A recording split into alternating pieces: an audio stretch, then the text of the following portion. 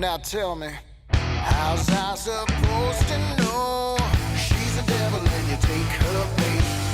Just when I'm good to go, that's when she's gonna make you wait. That's fine, I'll take it slow. That's when she's gonna make you chase. Burn by her fire and all I know is she's a devil I can never control. Take pity on me. That woman's gonna steal my soul. Take pity on me. Just when I've had enough, she'll find a way to pull you back. She's got that magic stuff. She's deadly as a heart attack. She'll always call my bluff. She's sweeter than a cracker jack.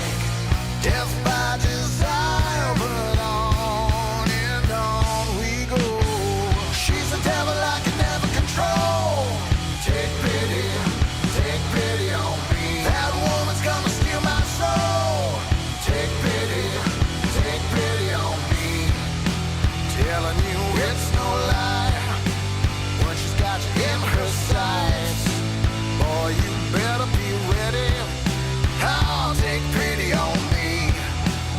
I'm about to hitch a ride straight to the other side. This ain't gonna be pretty. I'll take pity on me.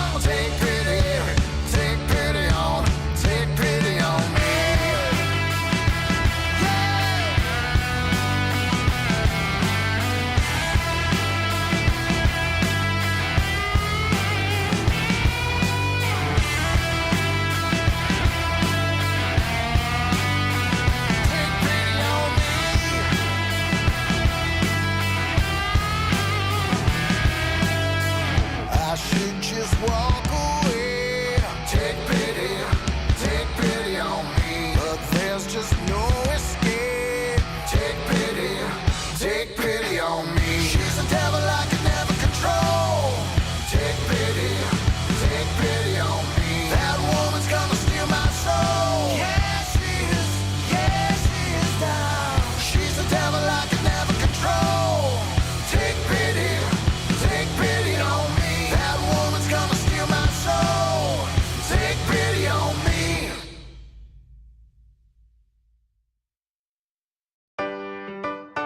Yeah. La la la la la la la.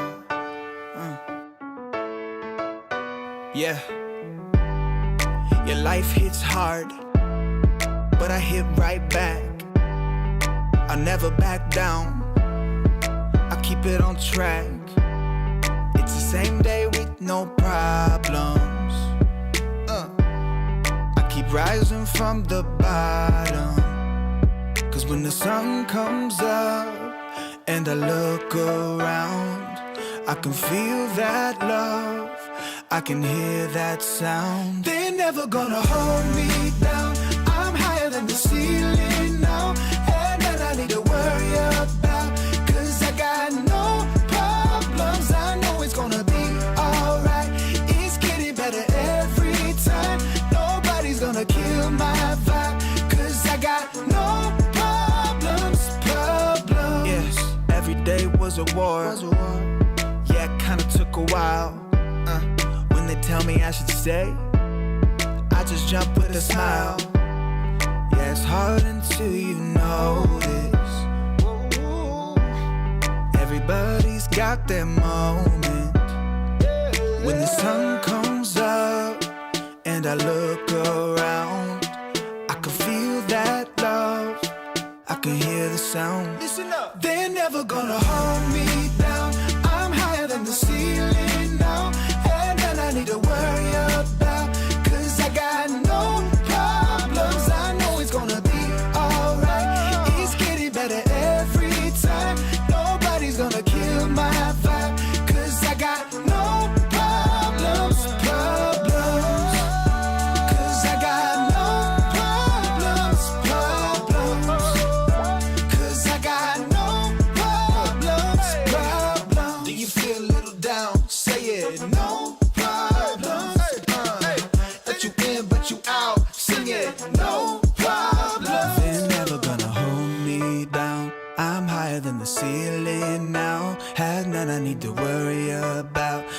'cause I got no problems. They're never gonna hold me down.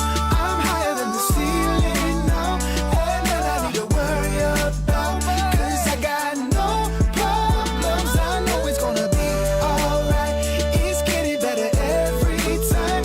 Nobody's gonna kill my vibe, 'cause I got no problems.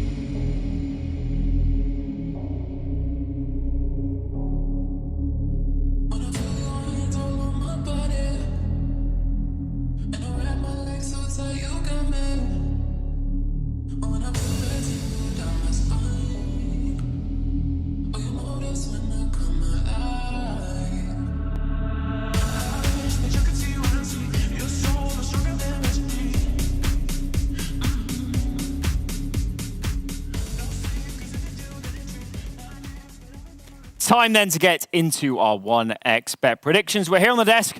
We try and predict the winner of the whole tournament, and we like to believe we get it right all the time. Michael, already done yours. Got tea times 2. How are we feeling, guys? Yeah, feeling good. I don't think there's a single team I'd pick aside from this one. I don't trust my hands, Michael. I think you've got the golden touch, so let's get yours in as well. I basically get two shots at this then. I've put both in. True stuff. Hege also have her prediction with me. Bit cool there on the box, but we'll move it around. Hege's is in, and of course mine. I'm never wrong. I'm always right. There you have it. There's our 1x bet predictions. Let's get into the Counter-Strike. Veracity.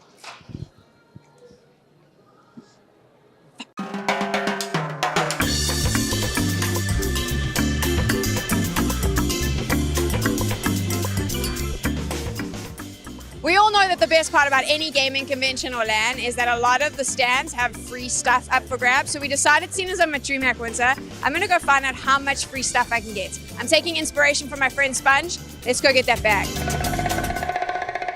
You've got a lot of stuff here. Some popcorn, some drinks. What's going on? So we are just giving out popcorn and not drinks at the moment, but later today. And we're also going to do tattoos later today. Okay, it's not real tattoos, but you are giving away popcorn, right? So you're free to take. Yay! Thank you. First free thing. Do you have some free stuff for me? We do. We have condoms and stress toys. But if you want free stuff, you have to go in the scream box and scream as loud as you can.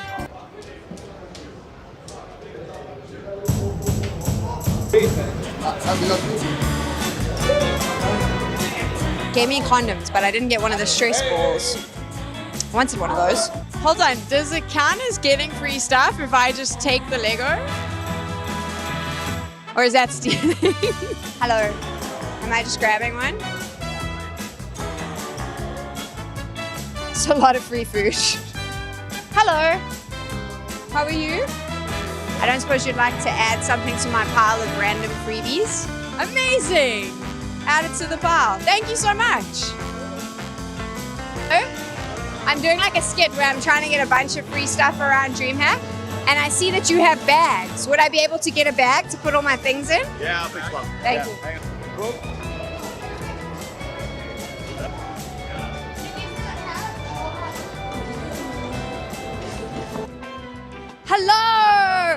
had to come visit. So we're doing this whole free thing collection. Yeah. But I actually think what's really cool is you have some epic free stuff here that people can get. Of course, we do have our RT Series mouse pads made by Intel Gaming. So these are very unique, one of a kind that you can only get in here. So you can have this one from me, and wait, There's more. This is amazing. there's more. This is just incredible. Have you seen these? No, you're gonna have to explain them to me. Okay, so this is dream coins, and you can use them to spin a wheel over there and win even more prizes. So I'm giving you a prize, and then I'm giving you a chance to win even more. You're the best. Thank you. We're at the DreamHack wheel. I found some DreamHack attendees. Hello, boys. Are you fans of Counter-Strike CS? Yes. You know what? I've been running around DreamHack trying to see how much free stuff I can get. But I actually think that it's time for me to give some of that free stuff away. So you know what? Here's some coins for you. Go spin the wheel. I have to give you each a coin. Have fun at DreamHack. Come see the ESL Challenger stage, okay? Cool. Nicely done, guys. Yeah.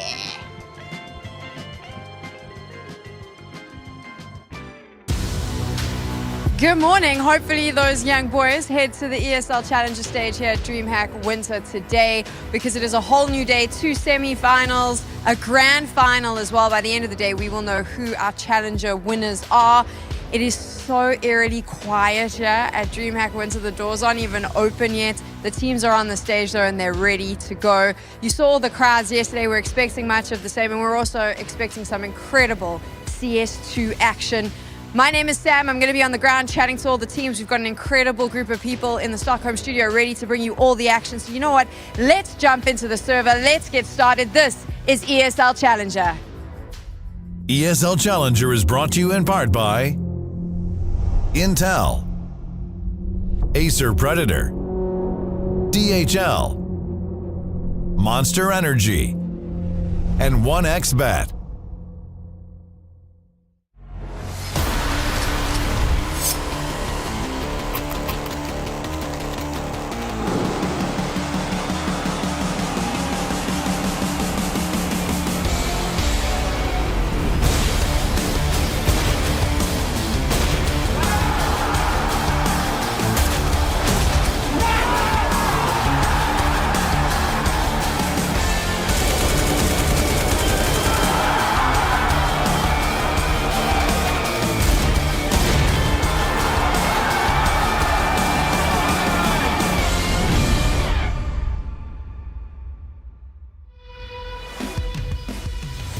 Day 3, grand final day here at ESL Challenger Jonkoping. 4 teams remaining and a fun bunch of semi-finals to come. Should be a lot of fun, and at the end of the day, we'll crown our grand final champion and hand her over that $100,000 plus the Pro League spots. Guys, how's it been so far? Are we excited for the final day, Michael? Yeah, absolutely. You know, I mean, we've chewed through some of the teams that we're a little bit more uncertain about coming into this event. You know, there's a lot of movement at the moment in the Counter-Strike scene because we don't know who's going to stay on which team or whether there are super teams to be built or something along those lines.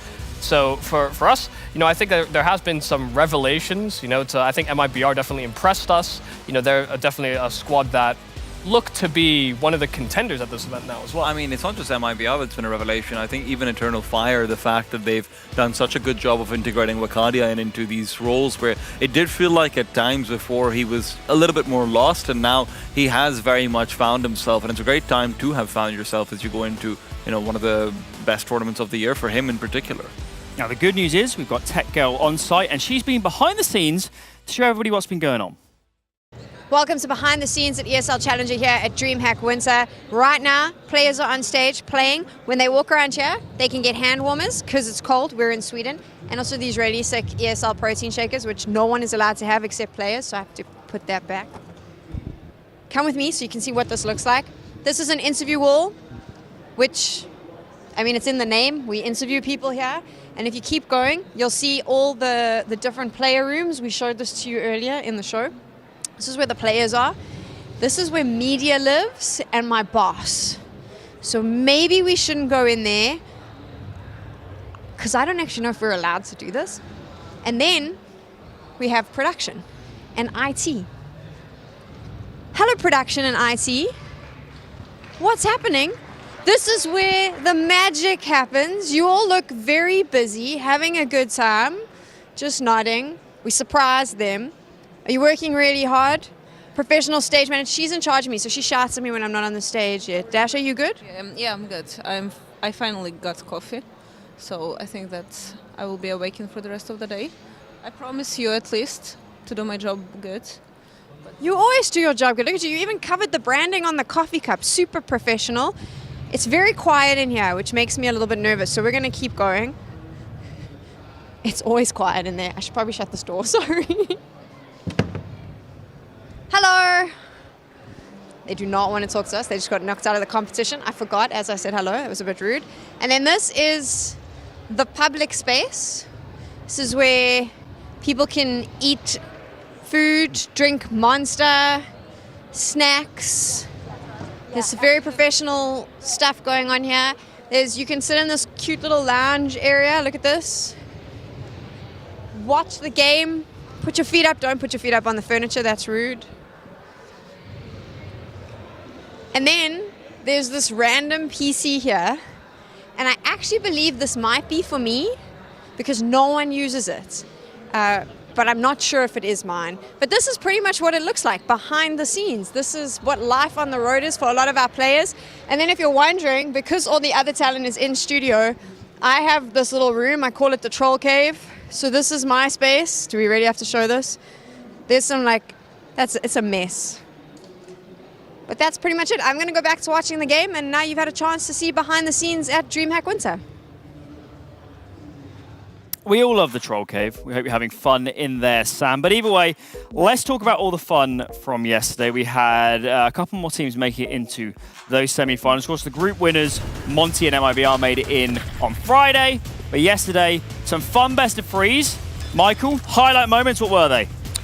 Definitely, seeing first of all, seeing the Virtus Pro guys, I think, tested was quite a nice thing to see really at this event. I think coming in, it could have been very easy to just assume that Virtus Pro were going to dominate this event. They're definitely the biggest top-tier team in competition, and also they win so many challenger events in previous seasons.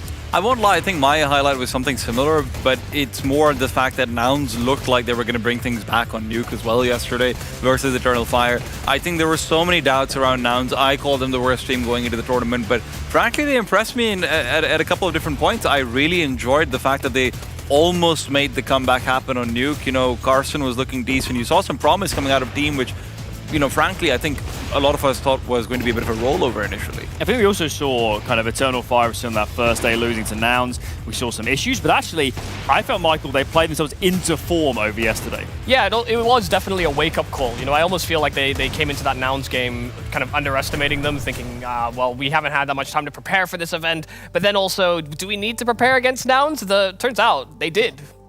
No, I absolutely agree with you there on that one. Eternal Fire has gotten so much better over time, and it's not just only at this event, but I feel like we've got them at a time where it's sort of it's capitalizing on everything falling into place, right? Like, Vicadia has obviously found himself, like I mentioned, but Calix is looking really good as well. So one of the players who might have been having a bit of a slump recently, he's not been necessarily in the best form as far as B-anchoring is concerned and whatnot. Now he's looking really good both on CT and T side. Majors has some great calls. Eternal Fire has had a glow up, very much so. It has to be said, of course, here in Group B, Gamer Legion, that is a tough draw to be in the decider game. MIBR maybe could have been a competitive series, but it just felt like, Michael, Virtus Pro in that form, they're here for the championship. Oh no, yeah, it's not a team you wanted to face off in the lower bracket. Ideally, if you were gonna get through this group, you'd somehow bypass Virtus Pro in the best way that you possibly could. Yeah, I do think this Virtus Pro right now feels the most role defined than I think we've ever really seen them. But previously Norbert, Kickert almost had like overlap in their roles, but they're also on different extremities, but they were doing the same job functionally. No. Virtus Pro in particular have just looked so incredible on a few of their players, but I think for me personally, it's not even just about, hey, role definition, this or that. They look the most human I've seen them look in a while, and I don't know whether that's LAN, I don't know whether that's a Pro League spot on the line, I don't know whether that's, teams having been studying them a fair bit as well, but it does feel like, although Norbert's doing fantastically well, their rifling core is maybe a little bit more reserved than normal. Yeah, let's pivot into talking about those semi-finals up and coming. I believe we have the bracket too. First up is Monte Virtus Pro. Second will be MIBR versus Eternal Fire. And then later in our grand final, will be the winners of those matches. We're going to have Virtus Pro Monte up in a second. Very quick word. Eternal Fire MIBR. It did happen last week. It was an absolute smackdown, an absolute demolishing on the side of Eternal Fire over on MIBR. Surely that was an outlier. It must be a more competitive performance this time round. I mean, Alan, even over there, it was a much more competitive performance, and the score makes it seem. I was just, going through the match again this morning, and it really did feel like Eternal Fire were getting into 2 versus 2s and 3 versus 3s consistently, and they were just winning those ones out in these late round situations. It wasn't as if there was no opening duels being found by MIBR. It wasn't as if there weren't trades being found by MIBR. It just felt like in every even situation, Eternal Fire came out on top, and there's a lot of credit to them, but that doesn't feel like it's going to happen every time. Yeah, I think right now, Eternal Fire and MIBR are actually in very similar positions. Like the Eternal Fire that we saw actually sort of ramp up in this tournament feels like we're getting more contributions from players like Woxic, Calix, Wicadia. We're actually getting more impact from these players, where previously I think some of the issue was maybe that Zentarius might have been alone in his efforts. He's actually not even been the catalyst for that team, in the same way that Insani is kind of the big propellant for MIBR. There has been at least like a good distribution amongst the squad. All right, let's focus in on our first semi-final. That is Monte versus Virtus Pro. And it has to be said, over the last month or so, this is becoming a grudge match. These guys faced twice in a grand final and a semi-final online. One of them went all the way to overtime on the third and final map, but both times Virtus Pros had the number of Monte. On LAN tea time, expecting anything different? Listen, I'm more worried about this becoming from a grudge match into a one-sided rivalry, right? Because Virtus Pro has had the number on Monte every single time they played online, and if they lose on LAN as well, then there's no more caveats for Monte. I know that yesterday on the interview, the Monte players did say, oh, our worst enemy is ourselves. SDY later on did rectify that, I think, but they might be looking at this the wrong way. I do think their worst enemy is absolutely VP, and they need to win here and now unless they want this to be, I wouldn't say quite on the same level, but maybe a bit of an Astralis Liquid situation going on over here that, hey, team's fantastic, team does really, really well, but for some reason they might be losing to VP every time. They want to stop this narrative here before it develops more. Wasn't it Gamer Legion as well that said that Virtus Pro weren't even really the favorites coming into this event? Like, they didn't believe that they were favorites? Like, do people not realize that they're the team they're the team to beat right now? I mean, people have been underestimating Virtus Pro since literally they were picked up by Virtus Pro, right? This core, it's not even a core. They've had so many shuffles in and out, but every single time people are like, nah, they can't be that good. Nah, they can't be good. They're just that damn good. Yeah, and I think it was also Bro that said Monte's their own worst enemy. Well, Virtus Pro on the phone, and they might do you a number if you look at it that way. Yeah, looking at Monte, the way I think about this matchup in particular is, Monte are ranked seriously high in the world. They're on that kind of cusp of being good to great, going into that elite level, being contending for titles, semi-finals, on the continuum in any tournament, let alone the opposition. And it really feels like beating VP today is a rite of passage. You need to get through a team like VP where you have to go to their level, have good comms, have good depth, good map pool, and actually raise yourselves into being an elite level team. You can't do it unless you're beating a team of VP's caliber on LAN in a big semi-final.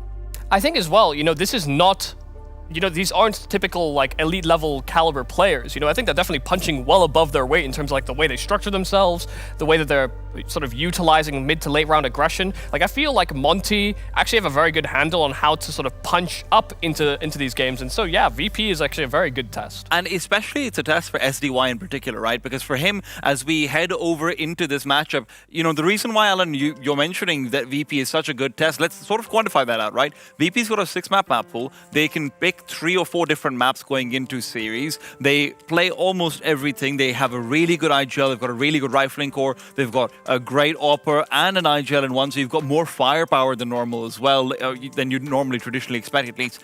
every single one of those things is something that feels like an IGL needs to be able to counter out. And SDY has had honestly a revelation to me personally. I think he's become such a good IGL overall. I really had my doubts in him initially when he joined the team, but the fact of the matter is he's managed to integrate Overpass, a completely new map that they were struggling on very heavily, into a team. He's managed to replace Boros, who was effectively a superstar player on this team. He's managed to reroute resources so that when Waro has maybe been struggling a bit more going into CS2, Krastel and the company are stepping up. He's done a very good job.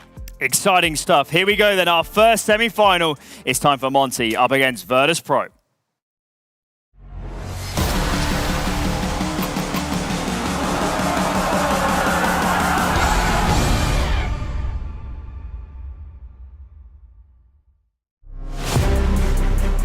The current state of our team is unstable probably. We don't have 100% right now, and it's end of the season and our form going down for sure. We like at 70% probably of our powers. Monte! Yeah! To change that, we're just trying to have a great time and fun on the server. That's the most important for us right now. We also understand that we already prove ourselves that we're a top 10 team right now, and we're just trying to do our job basically.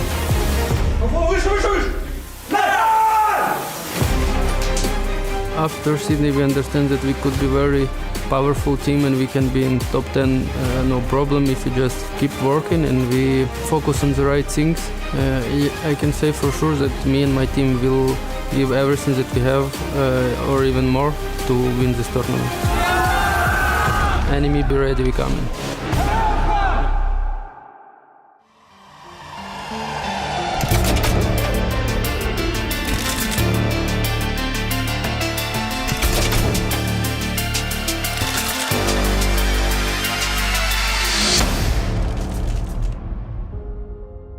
Time to get into Monte up against Virtus Pro. Probably for a lot of people, the two favourites for the whole tournament. They're facing off in the semi-finals thanks to MIBR taking a scalp of Virtus Pro in the groups. Let's waste no time, guys, because we have seen this series twice within a month. Very, very similar veto. This time, are we expecting about the same? I think so, because it feels like it's so straightforward, right? I don't think there's any reason to switch out the Overpass pick from VP. I don't think there's any reason to switch out the Anubis pick from Monte as well. And then, you know what? The decider has got to be Mirage. I think we're going to see no differences in the veto itself. I mean, we have seen Virtus Pro pick more actively into Ancient, and I don't know if they sort of recognize Monte as a threat on that map more so than ever. You know, I feel like that's another route you can take where Vertigo is a feasible option, Ancient is a feasible option, and we actually do get Virtus Pro picking into Ancient. I do wonder if that will cause Monte to go with something slightly different as well. I mean, I would be very surprised if they don't go in for the Anubis themselves over here. Yeah. And yeah, it's just such a consistent pick for them, and it does feel like it's one of the few maps where VP has struggled a bit on the CT side, funnily enough, that it does feel like sometimes they can get caught off, and Monte's been the team to do it once or twice as well. Now, admittedly, VP has had their number as well at times, so this is a very interesting sort of internal meta game that's going to be developed within these teams. I would still be surprised, though, if we don't end up on a Mirage here. Yeah, well, I mean, we're getting the Mirage decider, so Ancient, Anubis, and Mirage as our map. Slightly different, but not too far away from their previous outings. Maybe losing a bit of confidence in their Overpass, because that, I think, is a map that was traded sort of back and forth in their previous series. I mean, I don't know if that's a losing confidence, sorry, Alan, but I think it's more of a belief in Monte's Overpass has really drastically risen, right? Because Monte has done such a good job of becoming so much better at that map over the past month or so. I think a factor is on Ancient, they've had so much game time here already. Free played. The only one they lost was that giga overtime against MIBR, so might as well be 4 maps played. That is a factor. Really in good shape. They can watch previous games and see where they are at. Let's get into it then. First team, let's see what they have to say. We're going to cut straight to the chase. You've played them twice online. You've lost them both times. Third time up against Virtus Pro on the stage. Is this going to be different? Yeah, it will be different for sure, because we make decisions and figured out why we lose it, so hopefully everything that we created for this game will work. Why were you losing? We were losing because we didn't have enough calmness in our game and in our minds. What do you think of this lineup with the addition of Bro? The analyst desk has spoken a lot about it. It feels like Monte's hitting their stride. Are you happy with how your team's performing currently? Yeah, overall I'm very happy how the guys working together and how we communicating to fix our problems. You rarely have it in your teams. I can say it from my experience. So. Thank you so much. Good luck. It's very early, but we did this interview and we were awake. Good job. Thank you. Punchy stuff out from SDY. These guys have been in fine form so far. They've only played 2 maps, so actually in terms of data, we don't have so much to look at, but in terms of those individuals, Michael, who are the men that need to take it to Virtus Pro? I have been a big fan of Demka for quite a long time, and I feel like him and Flit are really going to have to duke it out going into this matchup. You know, Demka is somebody that was kind of disregarded and not picked up to join some of the other sort of aspirational squads for his region, and so him alongside players like Waro, this is a big redemption arc that these two particularly are on. That's a very interesting head-to-head though, Demka versus Flit. Okay, I personally think it's a lot about, to be honest, again, just the main man, SDY himself, because especially on a map like Ancient, where he is playing down in middle, it's really important to make sure that you are maintaining control of that. And we did see Insani having so much success when VP struggled to sort of get that under control, especially when Flit was having a slightly harder time. So if we do have any of those similar struggles, then I think SDY is going to be very much the focal point in this map, despite being the IGL. But it's like they have quite a few threats, like Krasnal looks great as well. Yeah. I mean, talk to me about his positions, because this guy, he doesn't get all the star player spots. He plays some anchor roles, he plays some edge of the map. He's normally more of a late round player. But even so, even despite not being in the traditional star player roles, he has been brilliant in CS2. Oh, absolutely. But also at the same time, I am just very, very surprised about how brilliant he's been. And it does feel like at times he's plugging up more holes than he should be doing, right? So getting out great rotations out, getting out great retakes out, he's really come into his own form in that regards. And it's been very impressive, but you do wonder about the rest of the team and whether maybe they do still need to step it up a little bit more to enable him in that regards. Moving on, Virtus Pro is their opponent. Daztan, let's hear from him. It's a very early start, yeah. 9 a.m. is when we're going to jump into the mix. Your team has been here since 7 a.m. How do you get them motivated and awake to play so early in the morning? We had that experience before. We had 1 year ago tournament with 9 a.m. start. It also was Challenger, but in Rotterdam. We need to always control the sleep schedule, control what they eat, how they wake up, being focused, I always have talk with them to being in same emotional state, to be focused and be ready to develop from morning. I like morning games because it's like more professional things coming to this kind of matches. You're going up against Monte. You've beaten them twice online. Are you confident that this is going to be an easy matchup, or do you think that they'll be a little bit different on LAN? I actually don't know because it's a different game, but Vito is almost the same. I don't know. I don't like to predict. We need to play our game, be focused, and we should be ready and playing our games. That's all. It's not easy to play third time, but generally we need to be strong and play better than yesterday. Thank you so much. Good luck. Virtus Pro, the kings of Challenger. 4 attended in the past, 4 grand finals, 3 titles. They're out for blood. They're out for more silverware. And let's talk through some of these players. Flit has been incredible over the last month or so, but it has to be said, I don't think I've seen Flit in his peak form yet here in Jonkoping.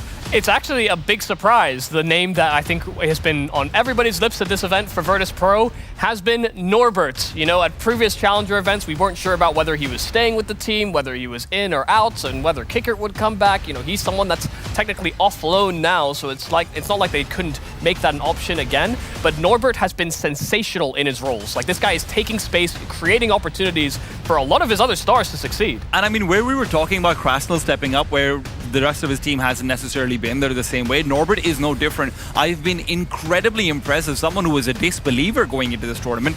Every single time they're at a man disadvantage, it feels like Norbert is the one to take ground, understand what the map looks like, find a pick off and bring it back in as well. Not to mention, every time he's holding down an angle, he dies so rarely without getting at least 1 kill. We're seeing him go for multi-kills. We're seeing him set up so well. So yes, Flit has absolutely been, the player going into the tournament. But in here, now that we're at Jonkoping, I think Norbert's the main man. I think James needs a mention. I think he's been brilliant. He's been one of the better AWPers to transition, maybe also because his rifles are so strong. Remember that he's calling, he's setting up the team, he's a huge part of all of their structure and their preparation. James is the man. He is Virtus Pro. Yeah, I mean, you would lose your identity if you somehow removed James from the equation. You know, not only does he have his luscious long hair, but also his long-standing position as the saving man on Virtus Pro. You know, this guy doesn't like to lose his AWP. He loves to have it. Even in CS2, where other players are dropping it and just saying, well, I'll rifle instead.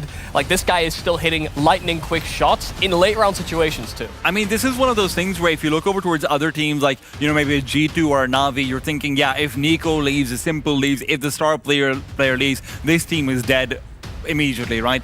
I think the same thing can be said for James, and more in a land where we sort of value IGLs less. James has been fantastic as maintaining his identity both as a player and as a caller. Let's talk a little bit more about Monte, because there's been some changes. Boros out, Bro in, very different players. SDY, now we know he's the in-game leader. And I think this team looks really different. I think they call in a very different way. SDY said in interviews, he brings more structure, more defined play. It's a little bit less wild and wacky. There's more defaults and, you know, protocols and set plays to fall back on. And you've got a player like Bro instead of Boros, maybe opportunities for more structure, more communication. Monte looks like a different team to me than the one that played in Paris. I mean, listen, let's look at everything he's accomplished so far, right? He's taken what is effectively a brand new player in Bro, right? I know he's got Australia's talent experience and everything, but he's completely new to this level of Counter-Strike. He's taken him and made him into not just a serviceable player, but a really good one for his roles and outside of them as well. What else has he done? He's found Demka, given him more repositions, and I know, Michael, that you said Demka's been great. He has been, but the fact that as an anchor, Demka's continued to be able to choose more effectively between, hey, defensive and offensive positions, I do think SDY's got some credit to that because he played all the same roles in Na'Vi, and I'm sure he's been a very big mentoring prospect in that regards. SDY's done such an incredible job, and Monte looks like such an incredible team right now. Yeah, and as a reminder, this was a squad that felt almost like they would almost always break down in like the first 30 seconds of a round, and then you'd see like someone try and make a play. You know, in like a 2 versus 4, 2 versus 3, it felt like a squad that would win quite a few of those rounds, but also frequently found themselves in very dire positions. But you know, now it feels like we're actually getting advantages. They're actually converting rounds. It feels much more flowchart oriented. Now, given that Virtus Pro won the last 2 matchups, let's talk win conditions here for Monte, because I think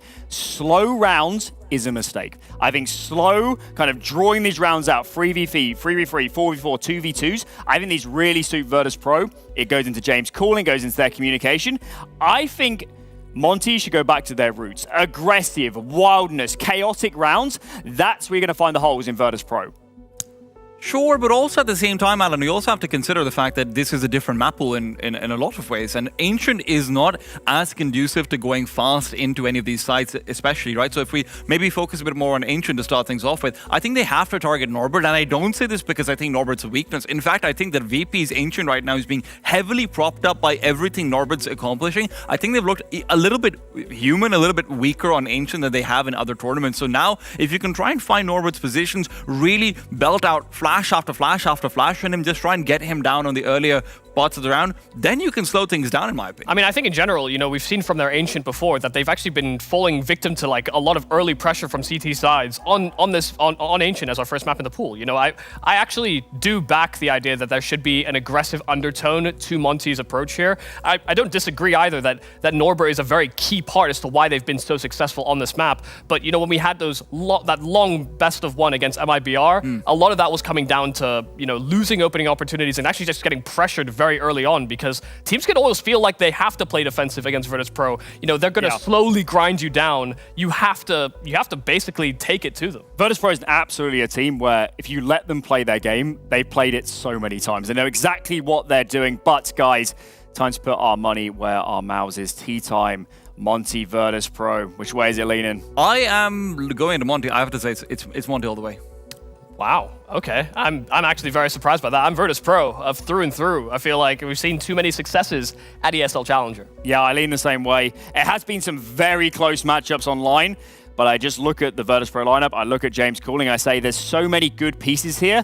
If they can't win this, I think something has actually gone wrong. But T-Time, let's dig into that. Monte is the favorite. Where are their advantages in this series? I think the advantage actually comes into the map pool, even though Overpass is a map that they've gotten much better at. Again, I just go back to what we've seen from VP on Ancient so far in this tournament. It's a lot of good calling, it's a lot of great play from Norbert, but it hasn't necessarily been the Fame and Mir show, especially on that map going into this. So I don't know whether that's an overarching problem or whether that's map specific, but I do feel like in a world where Fame and Mir are not coming up and performing in the same way, and Norbert is relying on sort of, you know, maybe having the time and space to be able to go through the basic flowcharts of CS and, you know, maybe make his own adjustments. I think it's going to be a lot harder to do against a team like Monte, which is made of, you know, I wouldn't say 5 fraggers in this traditional sense, but 5 people who shouldn't be losing a 1v1 at least. I mean, surely if SDY is mitigated or he's dealt with, like, this team actually almost doesn't have legs in this type of game. I feel like SDY is such a proactive player, creates so many opportunities for his squad, especially on CT sides. Like, if I'm going to see the Monte succeed, then I feel like SDY cannot go missing. Well, this one is a spicy one. Monte up against Virtus Pro. Very much could be the match of the tournament. Trav and Hayes, make some noise. I'll try my best, and I absolutely can't wait for this first semi-final because this is a bit of a grudge match. It is an insane online rivalry that we've had recently, Matthew, and I can't wait to reignite it on LAN. Oh man, running it back here, this is where it really matters. Of course, there have been a few results between these two teams already, but this is the game that matters the most. Semi-final, on LAN, everything on the line, and we're going to be jumping into the action here soon enough, Mr. Trav. Yep, can't wait for it. And also, if we actually do get to our side of a Mirage, then we have something new to watch in this event. Yeah, we are yet to actually see a Mirage here at the event. Isn't that crazy? Something we have seen a lot of is obviously Ancient. Virtus Pro have played 4 maps at this event so far. 3 of them have been Ancients. And heck, they basically played 2 Ancients in 1 against MIBR. Yeah, that was a bit of a marathon, but it shows, of course, that they could be beaten, which does make it very interesting for Monte. I think, honestly, I may side with T-Time on this one and actually pick Monte for this game, honestly. All right, well, I'm alongside Yumi, so there we go. Split on the desk and split alongside the casters as well. And you know what? We're looking to split the difference as we now get into Ancient. The first map of the first semi-final is live. Virtus Pro versus Monte. Let's go. Hell yeah. Jame. Double flash, smoke, Mia, smoke. And Fame, Molotov. Looks like a good old-fashioned B execute on Ancient. About to come in. Krasmol with his dualies. Very blind. But did see Norbert before he got that kill and he's able to adjust. And he'll even manage to take Fame as well. Just deleting VP on this execute. There were just so many players here for Monte that it's impossible for VP to fight their way in. Yeah, same pistol round being employed by Virtus Pro here. Every single time they've played the T side on this map, I'm pretty sure this has been their approach. Flit looking to clutch it out. Surely no world in which he's going to be able to make this one happen. Down to just 6 points of health. They know exactly where he is. Oh my god. Great attempt from Flit, but his efforts in vain as SDY finishes off the job. Yeah, it was a little bit too close for Monte, and a little grin from SDY as if to say, goodness me, that could have gone awry. But a great start. And of course, as we said, we've had so many insane matches between these two online recently. 2 different online cups, and that decider on Mirage, which we saw in the most recent meeting, was one to remember. That is one that Monte probably looked back on and said, oh, that was a massive missed opportunity. Just classic VP being hard to beat. MP9s. Yeah, a lot of them. 5 to be precise. I know which side I'm favoring in this round here, Trav. Just pistols across the board. Only a couple been upgraded here for Virtus Pro. They have had some really good T-sides on this map so far against 3D Max. They went up 10-2 in their first half. Against Gamer Legion, it was 8-4. Should have been more than that, though. Gamer Legion winning a number of miraculous rounds. Okay. And Flit has found a miraculous knife kill. I assume we're going to see a replay of that. Would be nice. That is some cheeky bonus cash there, and I think that will most likely afford them an AWP on this first gun round. So that is absolutely worth. Jame is the one who's celebrating that knife kill the most, man. He's licking his lips at that prospect. There it is. And he does drop it across. And here we go. I love that, man. Oh my god, bro just got knifed. Yeah, it would have been lovely if you could compounded that with a kill out of the SMG as well. Either way, he's certainly not going to be upset with that result. And this is a big bonus round now for Monte. They've carried 4 of those 5 MP9s through, 1 M4 to plug the gap. And this is a perfect opportunity for Virtus Pro to get themselves on the board. Monte will very much know, though, that the knife kill coming in, that does give the AWP a chance to show up for the first time in this BO3, in this semi-final. Oh, no. That's a lovely piece of aggression, though, and he actually gets both on that MP9. That's what you need to do with these SMGs. Get control toward the outskirts of the B doors, on toward that lane area, and lock VP out, and they are very much locked out now. Yeah, I love that wave of aggression from Monte, but it looked like Virtus.pro weren't at all prepared to deal with that. I don't know if Norbert got blinded up or if the angle just wasn't favorable for him. Jame had taken a chunk of damage from the HE grenades at the start of the round there, and then Flit was caught with his back turn. Monte just completely disrupting Virtus.pro, and in their traditional fashion, they might just call it a day from here. Yep, AK upgrade for Krasnal as well. At least Fame's giving it a glance toward A, but unfortunately the setup for Monte is pretty solid in terms of the fact they've got a player hiding back box in SDY. Such a fiendish position. Should catch Fame off guard, you would think. How does he check it first, though? Oh, he does take it first, but SDY still gets the kill. Wow. Everything going Monte's way early doors here. Yeah, it's going to bode really well for their confidence, starting the series as well as they have, keeping numbers alive as well in this gun round. Voro's got his AWP for free, and Norbert and Mia will have to settle for the save. Although, there's a bit of an excursion coming through from SDY right now. He's looking for these players, and it's going to cost him his life, but he wouldn't mind that. Worth the gamble, roll of the dice. Why not? I just like the way that Monte are playing right now from the word go in the semi-final, asserting their dominance. They're being proactive here. They're not just playing from the sides themselves. They're disrupting VP, getting in their faces, and it's a really good look from them early on. And of course, this is a map that is the difference maker from those last two online series we mentioned, of course. We haven't had an Ancient between these two. Yeah. It has been Overpass Anubis Mirage. And Overpass this time.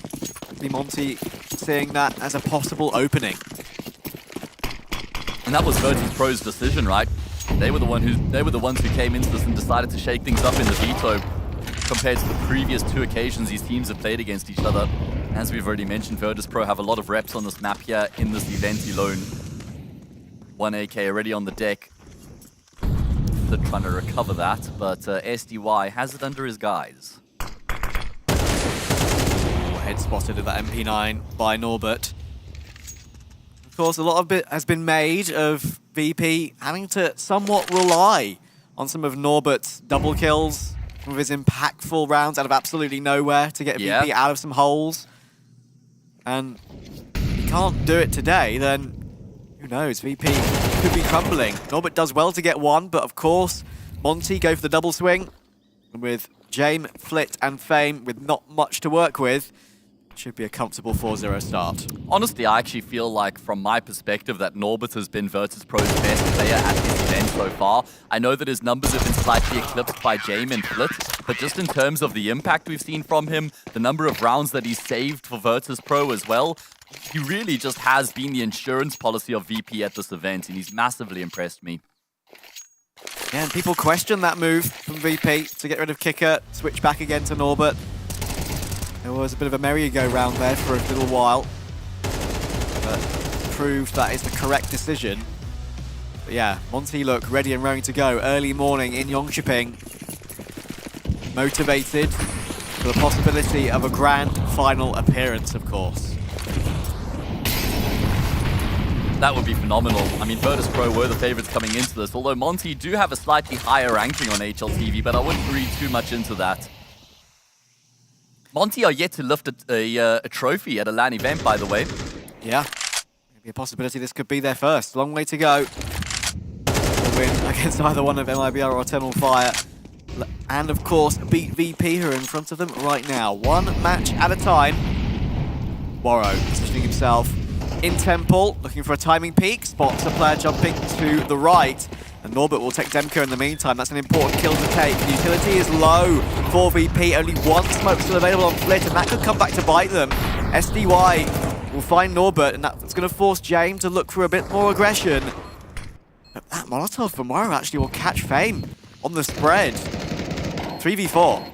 Yeah, retake absolutely on the cards right now for Monte, trying to root out these remaining players. They've got smoke, they've got a flash, and they've got kits to work with as well.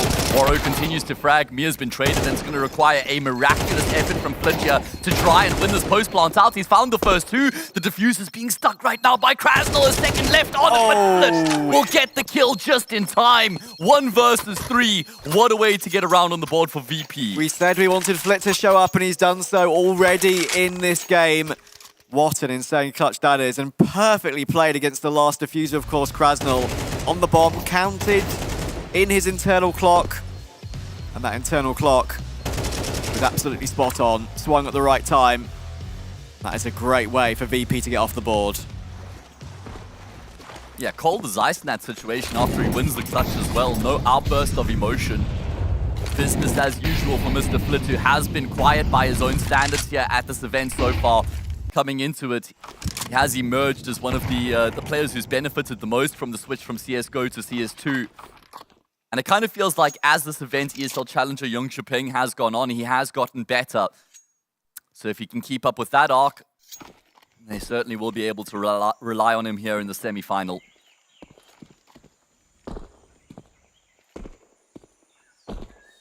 Demka behind default. A lot of VP players coming his way. Make that 4.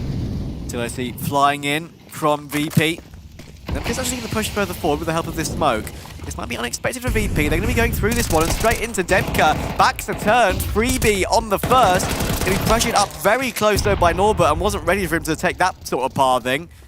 Waro, edge of donut. Nice shot, but couldn't retreat further enough to get away from Norbert. 3v3. SDY shown his hand toward Temple as well. James knows to keep close eyes on that one. The two players are about to swing together, and somehow he gets neither. SDY only a tag on him. 30 seconds, bomb will attempt to be planted, but SDY, that's a huge swing on James, and Flit has to do it again. 2 kills, almost a third. Norbert versus Bro. Galil versus M4. Norbert, he finds him, but Bro takes the kill. Ooh, that's an important one for Monte to hit straight back. Yeah, Monte never gave any space to Virtus.pro on the bomb site there, constantly asking questions and pressuring them, never really letting them get comfortable or settle into any decent post-plant positions. And it works out very nicely for them. A bit more of a direct approach here from VP. Does not work out for them. Monte lose the round before this, but gets straight back to winning ways immediately afterwards. We saw a clutch out of Flit, a 1v3 on that A-bomb side. Bro with the 1v2 straight afterwards, and we're trading rounds back and forth. Boris so reliable as well. I've said, of course, we know that Boris was just an insane aimer, an entry fragger, but Bro has given this team so much more stability.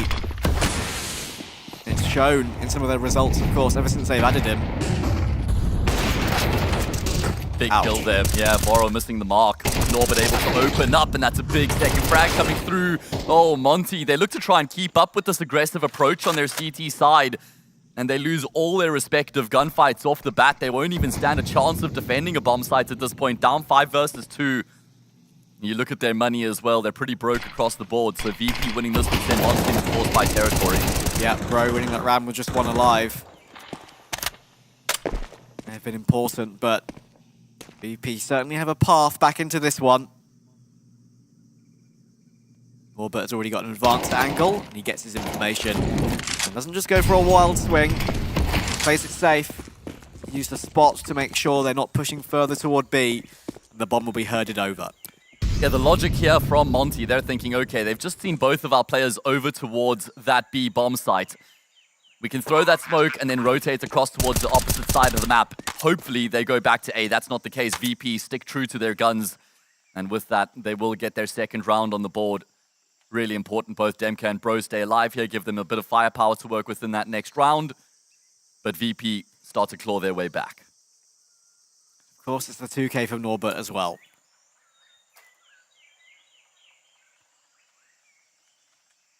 Monte are able to keep both these M4s. There's a chance they could invest something on Waro and Krasnal.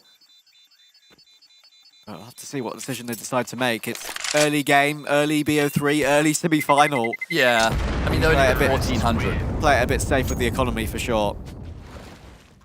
SDY, double eco. The question is, yeah, even if they do go for the save here, will they be able to afford anything in the next round? Might be inclined to try and buy around these 2 rifles as a result.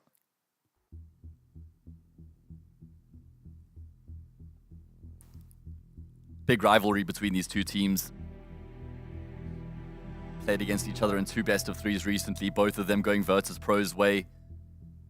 Slight adjustment in the veto this time round. Ancient featuring instead of Overpass. That was Virtus Pro's decision. I've just played so much Ancient at this event, haven't they? Yeah, got the reps in, that's for sure. But MIBR proved they're beatable. I wonder how much of Monte, or how much Monte would have watched of that game. You would think quite a lot. Yeah, absolutely. And I guess that just shows that Virtus Pro aren't worried about, you know, the amount of content that's out there on Ancient and their playstyle, their particular game. And they're saying, yeah, study us, watch our demos, see if you can find a solution. Most teams haven't been able to. And they have indeed decided to go for the force buy here. Yep, 2 for Masters and a 5-7. Why not? And Denka very aggressive on towards Shelf, but can't get his reward. But Monte will continue to push down here. Krasl stuck in the corner, and Norbert will take first point instead. And now Bro is just incredibly stuck. Surely he doesn't get more than one. And he doesn't even get one. In the end, Waro comes flying in to try and deal with it, but Norbert has just absolutely owned that portion of the map. Oh my god, he played that situation so well. Cooped up in the corner there was Mr. Norbert. 3 in his name and 3 in the game. Great multi-kill yet again coming through from him. Up to 9 kills. Himself and Flit have opened up very strong here in the semi-final. Lovely work from Norbert. Well prepared for the aggression to come through from the CT side. Again, Monte keeping up with that same approach, looking to make moves early on, but now it hasn't worked out for them for consecutive rounds. Yeah, Fame just getting off the mark on that round with his first kill. And J-Money on 1 as well. Really has been the Norbert and Flit show so far. Massive shadow advantage for SDY. Yeah. I'm afraid Mir hits him on a big wide swing. It's not the first time I've actually seen that shadow advantage work against the player who has it in his favor, because you actually almost, it's such a big shadow advantage, you start shooting too early, so by the time the player actually steps out, your spray's a bit wild at that point. Look at Norbert, man. Stuck in the cubby, takes all 3 of the attackers. Of course, maybe you have to say Monte maybe played it a little bit disconnected. Kind of went 1 by 1 in that scenario. As soon as they lost the first pick, it was Bro caught in the open, and then Waro just tried to take advantage of the madness and swing it at random timing a couple of seconds later. But they were a little bit too split up on that occasion. Keep in mind, we've played 6 Ancients here at ESL Challenger Jonkoping so far, and we have a 60% win rate on the T side, with obviously a 40% win rate on the CT side. So this start kind of going against the grain from Monte so far. Most teams have really struggled to contain Virtus Pro's T side on the map, so looking good from the get-go, but still work to be done here.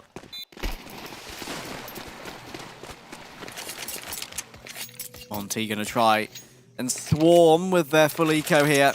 You play for some exits instead. Possibility that could be the way to grab a gun into the next round. VP clearing out everything other than the big flank. And it's good that they're running this way. Yeah. Avoid the massacre. 2 magnets with the same charge, just pushing each other in opposite directions right now. And that bomb explosion range could actually cause some fatalities here on the CT side. It's actually turned into VP, who are in the perfect position for some exit kills. Bomb claims a couple lives as well, and it's a 1-round game. Yeah, it's the right thing to do if you're Monte. Chuck as many players in as possible. Try and do some damage to VP. But not to be this time. Obviously quite a discussion about SDY and his IGLing capabilities. I think another really solid arrow that he has in his quiver is what he brings to the team as a captain, as a leader. There's always a bit of a differentiation between an IGL and a captain. Captain's the leader, right? He's the guy who's rallying the troops. It's the emotional and psychological side of the game as well. Not just calling strats and knowing what the best option to employ is in a certain situation or a certain round. I feel like SDY is a really good player at just rallying the team, getting and instilling that belief, making sure everyone is fully confident and present. And that's just such an important aspect to have in a leader and a captain in IGL. Yeah, absolutely. And I think there's quite a significant difference from obviously how Monte used to play with Waro AWP IGLing, as it was for a little bit during the Boris era. Yeah. Obviously they had a lot of success with that, but SDY, I think, really has added a level of calm. Makes sense coming from Na'Vi as well, learning a lot from Blade in particular, able to carry those mannerisms and style across cherry-picking what he likes and implementing that into his own style. Either way, this is a massive gun round, Trav. It is. If VP take it, then they could be on track for a win on the half. Bro will line up his HE and... Aww. You didn't see that. Would have been on the money, man. Money nade right there. He's got 3 kills on the map so far, 2 of them coming in that 1v2 clutch. They're going to need him to pitch up to the party. If Monte loses this round, then they forego their position in the driver's seat. Execute toward B, about to come in. Warrow will push ahead of the smokes, but not ahead of the fire. Warrow will be the one to try and take point. Just behind that smoke, he manages to get one, but Flit realizes where exactly he is situated and gets that instant trade. 4v4, Warrow locked behind these smokes, but Krasnal is still waiting in cave. SDY, I think, through the corner there, managing to deal with Flit.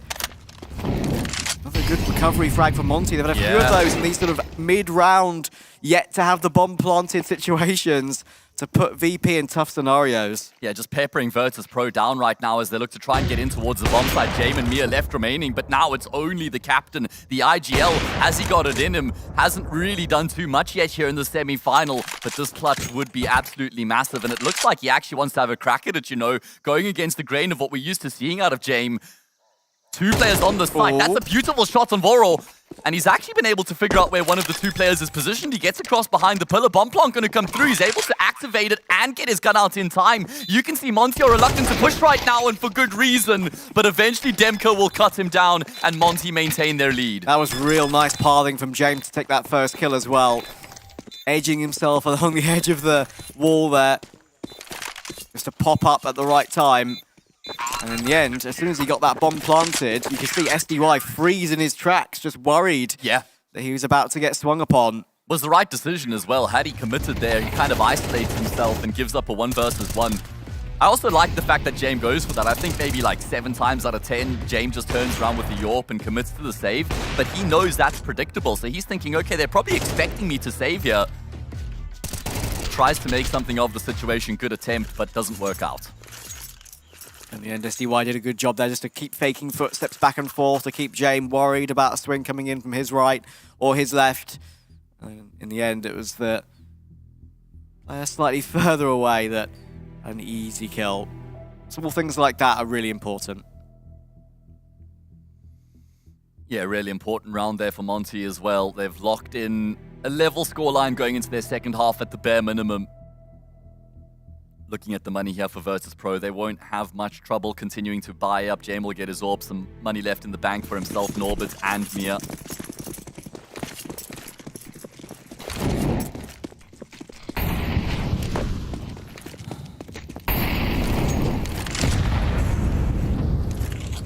Looks like Virtus Pro might go for a bit more of a direct approach coming into this next round. Yeah, utility raining in. Only 2 players towards the side of the map for Monte, and they're not on the sides either. They're going to get locked out by the utility. Big gap towards bomb though. Somehow Norbert's still been able to adjust to find the frag. They clear out the smoke. Bro does a lot of damage, but it's not enough to find the kills. Norbert continues to make moves. Look how ridiculously low 3 of these 4 players are right now. But Norbert just doesn't give a damn. The spray transfer through the smoke, and it's going to be the round that goes the way of VP. How's he done it again? How does he keep doing it, Norbert? Absolutely unreal. He got tagged down so low on his first entry point. The pathing that we've seen so much from Norbert on these entries toward B. In first, taking point, opening space. That kill was the big one to give him a chance to do more. And look at this transfer. Straight through the smoke. Last bullet on the fadeaway. Yeah, he's loving life right now, man. We've seen a lot of emotion from him throughout this LAN event so far. He has been phenomenal. 12 kills to his name, leading the charge on his team. SDY are able to go toe-to-toe up until this point, but this buy does not look good for Monte. Have an even first half here for VP. 3 MP9s, a FAMAS and a 5-7 to deal with.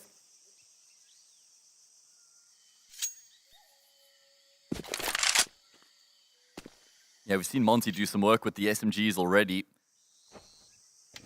The way they were able to win their bonus round was very impressive, but not as much aggression. Virtus Pro, they're prepared for it. They're holding angles. They're just posted up right now, waiting patiently. Pro and Krasnal together. that cave position with the perfect crossfire. P9, 5-7 to play off the back of each other. Look at this push from Monte. Behind mid, Demka, nice tap. Ooh, and there's that push that I mentioned. Fame just about gets away with one. But Bro will punish. That will force VP in once again, but Warrow has that flank. Jame will go down suddenly, 4v2. Yeah, and there's only 28 seconds left on the clock here for Virtus Pro to attempt the recovery, but it's just not going to happen. Only Flit left remaining. How on earth is he supposed to navigate this situation with the time left on the clock and the bomb towards the bottom of ramp? There's just no chance for Flit, and there we go. Bro will finish off the job. Monte lock in a lead going into the second half. Is it enough for them to finish off the job?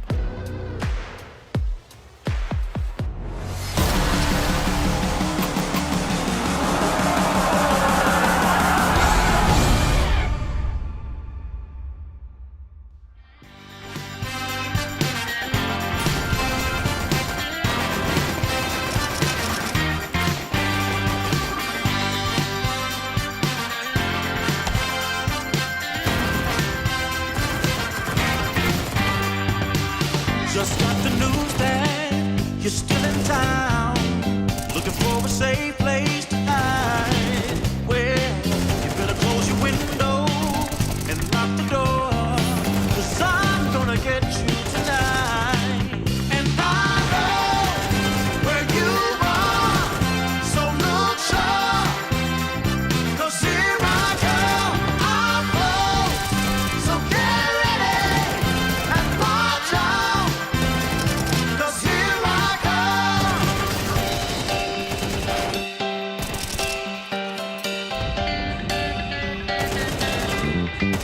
Love has a way of seeing through all of your wants and the shadow of doubt.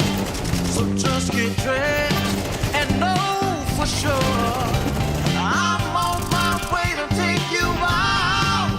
And I know where you are, so look sharp, 'cause here I come, I'm close, so get ready and watch out, 'cause here I come.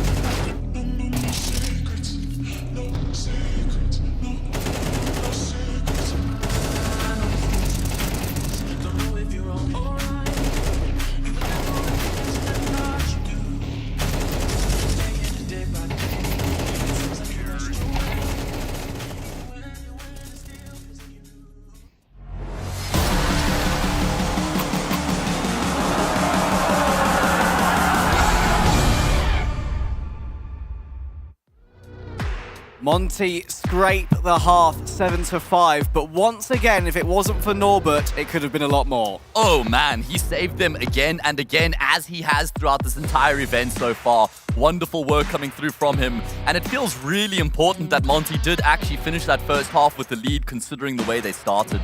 Yeah, absolutely on par with what you'd hope for Monte during the start that they did have, as you so rightly say. VP on the pistol. Ooh. Those odds have come back closer than they were at the start of the series, understandably so. Either way, there's going to be quite a lot of movement in this pistol round from the T side so far. Yeah, smoke used by James to block off one sight line, but the Doilies of Fame in Donut could be about to have a nasty surprise if Monte pop through here.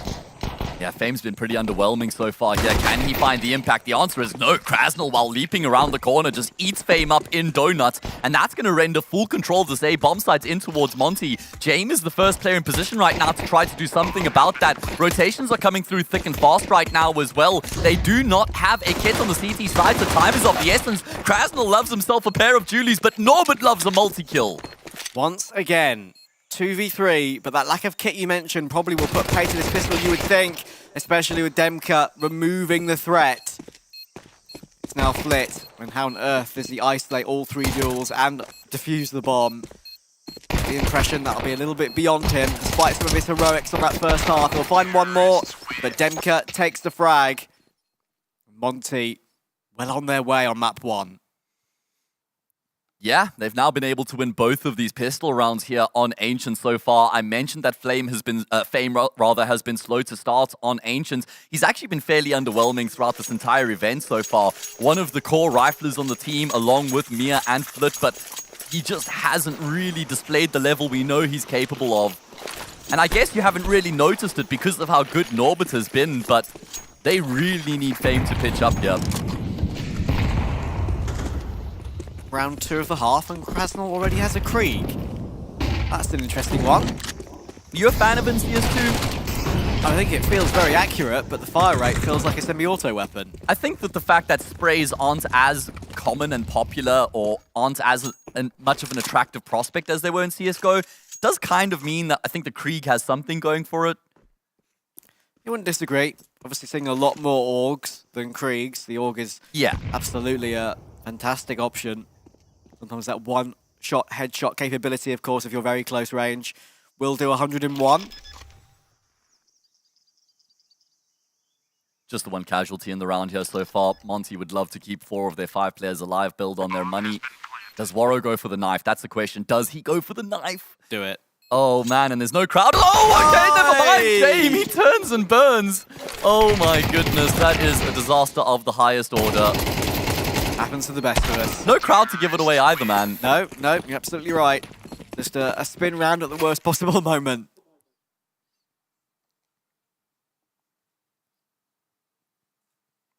All right, well, that is still going to be a successful round coming through here for Monte. Into the first gun round we go, and it's a really important gun round coming through right now as well. Monte are the ones who have got the momentum behind them. A few minor, quick technical pauses. Been sorted relatively quickly. Admin's on top of the job. Does Boro smash something after missing that knife kill? I hope not. The hand one was in play, of course. It's very cold in Jonkoping. It was a low of -6 last night, if I'm not mistaken. Yeah, a pretty stark contrast from what I was experiencing in the south of Africa, Trav. It was about 32 degrees while I was on the way to the airport to fly here. European winters are, quite something, man. Quite an experience. Yeah, it's even different, pretty different for me as well, coming from London. It's not really as cold around there. Okay. It never really gets that cold around there. Certainly something these players would be familiar with, coming from Russia. Indeed. Little caption there saying Mir had the only ace of the group stage. Yeah, actually got that one on my notes as well. The only ace of the tournament, man. Yeah, crazy. On this very map, I'm sure.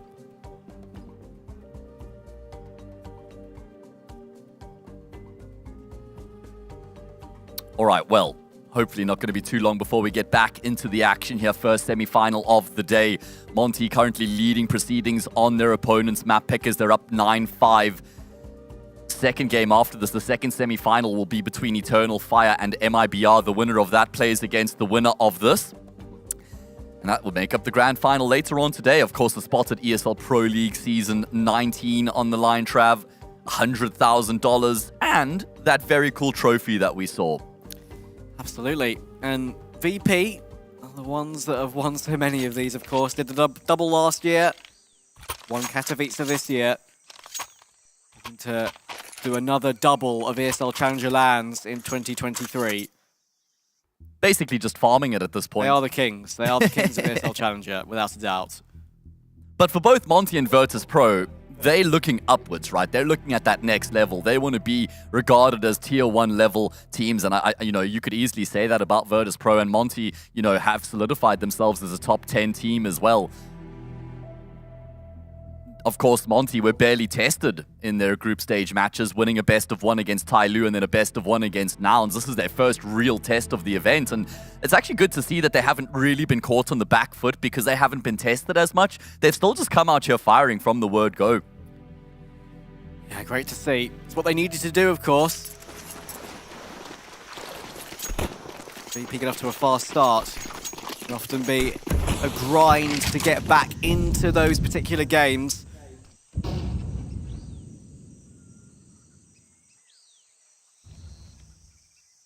Little walk toward the edge of A here.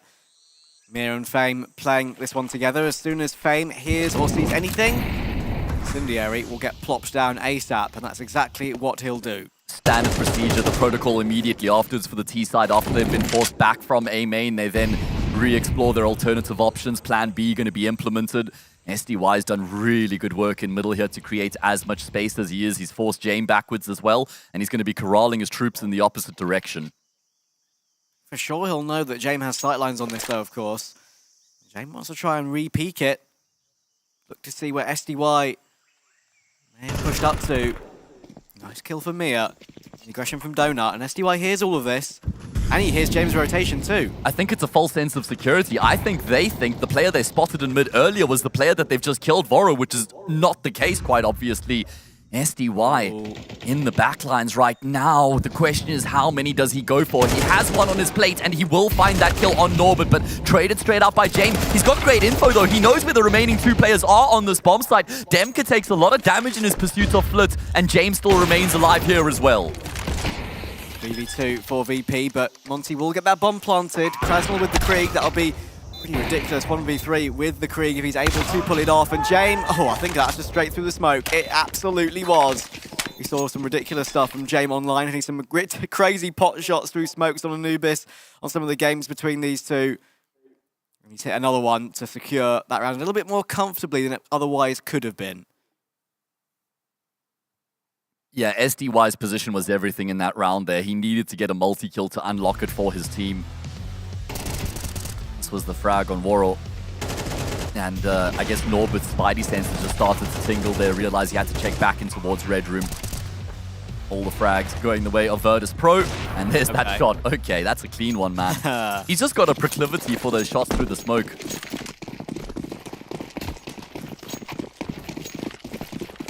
Knows.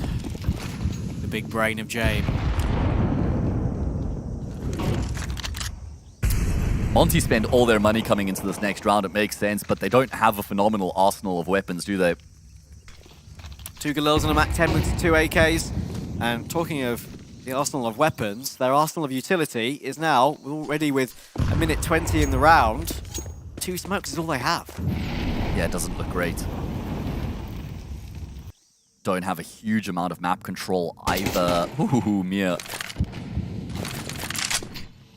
Have to keep it fairly direct in the situation. Can't be too extravagant with their approach. Won't be able to throw out any fakes either.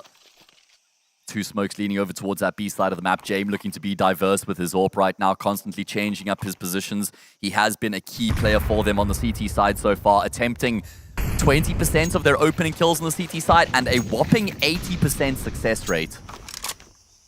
That's pretty decent. Yeah, I'll say. Might get another one here as well. Ooh. Presence shown. Flip will make noise running away. So the question is, do they know Jamie's still here? And the answer is not, because Woro just shifts back into the angle. Kind of trying to sell the fake there, so at least he's kept the focus on the opposite side of the map, and Mia's gone down, so that means the numbers are even. Flit wants to be proactive, he wants to try and get ahead of the game on the retake, but the kills all favoring Monte over on the A site until Norbert has his say, but he needs to say a lot more here in the retake. They have got a kit, they've got a bit of utility to work with. Jame is still trying to find a way to even get in contention, while Norbert continues to frag. Oh, managed to almost get both there, even picking up the AK in the process. James, unfortunately, though, is too far away to help out. I mean, we know what's coming.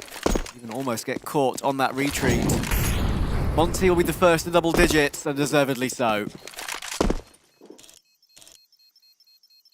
Yeah, that's a massive round for them to win, especially considering what they had to work with coming into the round. Now just 3 away from finishing off the job and robbing Virtus Pro of their own pick. James carries the AWP through, looking at the money. I didn't get to see too long there, but it looked fairly bleak. I think we might see Virtus Pro just bend the knee and settle for an eco. Perfect read, perfect call coming through from SDY. They shifted the defense towards the B site. They created a gap on the opposite side of the map, and they exploited it perfectly.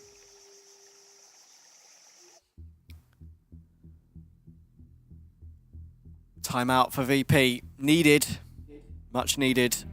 Monte are creeping forward to the map 1 finish line of this semi-final. Oh, Virtus Pro. Okay. Do they spend all their money here? That is the question. They go all in and lose the round. 11-6 becomes 12-6 immediately afterwards. And in most cases, there's no coming back from that position. Looks like they've invested. Flit finally buying up now, and actually he's going to buy up just... Okay, he had a gun on the floor. I was about to say, surely he's not going to buy up util and just keep the USP. So it's serviceable for sure, this buy for VP. But Monte need to now maybe try and take the initiative. Shadow advantage will be obvious for Fame, but he's only got the MP9 players coming his way, and it's a nice double peek. He may have done so much damage. But it's a 5v4 early doors for Monte. Oh no! Why not heard at all by James coming through mid. What a catch that is. Free AWP upgrade as well. 5v3 out of nowhere. Bro could do so much more damage. All the Molotov spreads as well. Norbert taken down. Mia can't escape. Another one for Bro. And Flit is miles away. Virtus Pro just not pitching up here, man. This is a disastrous round for them to lose. They had the players on the correct side of the map. Fame was able to inflict a lot of damage. It actually looked like for a moment that Monte were potentially going to cancel their approach there. But I think once the MAC-10 comes through Donuts and just chews up James, they think, all right, we just got to commit to this. We got to go all in. And it works out perfectly. SDY 18-10 right now. Krasnal and Demka putting up great numbers as well. And Monte are on the brink of winning map number 1 in the semi-final. They have kind of dominated, to be honest. Think of the rounds that VP won in the first half. The Flit 1v3, couple of Norbert being Norbert rounds. Yeah. I think it's fair to say. He's created a bit of an identity in that regard. Could have been even more convincing for Monte. Oh. Ouch. That hurts. It does. I mean, I wouldn't know from first-hand experience, but just by the way it looks there, probably an accurate inference. Either way, they have been able to buy up 1 extra rifle and carry the rifle that Flit was able to save through into this round. There's a little bit of firepower, but really not much to get excited about. This should be Monte getting themselves to map point without much of an issue. They just need to play it safe. Don't be overzealous. Use your utility correctly. Don't change anything up from what has been working so well. It's looking toward Donut, but Monte, no reason to jump through it, of course. Patience for the whole minute on the clock in this one. Voro hasn't been able to do a huge amount with the AWP. I mean, it kind of feels like it hasn't been much of an AWPer's game so far here on Ancients. I mean, I think we've had maybe 6 or 7 AWP kills in total across the 17 rounds. Good patience here from Monte. Nice. Waiting for the aggression to come through, punishing it accordingly. Flit will find a double. This is the Hero Rifle. Oh my goodness, that 20-bullet magazine comes back to betray him. And Monte will lock in their 12th. Even if he got that 3rd kill, James wouldn't have had much say with a USP in a 1v2. Waiting to possibly pick up one of the guns. That's his only choice. He's got to protect the death per round average, man. Most important thing.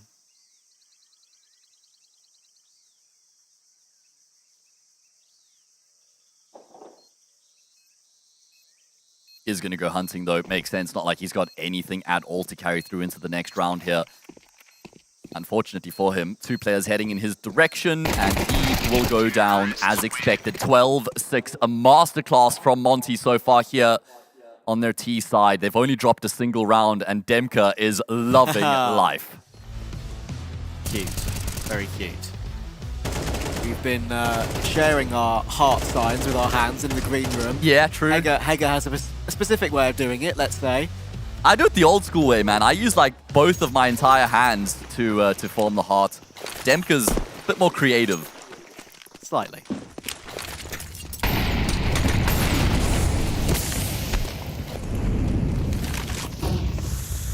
This be the last hurrah for VP on Ancient.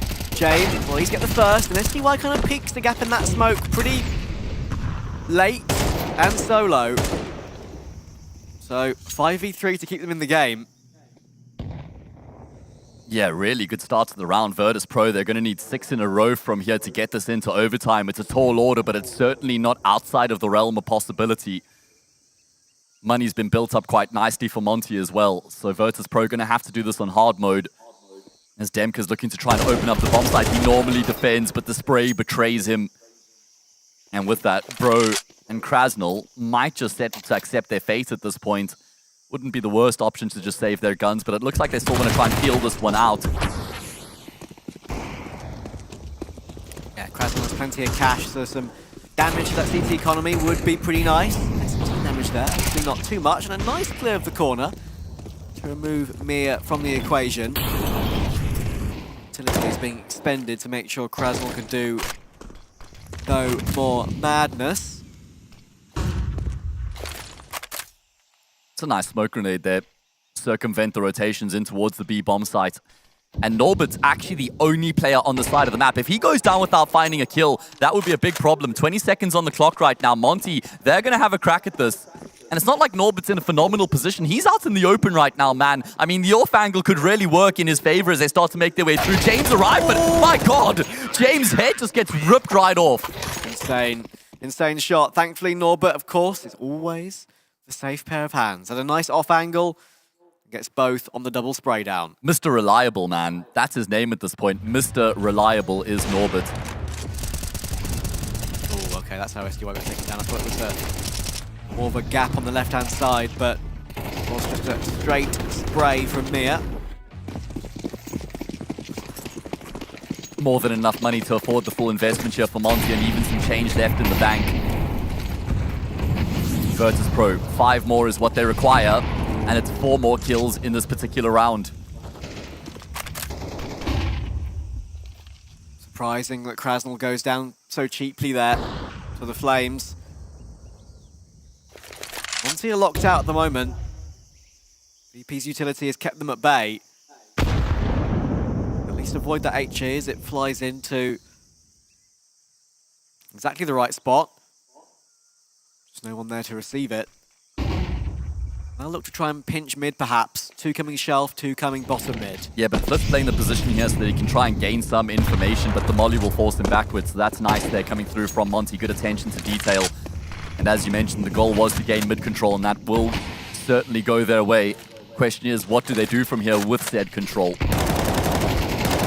It is nice, and Mia, just a burst in the smoke is enough to deal with SDY. We've heard enough of the Virtus paid by the round meme. Is there a situation in which here we could be getting into another even game? Surely not, Monte. 4v1 for VP and a chance to get to 9. Yeah, he was hoping it was going to be Jane posted on the angle and he could kind of try and jump across the AWP's scope there, but leaps straight into the rifle. And this is going to start to instill the belief now in Virtus Pro. This is going to start to get the engine going. Overtime just 4 rounds away. I wonder if Monte could get some sort of nerves now as they approach that final hurdle, the finishing line. They are yet to beat this Virtus Pro team, losing 2-1 on both occasions they've come up against them. Yeah, and that previous matchup, that overtime on Mirage, was a heartbreaker for Monte. They're a bit beat up about not being able to get that one over the line. Yeah. I really like this approach from Monte in terms of the investment, the way they've distributed their money. They know they've got a full buy in the next round, and they also have a bit of firepower to work with here as well. That's a massive kill on SD towards Donut, maybe getting a bit ahead of his team, who weren't able to apply the pressure on the A bomb site just yet. And now they will start to make their way forward. Mia in a great spot, but completely blinded. So was the T player, though. So they'll both maintain their positions. At least for Monte, they're able to activate the bomb at the bare minimum.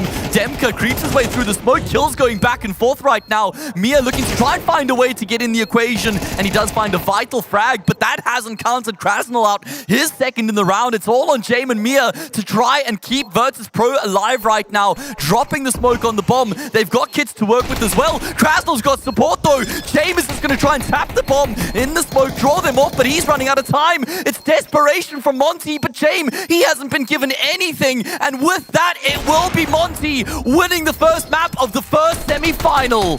Surely, it's going to be quite close, but the bomb's going to explode. And that is an insane way for Monte to do it. Very impressive win for them to kick us off, and that is why we're feeling a little bit more confident in this team against VP.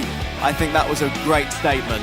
What a way for them to close it out, Trav. An eco round, essentially, for them to get across the line. And that's going to give them a massive boost of confidence. Robbing Virtus Pro of their own pick sets them up so well going into the next map. Yeah, and I absolutely can't wait to see if VP have a way to fight back. Let's see what Alan, Yumi, and Tea Time have to say about that one. As said by Hayes, daylight robbery the way that one went over the line. Virtus Pro lose their map pick. Monte looking in fine form. That was unbelievable, guys. I mean, another great performance from players like Norbert, but it did feel like there was just a lack of stopping power on this Virtus Pro roster. You know, there were several rounds in which Monte were able to win some critical clutches. You know, Bro had that nice little 1v2 that kept a lot of the early momentum there for Monte. But then as well, you know, a lot of that aggression we alluded to coming into this game, it definitely felt like Monte came in with the right approach at the start. But I still do want to wax a little bit of lyrical about Norbert very quickly, just because he's having a genuine MVP performance. We talked yesterday about how, maybe Insani is best player of the tournament, maybe this. Norbert's probably up there as well in that conversation. But despite all of that, Monte still looked like they weren't hindered by. They were front-running throughout. They were trailblazing forward throughout Ancient. What a fantastic performance coming through. Monte were playing to win. Yeah, absolutely clear that first half. We speak about their aggression. Monte's more known actually for their mid-round aggression. They are so dynamic, so proactive, and the number of times Virtus Pro got caught off guard by the flanks, by the stacks,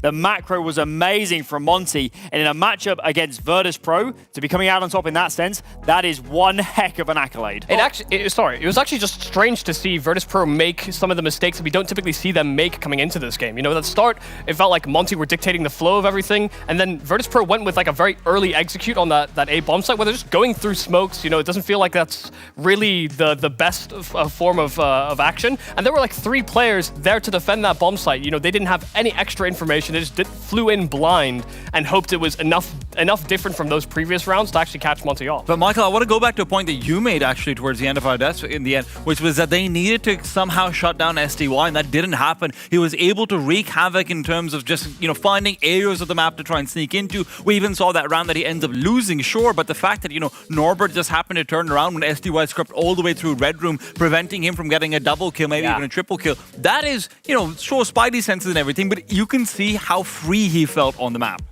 Let's get the word on the ground with Sam.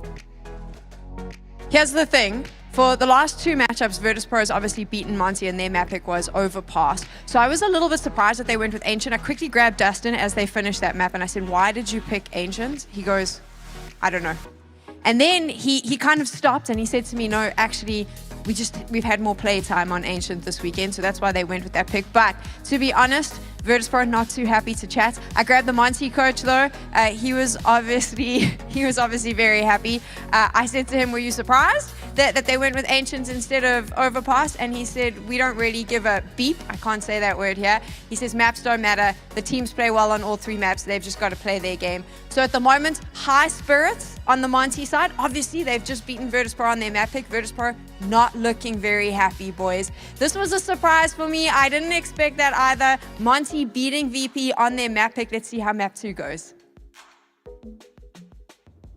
Surprise map, surprise results.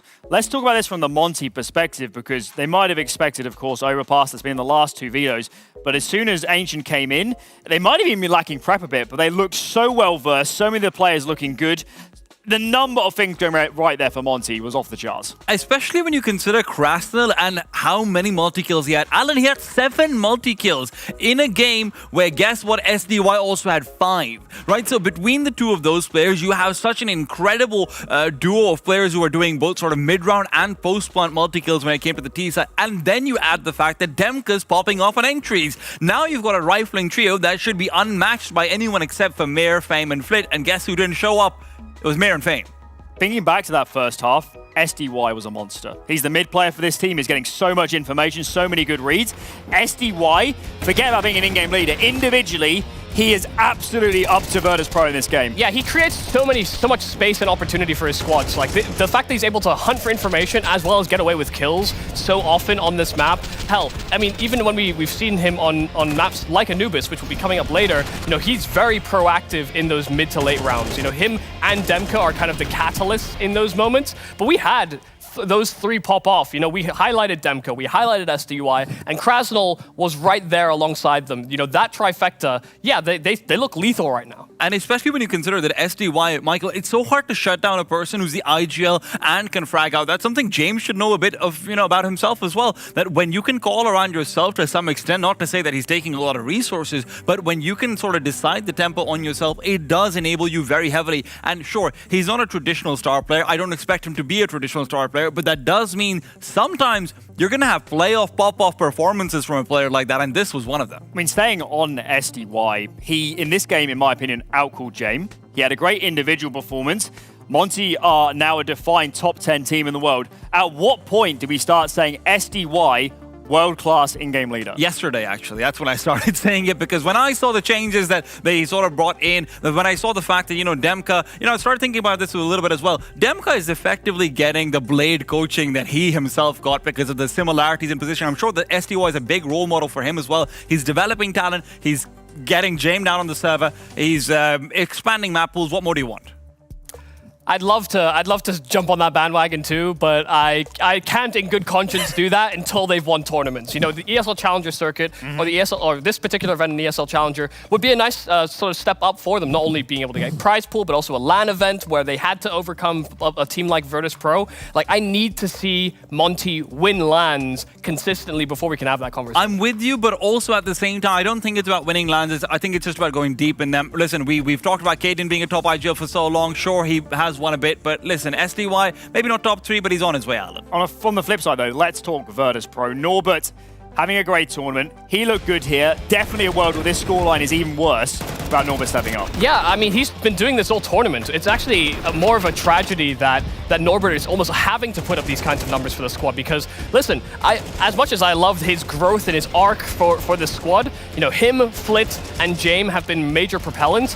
Like, we need Fame. You know, when we saw Virtus Pro make it to a major, win the major, Fame was a part of that conversation. You know, it was Fame, James, and Flit. We didn't have to talk about Norbert. We didn't have to talk about Kikert. You know, those were players that we jumped over because Fame looks so good, but he just hasn't as of late. I mean, it's not only just that he hasn't. We have been talking about Fame, but it's in a very negative sense. He was just completely absent from the server today, unfortunately. And given the fact that he's someone who has such incredible mechanics, given the fact that he's someone who should have such a good floor because he's been with this team for so long, this isn't a rookie player anymore, even if we may see he's a bit more inexperienced, but he's got his reps and he's got his numbers and he's been, you know, getting all the training consistently about how to dodge flashes, how to play with utility, how to read the map. And the fact that he's not been able to do that over here at all, that is, you know, partially down to SDY and company, but also partially on his shoulders. Let's talk Anubis, second map of the series. Monte have played it 30 times in the last 3 months. That is a lot of maps of Counter-Strike. Oh, yeah. Any particular focuses for this one, Michael? I think it will come down to Krasnell's performance versus Flit. You know, Flit is somebody that will take space away from you, especially towards Dark,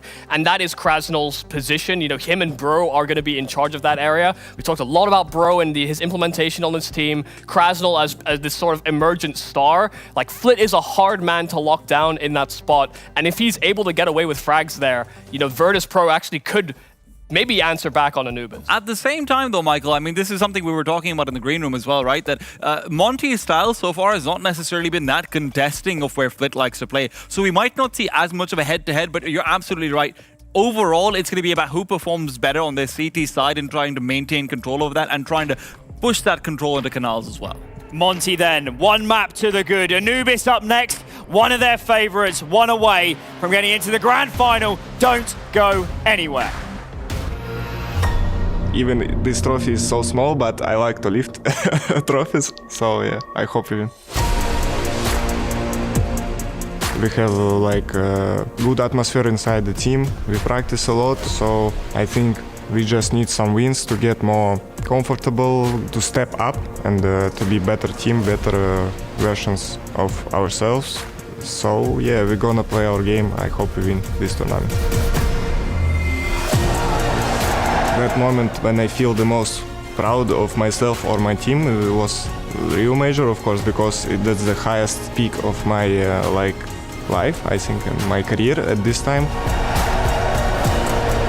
Our main weakness is ourselves, but if we play it without the stupid mistakes, not many teams in the world can play better. I think game is gonna be interesting, and play your best, and we're gonna see who is better.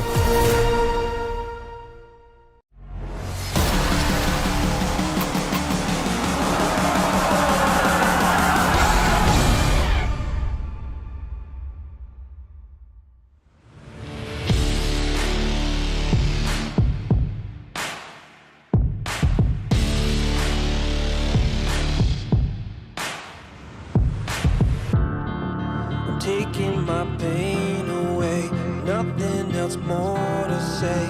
Everything that I have, I'll give. First, you gotta pick a side. Now you got a team and you're rolling with the pride. Wanna play the game, make it to the end. I wanna bring it back again. I feel it inside. I'm reaching my stride. I'm standing my ground.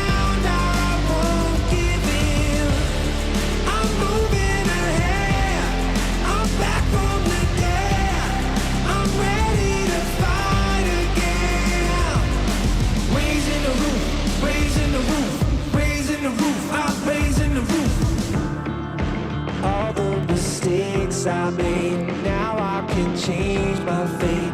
No one can take this heart away. First, you gotta pick a side. Now you got a team and you're rolling with the pride. Wanna play the game and make it to the end. I wanna bring it back again. I feel it inside. I'm reaching my stride. I'm standing my ground. I won't give in. I'm moving ahead. I'm back from the dead. I'm ready to fight again. Raising the roof, raising the roof, raising the roof. I'm raising the roof, raising the roof, raising the roof, raising the roof. I'm raising the roof. Find another way to fight another day. Find another way. Find another way to fight another day. Find another way to fight another day. Find another way. Find another way to fight another day. I feel it inside. I'm reaching my stride. I'm standing my ground. I won't give in. I'm moving ahead. I'm back from the dead. I'm ready to fight again. Raising the roof, raising the roof, raising the roof. I'm raising the roof, raising the roof, raising the roof, raising the roof. I'm raising the roof.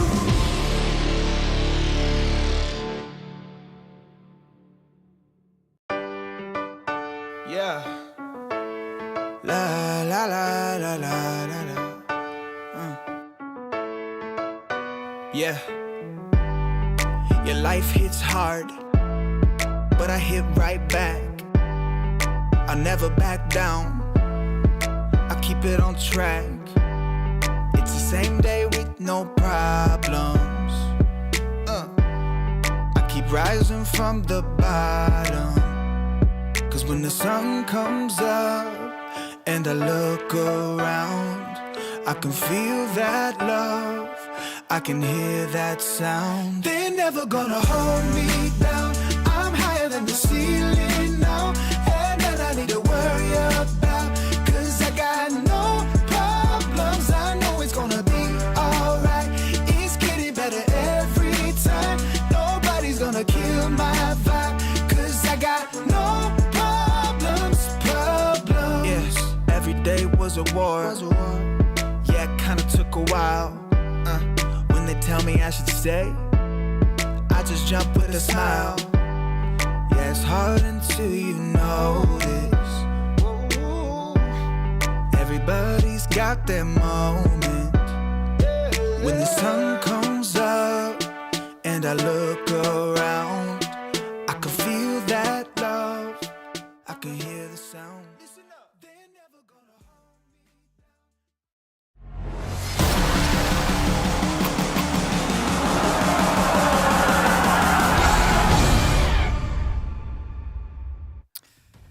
We are back and raring to go into the second map of the first semi-final. Monte against the Grain, leading right now after winning on Virtus.pro's map. Before we continue with proceedings though, just need to make a point of the fact that unfortunately Trav, my partner in crime, is struggling with some health issues right now, not feeling too well. So we've had to bring an emergency stand-in. Yumi, great to have you alongside me. Thank you. I mean, I don't know why you're telling people that he's ill when I really just decided to wrestle him off of the cast instead. But, you know, whatever protects his dignity. Yeah, I gotta look out for my boy, man. I'm like twice his size, you know? Like, I feel like we could have a tussle, and he probably would still beat me. I'm terrible. It would be some good content, man. It probably would be, but we don't have the pay-per-view for that, really. Yeah, all right, fair enough. Either way. First map, really good work coming through there from Monte. It was Virtus.pro's pick. They were the ones who decided to change up the veto from their previous series, and it kind of blew back in their faces. It kind of doesn't fill you with a lot of confidence that Dastan apparently was like, actually, I don't know why we picked into Ancient. You know, actually, I do. It's because we have so many more repetitions on it, but I feel like Monte used that to their advantage last time over, and they have had a little bit of a bout, a back and forth on Anubis, our second map of the first semi-final today in ESL Challenger Jonkoping. Monte, their pick, and starting CT. Yeah, speaking of reps, Monte have played this map 30 times in the past 3 months, averaging it once every 3 days in terms of officials. Yeah, it's a whole lot.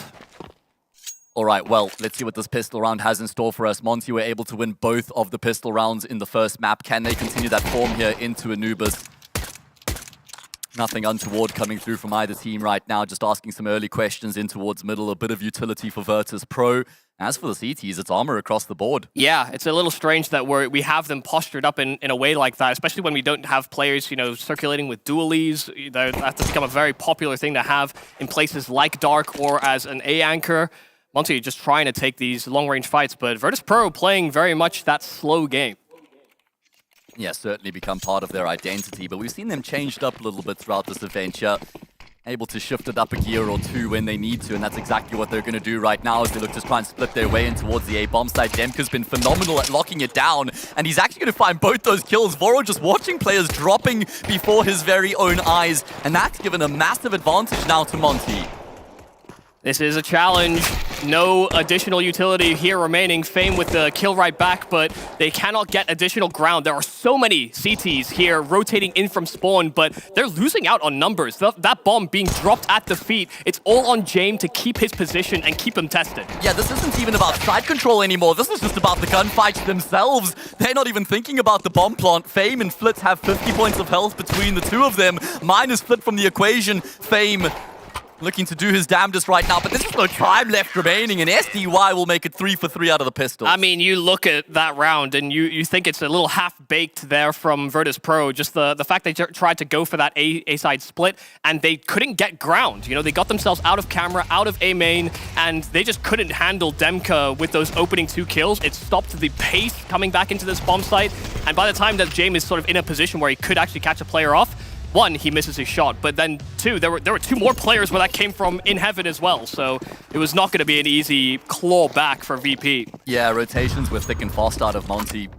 Good read on the situation, and I guess the armor actually made a difference there because they were able to sustain all that bit of chip damage from the Glocks. Next to no investment coming through from the T side, no bomb plant, but an opening kill. So, I mean, that's nice. I don't know how Norbert does it. Look how much damage he did to SDY through the smoke. Is that a Glock? Yeah. Are my eyes deceiving me? I need to know his training regime. He has honestly had such a glow up. Yeah, config, sense, breakfast, how many hours of sleep he's getting. Clothing brand of choice. Yeah. He has looked really good here throughout this event. He's massively impressed me. And I mentioned in the previous map that Fame has struggled quite heavily so far here for Virtus Pro, but you haven't really noticed it so much because of how well Norbert's been playing.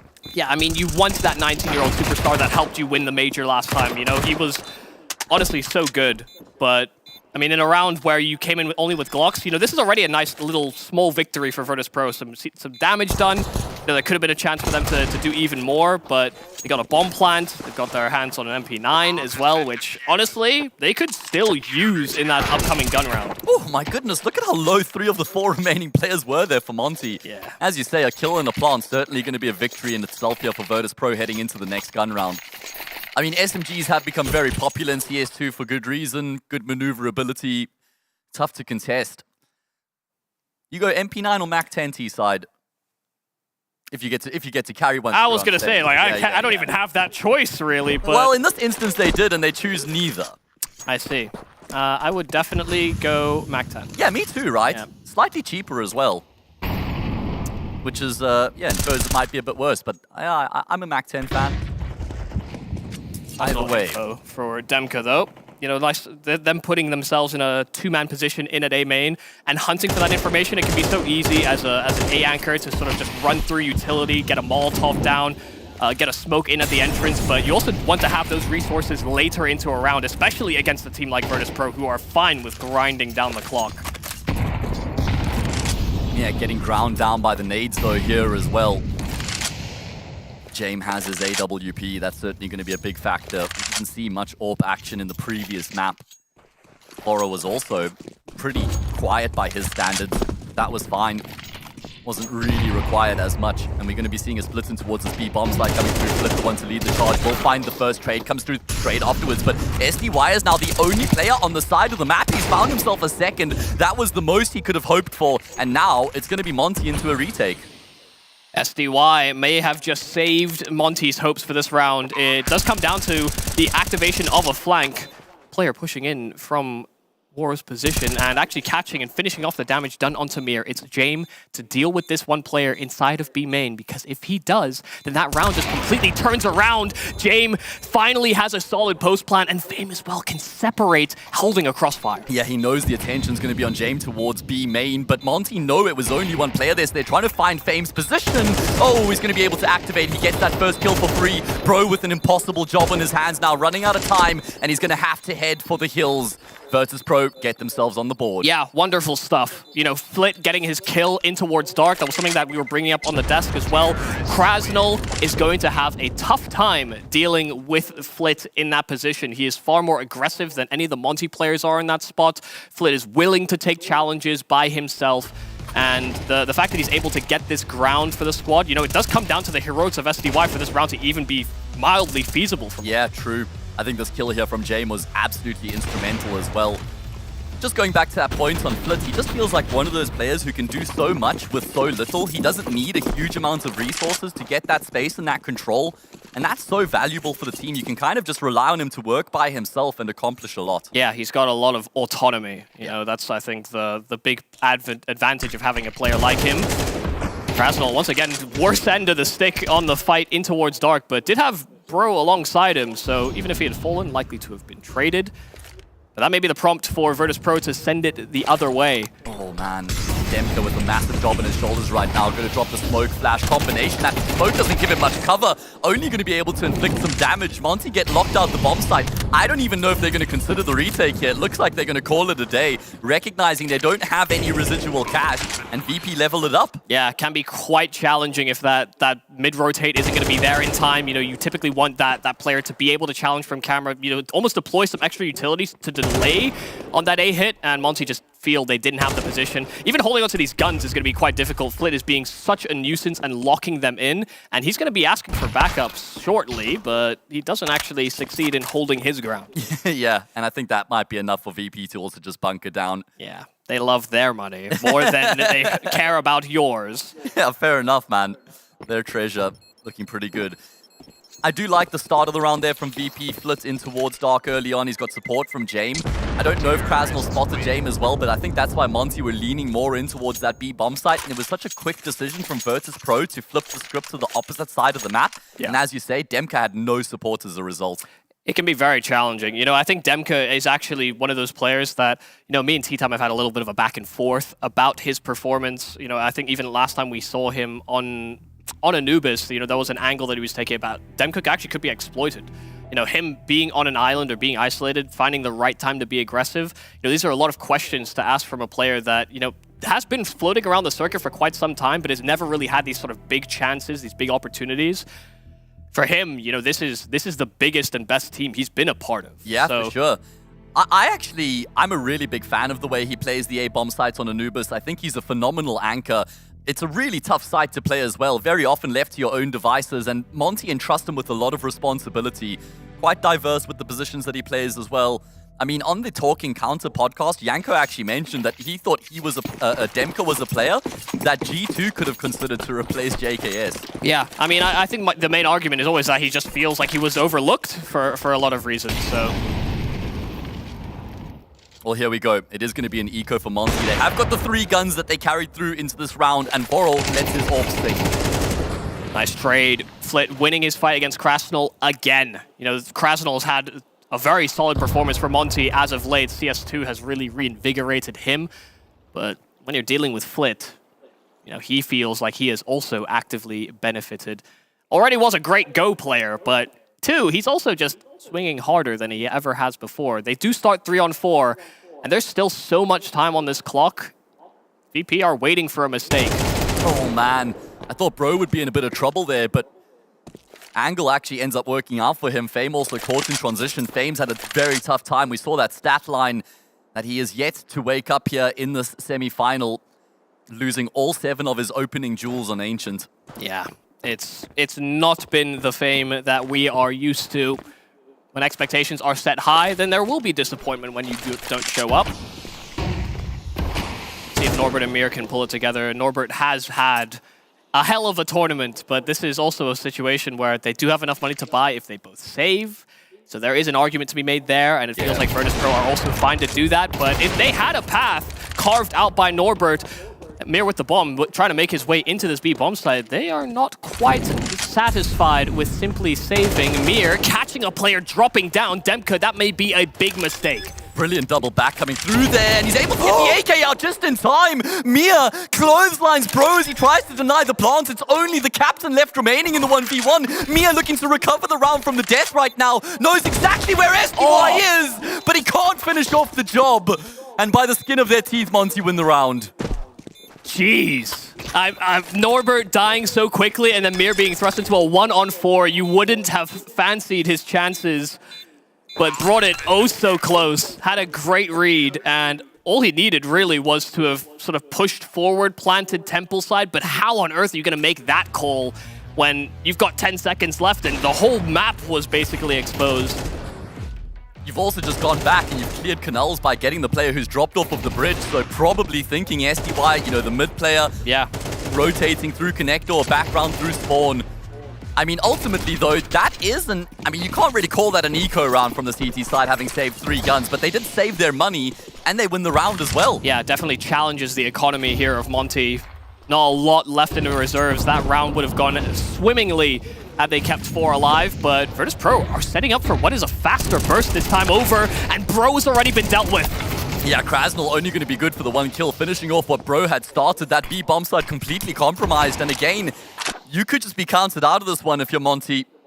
No money left in the bank, as you mentioned. And if you lose these 3 weapons, it's a hard eco in the next. We already saw them win a round saving 3 guns, and that's going to be fresh in their memory. And this will be one of the challenges. You know, they've been losing out on the fight with Flit in Dark so frequently. They're doubling up together to sort of guarantee a trade. You know, they're not expecting to win that fight, but they are getting caught out now by this faster pace. They are contesting this retake, but there's just so much utility down. The bomb's already halfway ticked. They're being elusive around those smokes, but his teammates have great position to actually stop them from getting on the defuse, and they will run away. 1 HP on SDY, but that will be it. A 3rd round here for Virtus Pro, and it's a nice change of pace on B. Yeah, really nice change of pace coming through.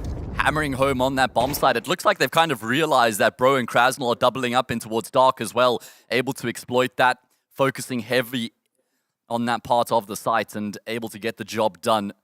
Not a bad attempt at the retake from Monte. I respect the fact that they kind of felt it out as well. Yeah, we see quite a few teams start like 2 mid, 2B, 1A, or sometimes you see like 3B, 1 mid, 1A. You know, it does depend on the setup that you go for out of spawn. But if you don't play 3B, a fast play like that from VP will catch you off guard. And they're keeping up the pace. Yeah, straight in towards middle they go, but into the brick wall. That brick wall has a name, and that name is Moral. He wants more, phasing through the smoke. Should have reeled it in after the double. Yeah, might have overstayed his welcome, and then some. See if James can do it the same. Orpers to Orpers, but it's rifles on rifles, really. James doing a lot of good work on causing interference. Seeing how much it's dragging the rotates, but SDY jumping above the smoke. James had no cover, had no support, and it really comes down to Fame just dealing damage. No success, but another 1v4, this time from the man of the tournament. The man of many talking points, but never checking his glyph. So it's a nice, clean round, all in all. You know, being able to get War activated, SDY as well, picking up the slack, and nobody else on Virtus Pro able to activate. It feels like Monte are just doing a really good job of winning these key rounds. They're winning these rounds to make sure their economy never gets broken. Keeping Virtus Pro at bay, staving them off. Remember, Monte are leading the series 1-0 at the moment, guys, if you're just joining us. They were able to get across the line on Ancient, and fairly comprehensive victory there as well. 13-8 it was for Monte.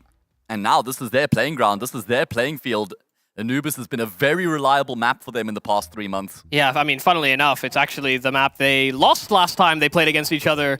You know, they won and stole away the Virtus Pro overpass in a previous series, and then lost their map pick in similar fashion, 13-8, like I think you said. So yeah, it might be reliable. You know, it's definitely a map that I wasn't expecting a team like Monte to be so proficient at, especially at the start of their journey. Yeah. It felt like they were, honestly, one of the best teams in terms of consistency on the map, even though they played such a chaotic style once upon a time. That's no longer the case. You know, they have structure. They look good together. But it is, yeah, for them to be a sort of emergent team and sort of specializing in one of the newer maps in the pool was quite the surprise. Yeah, I couldn't agree with you more, man. It feels like they were one of the teams to figure out the CT side in particular of Anubis. SDY, you know, I don't know if he certainly innovated the plays in towards middle, but he was one of the pioneers in terms of how to play that position, you know, often taking up forward positions. Of course, Boral interchangeably swapping up with him as well. Either way, Virtus Pro settling for an eco. They've got a couple hero AKs here to work with as well. Can they find a way? Looks like the B bomb site's going to be their port of call right now. Flit's been able to get some control to work with, figures out Krasnal's position, but that's only the first piece of the puzzle. How could you not be scared if you're Krasnal there? You know, you've lost that fight a number of times. You get caught out in the open like that. They did get information that both of them were over towards the glyph side platform on B, but it is a little bit more challenging now that those smokes are down. There's been a little lull in the action as well. So that information that they gained is now moot. They are set up for a split of some capacity. The fact that they've got some hovering Monte players with util primed is promising as well. Yeah, they're very happy to play retake on the A bomb sites on Monte. You can see that Demka plays far back in towards the bomb site, and they can stack up 3 players over towards B as a result. Voral, that is again overly overzealous, but it's okay because they have the numbers stacked up on the correct side of the map right now. Hero AK is doing work, but continues to get cut down. It's now only Norbit left remaining, time ticking away, as does his health, and Bro finishes off the job. It is a little staggering that we're still getting the impact we want out of players like Flit, but the rest of the team are kind of struggling to actually bridge the gap or take the space that he's actually able to attain. The trades have been immaculate for Monte in terms of plugging up the gap as soon as it's exposed. And the fact that they hovered round in B for as long as they did, while Virtus Pro had simply cut sound, a very good read on the situation. SDY having a stellar game himself, 10-2 at the moment, also has been a big part of some of those B holds. But it was kind of mentioned on the desk, I think Alan was right, you know, they outcalled them on Ancient, and maybe here on Anubis as well, they can get in their heads a bit. You get to sing your own praises now, Yumi, casting the second map. Yeah, the desk, they were really on point. Yeah, you know? I mean, they do a bang-up job. All right, well, Virtus Pro have had a lot of broken buys in this first half so far. Normally a team who are so good at managing their economy. And if they lose this round, that trend's only going to continue, that they have to try and make do with less ideal weapons. Either way, Flit going to best bro this occasion in towards Dark. We've seen this similar strategy before where he pulls the attention in towards Dark and then they exec A. They're taking contact though. Demka's molly is late. He had no idea how far forward they were and now they're able to sprawl all over the side. Demka sent packing. SDY has no option but to head for the hills and VP have made it work again. That was excellent routing as well, moving into that A play. Norbert being able to bypass the initial sight line, and as soon as the util starts to sail out, him and Fame able to take the space. Really nice push into that A site. Monte kind of none the wiser about it. The B side has been more targeted in these sort of mid-round, late-round situations. But now A getting a little bit of exposure. Not sure that Krasnal is going to be able to save here. Sure, Virtus Pro do like keeping their money good, but you know what feels better than buying your own AWP? Taking one off of your opponent. Yeah, that's true, man. And then fragging him with it in the next round as well. Yeah, game is excited at the prospect, I'm sure. All right, well, Mia will palm that across to him. ESL Challenger, Jonkoping, semi-final #1. A lot of people had this booked as the grand final. It probably could. I mean, it probably should have been. But considering MIBR looked so devastating in their group and, you know, outclassed Virtus Pro, had won rounds that they probably shouldn't have in that one best of one. You know, that is unfortunately how the cookie crumbles. I think people were a little disappointed to see Virtus Pro in the lower bracket because it harmed their chances of making it out of the group suddenly. Yeah. Second semi-final going to be coming up after this. Eternal Fire versus MIBR, of course, goes without saying. Winner of that plays winner of this in the grand final later today for a spot at ESL Pro League Season 19. Winner of the event takes home a cool 50K as well. It is a nice amount of money. Yeah. Also, just getting more LAN experience for a lot of these players, that is a big part of the journey that you have to take as a player on the prospect. Keep in mind, Monte haven't won a LAN event yet. No, I know. Yeah, it's quite surprising, but that's where we have to have the conversation about SDY and whether he can have some impact. A 5-7 is all he'll have, but it's actually Waro that takes and stands his ground on that A play.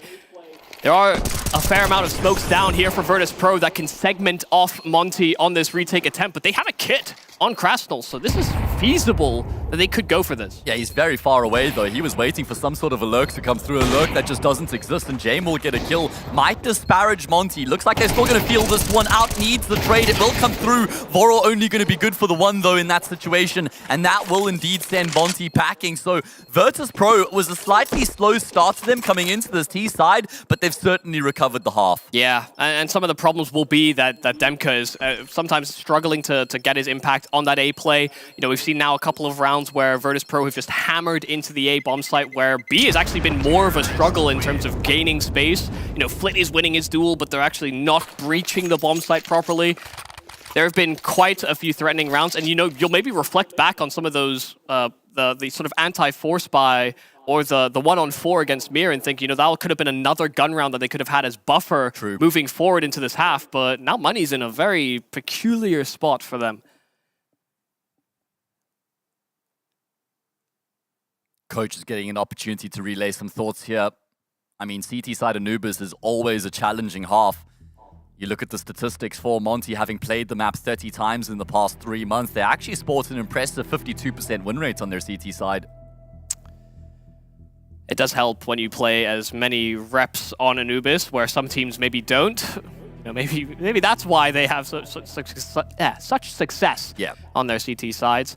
But I do think this Monte team has just continued to grow. I love that for them. You know, the idea that we had players that didn't have the same opportunities, sometimes were removed from teams for X and Y reasons, and kind of use this as a proving ground. You know, Krasnal kicked from a Polish squad, SDY removed from Na'Vi. You know, to have these chances and to sort of be looked down upon, you know, for them to have reignited the flame, and you know, they find themselves in a better ranking position theoretically than Na'Vi themselves or the Polish teams that Krasnal somehow left behind. So. Yeah, well, no better motivation than trying to prove people wrong, right? Absolutely. And I agree with you. The fact that they've done it without, you know, crazy name value, haven't signed any really big players. In fact, Boros was the one who departed the roster. Everyone thought, okay, well, there goes Monte. They'll slip away into irrelevancy, but absolutely not the case. Should be slipping away into the background of this particular round, though. They've got a couple rifles to work with. They are kind of leaning in towards the correct side of the map right now. Let's see, utility going to start to rain in here. Keep in mind that Jame had more flash assists than the entirety of Monte combined in the previous map alone. And they didn't win that map. Maybe someone else needs to throw those flashes. SDY did come into this round with an M4, but Fame and Mir actually able to combine those two players that have been slightly sleepy, but Horror cannot slip through with a secondary kill. Smoke in that camera. Bro will be able to creep on past it, but Virtus Pro are pumping the brakes, and this is a little concerning. You know, 30 seconds on that clock, and there are options available, sure, but where on earth are they?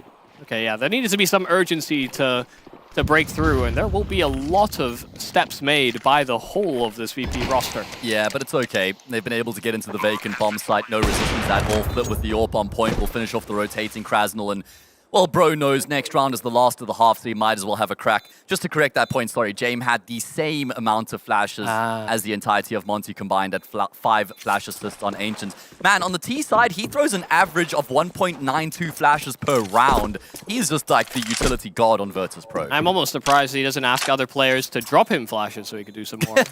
Yeah, maybe averaging more than 2 flashes around, more than you can physically carry at any given time. Jame is quite the stat fiend, you know. Yeah. Pretty deathless dude. You know, there was even a period of time where you wouldn't see him without an AWP. Like, him giving the AWP over to Flit, that would have been egregious. How dare you ask for my weapon? The man has grown. You know, he has great clutching potential. His rifling has improved. It feels like he's willing to sacrifice more than he ever did in some of the earlier years of this Virtus Pro roster with Jame.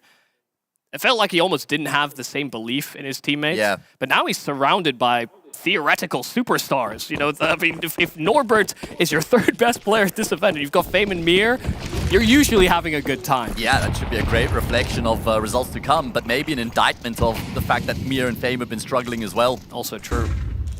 Well, last round of the half, Virtus Pro with a minor advantage, but Monte are hoping to clamor back. They started this half quite well. Stopped a lot of these B-side plays, but the flash is perfect. Krasnal once again overwhelmed towards Dark, and they're looking to really push the limits onto this B-bomb site. Norbert just cheating straight through that smoke. Yeah, off the back of the flash frag there, they will start to push in towards the site. Last round of the half looking really good for Virtus Pro to carry a lead, a 2-round buffer into their CT side. Feels very important considering the fact that we're on Anubis right now. Fame's gotten into the backlines. He's going to catch Demko off guard. Really no resistance at all. SDY, it's the last of the half, so you're going to have a crack at this one. No kit, no utility, and no chance. A 1-on-5 for the man that is definitely the highlight for Monte. An in-game leader, a superstar. I don't know what more you want from him. A 1v5? That would be something, but not to be. Mir will put it out. It is a 7th round for Virtus Pro, but we'll see how things pan out in that second half after a break.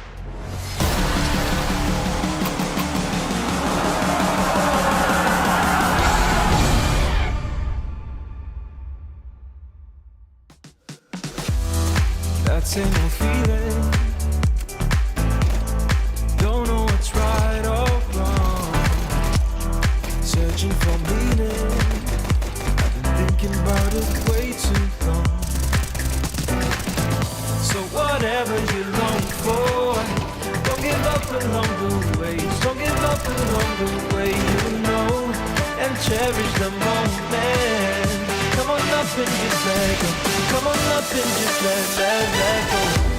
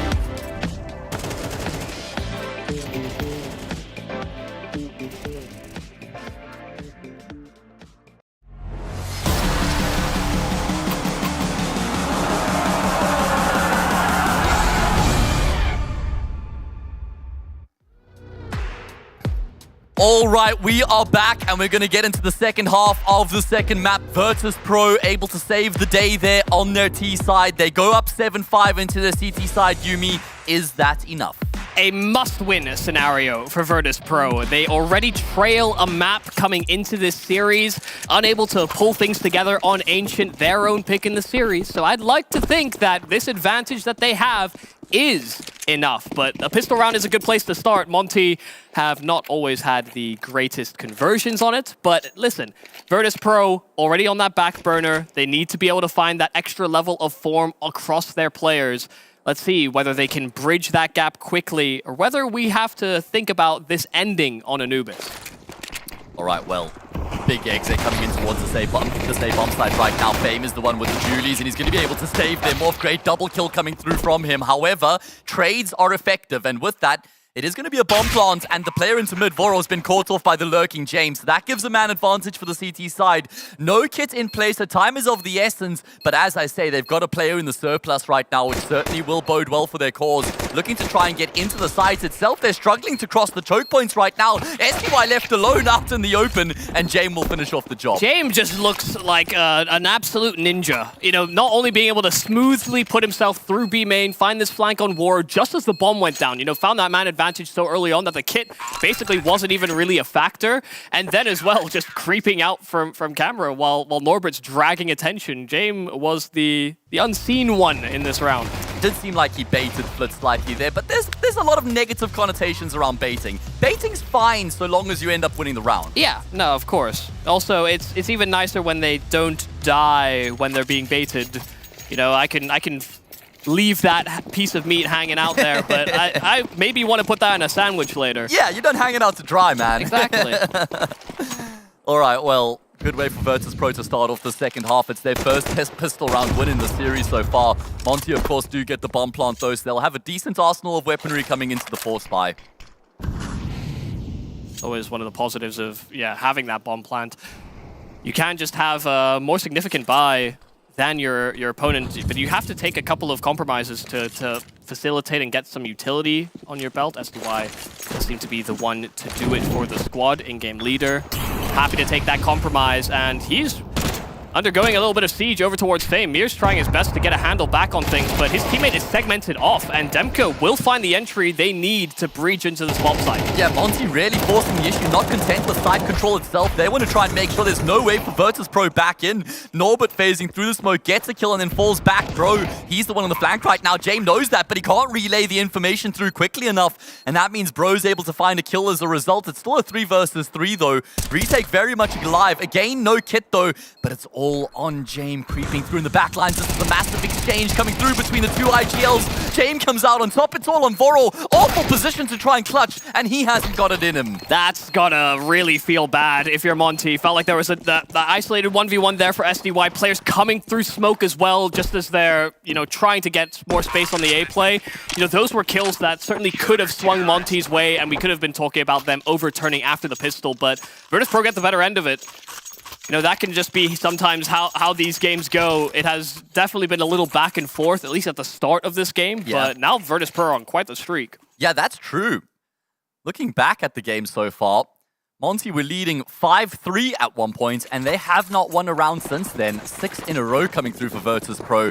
Monte get the plants in that previous round, they lose. They've decided to go all in here once again, but this game is slipping through their fingers. Yeah, and also if you continue to buy like this, even though you're getting more money technically by still having an additional loss bonus, it does feel like you're sort of missing out on some of the lethality of having, war on an AWP, or, being able to get players like Krasnal, AKs, because these guys do pop heads. They're having to make do with the rifle you wouldn't necessarily always choose. All right, well, looks like it's going to be the same port of call here once again for Monte, as was the case in the pistol in the follow-up round thereafter, clearing out the smoke with a nade. That is going to commence the exec. Fame is able to stand tall, not just a kill, but a lot of damage finished off there by Mir onto Bro as well. SDY's lurk is not effective at all, and finally it looks like Monte, not only will they be denied entry into the site, it doesn't even look like they're going to get a kill here in the round. What a turnaround from Fame. A player that certainly felt like he went missing on Ancient, but now as well leading the charge for the Virtus.pro side as the A anchor in that position as well, just being able to get his one kill, sort of divert attention away from Mir. That's the kind of thing that you want to see out of your A anchor, just never overexposing themselves and just really forcing themselves into favorable fights. If there's not going to be that same Molotov smoke combo that they've been throwing continuously on that A side, then Fame can very comfortably fight from bricks like that. Yeah, he's been doing a good job. Good balance between maintaining some sort of semblance of control, but not overcommitting and buying time for the rotations as well.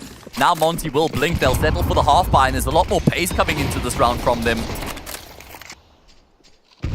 Opening kill for Flit. He is a key man on this map. Dark is very frequently a sort of star-laid position on Anubis. No better man than Flit to really deal with it. I guess maybe if we're talking donk, then I'll take that too. That man has my heart. Yeah. Virtus.pro have my brain, though. I feel like they have really tightened things up, going this now here for a double push, but SDY reads into it, actually checking for that flank. Yeah, really nice shot there with the Tech 9 at range. Don't know how much that's going to amount into, though, and James continues to make moves. He's been very versatile on the CT side so far. Lines them up and knocks them down. Double kill both headshots. And with that, immediately just pulls the rug right out from underneath Monte. I mean, 2 bullets, 2 headshots. It's not through each other. They did happen to line up, but James is extremely happy with that, I'm sure. Did pop that bomb, and now actually trying to catch them just as they bridge the gap. Flit is in position and does have support coming his way over onto this site, but 20 seconds and a fresh smoke, that will be hard to deal with. Oh, he's actually going to play around the smoke here right now as well, but he's got Mir in support, so there's no way for Monte to actually get their way through here. Sure, it's a 1v2 for Bro, but with the time left on the clock, this is just mission impossible, and he ain't no Tom Cruise. Flit will eventually emerge from the smoke, finish off the job, and that's now, what, an 8th round in a row now? Yep. Yeah, the Virtus Pro guys have not been able to slow down since they found a little bit of extra life in that first half. A considerable uptick in their performance, and this can be one of the things with having a little bit of a rivalry between these two squads. You know, both map pools being similar the last time they faced off against each other. You know, we have very similar maps for 2 and 3. Ancient was the anomaly coming into this, and yeah, maybe a little bit of a surprise, but there are a lot of lessons you can learn from your previous outings versus these guys.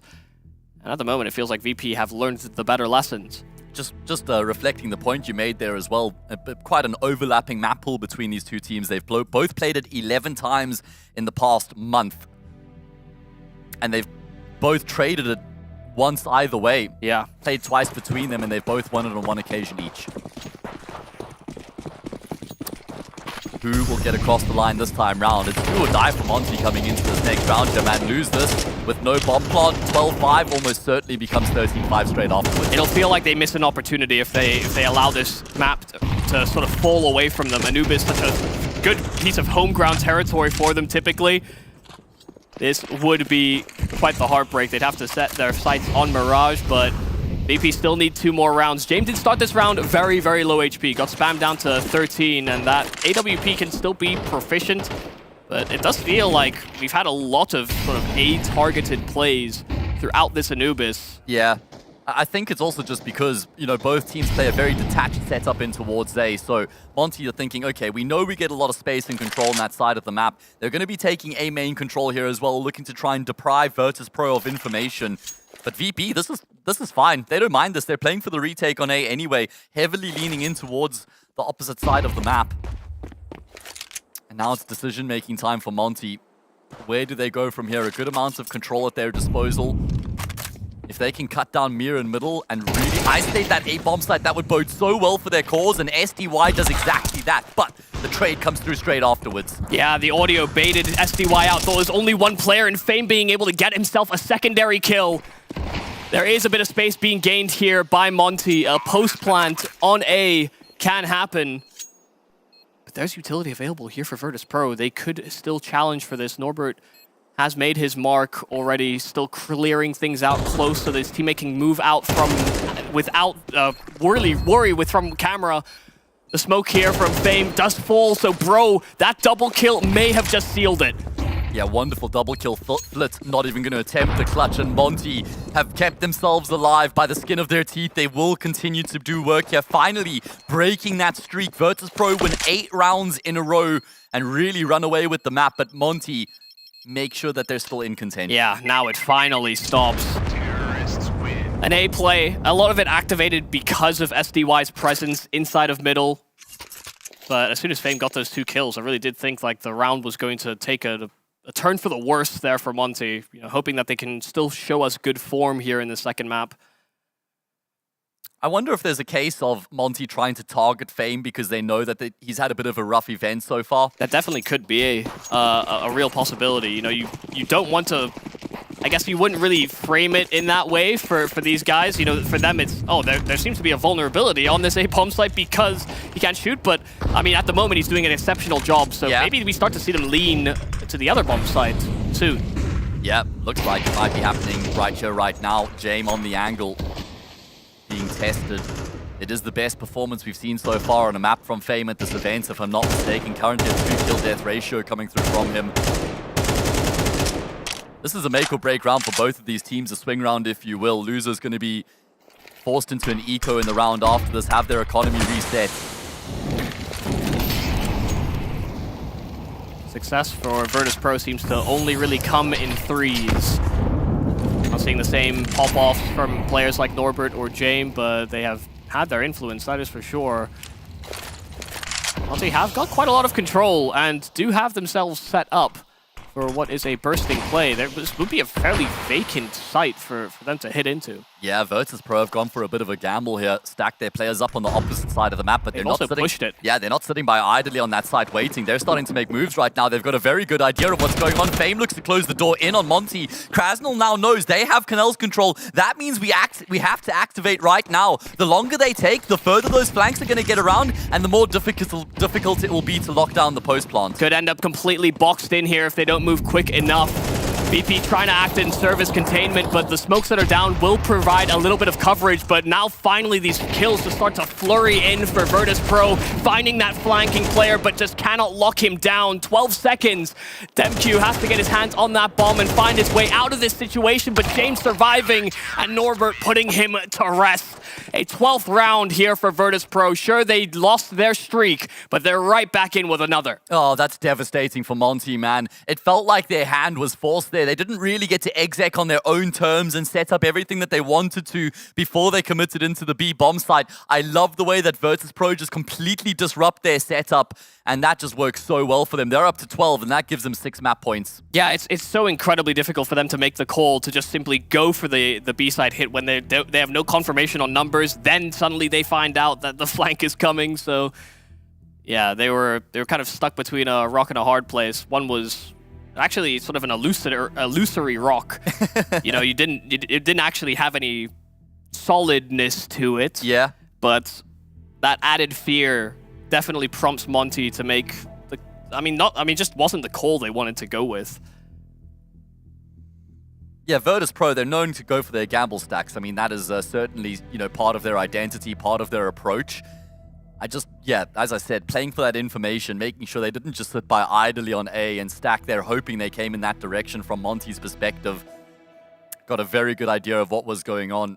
I think as well, good understanding here from Virtus.pro, and some of this will lead into the fact that they've played these guys on this map before, but very much sort of pack-focused are Monte. It's not spreading out on these defaults for extended periods of time. You'll sometimes see VP actually play that way until they've lost a couple of players, and sort of in the mid-rounding, that's when they'll sort of group themselves up. Yeah.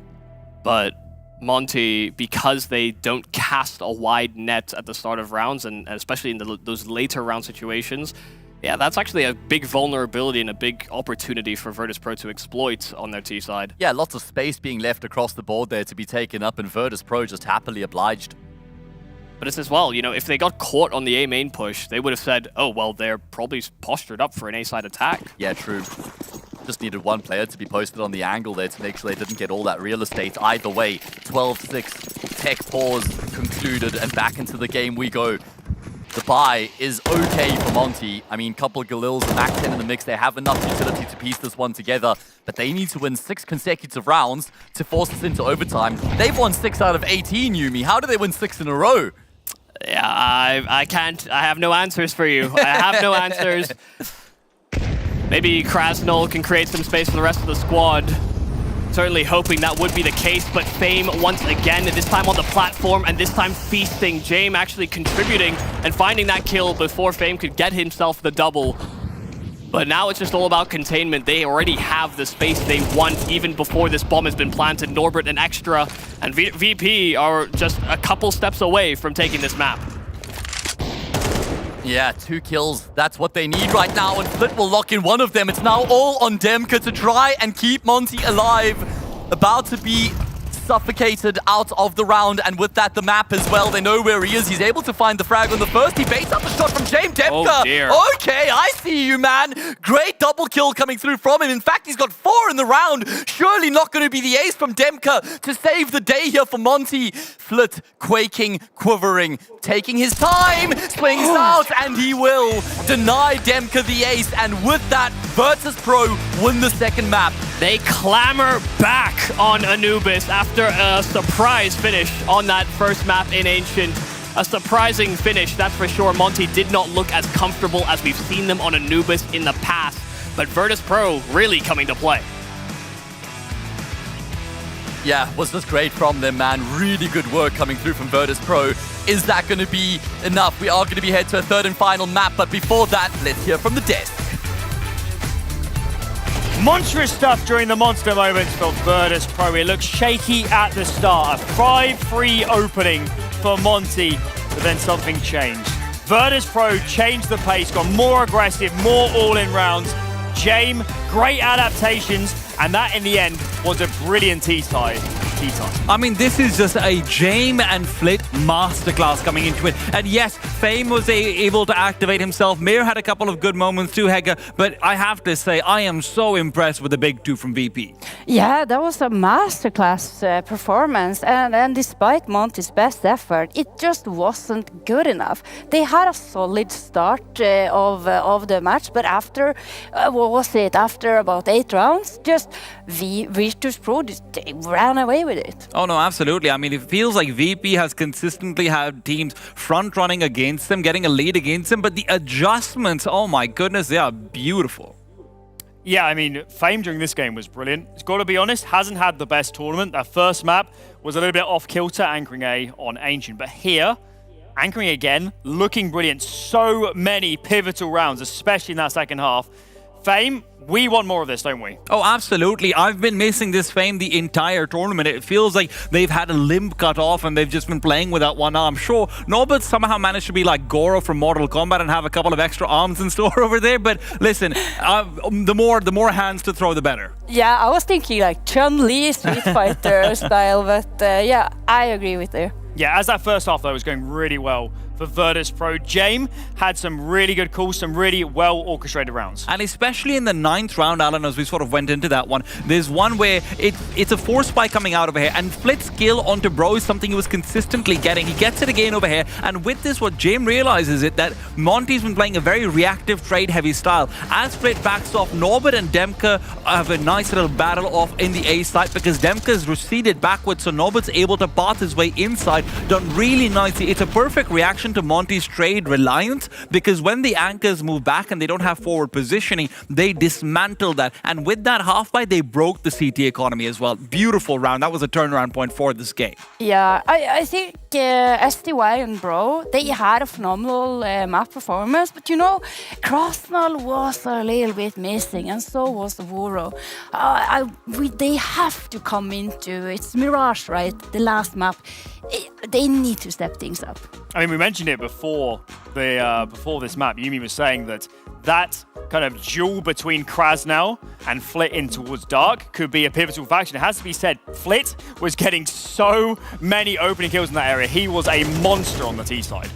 I mean, it wasn't just that he's getting opening kills on that area. It's just it felt like he was farming that area. It wasn't a duel at all. It was like he's teaching some kid how to fight over here, and he's sort of the master swordsman, got that Karate Kid thing going on over here. He was chopping people down left and right. Looked really, really good throughout, and I think that's actually what enabled Fame a bit as well. Yeah, perhaps what we have to think about as well is that Demke have been phenomenal on that A-bomb site.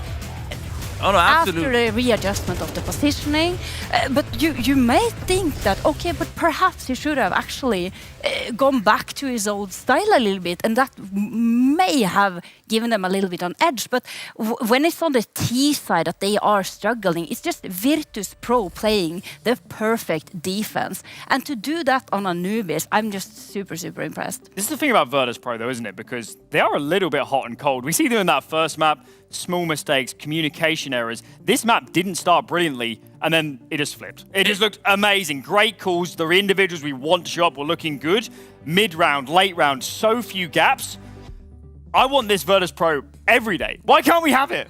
It's funny because it felt like this was their map pick, right, Alan? It feels like they're so well prepared for it. They know exactly what's going to be coming over there in that regards. And more often than not, we do have this Virtus Pro. It's just that in this tournament so far, we haven't. And listen, if they're here to play in that way, this is going to be a very tough time moving forward. But hey, Monte's got to step up. They've got to do it. Has to be said, at the start of that second half, VP one pistol, the force spy comes out. It looks good for Monte to maybe reset, but a massive retake to bring it back for VP. This retake counters every single narrative of Jame being save heavy. It's so nicely played because what happens is they hear Bro's footsteps over towards the bridge, so they recognize that they can make it a 3v2 instead of a 3v3. So they reverse the save call. They start to go back inside. They take the duel, so Bro's going to be isolated, and by the time Bro's coming into it, then they're completely caught off guard by a second flanker coming out from the water position. Fame gets himself another kill over there, and then Bro's just too late. This is so nicely done. I hate when people are always saying, oh, James always saving, James doesn't force buy. We've just seen two pivotal rounds where he's got a force buy win and where he said, let's not save in a 3v. Yeah, I remember the first time I saw James clutch it out on love with the up in his hands. And I said it then, if this is the James that we are going to see in the future, his skill stealing is going to be through the roof. James is no longer saving, he's clutching, he's going aggressive, he is all over the place, and he is the James time is over. No, I mean, James time is not all the time, right? Because he's here to own the server, be it calling, be it fragging. He's just doing such an incredible job. And Alan, maybe that's where, you know, like you mentioned, this is the VP we want to see. We're getting the best VP maybe ever as we move forward. Mirage, though, third map. We've seen it a couple times before between these teams, particularly in the Thunder Pick semi-final. Overtime. This is tough stuff, isn't it? It feels like the tournament might even be on the line for these two teams, given the caliber of Counter-Strike we're seeing. Big storylines then, T-Time. What are we looking at going into Mirage? We're looking for a very different performance from Monte, because Mirage is in fact a map where SDY takes a back foot. He plays out from window, he plays a much more supportive role than all the other maps, where he's much more rotate heavy in that regard. He lets Waro have connector, and in that sacrifice, Waro does succeed much more effectively. So we need to see Waro step up and frag. He had a decent start to this map, right, Heggy? I mean, he was on, what, 9 and 9 at one point, ends up on like 10 and 16. So we can't have him tapering off. There's just no way that's possible. No, and I think it's going to be crucial for Waro to also understand that, of course, he is one of the key pieces for Monte to win. He is the win condition for Monte. So he has to understand that, of course, a Virtus Pro has done their research. They know his tendencies, and they know what he likes to do, meaning that Waro has to be even more imaginative. He has to maybe leave connector a little bit, go for these aggressive peaks elsewhere on the map, and then I think that might be the key. That might be the difference factor. Absolutely, and the other player that we have to highlight, though, is Krasnell, right? He had a weaker performance over here, and it felt like Flit was shutting him down. Well, Alan, he's a B anchor for them on Mirage. That's not a big number sort of performance at all, right? Bro's playing out towards B short more often. You're going to see that late round duel between Bro and Flit come into play a little bit more so, and they can't keep losing it. Listen, I know Flit's a superstar, but you can't lose it to him every single time. Otherwise, you just give up too much map control on Mirage. I mean, but what can you do? It's Flit. The thing is that Flit's aim is just so insane that if you want to beat Flit, you have to do it strategically. You have to outposition him, you have to outmaneuver him. It's this like game of chess that you're playing. So think about it a little bit. Don't over-challenge in the duels, but play it just a little bit smarter, maybe a little bit further back. Don't allow Flit to get into your face. Absolutely, and especially when you add in the fact that this is probably Mir's best T-side map, it's going to be made even more difficult to out-chess position him, because you know what, Flit might be the king, but Mir's going to be his bishop right there next to him. Exciting stuff. Mirage then to end the series. 1 spot in the grand final and 1 map to go. Do not go anywhere.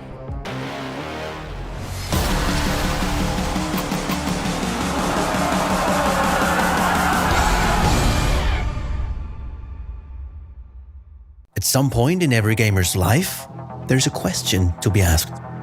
Do your clothes match your hobby in any situation?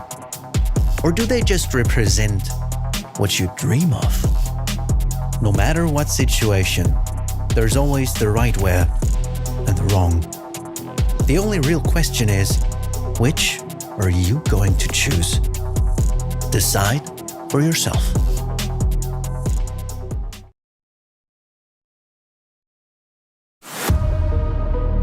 New game, same challenges. Play in enjoyable lobbies. The most feared anti-cheat.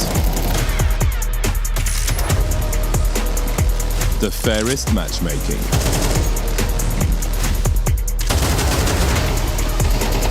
And choosing your preferred server might just help with that pesky peeker's advantage.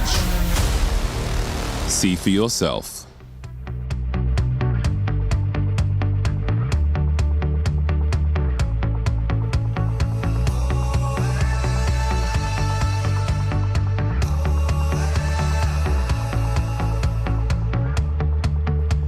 All the things that I needed, all the things I wanted.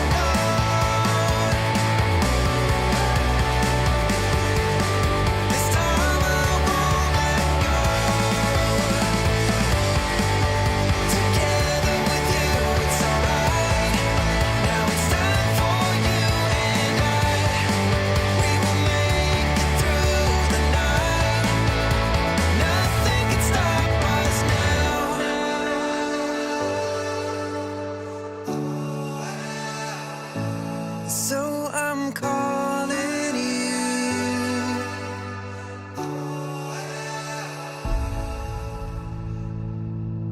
So I'm calling you to let me through. And I reach for you. This time I wanna go. So I'm calling you to let me through. And I reach for you. This time I won't let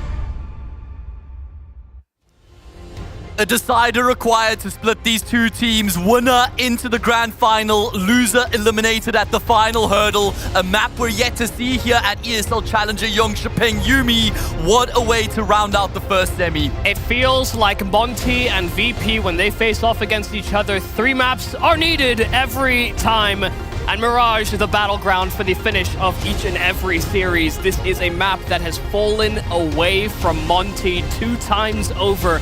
Once was a complete blowout. The other, an overtime game that is a crippling defeat. So I really do hope that Monte have been able to sort of battle their demons when dealing with this Virtus Pro roster. I know I have them picked in the series. I like Virtus Pro. What? So sue me. I do think that Monte have shown us a good amount of vigor and diversity coming into this tournament that I mean, honestly, I have no idea how this final map is going to play. Yeah, it's a tough one to call. I mean, Monte, they were in a great position. They won the first map. They started strong on Anubis up first. They were 5-3. They end up losing the map, what, 13-6? 13-6 in fact. So they completely fell apart. Hopefully this break has served them well so they can come out swinging here on Mirage. Third map in the series, loser out of the challenge, and no longer feasible to be our champions of ESL Challenger. Jonkoping has been quite contested, and VP are our favorites, but Monte have been making a solid case throughout. Virtus Pro already starting with a little aggressive hold, getting some extra information, but you can see that Monte are kind of ready to readdress what is the elephant left out in middle. Yeah, numbers in towards mid, big time here for the CT side. Of course, VP did win the pistol. They had the choice of sides. It's a tough angle to work with the pistol that Mia's in there right now. And actually, kind of cost his teammate his life because he couldn't get that kill. They are on a timer. That will be the problem. Sure, you've dealt with one of those mid players, but you need to be able to get this bomb down in nice and quickly. Flit just trying his best to hold his ground and thin the herd as best as possible, but this is why they were on that timer. Jame in on a flank and finding, well, after a little bit of labor, a kill onto Waro, but Krasnal's still fighting tooth and nail on the bomb site, and Demke will even cover.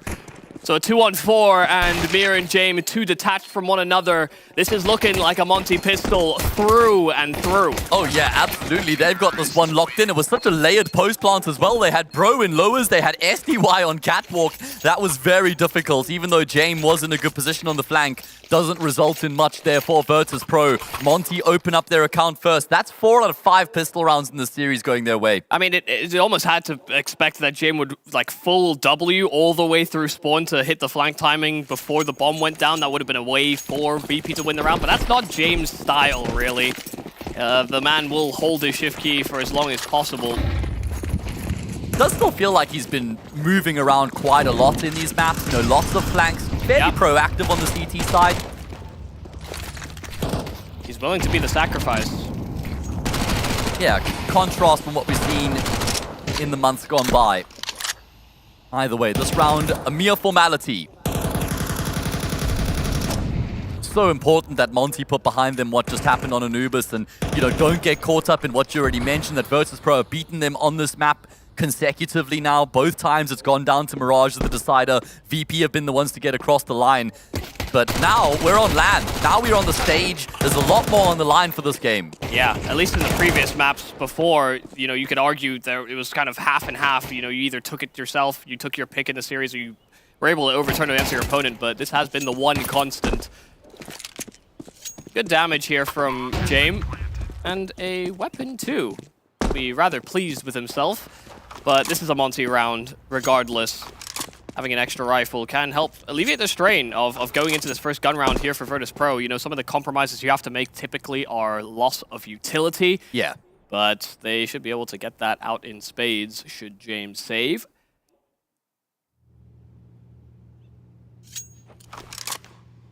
They do seem to be quite interested in finding him, but not enough so that they'll leave themselves vulnerable. So yeah. Life will move on. Monte getting a nice jump start to the engine. They do need to put up a good performance here. Felt like a lot of the fight kind of drained out of them towards the tail end of that Anubis. Yeah, it just didn't look like themselves. Hopefully the break would reinvigorate them, as we can see Krasnal going through the notes. LMBT sipping his tea. And into the first full gun round we go. AWP in play for James. That's going to be a glass cannon purchased up by himself. Drops the Galil across to Norbert. VP going to look to try and make their mark here in this first gun round. Can they get themselves on the board? Pretty standard setup coming through from them right now. Really no early aggression. And as for Monte, also just feeling things out quite passively from the word go, playing out a default of their own. So both teams offering up a lot of respect to each other. Yeah, this was actually, I wasn't sure if Jim was going to be able to get his hands on an AWP, but the fact that they kept their hands on that Galil does allow him that luxury. It is a very patient game here for Monte. We talked about on the desk, the idea of playing a slow game versus VP when that is their forte sometimes does feel like a mistake. Many teams have tried, many teams have failed. After a little bit of action in towards middle, Flit still under a little bit of pressure inside of Connector. There's just no real ground or territory being attained here by Monte just yet. Yeah, at least they've gotten some ground in towards middle, but what can they do with it is the question. Flit's going to be playing above the smoke. He's able to find a frag as a result, a bit of follow-up damage. Fame dancing around triple right now is going to do work in conjunction with Norbert, and Monte have just been completely shut down. The slow style not working out for them. Just get picked limb from limb before they're able to gain any traction in the round. Yeah, just not being able to target or find that kill fast enough. The tag onto Krasnal as well. And a finishing frag here from Fame. Really nice positioning on that A-bomb site as well. Was there to trade for Flit inside of Connector, but then also able to sort of take these challenges towards Tetris and Palace simultaneously. Fame has seen a uptick in performance since that first map. And that's something we want to, kind of highlight. We had the head-to-head with Flit and Krasnal on Anubis. Krasnal is somebody that's sort of quieted down on that map when he has been, honestly, one of the constants for Monte in their upswing. Since CS2, he's a player that does feel like he's found a new identity for himself. Yeah. But he can't disappear in these big games. It's when they need him the most. And it looks like they're going to commit for a direct approach coming into this next round here. An exec in towards the bomb site. Bit of a smoke being deployed there by Fame to try and play around. And Flit's also being proactive. They won't forego complete control here on the CT side. Looking to try and stave Monte off and keep them at bay. Eventually the T players able to emerge from ramp and try and get the control. They don't have any further utility though, so they have to get the bomb down with this first wave. I mean, they have to be able to get things down now because those smokes are not going to last forever. That kill from Krasnal, disgusting, but there's Norbert on cleanup. 2 kills from rotating into spawn, and now that creates more room for these players to gather themselves up. The post plants aren't that healthy here for Monte either. Yeah, no utility. It's going to be so tough for them to navigate this. One smoke in towards ramp would block them all off, but there's no further utility for VP, but there is Jame holding the line. It's only Demka. The bomb's not even planted for him. He's a dead man. And that is a second successful round coming through for VP, and they break the Monte economy in the process. That was a lineup there for Jame as well. Hit the kill and the tag through that one AWP bullet, and it sort of just makes the tripling at ramp that much harder to find any sort of success from.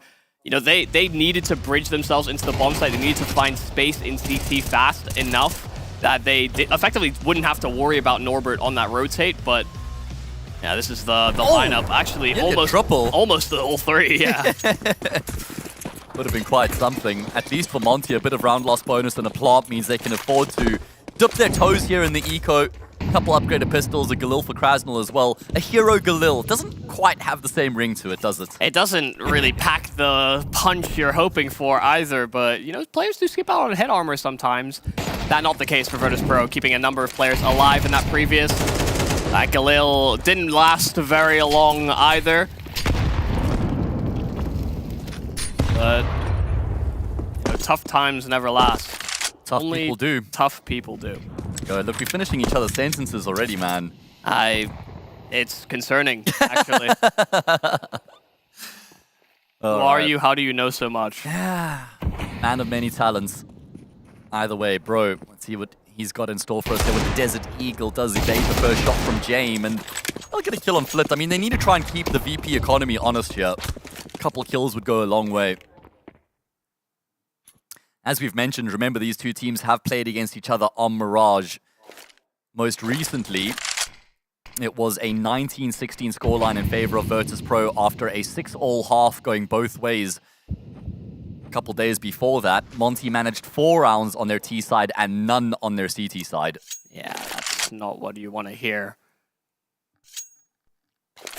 What are you looking at for a baseline here at Monte? I mean, mainly you want to see greater activity out of players like SDY, especially when they move to CT. You know, I think they talked about it on the desk. Some of those positions aren't going to be so conducive to seeing the same kind of performances we've seen across some of these other maps. The other opposition that they've had in this tournament. You can't keep getting away with it. And the 1 versus 4 would be a hell of a thing to get away with, but just didn't have the time to play with. Oh. Dies even afterwards, so that is not ideal, but did some extra damage to that Virtus Pro economy, which was at least one of the objectives he went in with. Yeah, is it worth though? Probably not. I'm not sure it is. Down to $1,900 coming into this next round. I think it might even be another half buy coming through here from Monte. Yeah, no, never mind. Scrap that. They're going all in. They're going all in for round 2. Don't worry about me, boys. I'll be right there behind you if one of these AKs falls. There was always that one guy in war who would run in with the flag. That's SDY. Carrying the mantle. Jame in position over towards the A side. Monte again with the direct approach. They certainly have kind of averted away from that slow default style after it fell apart in the first gun round. And they will get side control, but they want more than that, man. Oh, that's the bomb carrier that's been dropped through the smoke. That's a huge problem for Monte. They don't have any more utility. At least they have got some sort of semblance of control towards CT. So the plant still comes through, but how do they lock this one down? They know it's coming as well. I mean, Virtus Pro are playing around this. Fame took great position, and look at them chew them up. Norbert with all 3 frags. Fame was accompanying him the entire time. Monte went for the same fast A play. They took spawn control. They made an adaptation to how things went previously, but so did Fame. Yeah. Lovely nade there, and then Norbert with the triple kill on the spray down continues to impress. Fame is doing a good job here. Revitalized, reinvigorated, moisturized in his lane, and doing damage. Got a lovely sheen about him. I feel like Norbert has smiled more in the past few months than I've ever seen. Understandably so. Oh, I mean, considering his journey. If you're in the format that you're in as well currently, he feels like he's probably like, where is this coming from? How am I doing this? Also almost a cheeky like, yeah, you guys see what I'm capable of. This is what I bring to the table. You know, when you give me my time, my chance. Especially when he had that AWP clip on Ancient. You know, not in this series, but obviously previously in the tournament, he had like little, I don't know what possessed him, but yeah, there is There's much to like. I feel like there's more personality on Virtus Pro than there ever really has been. I feel like it's something that we struggle with, you know, going from English broadcasts to some of the teams that are sort of competing from other regions. I mean, quite challenging to always get a good idea of how these players feel or like what kind of personality types they have. Yeah. But Virtus Pro feel more like an open book these days. And I feel like Norbert brings a lot of that. Kickert obviously in the team before him. You know, he was kind of been the revolving door. Norbert's been in and out a few times, as we do see a bit of a fake coming through right now here. SDY applying a lot of pressure in towards that B bomb site. They have no idea his cross towards broken. The problem is he doesn't realize flips in towards the market door. And sure, they're going to try and get the bomb across towards the opposite side of the map. Jane does go down, but trade immediately afterwards. And Monte's plan hasn't gone the way they were expecting it to, but they've actually got a man advantage out of this. Fame is going to be looking to try and force the issue along with Flip, the two of them working hand in hand right now. Bro wants to try and get off the bomb site. He has the C4 in the back pocket, and he will find a gap to try and get across, but he's going to have to cross the traffic.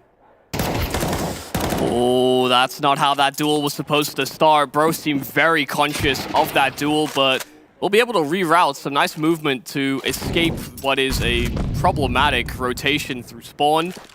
But he will be flying fairly blind here, moving into this B bomb site, unsure on numbers, unsure on positions. A smoke that's down is great, but Virtus Pro, Flit was one step ahead already. Yeah, not like the bomb plant would have made a huge difference in this round, but it would have given them a bit of a buffer going forward. Monte started off with the first 2 rounds of the map, but they're yet to win anything since then. And we saw once Virtus Pro got in that groove and got the momentum on Anubis, they weren't able to be stopped. Yeah, I think the real problem will be how do you disrupt this? Like, what kind of call do you come up with if you're SDY to somehow bring more of your players into activity? Because it's not like you're not getting space on these sites. It's not like you're not getting these kills. It's actually when those smokes fade that they're having problems. We've also seen multiple different options from Monte. As you say, it's a difficult problem to fix that they have right now. Either way, they have to find a solution. Certainly going to need more rounds than what they've acquired so far on this T side. They've got the AWP on Voro. Voro's actually had a pretty quiet series so far, hasn't he? Yeah. Definitely one of those players that felt probably the most explosive on like the Monte rise. Yeah, he's 17 for 32 across the previous 2 maps. Not the numbers that you're kind of expecting out of him, especially when the responsibilities of in-game leading have not really hampered the performance of players like SDY, or doesn't even have to worry about that anymore. Again, these slow building rounds here from Monte. Seen a nice proactive step from Virtus Pro in a couple of these CT rounds, but this time far more contained. 45 seconds left. Monte will have to start to pull the pin on one of these sites sooner rather than later. But at the moment, Virtus Pro don't seem to have a good read on how Monte are going to approach this one. It's been silent for most of the round, and now finally with all the smokes blooming in their face, they'll realize the target. It's a variation on the A exit. They've gone for the deep jungle and the top con smoke. It affords them a lot more control. The bomb plant isn't going to come through. No! Flit and Mia, they've pulled the rug out from underneath them again. Finally a frag back for Voro, but it's in vain, surely. Yes, they're able to get a couple kills back, but they still have to activate the C4. That top con smoke is going to fade. It leaves them exposed, but Voro finally coming to life when the team needs him the most. Bomb plant with 2 seconds left on the clock, and now we flipped the script. Now it's Virtus Pro who are under pressure. They will. They should challenge, but the AWP in James' hand, you know, he's not got a lot of buffer left up. He does have the kit, but they don't have a whole lot of utility. Smoke inside of Palace, they're both committing to the site, but it's so late from Mir in through spawn that Waro had no clue, no idea, and it has to be SDY. A clutch that could really, really spark some extra confidence here from Monte, but trying to close the gap, Mir just cannot lock him down. It's again a 1v1 between Mir and SDY has his number. Oh man, great play there between SDY and Voro, the way they navigate that situation. Not just playing against the players left alive, they were playing against the clock as well to try and recover. It was a great play from Flit and Mia. Essentially a 5 versus 2, I think, that they've just been recovered. despite the fact Mia got the jump on Voro, SDY just plays that situation to absolute perfection. The way he dances around the bomb site, delaying proceedings, eventually finishing off the frag. And Monte shows signs of life. That probably has to be so frustrating. You know, Mir and SDY, both ex-teammates of one another when they were on Spirit. So for them, you know, they end up in these clutch situations, and it has mainly swung the way of SDY, in all honesty. But Mir has been looking for a bit of recovery in form so far this tournament. You know, started off his debut game at ESL Challenger Jonkoping with a pretty electrifying performance, and then since then has sort of simmered down. And then when it really comes crunch time, there's old teammate SDY to put you in your place. Man, he's been so impressive as SDY this entire event so far. This is a massive round for Monte in the grand scheme of things. They've gotten VP against the ropes economically. You win this, you shatter that money on the CT side, 5-4 becomes 5-all. You feel a whole lot better about life at that point. It's going to be another exec into the A bomb site, and Fames had his head ripped right off. Gotta love that entry there from Demka, and once again trying to take deep spawn control here on the Monte side. They cannot be content with just getting this plant in, but look at Flit, just moving straight through the gap in the smoke, found SDY, but can't survive much longer, and they funnel through CT, back to another 2-on-2. Oh man, Demka's the next points of contention here, while Bro has an AWP. Both of the remaining players from Virtus Pro are going to be coming through from CT, and it seems like the T's have a very good idea of that. Feels like they know exactly how Virtus Pro are going to go about this retake. They don't have a kit either, so time is of the essence. Bro proactive steps out, gets the first kill. Mia looking to close the gap, but they now know exactly where he is, and Bro with the no-scope will finish off the job. Gotta appreciate Bro taking a proactive step there when his teammate was completely locked in on the bomb site. Basically nowhere that he could go. And Bro bailing them out. A little scary, and again, a man advantage situation there for Monte, but it was only at a glance because of this sort of aggressive move that we saw from players like Mir, like Flick coming back into this retake. But now things are starting to piece together here for Monte. They're expecting these retake attempts here from Virtus Pro, and they've finally broken their money now too. And it was in the last moment for Monte to actually get themselves back into the game. Finally, they found the recipe. They found the way to navigate these post-plant situations. As you say, economy shattered Virtus Pro into unfamiliar territory as they have to settle for an eco. SMGs are out, so it feels like a solid read on how this round should be played out. So expect Krasnol and SDY to be the main probing points here. Virtus Pro have grouped themselves up ever so slightly. Yeah, toothless stack though. Might be, but all it takes is for you to let your guard down for a moment, and suddenly these rounds can fall apart. You know, Bro's gun was covering that peak, so if War wasn't just continually swinging, that could have been bad. CL underscore right hand 0 would have helped him out there. Yeah, it doesn't exist. Yeah, for sure. Not yet. Give everybody some hope out there. It is merely a myth. Listen, I mean, Rain had been playing on left hand for, I think somebody said, like, okay, I don't want to quote it, but it was a long, long time. And now he's just won 3 events in a row, and it's about to potentially be a 4th on right hand. I see. So the fact that he doesn't have it anymore. Yeah, but it doesn't seem to have made much of a difference for him. I actually think he's improved in CS too. Well, there we go. Maybe these are good changes. I see everyone keeps talking about this Bob guy as well. I mean, who's this Bob guy you mean? I don't know. I don't know, man. They're all calling for him. I don't think I've met a single Bob in my life. Yeah, it's weird because it feels like it's one of the most common names in existence, and yet I'm there with you. I don't know if I've met a Bob either, man. Yeah, we went through a phase.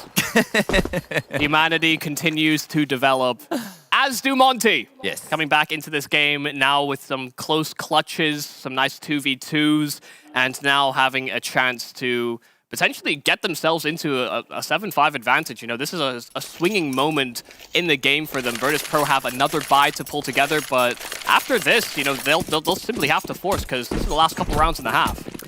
Yeah, Monte are doing here on Mirage what they weren't able to do in Anubis, which is find that recipe in the middle of the map. They lost 5 rounds in a row here, but they've gotten it back on track. And this is the round for the lead. You win this, and 7-5 is a really good chance at that point for Monte. They've got money in the bank, so it's not as easy for VP. You couldn't say the same.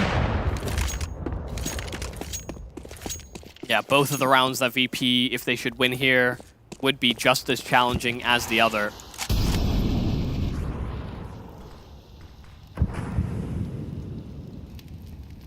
All about how they decide to play these mid to late rounds. Almost got caught by not having enough time in previous moments, but this time it's Woro to pick Jame around the smoke in window. It wasn't a perfect window smoke, and Jame tried to get a glance, but falls right into a watchful eye. Well, you know what Naf says. No missed smokes at this level. It's intentional. Maybe just covering his bases. Either way, Voro does exploit it, and it's going to be Flit who's trying to play around the smoke grenade right now. Oh, up close and personal, bros. This is weird. He's exposing himself. Flit finds the first. Voro doesn't want to try and shift his focus. The no-scope into the back of Norbert. Massive balls on Voro, and everything falling into place for Monte. Virtus Pro get caught completely off guard. Yeah, unusual. That is not the type of play that you expect to see out of VP. Players not looking the right way, not considering every possibility. That is what they are so good at. Monte completely outmaneuvered them with some of the risks that they take, moving through those smokes and challenging into jungle. You know, Flit decided to isolate a player on stairs, and that leaves Norbert kind of out to dry as well. Yeah, for sure. I'm so surprised that Voro stays so committed to his cause to push in towards snipers as well and not try and trade his teammates. Yeah. He left that to SDY, I think it was. He had full faith in his captain to finish off the job.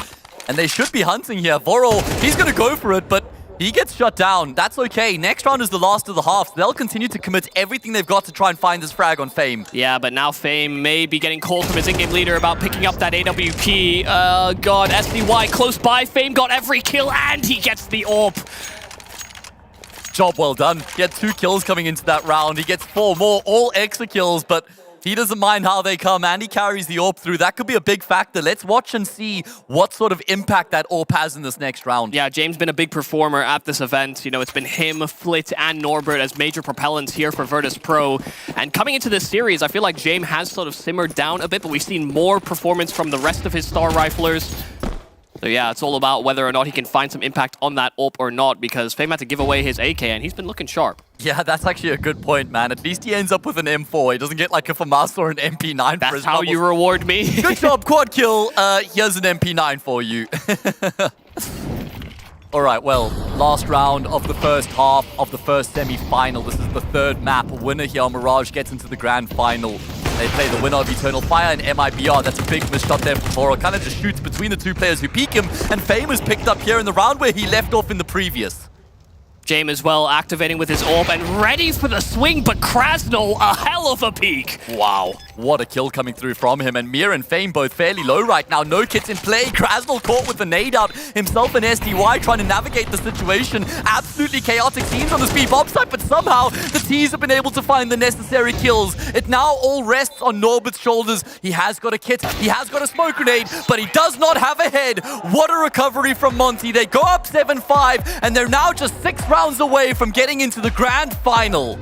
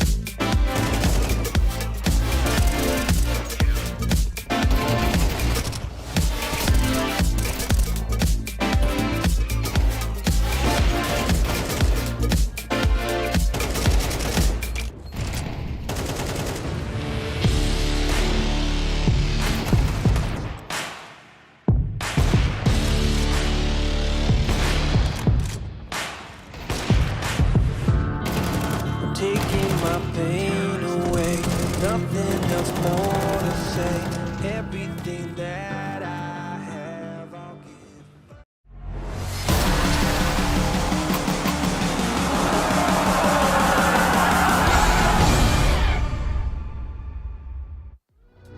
The final half of the semi-final is upon us. Monte with a great recovery, crowd having a good time there as well. Good to see the energy. Yeah, let's go everybody. ESL Challenger, Jonkoping, Monte versus Virtus.pro. Which will be the first team into the grand final? I have to think that Monte's advantage might just give them the edge here. And I wonder whether those bunnies are backing the Monte or the Virtus.pro Bears. Wouldn't consider them traditional allies. But a must-win pistol, it feels like, for Virtus.pro. It can feel like the game gets away from you. Monte have built some extra momentum after that first half performance. And Bro as well already taking contact. Demku under a lot of stress underneath balcony, but he can't get things together. War just able to pluck one out through the smoke. There's actually a seeded site here for Monte, but they're re-challenging. And Bro, within a number of double kills.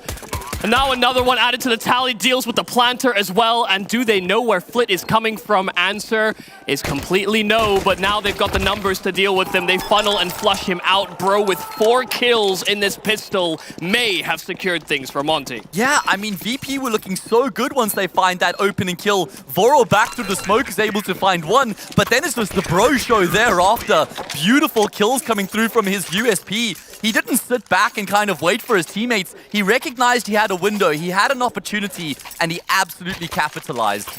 He kind of slid back initially as well, maybe unsure about how quick his teammates would get there alongside him. You know, didn't want to fall down or fall victim to what is an early push there from VP and as well concede more territory to spawn than he needed to. But yeah, I mean, a great deal of urgency for him there. Nice to see Bro activate as well, another player that has been kind of the talk of Monte, given how quickly he was implemented. For him to stand up in this third and final map is also just so impressive. Everybody's chipping in for Monte right now. I mean, Demka lagging behind slightly, but it's been a really well-rounded team performance as they go up 8-5. It's now a streak of their own that they've been able to construct 6 rounds in a row behind them, but this is not going to be an easy one. Better fights for distance here on Virtus.pro, given the weapons that they have. Flit does walk his way into a watchful crosshair there from Krasnal. And Flit was supposed to try and sell some kind of a fake. Bro, after a very clean round, went from whipping everything now. And things are very awkward. 3-on-3, Fame low.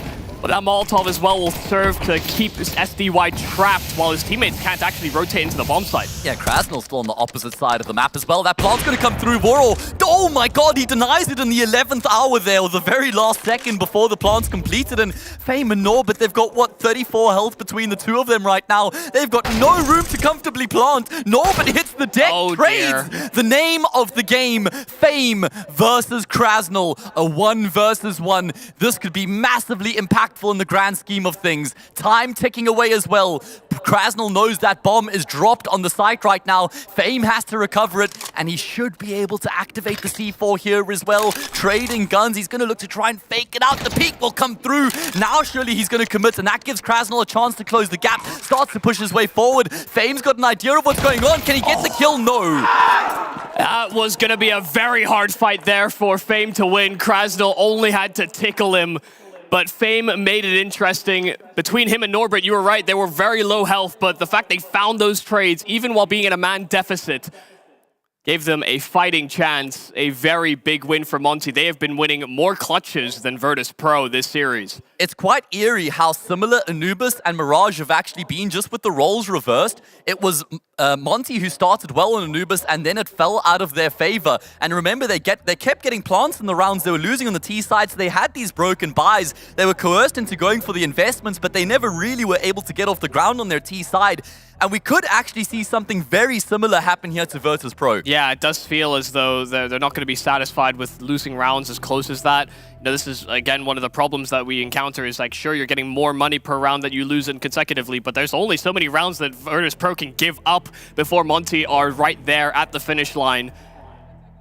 And they know that, just as well as anybody, that they can pull together these crazy, weird buy rounds.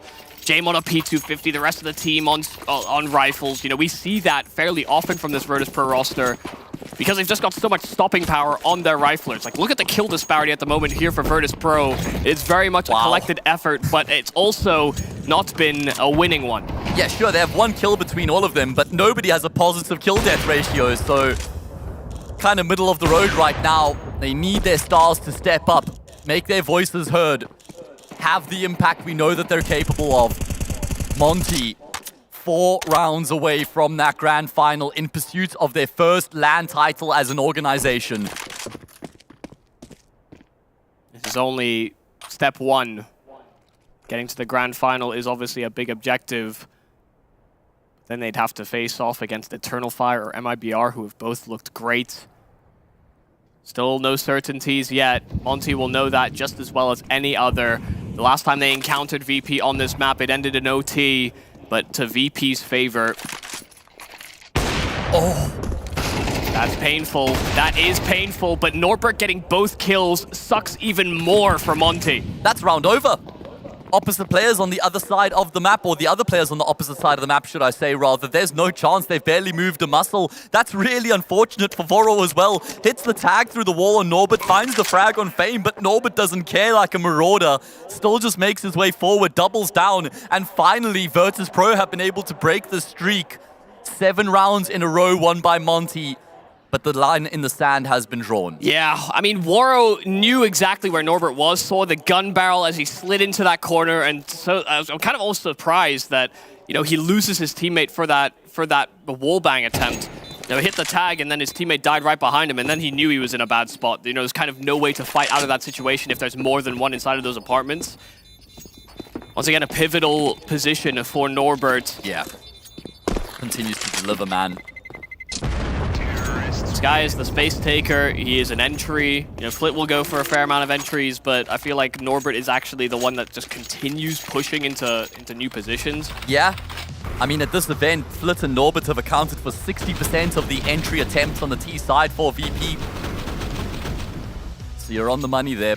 Absolutely the 2 players to open it up. Monte keeping 3 players alive will afford a decent investment in this next round, but this is VP's chance to really open up the game once again. Yeah, I mean, the fact they continue to go for these force buys, or I guess these full buys, but, you know, missing out on some of the utility, and it finally paying off when they, you know, keep as well several of those players alive. They're building up money, and Monte have run out of those reserves.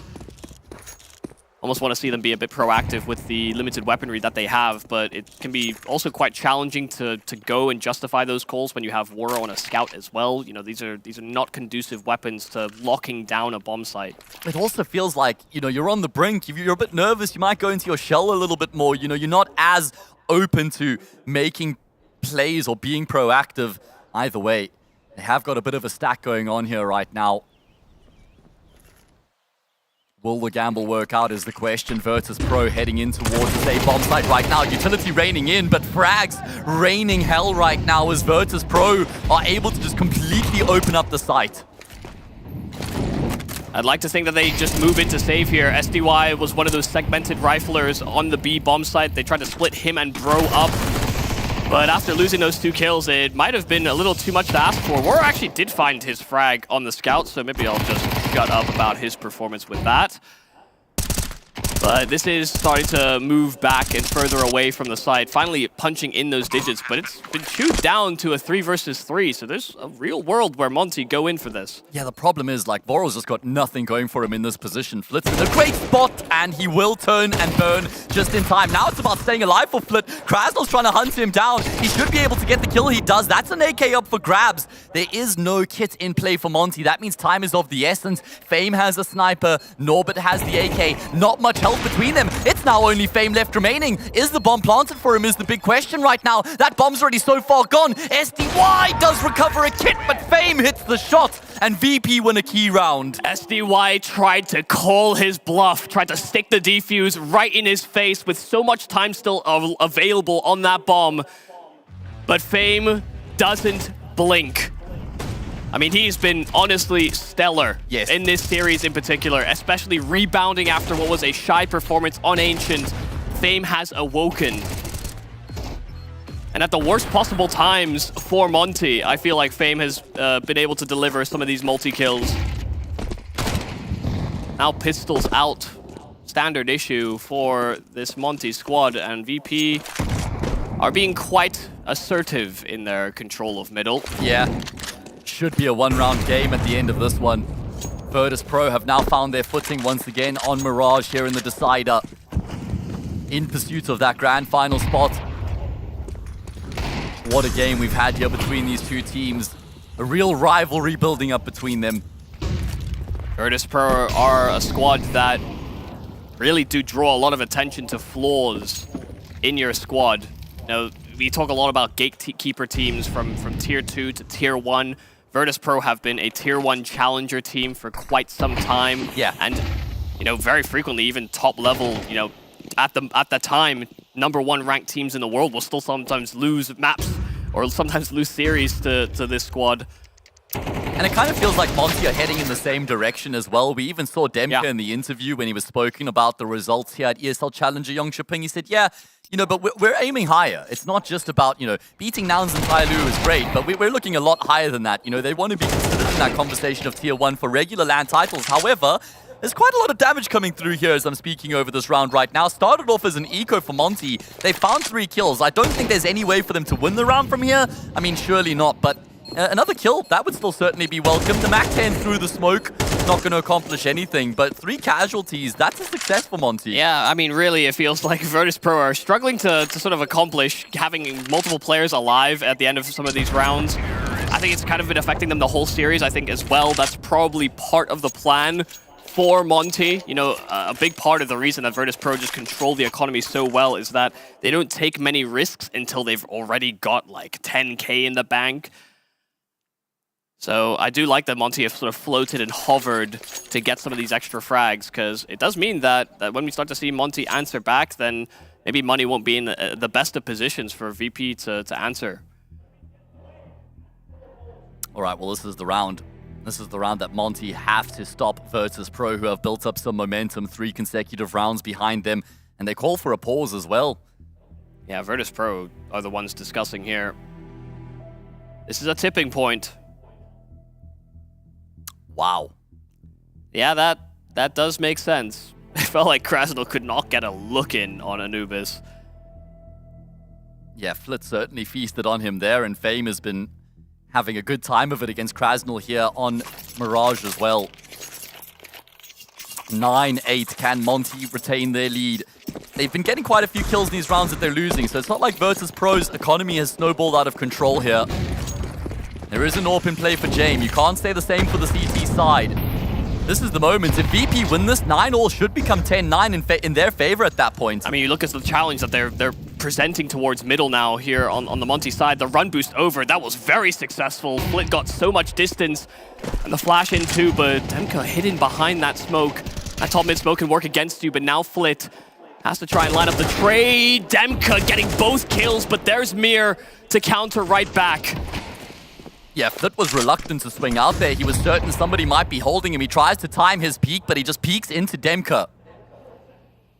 And that's a man advantage for Monte. Fame, really good timing coming through from him, emerging out of Palace, knowing he has to make some sort of a play to get his team back in the round. And look at the extremities, how much they've opened up. These players clamoring together here on the Monte side just to keep tabs on middle. They can have these fast responses to both of the bomb sites as well, should they see or hear anything. Flash and a Molotov is all that'll prompt them onto the A play, but Bro gets a little suspicious.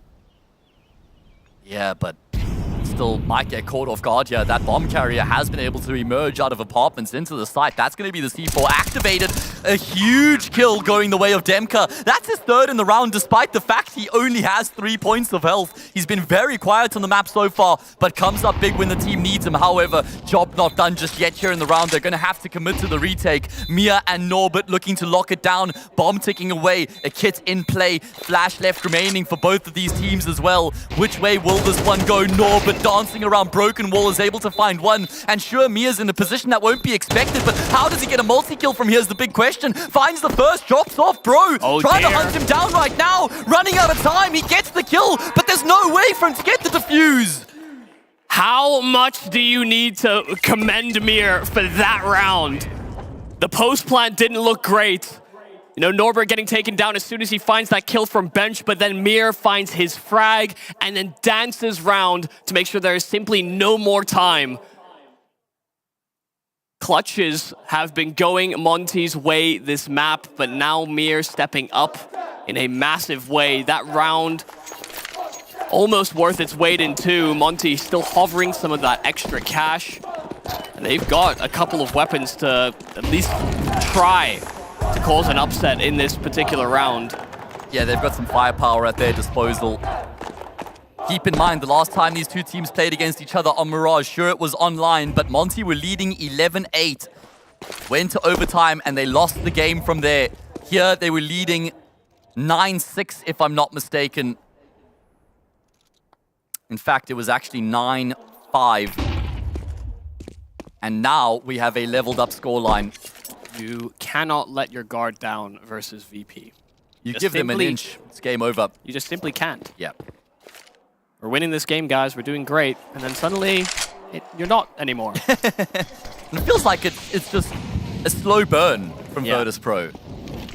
Whereas Monte feel a little bit more momentum-driven. Sure. All right, well, can Virtus Pro get themselves the lead here as we expect them to do? Bro will be proactive. However, through the smoke, Mia looking for the trade on Bro, but he finds himself a wild SDY. Yeah, SDY not going to be satisfied with that. No. Punished for his teammates' antics. Especially as a player that's been able to have so much impact on this map, as well as the sort of in-game leading mid-round presence that he applies. Bro will have to be able to compensate. It does leave this Monte team fairly divided. Demka felled. Again, Fame getting the better of this timing out from Palace. Will Waro be able to clamber back into this bomb site? Saw a shadow, but now realizes that that bomb site's taken. Yeah, and he's probably going to look to get out of dodge now. He doesn't have much money. He wants to carry the AWP through into the next round. Bro might be thinking something similar here with the M4, and Virtus Pro have done it. A 10th round waiting in the wings for them. Krasnal might hang around to inflict some damages. He's only got the CZ. Nice dink there on Norbert, but really not going to amount to much. Carry his Kevlar through, and that is Virtus Pro in the lead in the dying stages of the decider. Yeah, they know that this game could fall out of favor at any given point here on Monte, so for them conceding and allowing Virtus Pro to get to double digits first is not going to be very satisfying. But bringing forward these rifles will have its impact. It's not like Virtus Pro were trying too hard to deal with those weapons. They'll have a full buy, a very reinforced one, while still floating some cash here on Monte. But they're going to need it. You know, the fact that Virtus Pro get to 10 first and may just be able to close things out after, honestly, getting destroyed on Ancient. They picked into that map. They didn't do well. For us to have had this back and forth between map picks and now for this Mirage to be as close as it is, this does feel like the way that this rivalry will kind of continue to blossom. Yeah, absolutely, man.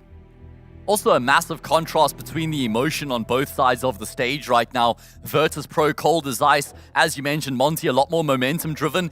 And the thing I like about Virtus Pro's approach is you can never really tell if they're losing or winning because they just remain stable. And I think that bodes really well for their emotions, that they don't just flux as much as their opponents might. Yeah. I mean, we see a smile out of Norbert, but we very rarely see big frowns.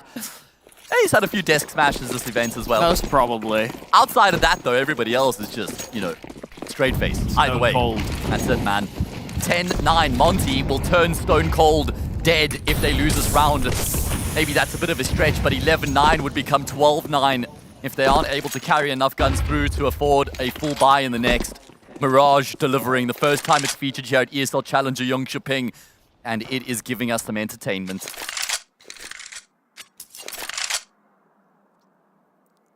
You dared to say Virtus Pro and entertainment in the same sentence. Hey, man. Tell me otherwise after watching this game so far. I mean, I'm right there with you. I love it, but many would fight you on that point. This is a very slow builder here from Virtus Pro. They didn't challenge it towards middle like they'd done earlier on with Flit sort of emerging out from those top mid boxes. Now they have attained that control, but Monte are playing much further back positions than we've really seen them succeed in. Now, they've been losing control of these bomb sites faster than they know it. They're flying completely blind. VP in the blind spot. Yeah, and they found a gap. They found an opening kill, but they found a wild Demka as well. 2 kills coming through. It's a flurry of frags all of a sudden from Monte. Welcome back to the server, lads. Fame on his lurk, the last player left alive, and not for much longer either. Monte level it up, and that means we continue to have a game on our hands. That looked like that should have been a Virtus Pro round. They catch SDY completely off guard in towards Connector, but there's Demka to sort of offer up something else to say. You know, him being able to establish that crossfire, just chew through all that heavy Connector presence. And this time, Waro in good position to address what has been a very late lurking Fame out of Palace as well. I thought they were going to get caught off guard, and I think they did, but they made some really nice adaptations towards the tail end. This is concerning for Virtus Pro. Look at the investment and look at the money. Lose this, 11-10 into an eco becomes 12-10. 2 map and series points there for Monte at that point. They've left it late, but they have kept themselves in the hunt. And in fact, they're in the driver's seat now. Definitely a swinging moment in this game. We've had spurts of brilliance from both. Spurts of clutches, chains of clutches. Voral's come up big here on Mirage as well. I mentioned he only had 17 kills between the 2 maps preceding Mirage. Up to 16 already here on the decider. Virtus Pro taking their time, sticking to their guns, stock standard approach coming through from them. Yeah, again, just kind of walking their way into middle. And this might be, again, what they try to capitalize on. They knew they caught their the Monte players off guard last time over. SDY just has so much responsibility holding onto Window and Con as well. My goodness, SDY gonna get called into action, not cleared at all by Flit. Is there a trade? No. And that's gonna bring Voral into the fray. No, but eventually will be able to come through from snipers. Jane finishes off what he started on Voral. A 5v3 brought back into the 3 versus 3. Bro takes up SDY's position, can't do anything from there. Demka's done a great job anchoring the A site in the past few rounds, coming to life in a massive way. A 2 versus 3, Jame and Norbert to try and keep Virtus Pro in the hunt of this round, but it's not gonna happen. They just kept on challenging. They kept on fighting. And once again, they get picked to pieces. Trying to go through Connector. They seem to have identified that as a weak point, but it's almost like you're folding the paper straight over you. You know, as soon as they lose SDY, they are ready to compensate so quickly from short that they've actually found a few players just in the back on Virtus Pro, not considering it. It feels like Virtus Pro try and take a little bit too much liberty there coming through Connector. They wanted to take contact and catch their opponents off guard. And Lumi, they've gone all in. They've decided to force buy here, and they're being forced out of the server. 3 quick kills. Virtus Pro, they pushed all their chips into the middle of the table, and they've got nothing to show for it. 4 of 4 challenger events. they've made it to the finals. They haven't always won. You know, they had to fight off against a Movistar that were so informed to lose one. But this might be the first time that this core doesn't make it to the finals. Monte could be pulling off a massive upset and also breaking the curse of losing this decider Mirage in this rivalry. And the pain from all the losses before this would certainly be outweighed by the sweetness of this victory right here. Can they do it? Or do Virtus Pro still have a trick up their sleeve? You can never count them out. Utility aplenty, bro, great position. Looking to try and finish off this frag. He's brought James down ridiculously low, and that will be the first frag. That forces VP's hand in towards the safe bomb site. Utility starts to rein in. Virtus Pro get a semblance of control, but they don't have any util left remaining. They need to make it work with this wave, and Demka is making moves right now. Krasnal gets in on the action as well. It's happening, Yumi. Monte are on the brink. They're so damn close. They can taste it. They can smell it, and they've got it in their hands. Monte into the grand finals of ESL Challenger Jonkoping. They beat our champions, the ones that cannot stop making it to finals. They stopped them in the semis. Monte, a hell of a performance, and massive credit to players like SDY constantly fighting through these series and having massive performances. 27 kills in this Mirage Decider. Without him, without his calling, I don't know that this Monte team look as good as they do, but they are a threat moving into the final. Oh man, what a game coming through from the squad. I mean, Demka really struggled from the word go, but once he found his footing on that A bomb site, he had so much impact there towards the end of the map. What a display, and I can't wait to hear with what the desk has to say. Well, that's one way to make it into a grand final. Monte gets redemption. 2 down. Third time lucky they beat Virtus Pro, knocking them out in the semis. That was a brutal game of Mirage on a knife edge the whole way through. That second half, you were hard pressed to know who is winning a gunfight, let alone a round. And it's Monte that comes out on top. Tea time. What the heck just happened? Madness. They don't just get redemption, Alan. They fight for it. They force out that redemption. And there were so many adjustments in there. There were so many mistakes they were making. You could see the nerves in there, but they bring it all together. And in the end, the idea that VP decides to try and force buy into a round rather than wait for the gun round, it feels like VP might have been the nervous ones. Yeah, I think they may have underestimated how strong Monte was there, how their buy was in that very last round. But I have to commend Demka. He had such a slow start to the game, but when everything mattered the most, he had this phenomenal round in mid, getting 2 entries. The whole Mirage here that we saw is an accumulation of these guys who's playing thousands and thousands of hours on the map, and we can see them pulling out every little bit of a pop flash here, and it was an incredible game of Counter-Strike. And I think we want the winning, of course. I still felt that Virtus Pro had so much amazing stuff. It's just sad to see them go out on a forced buy like that. Monte, though, surely so happy with that performance. Sam, what's the word on the ground? Let us just summarize this. Challenger, 4 challenges. Virtus Pro has won 3 of them. You have played them twice online, lost to them. Third time, you beat them. What was the conversation with the team coming into this third map to keep that focus, keep that control, and ultimately get the win? I mean, we knew what we fucked up on Anubis, very clear. And we came with just the right mindset for a second game. We knew that only the enemy is ourselves. That lost 2 last times. I mean, that lost both matches last times on a third map on a decider.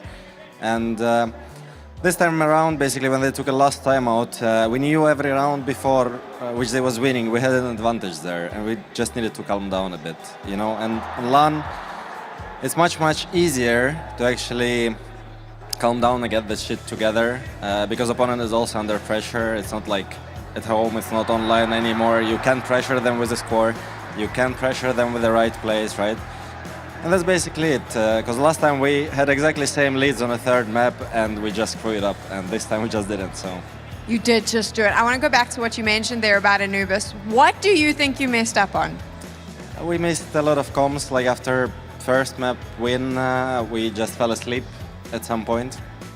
And everything they was doing was quite expected, but we didn't hear each other, didn't listen to each other, or even if we listened to each other, then we couldn't execute it right because of comms. So we just get this for a third map right, and that's it.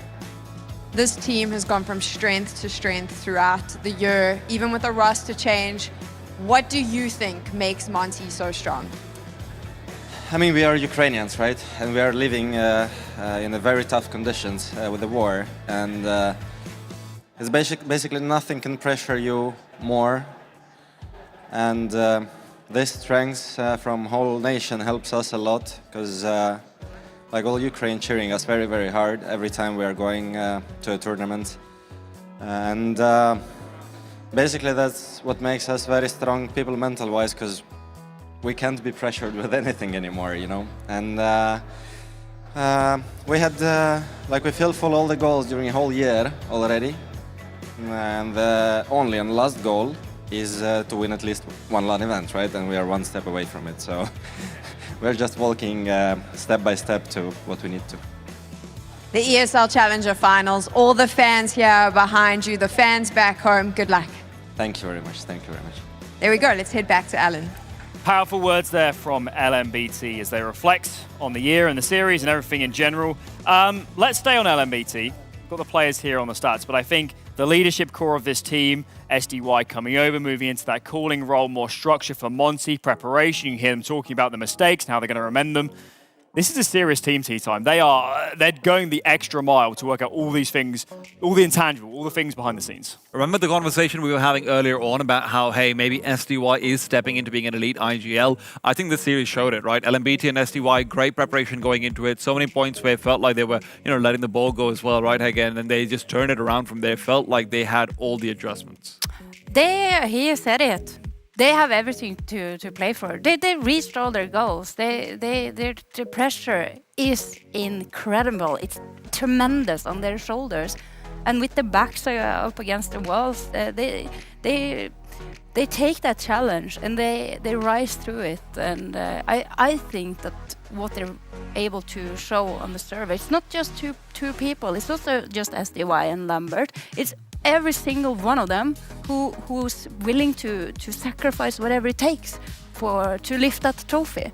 Focusing back on the game we just saw, of course, Mirage, known for its afterplants, plenty of those in that first half.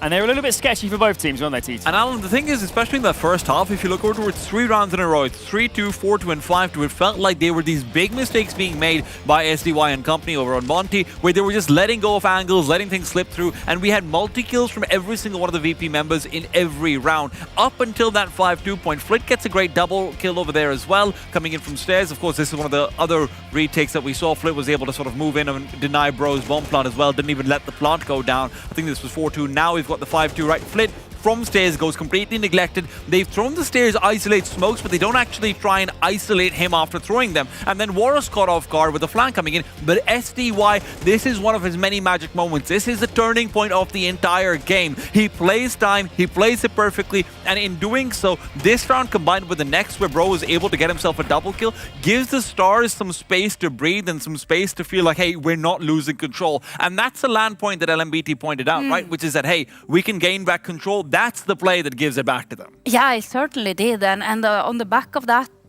we saw at the end of the half, like it was back and forth. But the last rounds, they were not letting anything slide. Let's focus in on a couple of those Monte players. We know SDY has been a monster throughout the series. He was again good on Mirage, but Woro also, Hege. Woro had a phenomenal half here.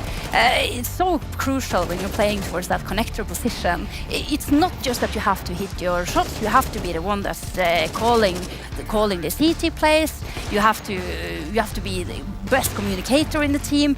Everything's going to rely on your shoulders when you are towards that connector. And SDY with Woro, this team of two brilliantly talented and genius players, they've been able to make Mirage into their own personal masterpiece. Oh, absolutely. And sure, I mean, War did have some points where he felt like he might have struggled a bit, but he definitely made up for it in the comms. He made up for it in the leadership role. Connect is not a traditional role that you're playing as an AWP, and obviously you can see he just did a bang-up job of it. I think it's got to be said, the composure from Monte here towards the end. There were a lot of times in this series, particularly second and the third map, where it looked like VP were getting in the groove. Late round looking good communication, massive retakes, especially the start there on Mirage. But towards the end, Monte cleaned up their act, massive individual plays, and that level of composure, the communication, huge testament to this team. Yeah, you can think about it like this. Okay, good that they messed up in the early part of the game, because then they could realize immediate, okay guys, let's stop messing up this. Let's get our act together. We are the better team. We are the better players. Let's show them. Let's fully focus here now. He said it's easier to do on LAN. I don't understand. Like, I as a player, I did not feel that way always, but of course I can understand it. Because you're sitting there, you're next to your teammates, you're all there together, you're in it together, in it to motherfucking win it. And Monte are looking to claim the trophy. Absolutely, and look over here, I'm really reminded of the Mouse Sports old school storyline as well in some ways, right? Where they lose Nico and everyone's like, well, Mouse is going to go become an irrelevant team. Since then, they've really built everything up step by step, being good at finding pieces that would otherwise be considered unproven. I think Monte's done a lot of the same. It's obviously not on the same scale because they've retained a core, but you know, losing Boros, a lot of people thought this would be a massive dip down. Monte's reaching the highest highs they've ever been, though. It is wonderful to see, and hey, LMBT, guess who we also coached? Mouse Sports over there once upon a time. Maybe that's a nice little through line as well. So you're thinking this might be a deeper connection. Maybe. On the flip side, though, Virtus Pro, commiserations out now in the semi-finals. Certainly had great moments in this series. Took MIBR very close, but ultimately lost that in the group stage. Tea time. How are we looking at this result overall? Overall, it's obviously a disappointment coming into it, right? Even the fact that you're not in the finals for the first point is because you lost to a team that's a massive underdog, right? Monte's still a head-to-head that you should consider. But there's good takeaways as well. The good takeaways is that despite Fame and company looking like they were very slow early on, Fame popped off in this series. Flit had some great moments in this series. Mir on Mirage was a stud. That's why they call it Mirage! Thanks for that, Hege. Amazing insights. Yeah, I think the thing about Virtus Pro is they're a team with all the pieces. They have all the pieces. They have an elite level in-game leader in Orpa. They have a monstrous rifling core. If Norbert stays in this form, you have a great supportive player and a great entry player to round out the team. You have everything you need to be not just good, but great. An elite level team, a team that competes for tournaments. Obviously here they go early. And I guess for them, the next few months, the next 6 months, looking ahead to the next major, it's about putting those pieces in the right places. Yeah, exactly. Figuring out how to use it all together. Yeah, exactly. And it's funny because it's not even like it's not even that long until we're gonna see them face up against each other. It's only like 2 weeks. So, you know, a lot can be done in 2 weeks. Yeah. But for the tendencies and the way that they were playing, for them it's a team game. And you can see that on the scoreboard, you can see it on the stats, that they are all contributing. And they don't have this one-star player necessarily that's gonna single-handedly destroy everyone like Donk or the Saivu. It's just that everyone fits so perfectly together. They are 5 beautiful puzzle pieces, and this puzzle, the jigsaw puzzle that's being laid out, is one of great success, and I believe many victories in the future. I mean, VP does come across a little bit like a Russian Astralis in some ways. Like, you know, you think of it in that sense, but it feels like you don't want them to look like that. You do want them to have a bit more of that star power, and they have pop-off moments. It's great to see, but obviously when they look over towards Atlanta, there's going to be some fixing to do over here, because it did feel like it was, even in this series, maybe taking turns rather than all together in terms of showing up. What they do have that's really speaking in their favor is that they all have this consistency. And when it comes to Counter-Strike, consistency can be key. Next up then, Eternal Fire versus MIBR. Time to send another team into the grand finals. We'll be live with that very, very soon. Do not go anywhere.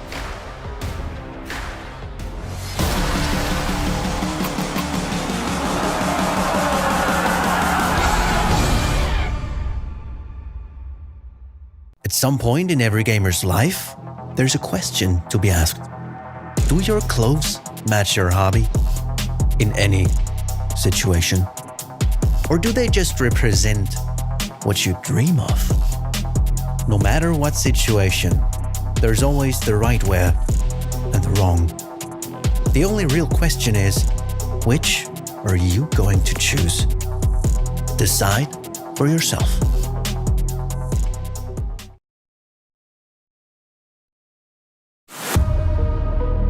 New game, same challenges. Play in enjoyable lobbies. The most feared anti-cheat. The fairest matchmaking.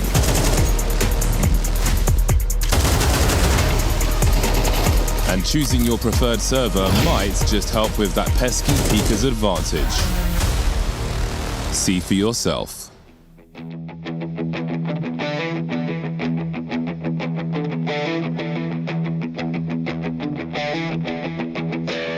Within the body of a woman lies the heart of a man. It's a feat of engineering you could never understand. So tell me all your secrets and I'll tell you all my lies.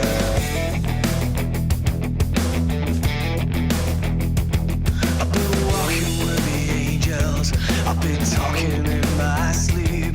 An electric conversation, pins and needles in my feet. It's a full-on fascination with a twisted combination. We can catch the lightning. It's perfect crowning. Does it hurt so bad when we touch too much?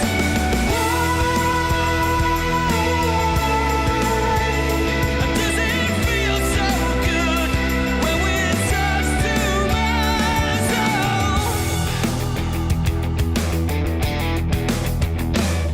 You could follow every instinct, you could fight the best you can.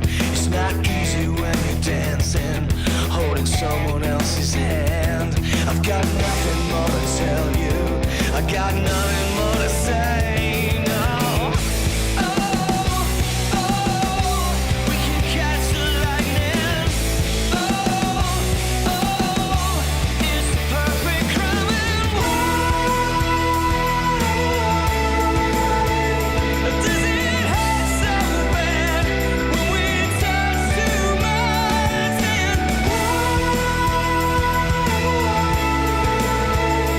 Does it feel so good when we touch too much?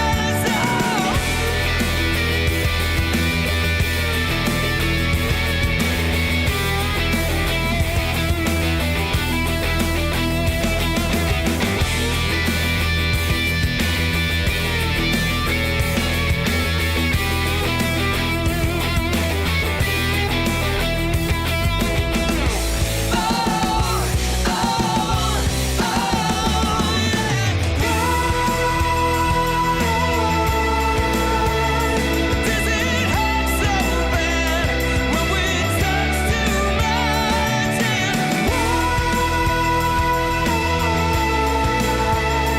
Does it feel so good when we touch too much?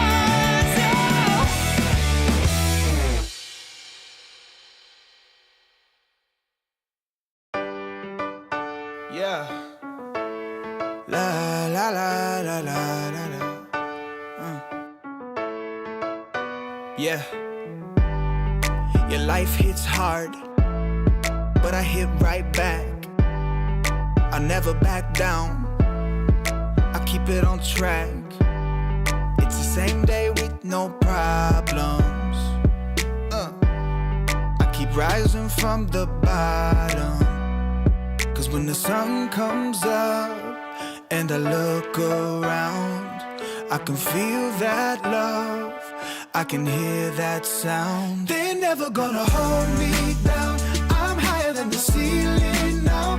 And then I need to worry about, cause I got no problem.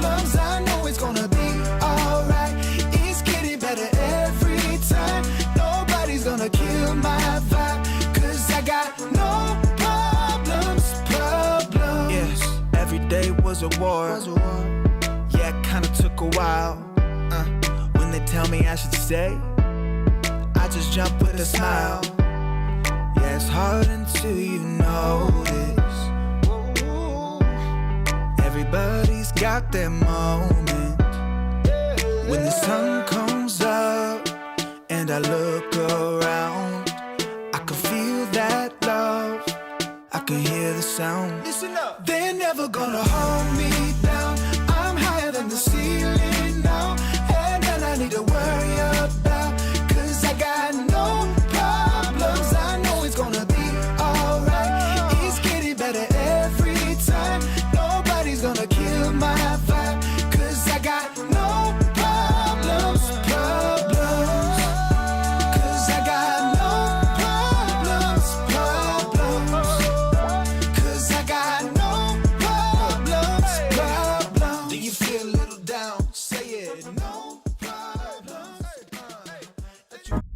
ESL Challenger is brought to you in part by Intel, Acer Predator, DHL, Monster Energy, and 1xBet.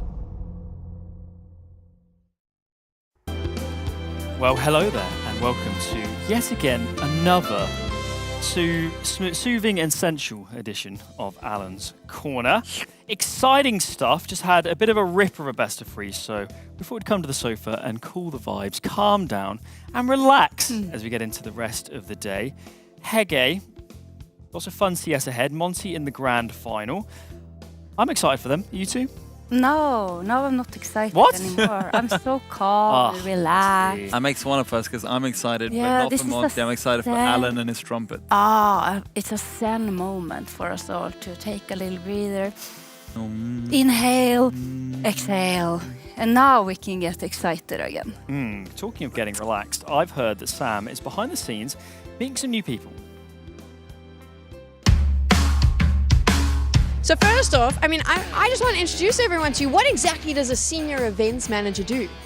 I think my job really is to build and construct the vision that the production manager wants. And I use whatever tools I can to make it look the best you can. Work talk is fine, but we have to talk about your actual life because it's way cooler.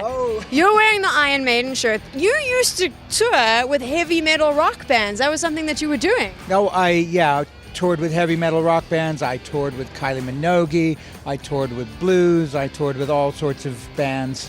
You also have a really cool hobby. I saw Husky. You live here in Sweden. Huskies. You're out in the snow daily. What's all that about? Well, I have 6 Siberian Huskies. They're sled dogs. I do tours in the winter so people can mark off their little bucket list. Hey, I'm going to do a sled dog. I help them out. That is so much fun. Sorry, it's so much fun. It's insane. So you've got Iron Maiden, Sled Dogs, Counter-Strike now as well. What do you love about CS? I love the fact that all the fans are rabid for it. I've done CS with Impact and I've done it with Challenger, and I just think, wow, they are just so intense.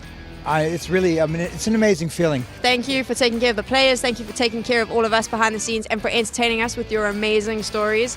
This is what's so cool about Counter-Strike. We have some of the most incredible people working behind the scenes to bring you the show. Another lovely look from Sam in behind the scenes. We love to get more of those insights, really feel like we're all there, everybody at home can feel like they're part of DreamHack, which is obviously the vibe we want to be giving off. Either way, next semi-final, Eternal Fire versus MIBR. Let's start with some Brazilian discussion. Tea time. This team, good outfit, good roles, good calling. Good looking. Very good looking. Very good looking. What's not to like? I'll get a little bit insecure, to be honest. I think that's the only thing not to like about it. The thing is, it's just, they're so well put together overall, and it feels like although there's some times where they start off cold, Insani always starts off hot. And he gives this team enough time to activate. Now, ideally, you want to come in all guns blazing, but theoretically, if you are to make the finals, right, hey, you probably should be activated by the time you're over there. Yeah, I feel that what we saw from them in their last tournament they played just a week ago, the way that they've been showing up for ESL Challenger has been just a different level altogether. It seems like they are feeling comfortable in Europe now, that they have a little bit more time to adjust, to relax and get their, like maybe the LAN nerves settle down too.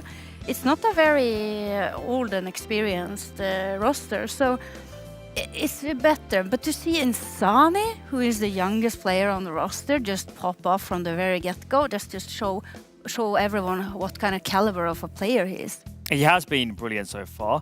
And if you're watching at home and wanting to get involved, what about the DHL drop? Let's have a look.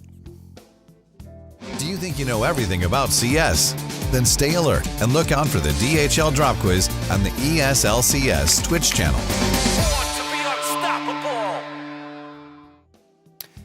Okay, today's question is, which team let slip 2 major championship points at DreamHack Winter 2014? Is it A, NIP, B, LDLC, C, Virtus.pro, or D, Fnatic? Use !DHL drop A, B, C, or D in the chat if you'd like to get involved. Again, let's focus in on the Counter-Strike though, here and now. Had a good chat about MIBR, but what about Eternal Fire? I feel like, Hege, I've seen them play so many maps of Counter-Strike here, I feel like I'm becoming Turkish. Yeah, but maybe not necessarily becoming Turkish, but you have to be a fan of their Turkish play style. It's something different, and I love that about ESL Challenger events, that we get so many different regions showing up to the event. There are these open qualifiers from different regions. We have the Asian qualifiers, South America, North America, and Europe. And then, of course, just to be served this kind of different Counter-Strike culture, I would say, is absolutely brilliant. Especially when you consider that, you know, historically the narrative around Turkish Counter-Strike when these teams were together, going back to Space Soldiers and the like, was, hey, these guys are onliners, they don't do very well on LAN. To see them come into Challenger, have a legitimate chance to maybe even be favorites going into the finals, theoretically, given that they did have that win last week, that's really nice to see. Yeah, one of the big struggles that the region has had is the instability. They are a European, it's a European country, but their connection to their internet connection to the rest of Europe hasn't always been great. So you have players like Voxic, who's been having to play online with 100 ping, and it's been really difficult. So when they are coming on LAN, the playing field is even. And that's when they really are stepping up and shining the brightest. Let's just add a little bit of context, because these teams did play last week on LAN, and it was a battering. Eternal Fire first map, 39, second map, 13-2. I don't know, T-Time. Seeing the results here, seeing MIBR's form, that looks like an outlier to me. I agree completely. 13-9 is still a fair scoreline in my opinion. That's not really particularly far apart. But the Mirage especially, Alan, I think there were literally like 6 or 7 rounds in the first half where it was a 2 versus 2 or a 2 versus 3 for Eternal Fire, and they just bring it out together every single time. It felt like Exit wasn't able to get control over the team this way he wanted to. It felt like they were getting opening kills, they were getting opening advantages sometimes, but it just wouldn't close out. Sometimes you just have those games, man. And I think that was one of those games. I don't think it's going to be reflected in today at all. No, I think it was, we saw their CT side on that Mirage game was just absolutely phenomenal. And it's this proactive way of playing and understanding the game and realizing, knowing where you're going to be able to regain that map advantage. And Eternal Fire are absolutely amazing at doing that job. Quick question, Hege. This 5-man lineup for Eternal Fire, so many changes. Is this the most positive one yet? Yeah, I absolutely think so. It's great that Santares has been able to be relieved a little bit of that pressure of having to always find the entries. Now they have Vicaria on there. He's phenomenal and exceptionally good at doing just that. So perfect, I think. As close to perfect. It's hard to argue against that, given that they just made a LAN final last week and now they are favored to be in one again over here this week, right? Like, I feel like it's easy to go for it now that they've had all the success. Be like, yep, you know what? Vicario was the right move. I knew it all along. He's the perfect pickup. But I was a doubter. I came into the last week's event being like, well, listen, he's pretty good, but he's no Xantares. Well, listen, he's still not a Xantares, but I can see him becoming one. Bold words. Wicadia, hopefully in this series looks good. Either way, it's time to get into game because it's time for Eternal Fire versus MIBR, a star-studded matchup and hopefully a lot of fun as well. We'll see you there.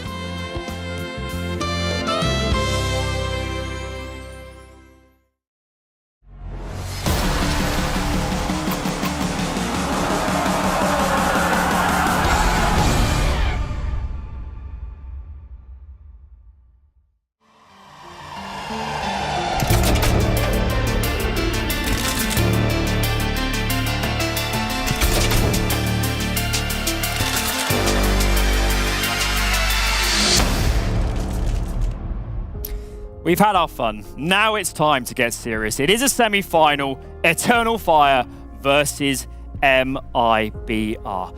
Where shall we start here? Because Eternal Fire, they go hot and cold. Their ceiling is so damn high. Xantares is a monster. Wicadia looks good.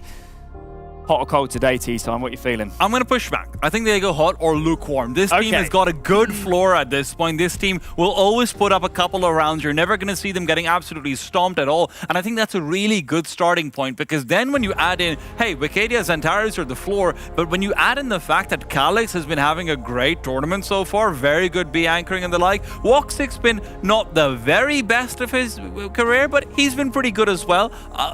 I think this is already looking kind of steamy. Yeah, of course, Voxic being one of the most aggressive uppers that we ever had. Who can forget Voxic on Dust 2 way back when?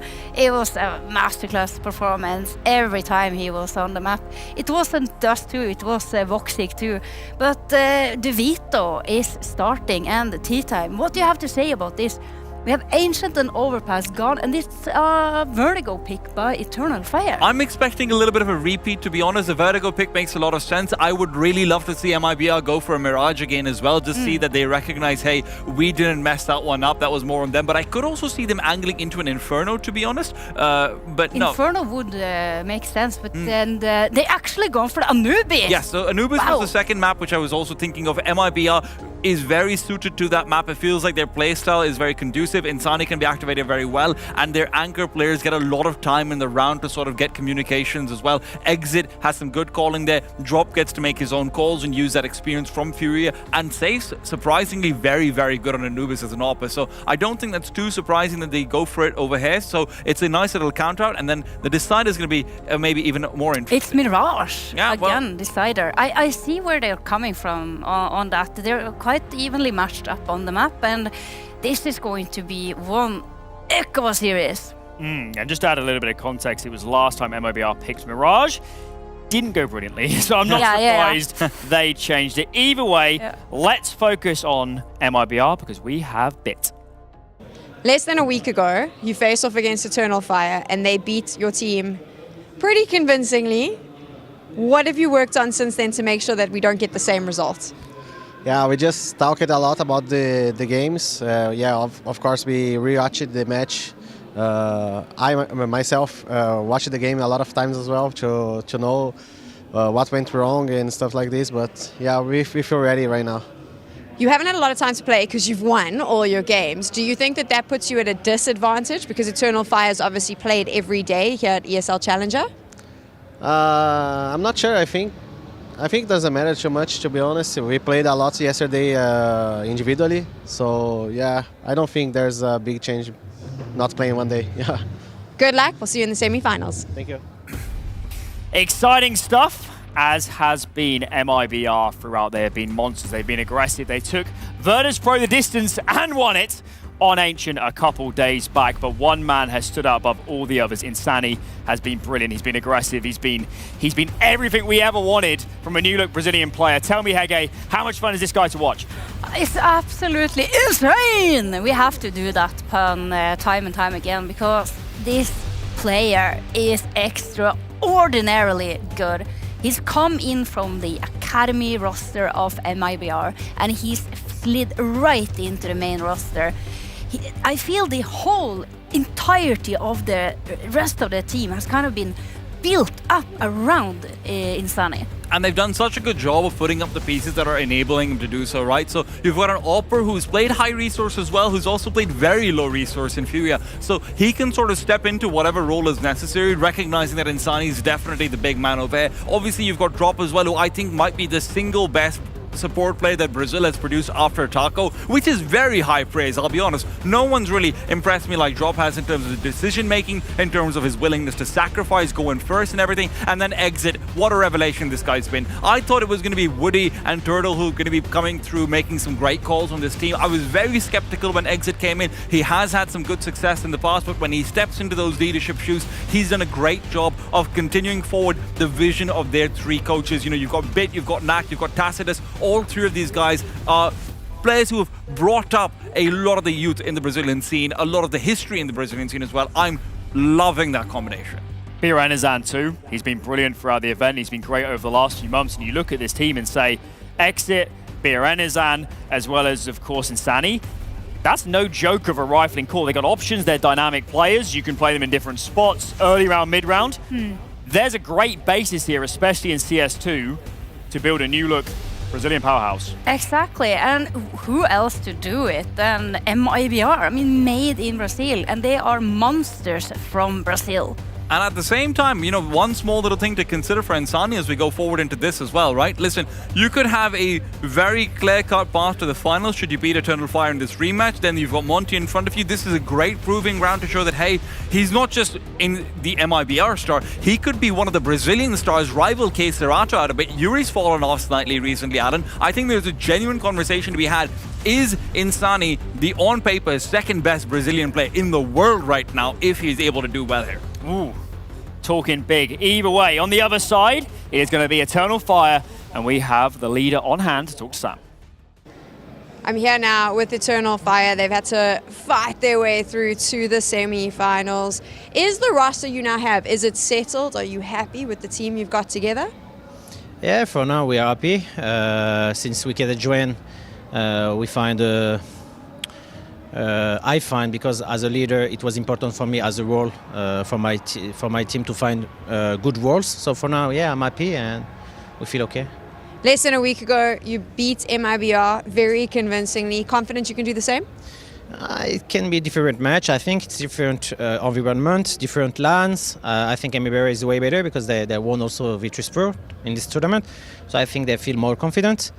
We will do our best. We're going to try to play as standard CS. That's what is really important for me, to play good CS. And if we play good CS, for me, mathematically, we win. So important things is to show good CS.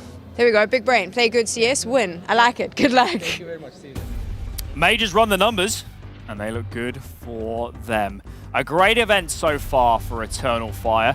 And it has to be said, especially when we're getting deeper into tournaments, and we look at the stats, Dantares is always on top. We always expect him to be the best player on the team, but it's not the case. Wicadia, rating-wise, is the best player here so far for Eternal Fire. Where on earth has that come from? It's come from the academy team. That's what why I love this academy team model. We have Insani on MIBR, and then it's Wicadia coming out of Eternal Fire's academy team.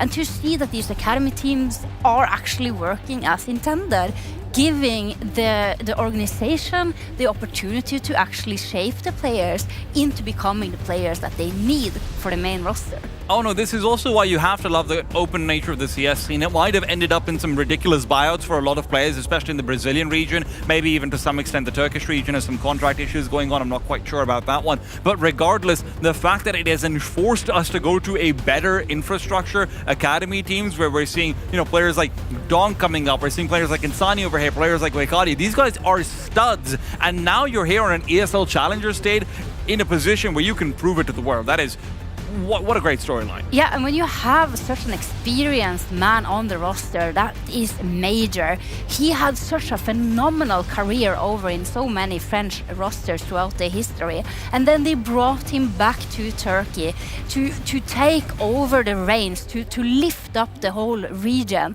into new heights. And with this roster, with Eternal Fire, and with this superstar that is Wicadia, he has all the pieces that he needs to make that puzzle work. I mean, an aspect we have to mention with a team like Eternal Fire is they're a Turkish team, they're playing just nationally, they haven't gone international, their player pool they can select from is much more limited, even compared to a side like MIBR, where they have so many deep ranks of Brazilian teams and players. When someone good comes up, you have to build around them. You have no alternative. You have to pivot the team. You have to work towards their strengths. It has to be said, historically it was Xantares in Space Soldiers. Now it's Wicadia in Eternal Fire. Surely credit to Major and the support staff for making these young players work. Absolutely. There's so much credit out to them, especially when you consider that the Turkish scene historically, you know, we've had issues bringing the very best players together, right? You think back, hey, Xantares and Woxic wouldn't play together. Now it does feel like this is the Turkish super team, and they're coming into this tournament up against MIBR, who is a complete opposite of that. MIBR is not a local super team. They don't have the best players from their country. They are a structured team with one superstar player and a lot of good supporting elements going up against, say, these are the best fraggers of a region that have been put together, cobbled together in some cases, but put together and then made to fit by Major and that crew, like you mentioned, Alan. It is a very different set of skills being showcased by both teams as we go into this matchup. Yeah, I love the maturity that it shows from the individuals as well. It shows that they are all willing to sacrifice for the greater good. You know, this is a team game. It's the individuals, of course, we have to give them praise, but at the end of the day, this is Counter-Strike. It's a team game. It's 5 versus 5,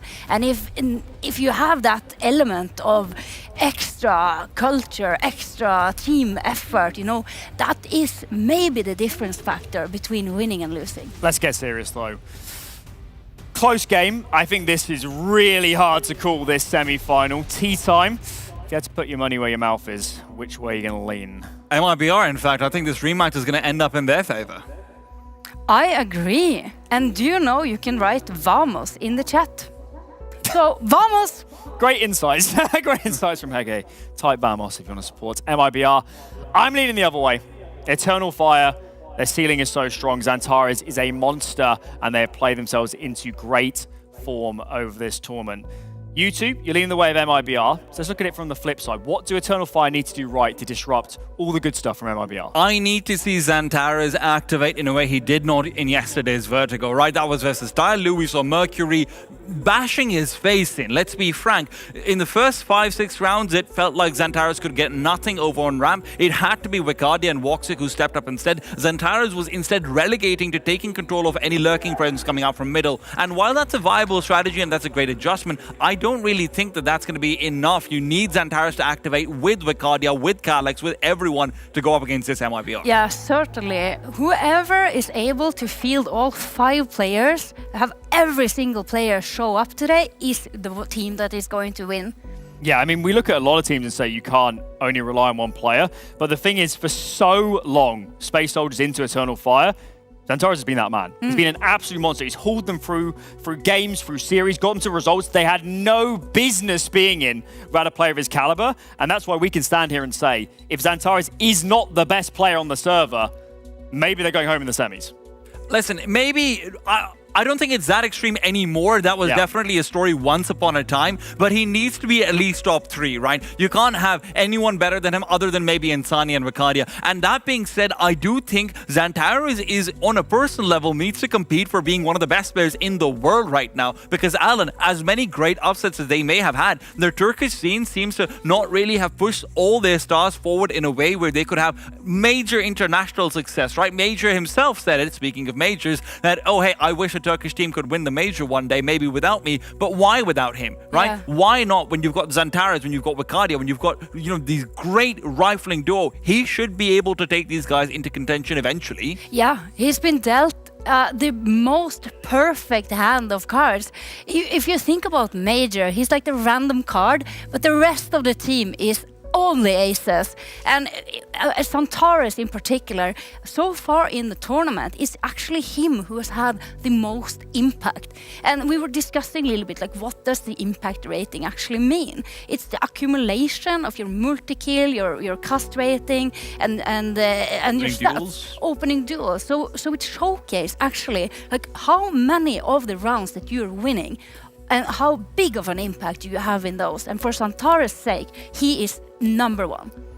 Focusing in then on map number 1, that's going to be Vertigo. It's the map pick of Eternal Fire. Looking at it from the MIBR perspective, very quickly, guys, what are the factors that could get them to win on their opponent's pick? I think you really need to see Calyx and Woxic disabled over towards that B-bomb side. I think Woxic's going to try and go for some picks early on. He's been looking good so far in the tournament. He's been feeling good as well. If you can stop that from coming through, if you can stop him from getting that one crucial kill and put pressure on Calyx, you force the A-side defense to become spread a little bit more thin. I don't know if you can target him well because Calyx is having a good event, but you need to try and make him slip up. Yeah, and I also feel like they have to be extra wary of Vicadia when he's finding these timings.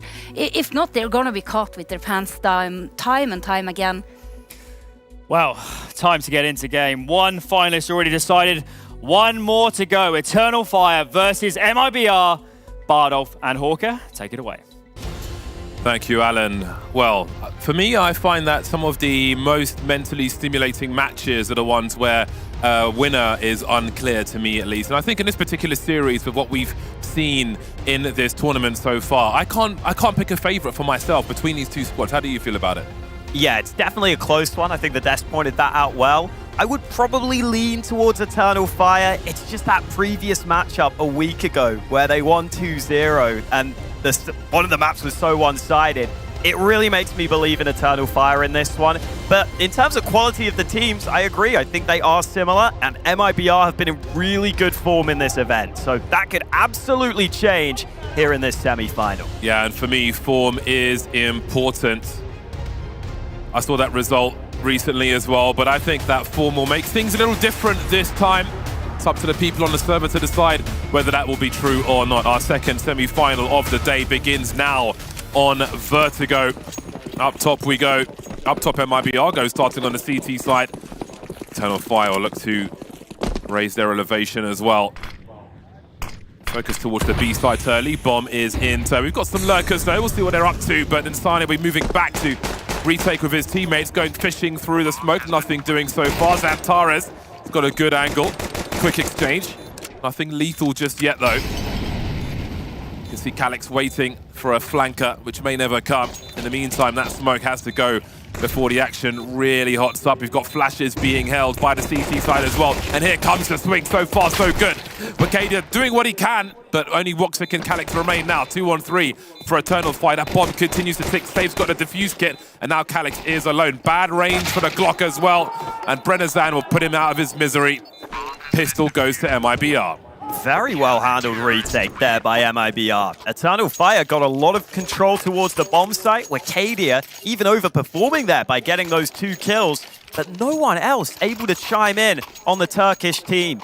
They did at least get that bomb down. So even though MIBR did good work to get back into that round, they're going to have to deal with a force buy into this second round. You can already see AKs out on a couple of the big names, Vicadia and Xantares. They've been the second and third highest rated player at this tournament. So we'll see if those AKs can shine through for Eternal Fire into this force, as they look like they're going to go straight back to B.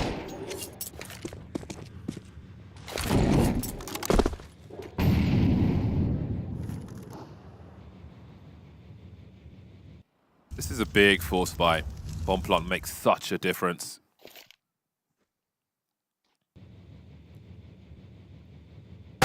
Oh, there's Xantares. Always the one to look out for, although Vicadia is making a strong argument in that regard.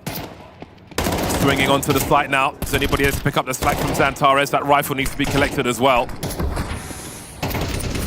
How concerned these CTs are. Missing Calyx for a second. He was able to deliver on safe.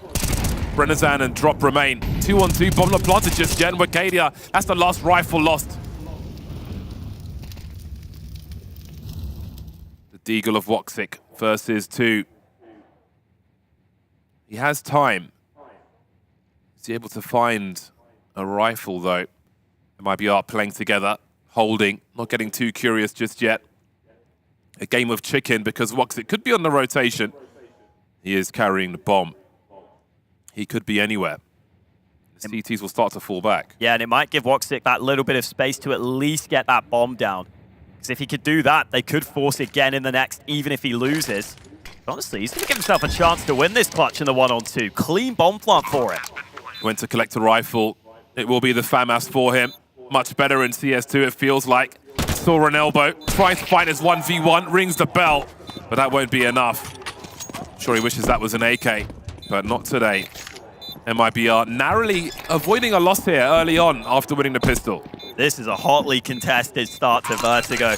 MIBR looked like they were behind, but Bjorn Enezan comes in with some really important kills there. On that rotate in through mid, just getting that double from up above. That was the shot from Xantares, though. Took out Insani early. You start to get concerned. Alex there, blind, was just able to get one, but this was the moment. On the edge of this smoke, this second shot through just gives enough vision to allow him to take out Wakadia, to allow him to realize where that player is behind the smoke. And so MIBR hold on for another round, but I would not be surprised if we see another force buy and more pressure on them in this upcoming round. Headsets are off. And we know they can hear us, so we won't say anything crazy. Nothing controversial. Christmas tree keyboard. Christmas is on the way. You a Christmas man? I don't mind it. I hate Christmas. What do you hate about it? All the horrible memories. Oh, no, I wish I hadn't asked. Maybe you shouldn't have been such a naughty boy, James. Yeah, it was all my fault, wasn't it? Yeah. All right, headsets are back on. A brief technical pause, and the action will be resumed. 2-0, so far so good for MIBR, but it's the beginning of a long journey to a grand final for one of these two squads. DreamHack Winter is a special place. If you've never been there, I think everybody has to visit it at least once. Interesting. Eternal Fire not going for the force buy then. Xantares happy with the hero AK, some pistols alongside. But I guess when it is your map pick, sometimes you can get tempted into too many force buys. You don't get a proper gun round out, and then you fall really far behind. So they're taking a more conservative approach in this one. And they can absolutely still do damage in this one, Eternal Fire, or even make it competitive if it goes right for them. They've got just enough utility for an A play as well, if they were to get some kills up this ramp.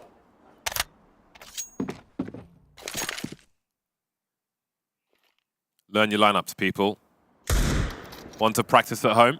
Let's see where it lands.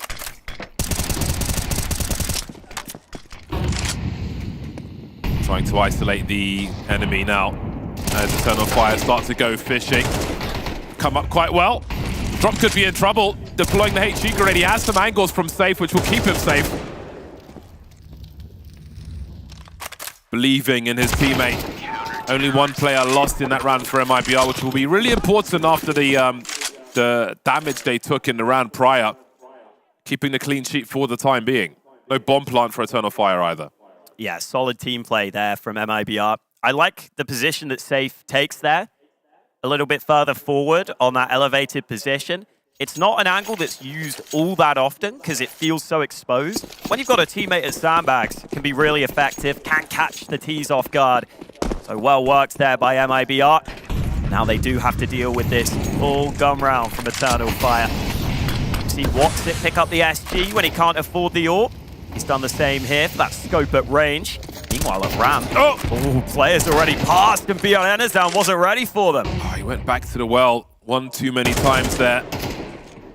Drop holding a tight angle. Good headshot opportunity for him, but it won't work in his favor on this occasion. 5-on-3 for Eternal Fire. This is a great start to round 4 for them.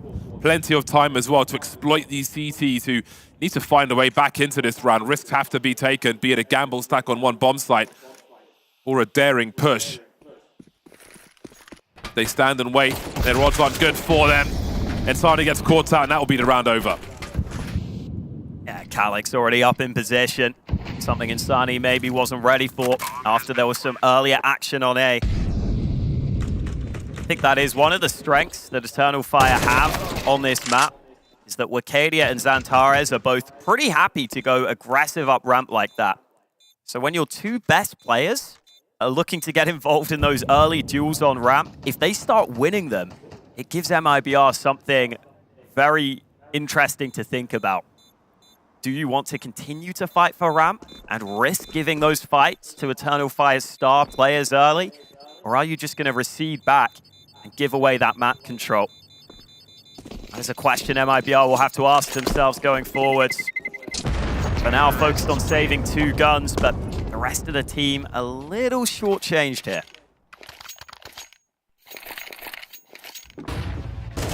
Curious how they make that one work for themselves, but that was the big opener for Xantares. Brennezan managed to escape the situation, went back without a flash and was caught short. Dominoes started falling after that, and this is quite the dicey situation now for MIBR. Best to keep the money together for the long run. We're at about 2,500 per person. So let's see what they figure out with this one. Nice to see the Krieg back in action as well. Let's not forget that nerf to the fire rate in CSGO, which just made it feel awkward to fire. I was a long-time fan of that. I just forgot to buy it most of the time because muscle memory just presses B42 all the time.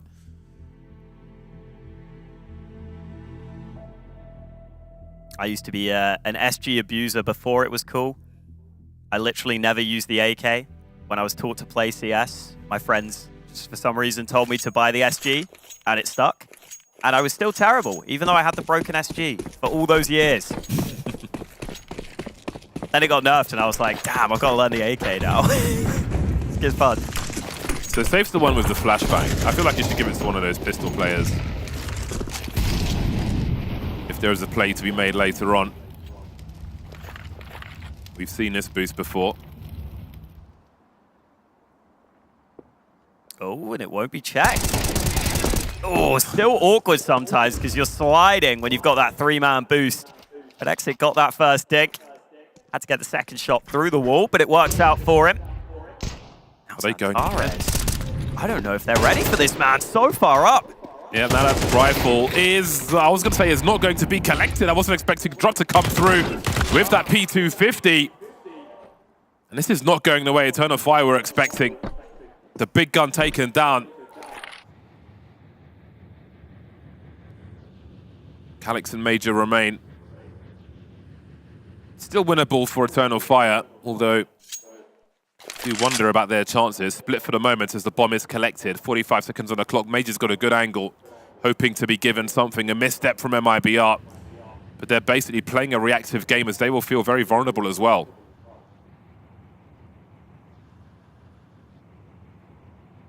Insani looking for the first contact. But he hasn't spotted Major, and that means Safe could be in trouble. Nice headshot connected. Major trying to transfer up top. Calix looking to help, but he's just going to have to get that bomb down. And another nade kill for Eternal Fire. They're bringing this back. Can't reach that rifle yet. That's a great trade. Insani took one for the team. Protect the VIP. Drop 17 HP. Has to be quick. He's got to land a headshot. Major will make it very, very difficult. Just one bullet anywhere required for Major. But Drop has to find his face. Drop's carrying a kit also. Smoke on the bomb. Conceded his position. It'll be easy at the end for Major, who gets his first kills in the round. In the game, rather, in that round. A tough one. There was potential. He will rue the loss. Yeah, that very nearly went wrong for Eternal Fire. MIBR will be a little frustrated that they let that opportunity slip. But at the same time, for Eternal Fire, Major may not be the biggest fragger for them, but he is currently top 5 in this event for clutches won. And that's another he can add on the board. There's been a solid piece of the team that's been fragging pretty well, Major. But for the in-game leader, that just gives an extra element to this Eternal Fire team. Best gun in the game, most balanced P250. Love to see a clean shot like that. Brennezan sailing too close to the sun there. Eating all that shrapnel. That was a close round though. Maybe there'll be promise even in that loss. Still in the lead by 1, MIBR. The guns are back out once again. Utility is reasonable. They may rely on dragging this round out with these smoke grenades.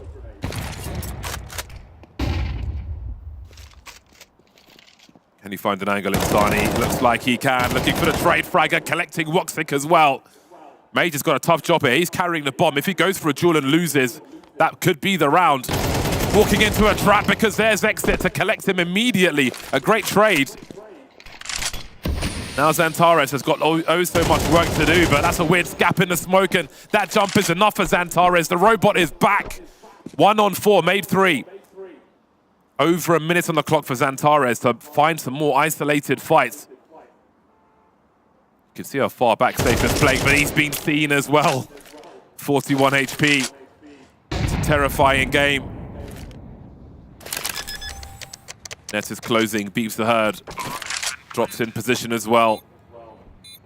Brennezand coming in from the back, but who peeks first?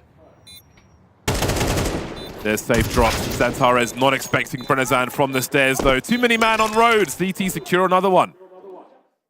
Definitely see the Turkish Terminator is on point today with some of those shots, but just too many players surrounding him. Swarmed from all sides, boxed in like a fish. Could not win that one with so many players around him.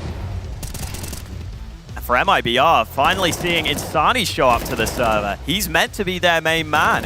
He only had 1 kill before this round, but he doesn't just get those 2 frags. Wow. He also sets up that crossfire for Exit.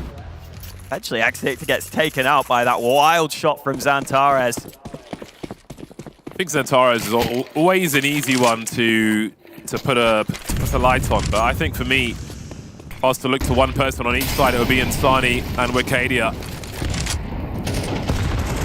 As the newer names who are delivering on occasion. A lot of damage taken down the ramp early. Smoke's being wiped again. Xantares with the AWP. How often do you say that?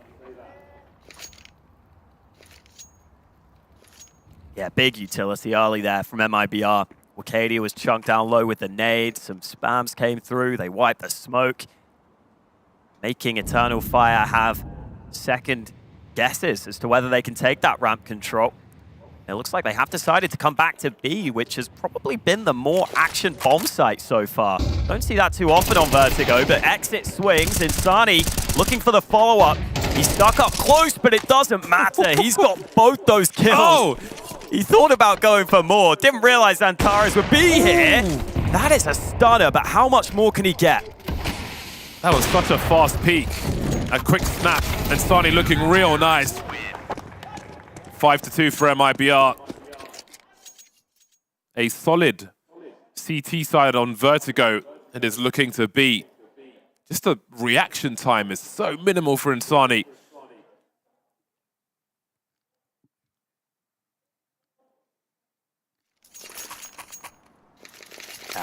Very well done. And it means that Eternal Fire are down on these pistols. Eternal Fire can still be dangerous in these rounds, though. We've seen set plays from them. They invest pretty heavily into utility with these pistols, and that can allow them to close the distance. So definitely don't count them out of these rounds.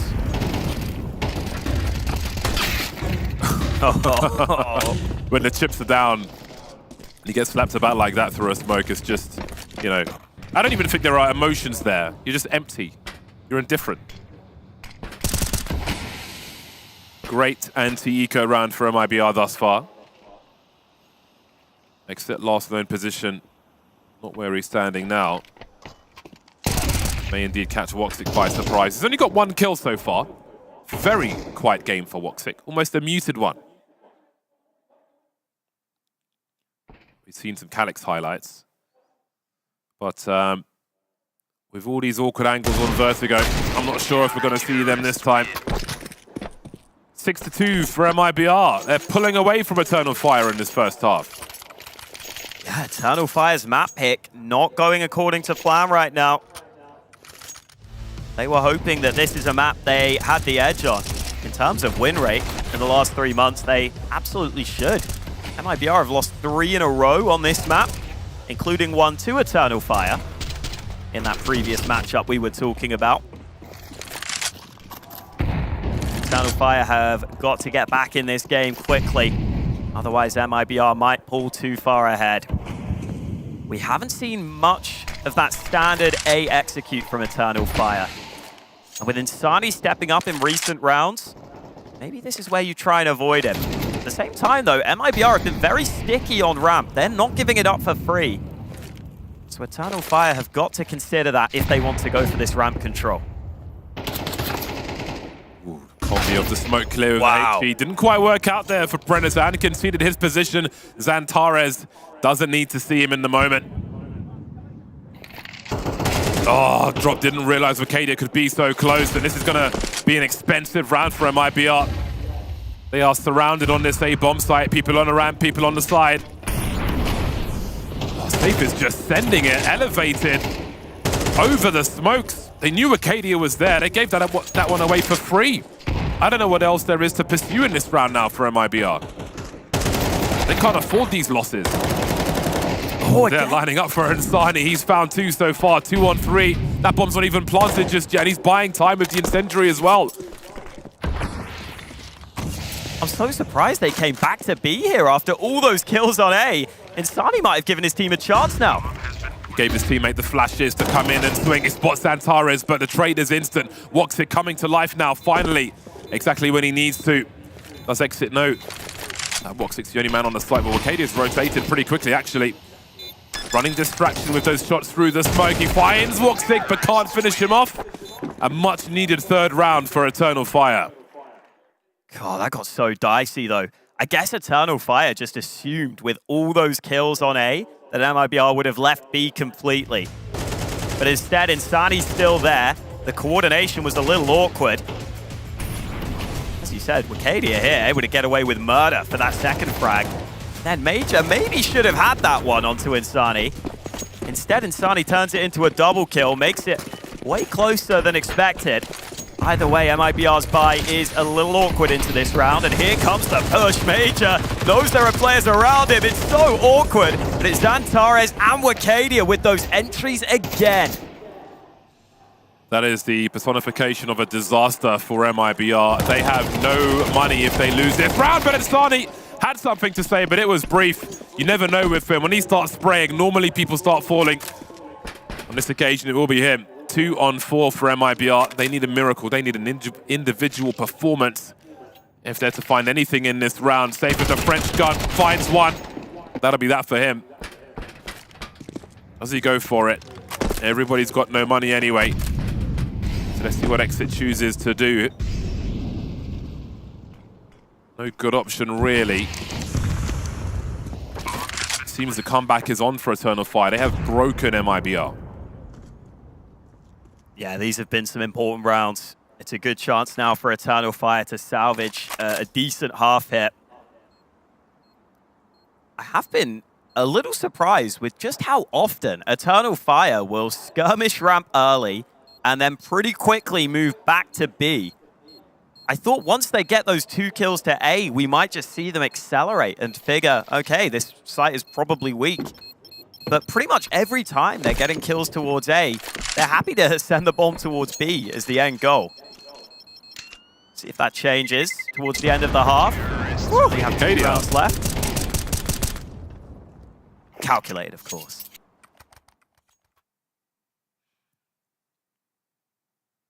Many years ago, I, in CSGO, made a video to see how close you can be to the bomb without dying. Definitely need a review of those in CS2, Brave New World, in this Source 2 engine. Yeah, it's definitely worth knowing in some of the standard save spots just exactly how much damage you'll take.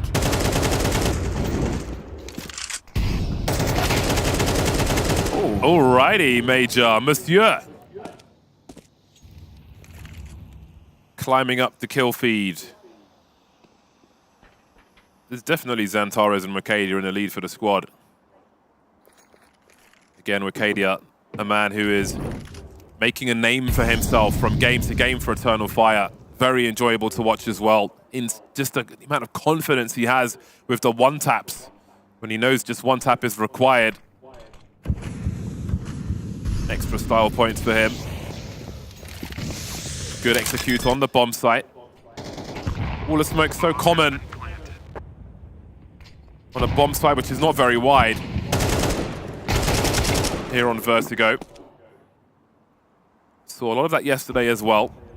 A lot of smoke required to try and defuse the bomb also. Common story on Vertigo A bomb site. Lacking in horizontal depth. Exit, my friend. You are in trouble. Oh, and it is the Major ace, not the Asia mace. Yeah, ace from Major. We haven't had many aces this tournament, actually. We've only had one from Mir. So just the second ace of the event comes in, and it's from Major, albeit against pistols. Yeah, good for him, but, you know. Yeah. Listen, the last player had a rifle. He's like, yeah, boy, see you on HLTV stats, let's go. Light work. Well, last round of this first half. Can MIBR sneak away with the lead? Or is the Eternal Fire comeback going to continue? We've seen this boost before. You have to be ready on this angle. Wow, apparently Drop has to be ready. Wakadia is already up into the sandbags. Round after round, MIBR are just getting caught by Eternal Fire. I think they know they could take liberties just going for these aggressive peaks and catching MIBR off guard time and again, but this time MIBR seem to be holding for the time being at least. Perhaps now the round was finally slowed down. Maybe not, because Major's dueling in CT spawn, but Insani wins that duel. 4v2 makes things significantly difficult for Eternal Fire now, on the cusp of tying the score. They know Insani's that B anchor though, so they realize the B site is likely clear and they're at least going to get the bomb down. That they will. Utility will force them from their positions to some degree. Woxic covering the back of Calyx, but who's got the stairs in the meantime? That'll be a concern as this continues. Two flashes in the hands of Exit, one for Woxic as well. That counter flash might be well timed. Calyx finds two and makes it real easy for Woxic. Where is that last player though? Brennazan, there he is, and he makes it look simple. Very nice for Woxic. Score is tied at halftime. Drink some water. We'll see you after the break.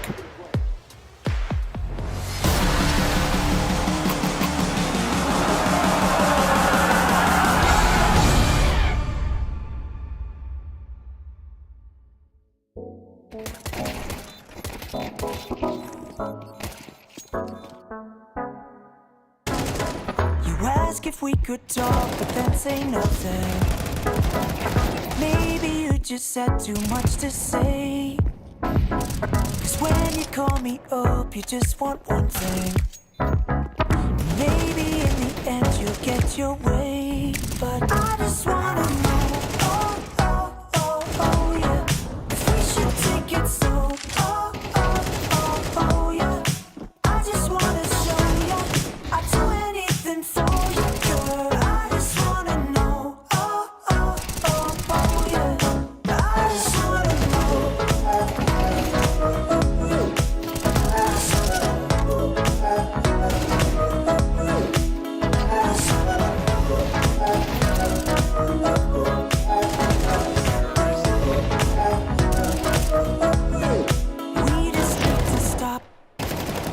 Take a moment to slow things down, work this out. Got your love on top, or in the moment, and maybe that's what we're about. Tell me what you want me to be, baby. I promise I can't be the one you're craving. Cause I think that I know what you've been chasing. Girl, I'm sick of waiting. I'll be yours for the taking. But I just wanna know, oh yeah, if we should take it slow. Oh yeah, I just wanna show you I'd do anything for you, girl. I just wanna know, oh yeah, I just wanna know.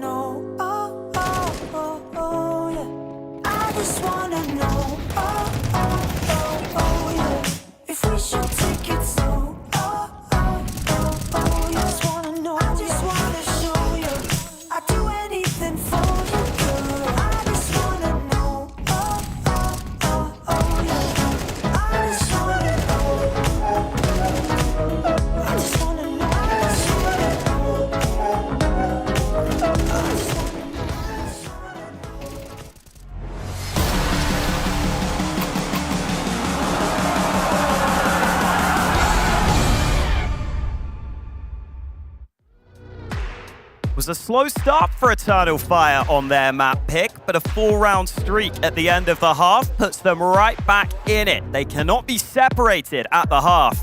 And with Xantares and Wakadia both having good games so far, Eternal Fire still very much in with a good chance of winning their map pick. As they head into their CT side. Oh my god. See what they could do. Utility on MIBR. 3 Molotovs in the pistol round. Wow. That could be a lot of fun in the post plant. There is a smoke for Eternal Fire, though. Oh, boy. This, I'm expecting... How many are used on this site take? Sometimes you can use 2, 1 for quad, 1 for the site. Really lowers the positions, and if they've spotted Wakadia there, he could get mollied if he's not careful. Is there going to be anywhere to stand? Oh, here come 2 of them. How do you respond to this? Well, Wakadia's got a certain idea. Maybe MIBR don't break ground on this bomb site. Brenizan's got other ideas, though. 2 back for him, 3 on 3 now. The plan has been executed, but a bomb has not been planted just yet. Smokes are up. Time to get that down urgently. Safe moves into position. And they wait. Mage's got a smoke. There's no kit for these 3 players. But they're all here. These Glocks are close range now. Will have plenty of opportunity to land some headshots. A quick reload as Brenizan tries to cover, shows some shoulder. Calyx is dropped in isolation, but Mage will get some revenge. And suddenly it's dropping. A 1 versus 2. Needs to isolate these fights. Needs to land the headshots. Needs to not be static. He is dancing left and right. There's a first and a second. Wonderful work from him. Isolates the fights and takes the pistol. Clinical from Drop. No time to waste when there's 2 players coming at you. And the way he gets that first kill so quickly just allows him to pop that second player as well. Fantastic round from Drop. And we know what he's capable of. He's thought of as a player who sometimes can play the more supportive roles, but can definitely win a clutch. We see it there. One of the more experienced players now with that previous experience at top level CS on Furia. And now Eternal Fire forced into basically no investment. That could be a big pistol round, but no one's watching. Major. No one's watching. Oh, I was thinking, is he going to line them up? Is he going to go behind him and just spam? Take a brave man to do that with such opportunity at your feet. That was a very fast flank indeed. It'll slow down MIBR for a moment. They are still very well equipped though, versus some naked players.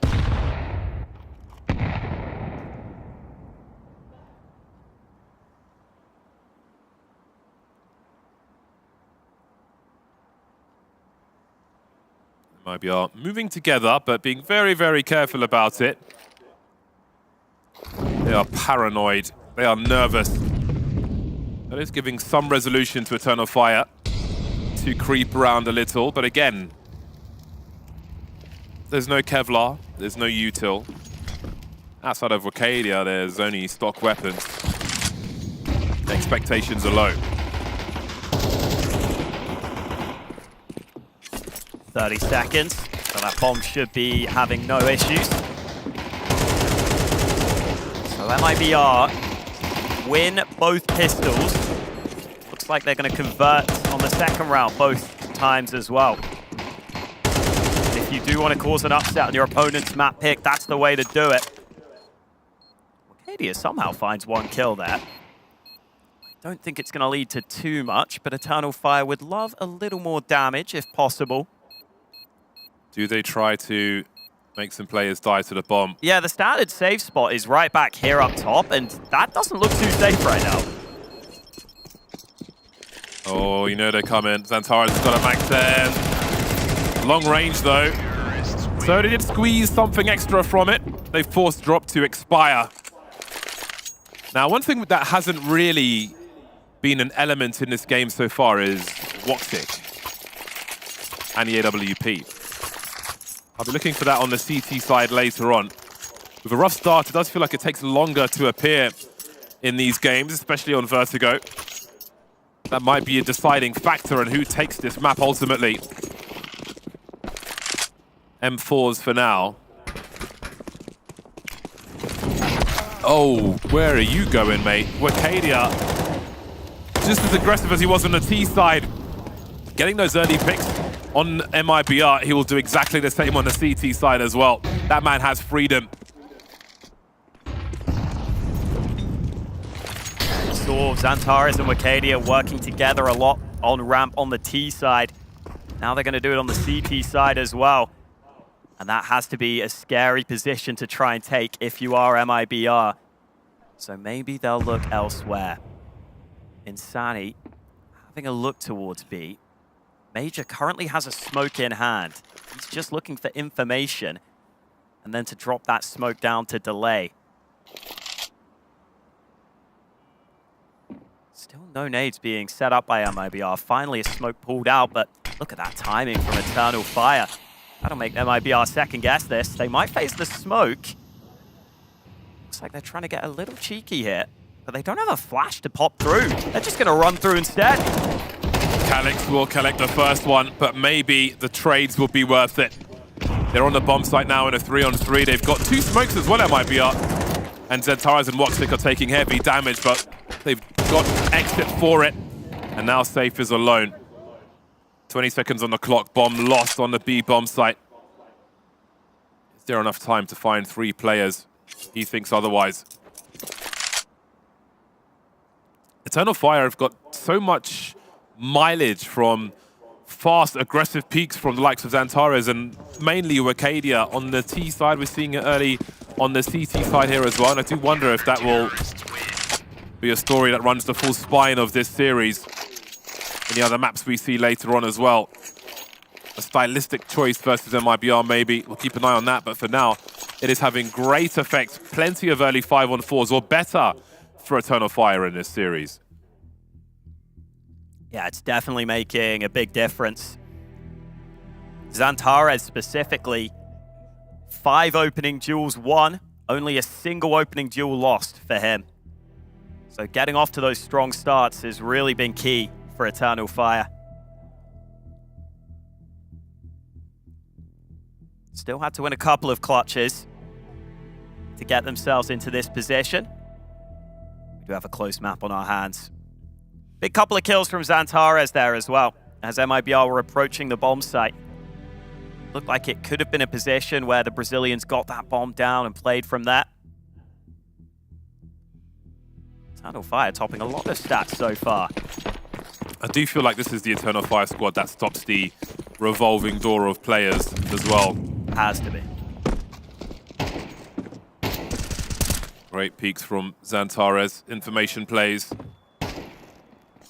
Big moment here with this Force Spy coming in from MIBR, investing all their money. Only 3 AKs to show for it. The utility a little lackluster as well.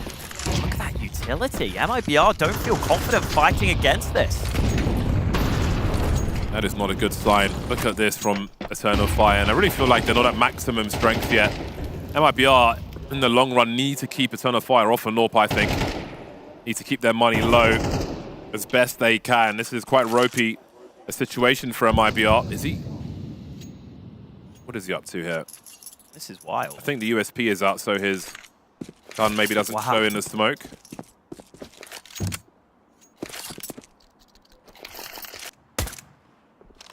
Oh, whoa, oh no. Oh, this is a not live, I think. You'd think so. This looks like a not live. Okay. No one's taking any damage. I was gonna say. I was like, this is all right. This is a different plan. Okay, headsets are off, so we won't speak about anything we've seen in that round. But so that was a bit confusing. Yeah, I was really trying to figure it out. I know he's aggressive. Surely not. Well, 8-7 between these teams. A really competitive first map here. That's a great sign for this series, I've got to say.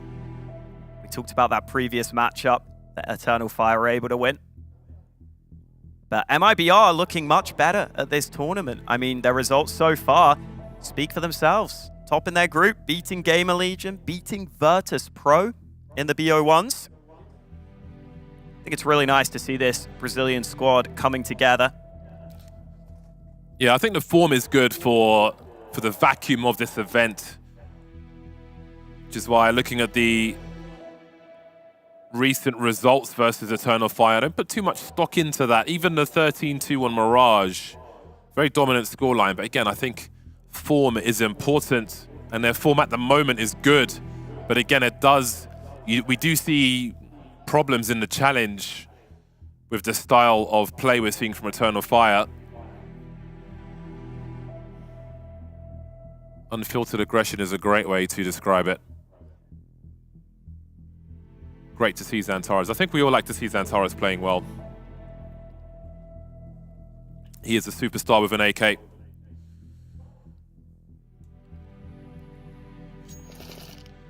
And we are good to go.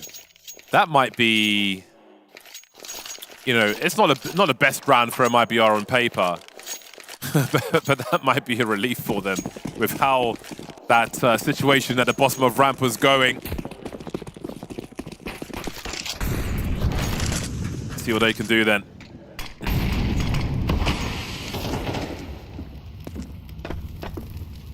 Still that same force spike from MIBR then. Nade down. Doesn't wipe the smoke. Kadia just looking for damage.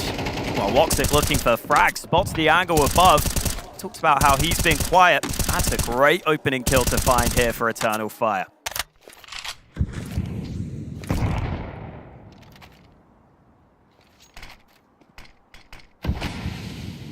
Being very careful MIBR. They've got to keep their numbers up if they are to swarm on the bomb site. Doing nothing just yet, but how do they get into position to use these grenades? They've got a few flashes, but those smokes and mollies, you know, will be to post up on the bomb site. Eternal Fire moving into slightly more defensive angles.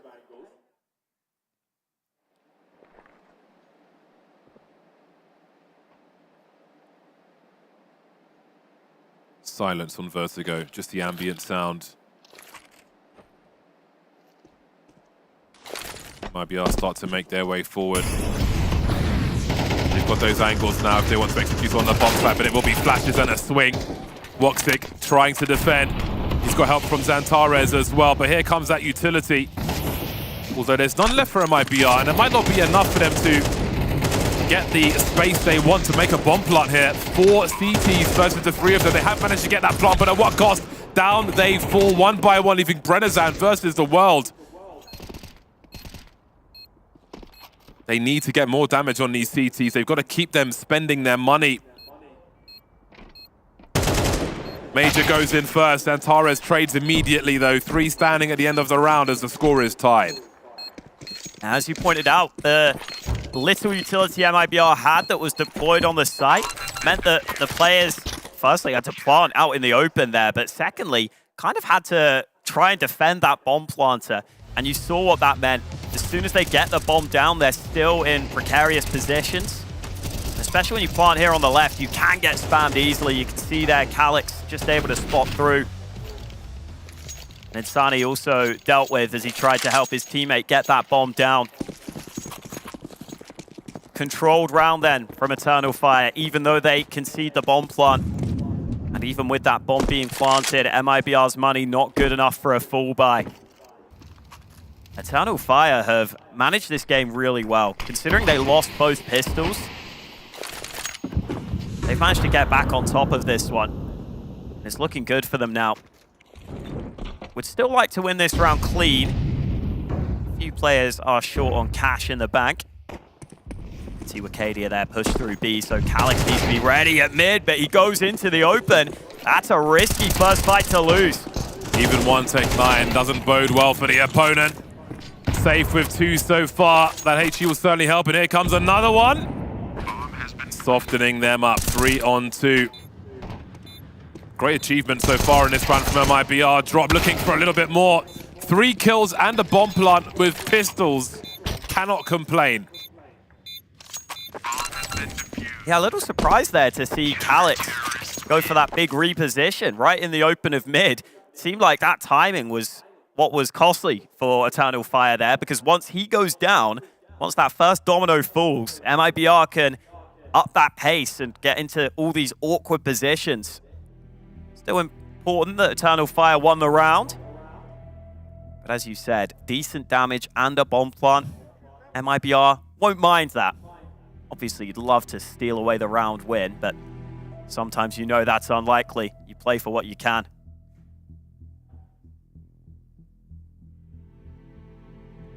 Very tight game here in this semi-final. It feels like the last game of the series. It really does. It's pretty tense. Waiting for that final slot in the finals. Yeah, Monte waiting for one of these two teams. Neither of these teams have played Monte yet, so we'll get a fresh matchup for that grand final. Either way, here is that AWP from Woxic though. Talked about wanting more from him earlier. He has stepped it up in recent rounds. Now he might have a chance in this one. Wakadia and Woxic both striking early. That was the AWP they didn't want to see. That's why they had to keep them spending money. That is a game changer. It was already looking somewhat difficult for them. Tall order now as Woxic will just appear anywhere. One wrong shoulder peek and another player will be lost. Look how close he is there. And Sani will be a good challenge for him though. Wakadia falling back a bit. Does that compromise Woxic's position? Indeed it does. Might be a relief for MIBR. Still trying to figure this out with only 3 players.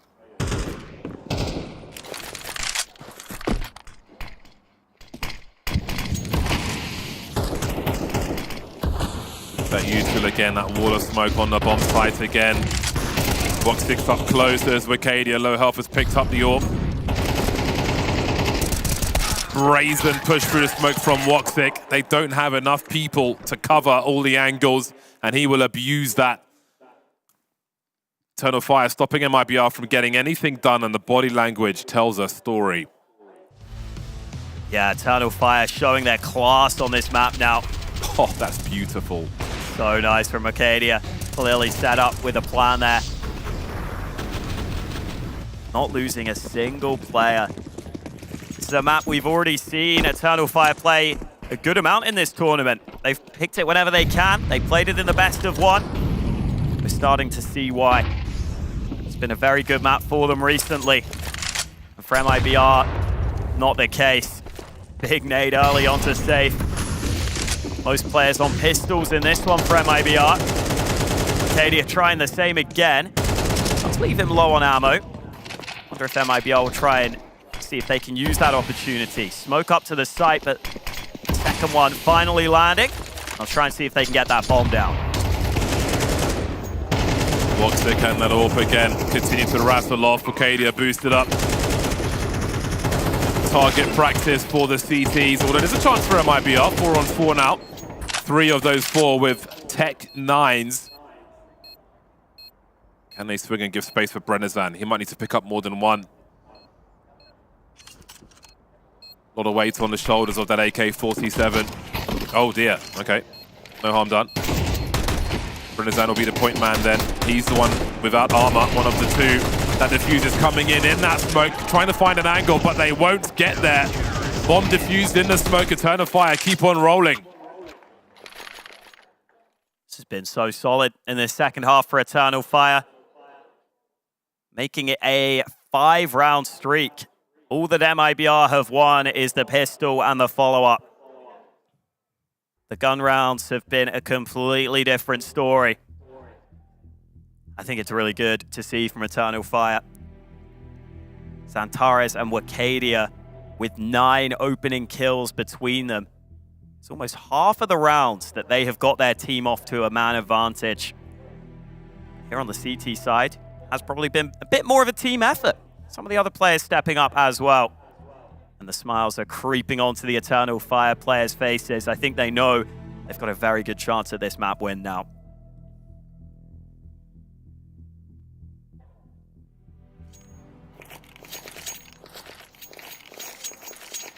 What can MIBR change? AWP out for safe.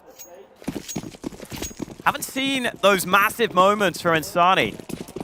Maybe he's someone we will look towards in this all-important gun round for MIBR. They're only 3 rounds behind. I say only. They doesn't feel like they've been close to winning one recently. A save for New York will be a promising start for them as Woxic is dropped immediately. An early advantage for them. Something to hold on to for MIBR. Some encouragement will be good. This may force more urgent use of this last utility for Eternal Fire. 2 smokes remaining for the squad. Double HE is avoided by Major. He sees the presence around the bomb site. What can he do about it, though? Can't stay here forever. Dry peaks it will be. This is good info. However, maybe false info because Insani's right below him. And then there were 3. Plenty of time for MIBR as well. Yeah, 45 seconds remaining. Should be enough for them to decide which site they want to hit. As for Eternal Fire, they're taking a risk here. They're stacking towards this A site. Some utility on B, but it is this A play. Wacadia comes close to a lineup, but there are the kills right back from MIBR. Cutthroat in their approach onto the A site. Even though they go into the stack, they make it look easy. So close to collecting 2 there. It's terrifying to watch on the X-ray, shoulder to shoulder, but with the wrong angle. No harm done, though. Promising opening start. This is what they've been lacking in recent rounds, is something early, something promising, something that Eternal Fire was so good at on their T side. Getting an early advantage and exploiting what remains. 2 more to go to tie the score then for MIBR. This will be a big round to break the money of Eternal Fire. A round win here could be a game win for them long term. The difference in that round from MIBR, though, was that they got that opening pick pretty early. That might have been why Major made that aggressive move out on B. This time doesn't look like they're going to find that clean opener. Smoke is up. Major should be safe. He's even flashed in for a little bit of info. There's a player behind that smoke, though, that wasn't spotted. Either way, doesn't look like we'll get any fights early on here. Still 3 smokes for Eternal Fire. Footsteps will be heard. Utility is spread amongst the team of MIBR. Again, it does look like they may lean into this smoke execute on the A bomb site. The 2 mollies as well. I thought Antares might keep this nade to try and wipe a smoke, but it looks like he's going to use it early instead. If those smokes are to come in, that still seems undecided. 30 seconds left here. MIBR need to figure out what their end goal is. Yeah, it seems that that short A smoke with 38 seconds on the clock may have thwarted their plan and forced them back to this bomb site. Alex is so alone, though. Oh, it doesn't catch Insani. That is a big loss, and they've really got to think about how much they want to throw at this. If Woxic goes down, that might be the round. The smoke will keep him alive for now. Drops position, though, is good, but look at them falling on both sides. Same with 5 HP. There's no bomb plant. They'll win by timeout. Action everywhere at the same time. And that is a capitulation from MIBR, which means game point for Eternal Fire. It looked like a good call for MIBR, but you have to execute everything perfectly with that little time left on the clock. And despite this clean opener, as Woxic still close enough to cause chaos. Oh, it was that spam into the smoke. MIBR desperately looking for the bomb plant, but they're just losing every fight in the process. And now Eternal Fire have 3 opportunities to close out their map pick. What a catastrophic round for MIBR. Got to focus on the opportunities here, though. That's a big frag for exit. 4 on 4. Good for the T side. Minutes 30 on the clock. Plenty of time for them. That trade is crucial.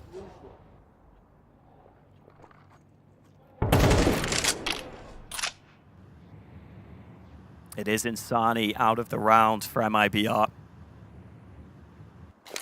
You need a lozenge, mate? Might. With how this game's going. Group up for MIBR. As if Eternal Fire go for an information play, they will spot that everywhere else on the map is clear. But as MIBR about to move, and look at this crossfire at mid. This could be deadly. Xantares is just out here in an off angle, but Brenazan says no. Delivering when he really needs to. Backs to the wall for MIBR. HE's into CT. Wakadia threatening to do something devastating. He may just win around a good line up for it, but he gets nothing from it. Woxic versus 4. You know where he is. Run away. 2,700 for Woxic. The money is terrible for Eternal Fire. You can always win a round of an AWP, but he's picked up an AK. Is he going for this?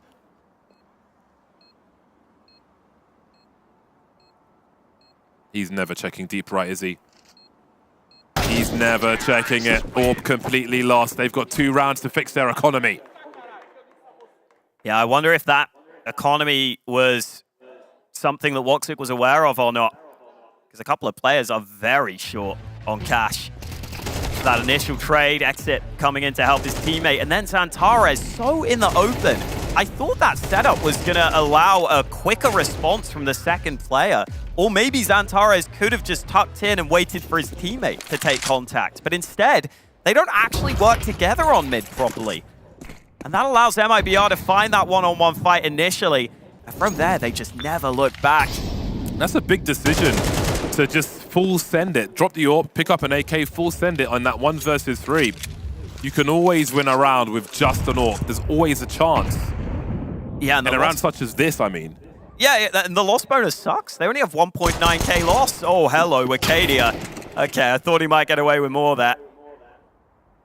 Get those mollies out quick. Well, not Brenazan, but maybe his teammate. He is holding down 2 jobs here, and this is where disaster can strike. Because no one's covering the angle. He's got his bell rung, and there he's lost. Oh, dear. They're all here, though, on the ramp. If these AKs just collect them, and they will. If you're an MIBR fan, maybe staring at the floor during that round. We go the distance either way. MIBR able to do enough to get us to this position, round 24. And Eternal Fire's buy is a little compromised, but they still just about squeezed out that AWP for Woxic. No kit in play for them. Keep that in mind in this all-important final round of regulation. MIBR fighting hard to get back into this one. Woxic blind early. Could be in trouble. Xantares activates to help him. Only the 1-for-1. He'll keep his teammates safe at the minimum. Early 4-4 shows promise for MIBR. This time, though, Woxic's on the AWP again. You can play a slow game, you can play a quiet game. But if you walk into an angle where Woxic happens to be, that could have significant impact on the outcome of this round.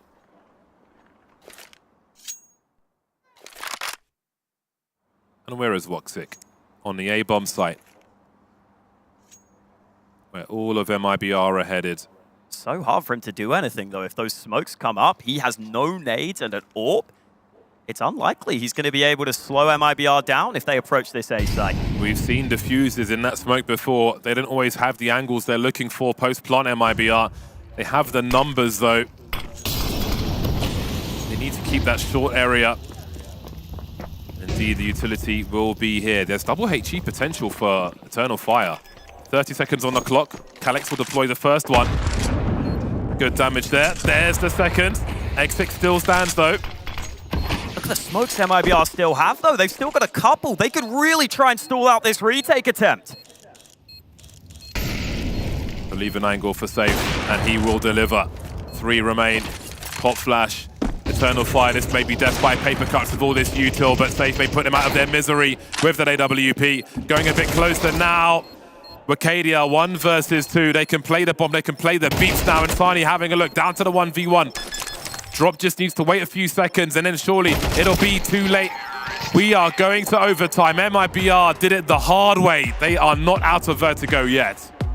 Credit to MIBR. It looked like Eternal Fire had taken back control fully once they got to that 12-9 lead.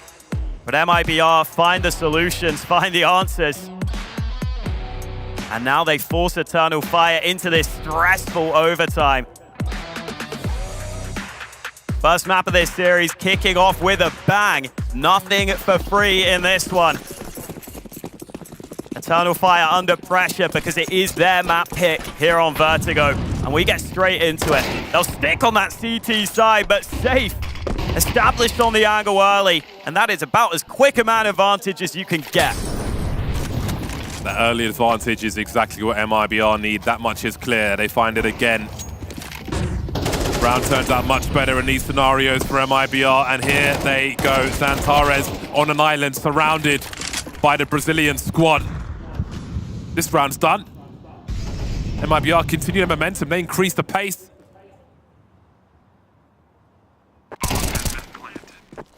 Eternal Fire essentially unable to respond here.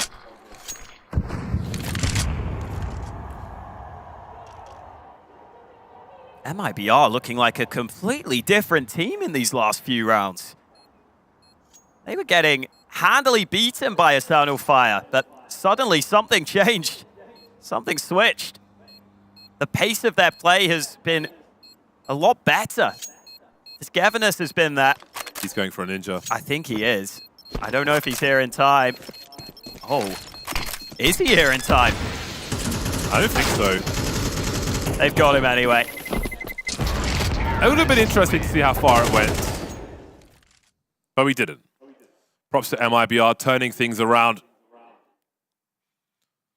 Exploiting the CTs early. And then just running with it. Once they get that first pick early, it's a very different round to the ones we've been seeing where Eternal Fire has shut them down. Timeout taken by Eternal Fire. With good reason. This has been a solid streak for MIBR. They have the lead now. I think you've got to stop some of these fast site takes that MIBR have just been able to accomplish. It really just looks like a completely different team. On both sides, honestly. Eternal Fire just haven't been winning fights in the recent rounds. And that's normally not something you say about this team. Let's see if a chance to breathe will help the Turkish team fight back here in overtime.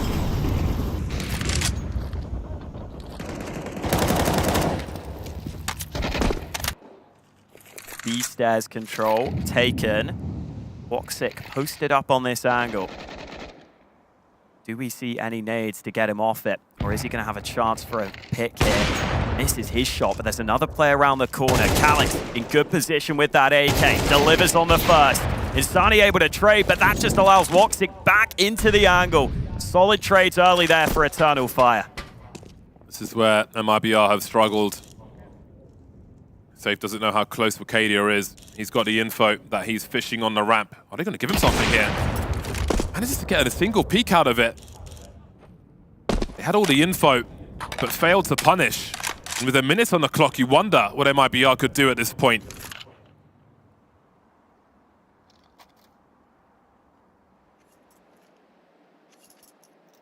Trying to organize a double peek there.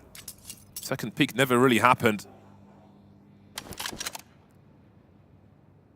And now Eternal Fire will be so spread across the map. In a 3-on-3, it's hard to work together. Woxic currently that pillar on the B bomb site, but there's a lot of utility coming his way. Oh, Major gets the flash just in time. Now knows that there's two people at worst on the B bomb site. Are those good odds, good enough odds for Woxic? He's playing defensive for now. The angle's in mid of compromise. He has to focus on that, but with 7 seconds on the clock, he's creeping around these smokes. Can he find exit in time? It's a very deep smoke, but he has! He caught him, and it's another round they win by timeout. Woxic with daylight robbery, a drive-by. What a hero. So hard to make that decision with the AWP of all guns. Running in, you know your move speed is low. You know there's probably someone covering the bomb, but Woxic didn't care. He gets in there, he denies it. And Eternal Fire may have needed something like that to get back on track. I think knowing one was mid as well gives him good odds to take that gamble. Great work from him, and now Eternal Fire are back on their usual, or they were, as I say that, Xantares has dropped 4 on 4. It's an urgent response that was required for MIBR. Brennezan will pick up the op with just that single digit of HP. He could be killed by a flashbang. Does Drop expect this player so close? Was spamming that smoke a little. Arcadia, low on health, decides to tuck in. Drop still maybe considering it. Arcadia can't really emerge around that corner, though. He can't take the fight. Otherwise, he would just show himself so early. They might overlook him entirely. Ah! Oh, there's a team kill. Doesn't really matter either way. I think a frag was coming. 3 on 3. Made 2 as Calyx falls around the A bomb site. Which way to go then? Bombs on the rotation. Woxic waits. Orb's been lost for the time being.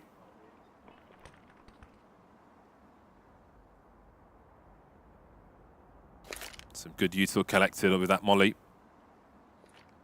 2 on 3, still doable for Eternal Fire. The slow pace from MIBR will give time for Major to get into position. Exit and Brennezan have got to be real careful with their health. Oh boy. Look at this flank. This could be absolutely everything. No bomb plant yet. 10 seconds. This is so uncomfortable for MIBR. Oh, how the hell do they get it down? It's done. All Major has to do is survive. They run low on the time again. And Eternal Fire are making them pay. Boy, this is stressful.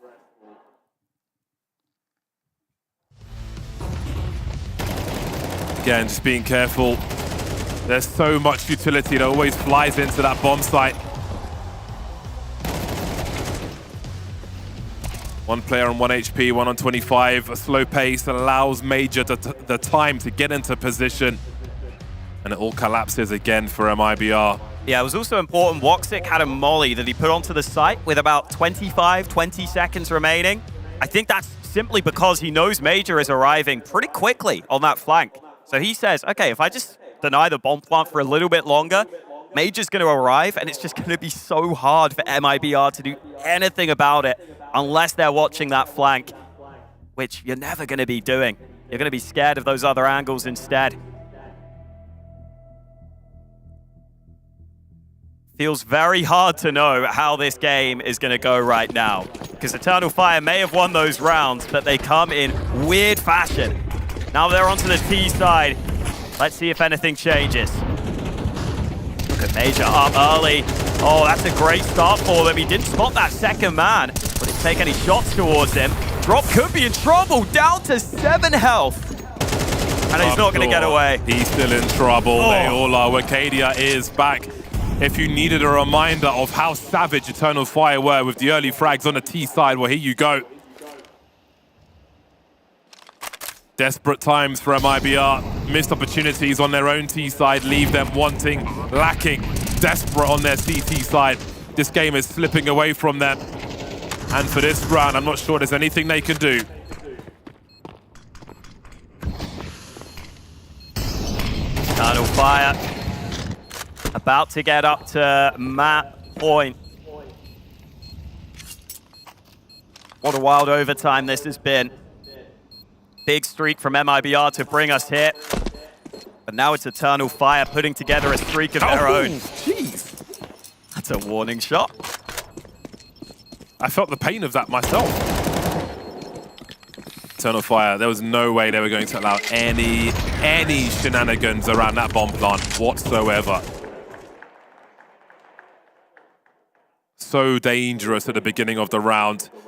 There were so many rounds in normal time on Eternal Fire's T side. They just caught MIBR unawares, off guard. Throwing grenades up short, up ramp. All dressed up with nowhere to go. Yeah, and remembering back to that Eternal Fire T side, they had a lot of rounds where they get those A kills and try and go back to B, and it might overcomplicate the round. This time they just fully commit, fully send it onto A after those openers. Now they have 2 opportunities to close this map right here, right now.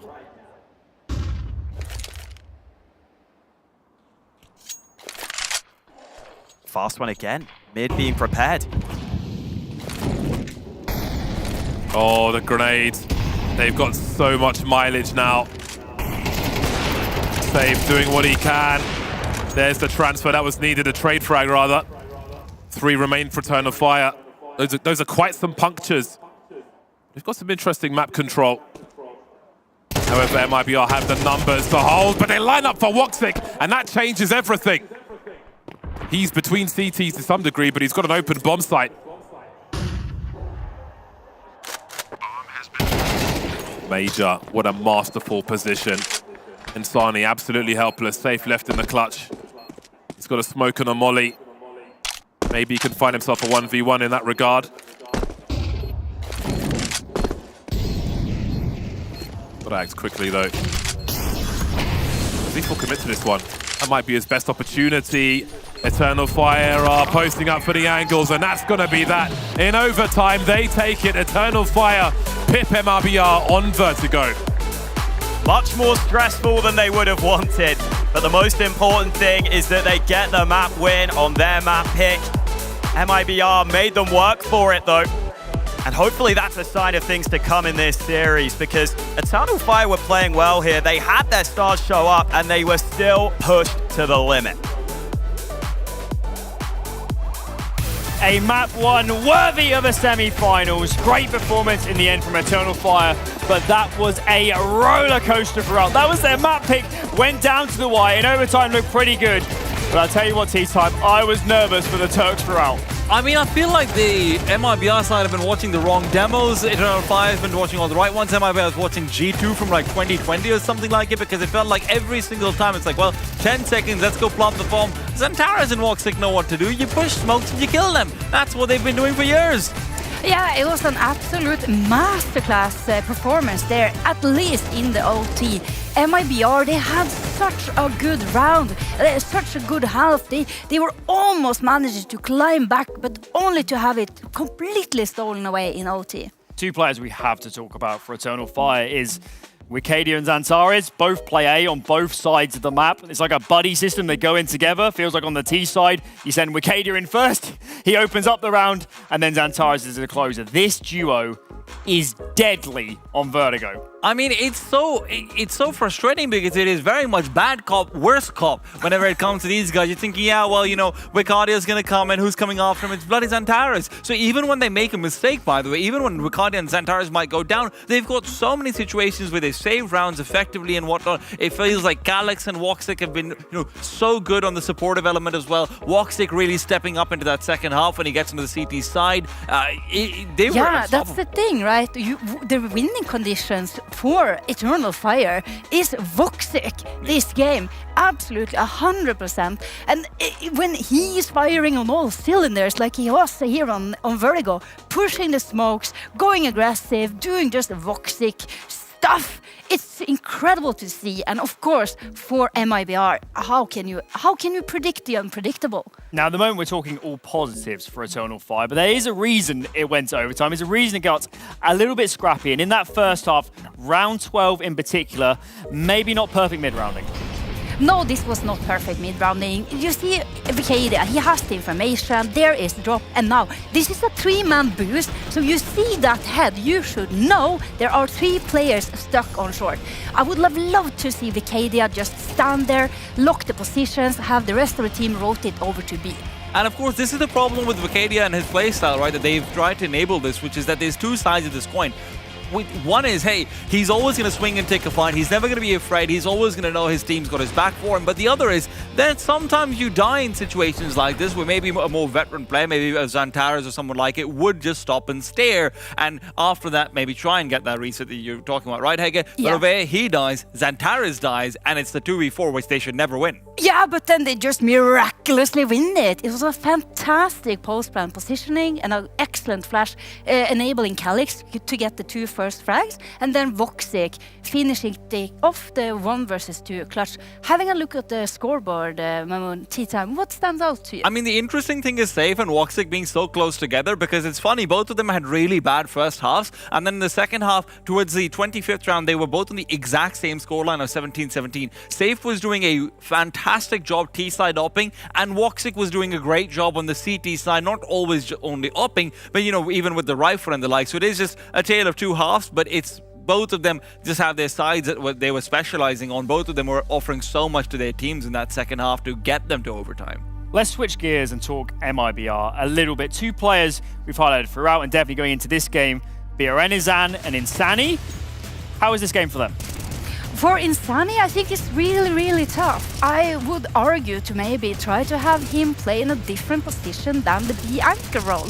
He's not able to fully get that impact that we are looking for at a player of Insani's caliber. It's very interesting because if you look over towards Insani's overall rating, Alan, it's a 115. But if you actually look over towards Vertigo specifically, it's dropped down to a 0.99. Insani really doesn't like this map, and sure, part of that might be because he's on that B bomb site. But also, I have to wonder about, hey, maybe he struggled on A before, because normally Biorenzian likes to be the second B player in most maps, right? So in Mirage, you're going to see him playing short and the like, and it does feel like this is the kind of map where you want to have, for example, your traditional B short player and your connector playing together on the A site, the way, for example, Eternal Fire does with Vicadia and Zentaris. You'd think that you'd want that, but I'm guessing Insani's probably struggled with some of these duels because it doesn't feel like you can take them at your own rate. And that feels like a win condition, or rather an activation condition for Insani to actually come in. Yeah, the problem is you have an Axile style player, you have an Axile caliber player. We all remember Axile setting the standard, raising the bar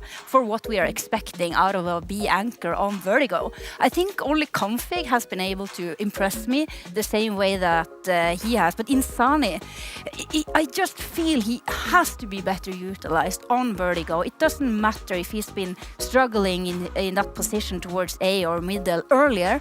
He is such a stellar player that he is absolutely able to make that adjustment, but perhaps that will come at a later time. Let's talk map number 2. That's going to be Anubis, MIBR's pick. It is worth mentioning Vertigo was Eternal Fire's pick, and it still went awfully close. Plenty of positives for MIBR, but going into Anubis, if Eternal Fire want to 2-0 this, how can they do it, T-Time? I'm honestly not sure how they can do it, because you're going to be coming in facing the hardest version of MIBR you can get, which is Safe's activated. Insani's going to be in a better spot as well. He's particularly good on Anubis. I'm not sure how you do this, because for me, Vicadia won't be able to get up to his crazy antics unless he's just dominating the dark fight every time, if that's what he wants to go for. I'm not expecting Xantaris to be as aggressive either, and sure, in some of the late rounds, you're going to see some good clutches coming out from Eternal Fire. That is to be expected. But honestly, I can't even visualize a 2-0 happening here. I can visualize it, but it's going to take the whole team of Eternal Fire to really put on a show. I mean, we talk about Insani on Vertigo, maybe he's a bit restrained, but going into Anubis, he's the mid player on both sides. Certainly on the T side, a lot of scope to lurk, to get in early. You can play all aspects of the round, and he gets a lot of control himself. Do we envision a better Insani in these positions? Of course. Now he's at the center of the map. He's at the center of the attention. All the focus is on him, as it rightfully should be. He's not thrown away over towards the B bomb site to single-handedly do whatever. He is where he belongs on Anubis. He is going to be comfortable, and he's going to have the whole team play for him. Yeah, we're going to have to see the best version of Insani right now to make up for what happened before. His teammates are clearly putting up the numbers. His teammates are clearly giving him a lot of rounds. And yes, he did have a couple of good moments, but you can't have a couple of good moments in the semi-finals of the ESL Challenge if you want to make it to the finals. If you want to be a championship contender, you've got to have a great map. Last word, T-Time. What is the single most important factor for MIBR to even up this series? I need Safe to maintain form. I'm assuming Insani is going to be good, but if Safe can maintain that T-side form that he showed us from Vertigo, that is the X factor for Anubis. Well, there you have it. Vertigo in the bag. Up next is Anubis. MIBR backs against the wall in the semi-final. Don't go anywhere.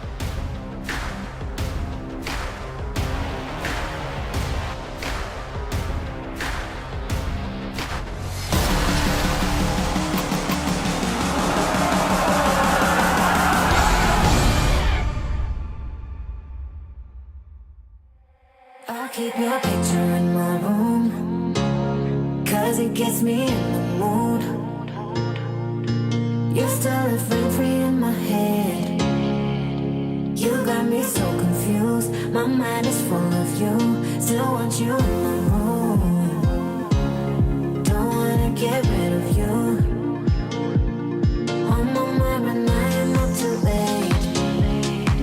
You got me so confused. My head is full of you.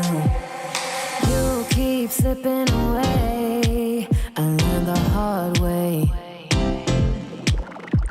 But something's gotta stay. Don't let it go to waste. Do you remember all of the long nights, warm in my bed, nightfall to sunrise? That's what you said. You held me so tight each time again. I keep your picture in my room. Don't wanna get rid of you. On my mind when I am up too late. You got me so confused. My head is full of you. Done with silly games. Don't leave me hanging on. Keep me hanging. I said it once, I'll say it again. Your love is what I want. Do you remember all of the long nights, warm in my bed, not for the sunrise? That's what you said. And you had me so tight each time again. In my room, I'll keep you safe. Don't stay away too long, pulling back and forth. Still got me paralyzed. Got what you came for. One thing that I've kept. I'll keep your picture in my room, 'cause it gets me in the mood.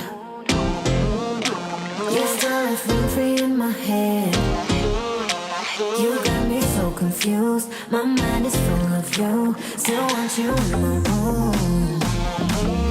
Don't wanna get rid of you. On my mind when I am up too late.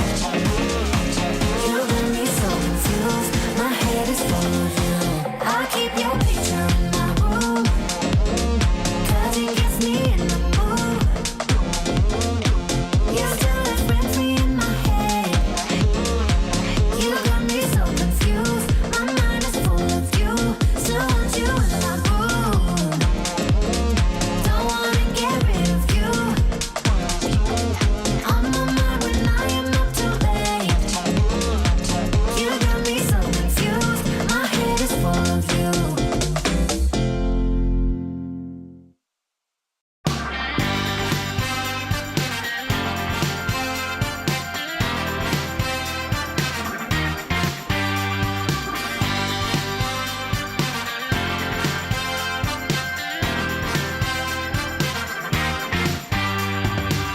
Just got the news that you're still in town, looking for a safe place to hide. Well, you better close your window and lock the door, 'cause I'm gonna get you tonight. And I know where you are, so look sharp, 'cause here I come, I'm close. So get ready and watch out, 'cause here I come.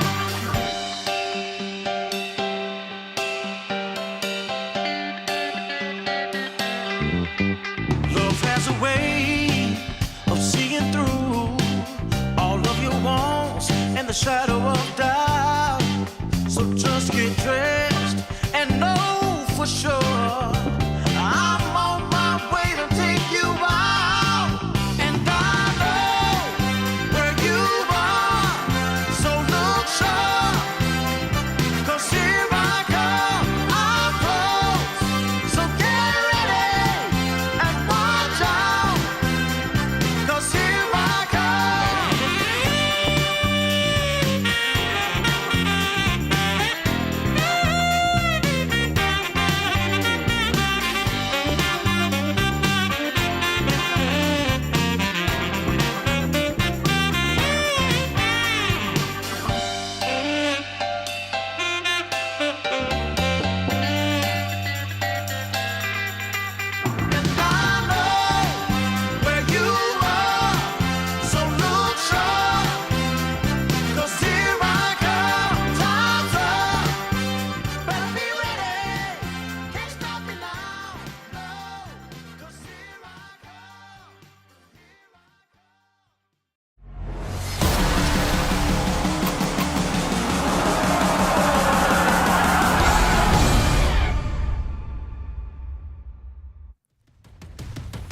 Eternal Fire 1 map up after they win their pick, but it was not easy. They needed overtime to take their map pick against MIBR here in this semi-final.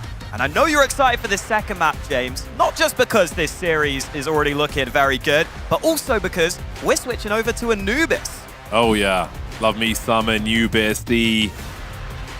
How would you describe the water? I was going to say squiggly water, but that makes no sense whatsoever. Where's my English gone?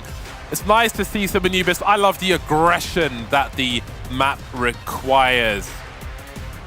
T-side is going to be very important for these squads, and indeed MIBR certainly have come to play. That was true of the first map, despite the loss. It was in their grasp until it was taken from their clutches by great play from Eternal Fire, who I think at this point you have to say are a favorite for the series. Not because they're 1-0 up, because they just seem to slightly have the upper hand, but MIBR might be able to do something about that. They just might be able to do so. Easier said than done, especially the way Wakadia plays on the pistol rounds. Let's see what they have in store for MIBR, who will come into this one angry, frustrated with close losses, near misses in that first series. They'll be on a T side to start with. Sorry, the CT side to start with on Anubis. So it may be a rough half for them if things go as they often do. No Julies in the pistol anywhere whatsoever. Xantares, as per usual, will be the raid boss for the T-side pistol, the P250 with Kevlar. Christmas has come early for him. Yeah, a little surprised not to see those dualies, especially around this B side of the map. There are a lot of close range angles to work with. Eternal Fire taking a lot of time here. Seeing if Xantares can find a fair fight early and pop ahead. Looks like he will be sent on a mission with Wakadia at mid.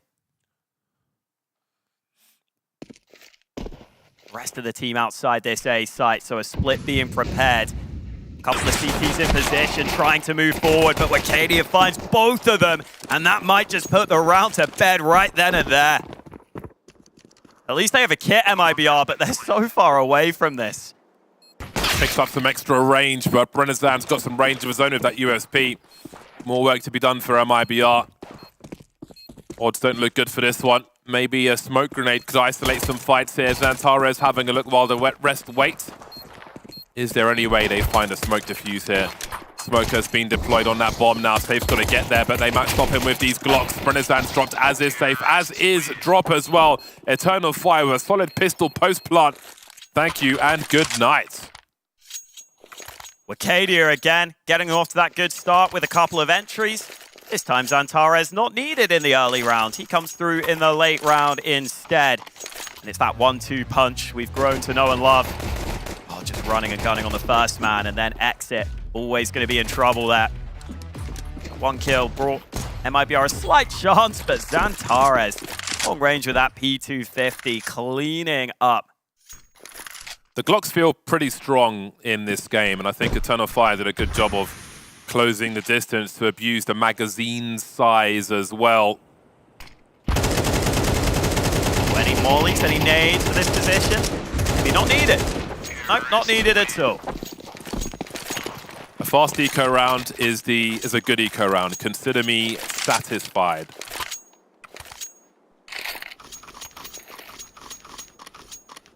Get out of the way.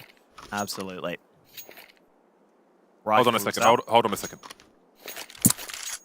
I was going to say, when you said satisfied, that's when I was expecting you to go ahead and go boom. I know, but it was just, I've got a big hand, it's a small can. Fair enough.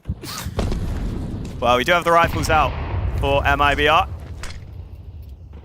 See what they can do with them. They don't fall too far behind early here, but we know the CT side can be tricky on this map specifically. Xantares wiping that smoke just as it was about to fade anyway. These A splits can be pretty effective. We'll see what Xantares can do on mid. Oh, it was a shoulder spotted, but Insani able to win out in that duel. That's a hell of a duel to win. That's a lot of space created and really raises the potential for flanks. Threats will be high.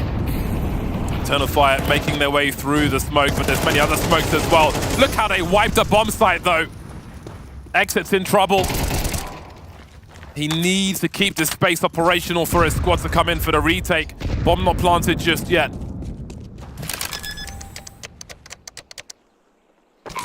And then here we go. There's good util for Drop if he can find an angle to throw it. A molly behind that bomb site could really help. Given to Exit.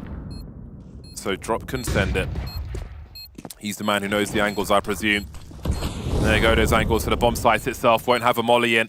They can show and prove, or try to. Calix and Woxic will both get dropped though. MIBR winning all the duels on a retake to find their first round. Looks very dangerous for them. I love the way Eternal Fire wiped that smoke. They were able to get through it before they had to make their push into the site. First two players you see with clear vision as to where they need to go. They even get those kills around that smoke. Or maybe slight bit of Xantares spotted there. There are those 2 kills on the edge of the smoke. As you said though, Exit just gets that 1 kill, tucks back, makes sure he can work with his team on the retake. That was a really important frag to find. If he loses that, the round is over. Instead, he sets himself up on the retake, gets a couple more kills, and MIBR get their first round on the board. 3 AKs on the CT side now as well. Will give them some better dueling power if they're fast enough on that first bullet. Could be the difference maker. A lot of pressure in mid for Insani.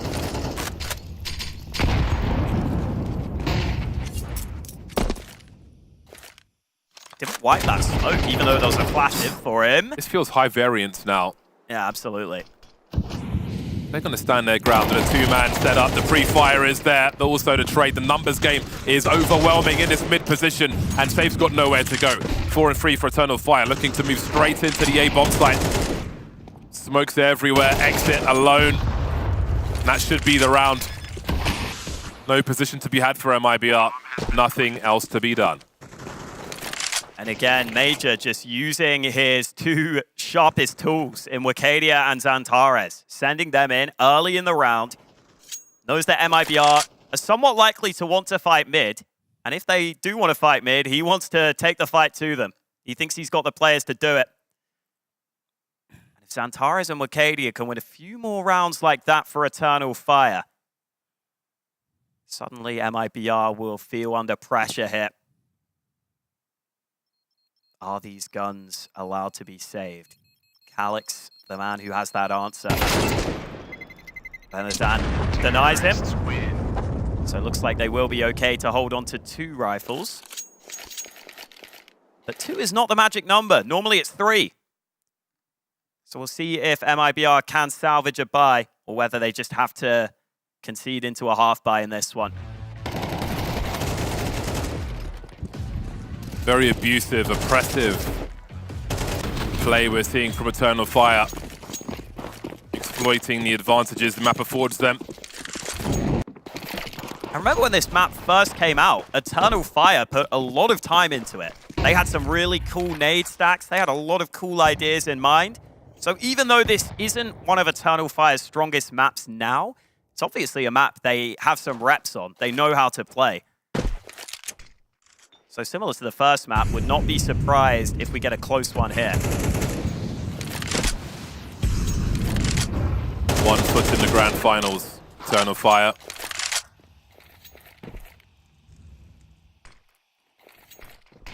Maybe a long half for MIBR on the CT side of Anubis.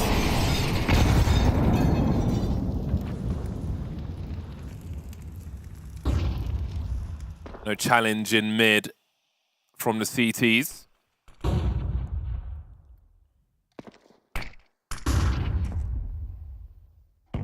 Sani, such a good player. The 5-7 at this range really could be catastrophic for Eternal Fire. That's a very promising start from Brennazan. They haven't even seen a second player. Hasn't been required just yet. They've got enough players on A to even send one out. Find out what's going on outside. Reposition accordingly. You can see Exit keeping an eye on his Xantares' position.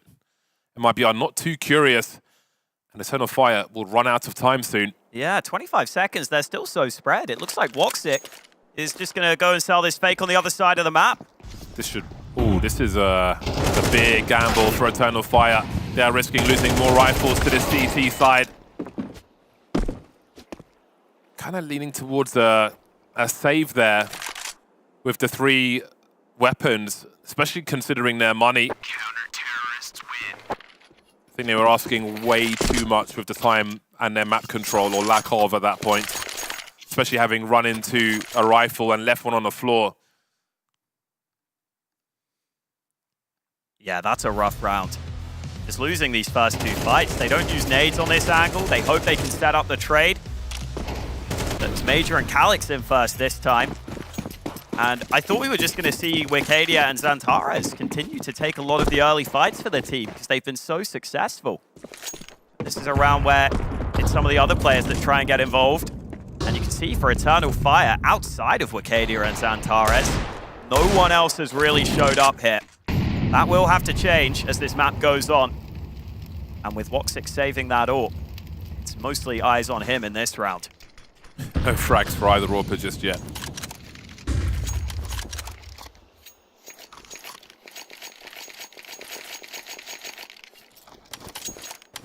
I think it was Woxic who goes through his grenades with the mouse wheel. Oh, wow. I wish I didn't know that. I saw it yesterday.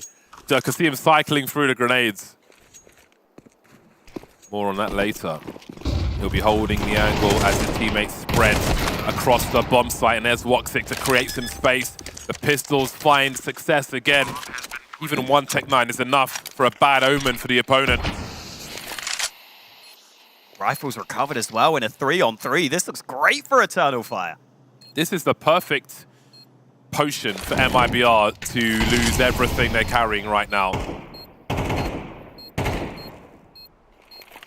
This is basically a suicide mission if they go for this. These angles are so bad for them. So bad. It's just that small window where you have enough, you feel like you have enough to just go and lose everything else that you're carrying. There's another example of it. A very painful round for the CT side. Yeah, it happens to the best of us. For Eternal Fire, though, explosive play onto the site, and just getting that first kill helps significantly because then Woxic able to post up after he gets that information. Even trades onto the site, always good. Especially when you took the site so quickly. There's no chance for MIBR to respond because it was such a passive setup coming in out from MIBR there. You can see how important it is to hold that high ground for the retake as well. Once that close to left has been taken, then it is quite problematic. Yeah, I almost feel like they were trying to play far back and passive so that those rifles wouldn't be given over to the opponents. But even if you play far back, if you do go down that quickly, Eternal Fire are going to get those rifles, and you saw what difference that made. They've got 4 scopes on the CT side now, MIBR.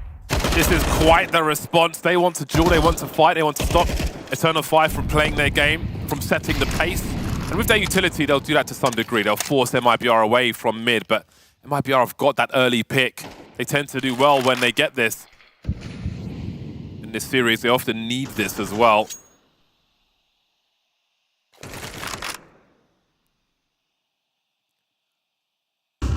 Woxic taken down early as well, who had that AWP from the previous round. So a little disappointing there to lose that fight at range. You can see MIBR are okay with giving up mid at certain spots. Won't be the first time Eternal Fire have held around mid, waiting for a peek from the CTs that doesn't come. It really kills time for them. And there is util for MIBR as well. They have multiple smokes. With good timing. Oh, maybe he can isolate the fight. At least it's a bomb carrier going in first. Major still standing though. Safe in battle sniper mode. Goes QQ and can't fire his gun in time. Again, a 3v3 on this bomb site. This time Major on a single point of health, but he will get that bomb down. Smoke up from Calix. What great timing for that one, because there's 2 players coming in here, but the flash on point, Calyx blinded. Major able to bring one back, but Drop finds him in reply. It's all on Wakadia, and he doesn't spot that man. MIBR this time coordinate on that A retake. Very urgent round for MIBR to win. They need as many rounds on this CT side as possible. It is hard, but it's doable.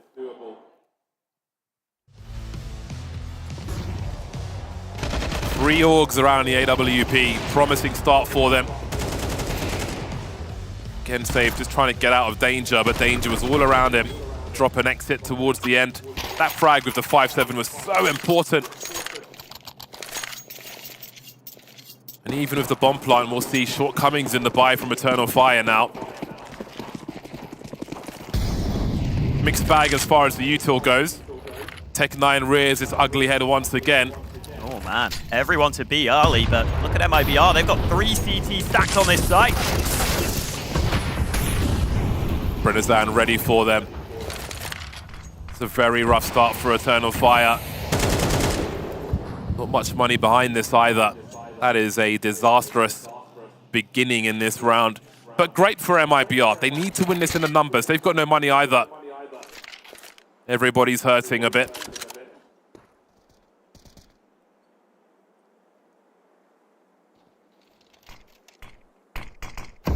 Perfect timing for Major. He wants to pick up the AK. No reload required either. They basically have to concentrate their efforts somewhere. They have a molly. Where was that? Okay, Xantares has caught safe creeping. And maybe there's a way in. I don't know if you want to duel him further. Xantares lurking around, not carrying the bomb. Where are the other 2 though? There's one, there's the other one. And that's the round shut down. Jarlena's down on for the ace right now. Got those first 2 kills, denying them in that choke point. Xantares doing what he can on the other side of the map. I think you see a little frustration there from Xantares, just saying, well, what can I do? All his teammates die elsewhere. He gets a couple, but it's MIBR able to shut down that play. I think for Eternal Fire, they wanted that quick set play. You could see that's what they were going for, but you've got to get out of that choke point. You've got to use utility to make sure you get into the site, and that's when you can swarm it. MIBR very well prepared for it, though, with those players stacked on that site ahead of time. And this is now turning into a pretty solid CT start here for MIBR. 4 rounds already. If they can keep this up, they would be in good shape there.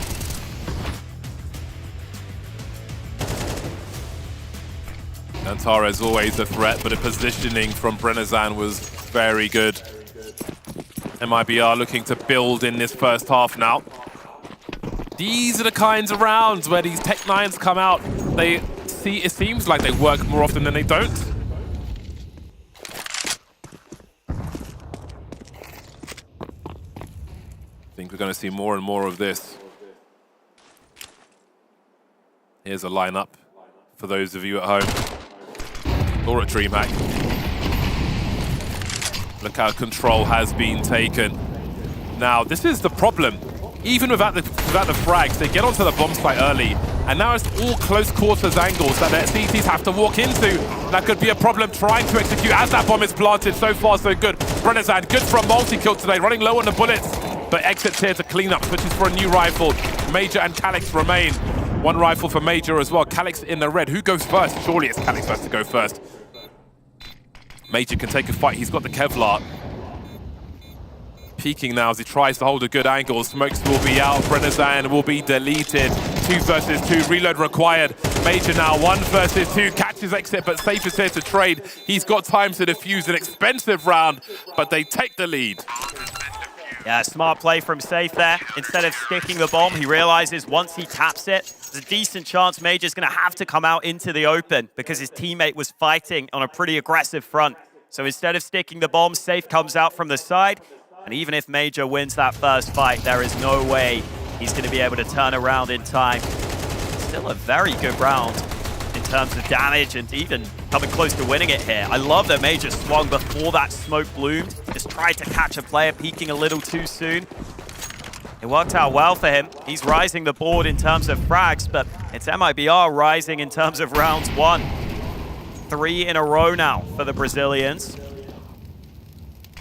Can Eternal Fire put a stop to that here? Gotta remember, Eternal Fire won the pistol, got a 2-0 lead. And this is a map where you're often aiming for 70 rounds.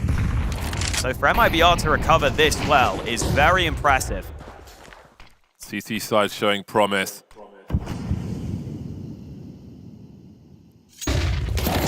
Now that is a flashbang.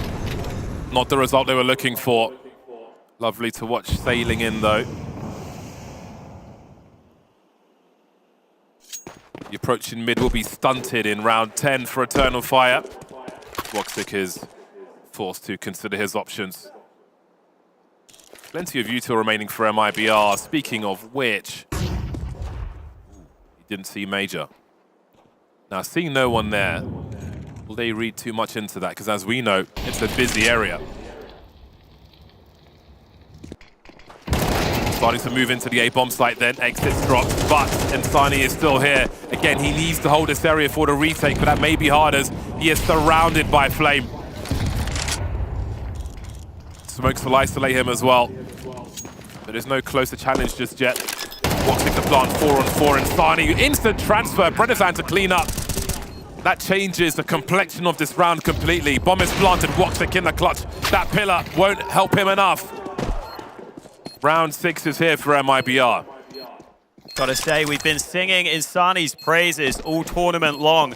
But Brenizan, oftentimes a star for this MIBR team as well. And look at the game he's having here. 15 for 6. That is a stunning stat line. Very capable rifler in his own right. He's been their second highest rated player at this event for MIBR. And if he can continue to play like this, then Eternal Fire have a problem on their hands. Insani did great work in this round though, getting that 1 kill, keeping himself alive as that pillar at the back of the site. And now MIBR going for a double AWP setup. Brenizan having a great game and deciding why not go for the AWP as well.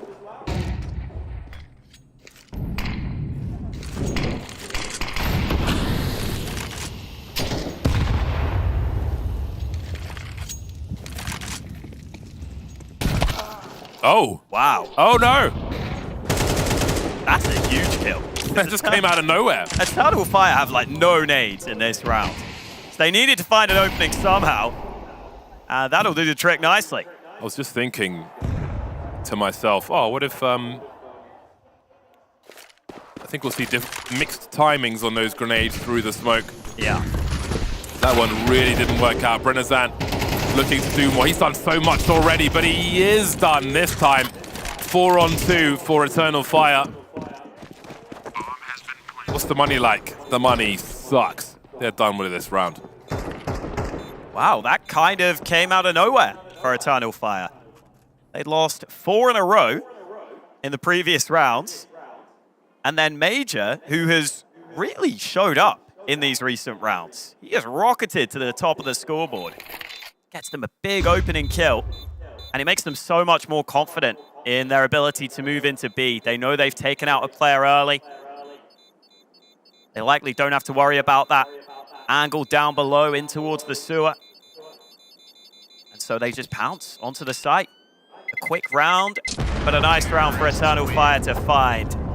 At least a 5th on the board guaranteed. And heading into the last round of the half, they'll be hoping they can tie things up at 6 apiece.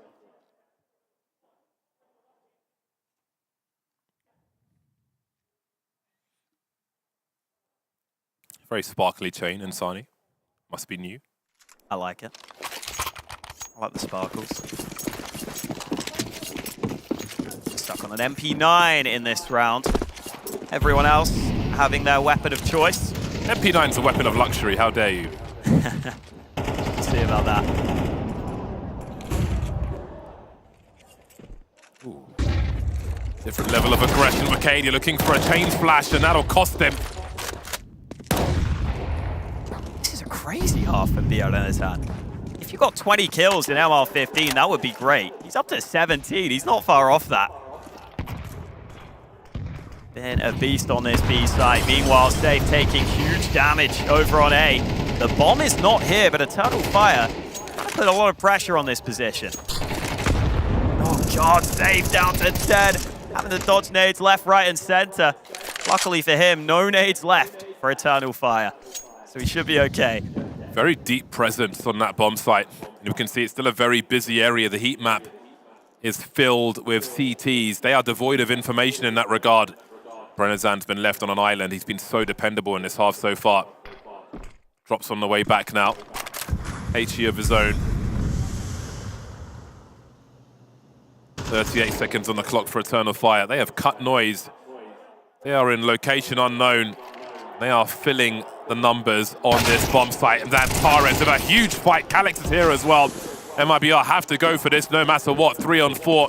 Safe still standing with the AWP. They have no util for this retake. Just their bodies to throw at the problem. What a problem it is. Woxic with a great angle. Calix is a good one too. Big swing from the MP9, but it won't be enough. Safe needs a miracle to find a way through this one. No kit in his hands. No health either. Tied at half-time. All favor to MIBR if you ask me. Spin the wheel at DreamHack. We'll see you after the break.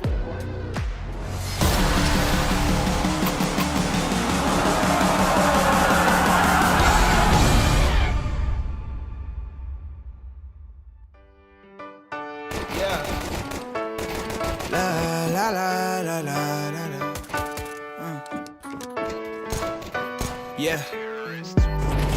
Your life hits hard, but I hit right back. I never back down. I keep it on track. It's the same day with no problem. I keep rising from the bottom. 'Cause when the sun comes up and I look around, I can feel that love. I can hear that sound. They're never gonna hold me down. I'm higher than the ceiling now. And then I need to worry about, 'cause I got no problems. I know it's gonna be alright. It's getting better every time. Nobody's gonna kill my vibe, 'cause I got no problems. Yes, every day was a war. Yeah, it kinda took a while. Tell me I should stay. I just jump with a smile. Yeah, it's hard until you notice.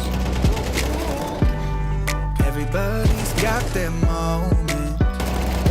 When the sun comes up and I look around, I can feel that love.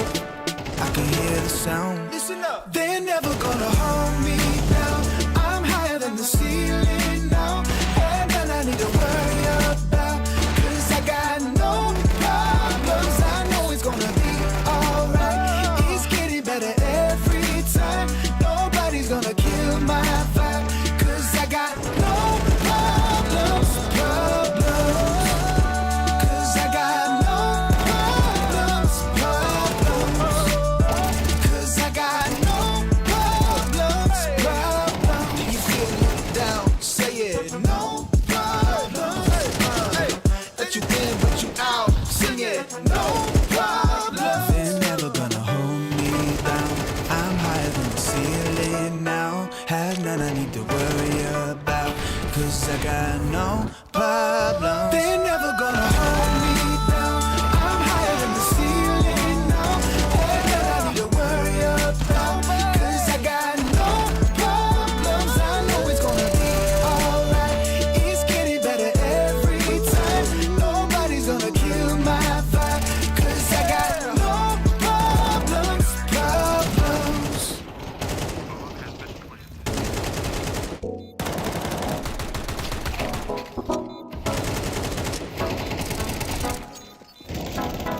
You ask if we could talk, but then say nothing.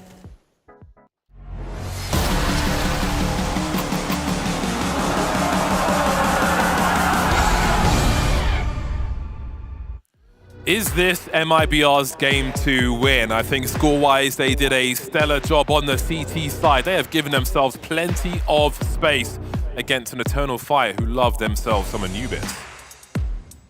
Yeah, definitely looking good here in this one. But we've got to wait and see if MIBR can close it out. Eternal Fire went a little quiet throughout that half at points. It's actually Major who ends up being the top fragger for them. The in-game leader leading by example for Eternal Fire. Meanwhile, all this utility again for MIBR. They love the utility on the pistols. They're about to show us why.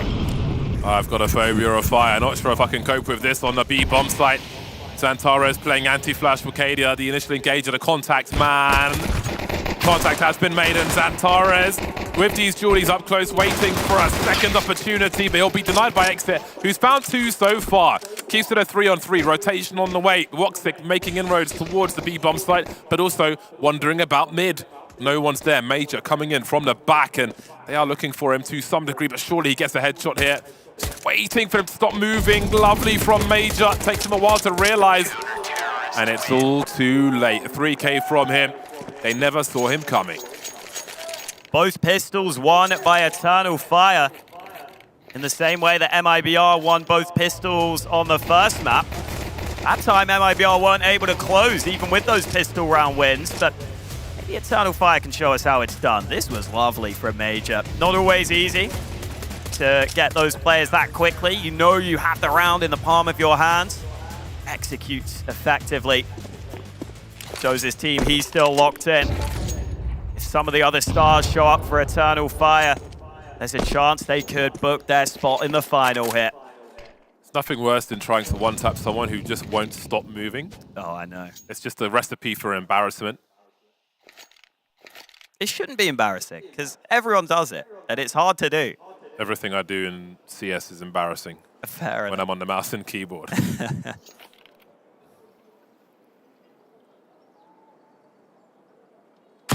Blocks out. Calix might have some issues. That's a shot, but Woxic sitting a little further back. Looks like MIBR might not have expected him to be there after Calix was fighting alone for so long. Looks like a solid cleanup then for Eternal Fire. Mostly we just wanted to keep those 3 rifles up. Bit of extra SMG cash always helps as well. Insani's trying to make himself a real nuisance. He just wants a tech talk. Not tech talk, but a extended timeout for the squad. He doesn't want to give it to the MP9, I rate it. Give it to the rifle instead. Well, 2-round lead for Eternal Fire, but here comes an early test for them.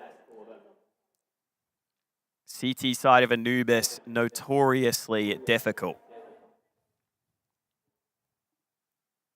And it's not even their map pick. But they have the lead for now. They can win a couple of key rounds. They've got a good opportunity here to try and steal away this semi-final on this very map. Look at the aggression early. I like this from Eternal Fire. Taking the fight to MIBR. Brazilian sitting back, and look at that. Xantares spotting that flare as the smoke got wiped.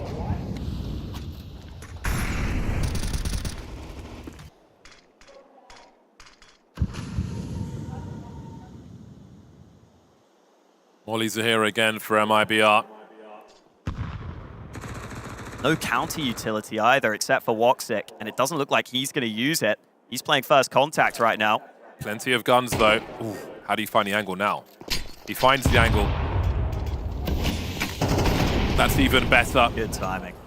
Even better. That really causes problems. What's Exit's role in this in the meantime? Ooh, that's a very nice shot from Insani. They don't need to commit to this. There's a minute on the clock. Exit has kept them some map control at the very least. He's kept the options open for them. Maybe that was his job. 42 seconds. Everything goes quiet. And Eternal Fire have to figure out what MIBR are doing. And Major will do just that. Damage onto the second. And he'll get some information for his team. That means Xantares can rotate into position. Molly's going to make life difficult for him, but he's still got line of sight here. Finally, that smoke arrives. He's still going to spam away. They're going to jump over him. Arcadia in position, but the molly not enough to force him away. He does go down afterwards, though. 2v2 on this side. Calyx charging in. The urgency was high. Wanted to find something before they got into their post-plant positions. Took the risk before Xantares was ready. And now Xantares finds himself alone. Good damage, but he needs some frags here. Trying to find that 1v1. Switching up for the other side. Catch is safe. Exit knows he's in trouble now. Goes for the wide swing. Big headshot. That's such an important round for them to win as well. Got to stop the opponent from moving too far away in this second map. It almost looked like Xantares started there, because I don't think he believed that wide swing was coming. He got confused. There's the initial kill for Xantares. The aggression was nice. It got brought back. And then this moment, I thought Major had done enough with the info he had gathered, but fair play to Exit. You see Xantares just caught in transition. The timing from Exit, the read was on point. And now this second half hangs in the balance because both teams have invested basically all their money into this round. An important swing round early in the half here.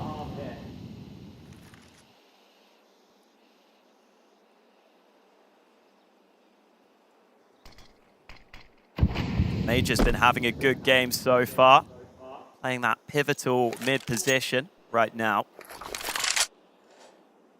And he may be tested. A couple of MIBR players confident to move through the smoke. Major joining his teammates on A. That puts 3 players leaning to this A side of the map, and it looks like the right read here. So risky to pull out a grenade from this distance. You never know when the swing might come. That HE, though, could be quite something. They've got to follow up on it, though. And now it's just down to Major. Drop will trade. So awkward it looked like in that round from Eternal Fire. Combined $50 for Arcadia and Xantares. And he will be heard. He will be followed. Safe has to be careful though with 16 HP. MIBR showing life early in this second half. Again, they trail by 1. Anubis is a must-win for them if they want to make a play for the final.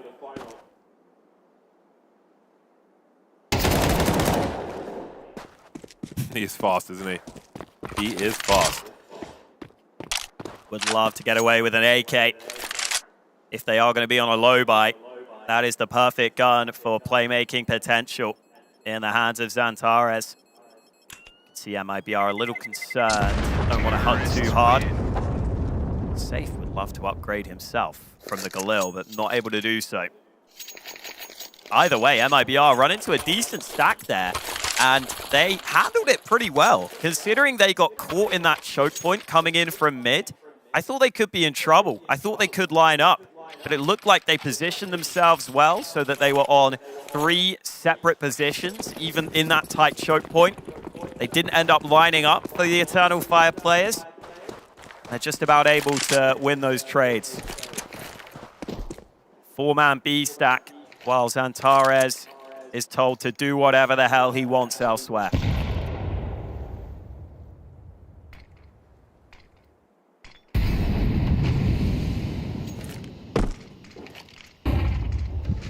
Arcadia's gone into the smoke. The flash is ready. Yeah, Enezan blinded and dealt with. Wow. Fantastic flash from Major. Rings exit spell as well. Can't steal the gun, but you still got Xantares with that AK.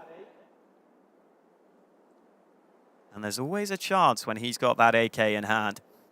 There's another flash for Major as well, so still more potential for those pistols to make plays.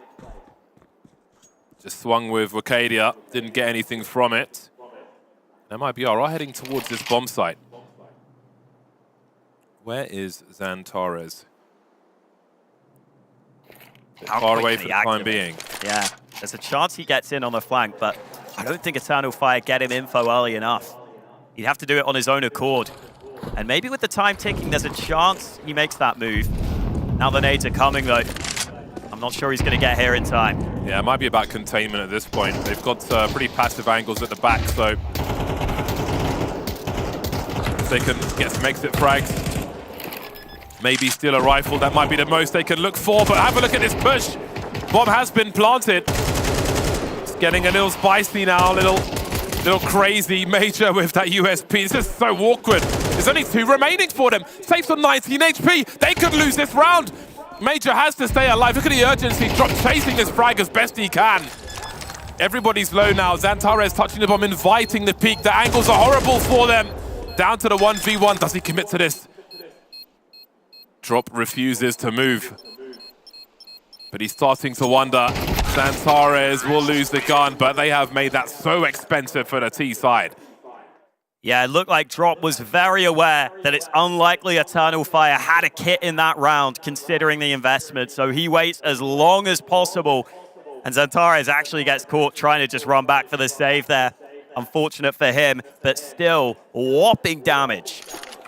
And that can make a big difference in the long run. MIBR scrape their way into the lead, but that wasn't even meant to be a big test for them. This was meant to be the true test. Rifles out for Eternal Fire. Yeah, Major having a great game, but Xantares might be joining him. His form looking better and better by the round. Rifle in hand, what can he do in this corner? Oh, the spray, the lineup works for him. And there's still one more man on this site. Oh, forced into the light is Wicadia, insta-trade. That's an important frag. Exit with 2, he's everywhere. Safe down to 4 HP, but standing with an AK is enough. They have over a minute to find a way in. Eternal Fire cannot cover everything. Does somebody risk a push for the information? Do they stay together? Tough decisions to be made. No kit for either player. No util, no pop flash, no easy way to get cheap information. Maximum risk. Pretty bold from MIBR, splitting up like this. If Woxit got the timing right, he may have caught that bomb. Instead, it sneaks by. But Safe on 4 health must be screwed here. And now they'll figure it out. Surely they'll see, okay, we might have to send someone back to A because Exit has snuck past. 25 seconds. He'll get that bomb down with plenty of time. But how does he play this post plant? That position would suggest he's somewhere else. Looks like he's laying a trap for them. Does he engage immediately? Hasn't been seen. That is quite specific positioning. Wow. He is baiting them with that bomb plant, but Woxic starting to wonder. But again, he's got to hold down multiple jobs. Look at the trigger discipline from him. Doesn't get what he was looking for, but that play is very noble indeed. Yeah, that's a good effort. You can see exactly what he's trying there. Very well could have pulled the trigger, decided against it. Unfortunately ends up costing him in the long run, but not a bad attempt there from Exit, slipping through the cracks. This was that early spray down though. The flashes are effective, but not good enough. Xantares can just spray away while blind, put himself in an angle where he's got the right crosshair placement. If he's taking fights, it's because those players have pushed into exactly where he's spraying. And that gets them off to a good enough start to secure the round and tie us up again. You've got to remember that round prior, where all the damage was done with a pretty low buy for Eternal Fire. That puts MIBR in a precarious position now.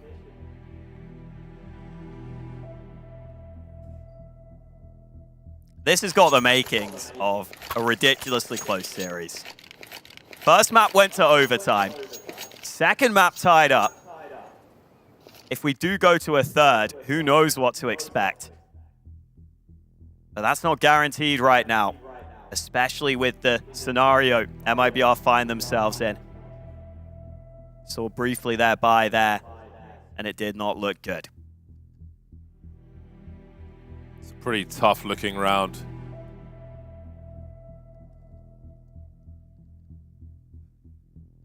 Good for an extended timeout, basically. Not sure how much they can really expect from this one. We've seen some good mileage with the Tech 9s and such, but might be a tall order on this occasion. Very minimal buy. Again, that CT economy is not established though. So if you can find 2, maybe even 3 kills, it will make a big difference as this game goes closer and closer into the late game. Close the distance. Line up a pop flash. And who knows what could be. Wakadia swings afterwards to no avail. Emergency, press the big red button. We've got problems on the B bomb site. The util as well, 4-on-3. Rifles in the hands of 2 players at least. Look at the money for Eternal Fire. We've seen this scenario before. If they commit to this, they could lose everything. They could even lose the game. They might not recover from the loss here. Major sends it straight in past Brennezan. Finds him with the 180. Now MIBR are outside the choke points. There's 1 smoke at least for Major. There are kits as well. This could just work out for Eternal Fire. Starting that defuse. Someone's got to get on that spray. No one's getting that bomb diffuser though. And just like that, out in the open, with some help from the smoke, they will secure a round. That was looking very worrisome indeed. Oh man, that got so scary. But once Major gets on that bomb, no one seems to be able to touch him. Gets the defuse all the way through. But even just the bomb plant means that MIBR will definitely be in good shape for this round. None of these rounds feel safe. None feel comfortable. And you can see what it means to Eternal Fire. They've actually got 2 SMGs in this very round. And they're going to take liberties again, take aggression, as you often have to do on the CT side of this map. Xantares unleashed early, but MIBR are very ready for this. It's a lot of map control lost, but it can be very awkward to hold on to this for the CTs. You don't have much cover down here, so I think they may just have to give that up.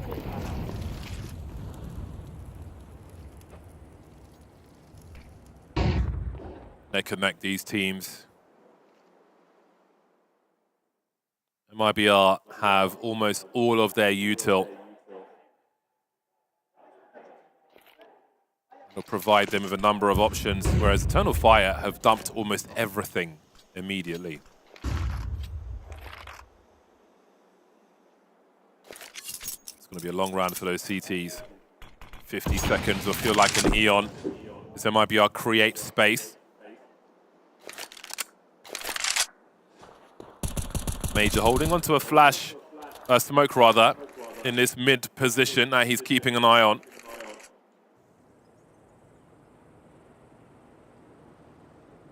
Now if MIBR try and send it through a quickly deployed smoke with 3 players on that bomb site, that could be very costly indeed, but there is the smoke deployed. HE doesn't quite do the work there. The pre-fire from Major will be a good start. Xantares looking to clean up, but the pinch is here from MIBR, and that pinch really hurts Eternal Fire. 2-on-3, bomb not planted just yet. Calyx closing the distance. Where does he go for the wide swing with this MP9? Lots of jiggling. That would have been a massive second frag. Half the info for Wakadia with this org creeping into the bomb site. Safe has to wonder where he might be. Wakadia may find himself a good angle here, but Safe starts to wonder himself, and that will tie the score. Wipes the money for Eternal Fire as well. Yeah, the nade fails to wipe the smoke, but the pinch ends up being so important instead. Splitting from both sides means even though a lot of those players are trying to rush in, that kill from Brennezan allows him to flank that second player, make sure that they can get onto the site. You saw at the end there, Wikadia's instinct was that the player might still be on the site having planted the bomb. His instinct initially was right, but he looked away at the wrong time. Eternal Fire down to a terrible position for this round. Almost nothing to work with. And this game is getting more and more tense. Just a few rounds left in regulation.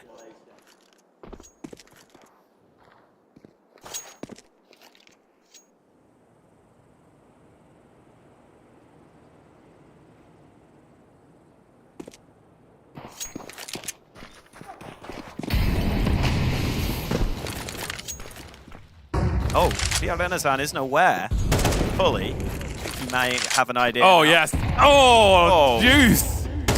Way too much sugar in the diner. Woxic there.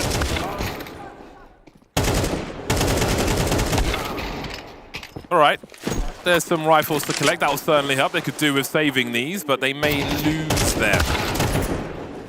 So gamble on a unlikely round win, which won't happen.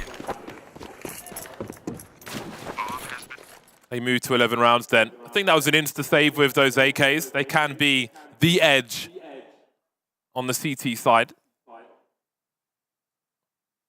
Yeah, the money wasn't perfect either for Eternal Fire. We've got a FAMAS in the mix. We've got nades missing. So saving those guns might have been nice, but can't think about that. Got to focus on what they have.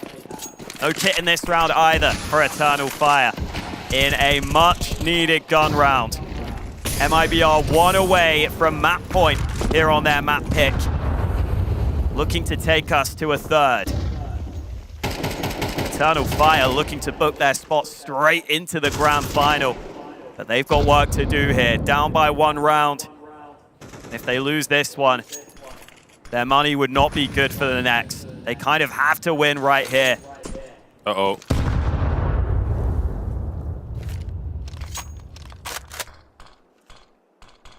He's got another one. Now Torres is a HE. Send it. I want to see it on that pillar. Oh, I completely misread that HUD. Never mind. Minute on the clock.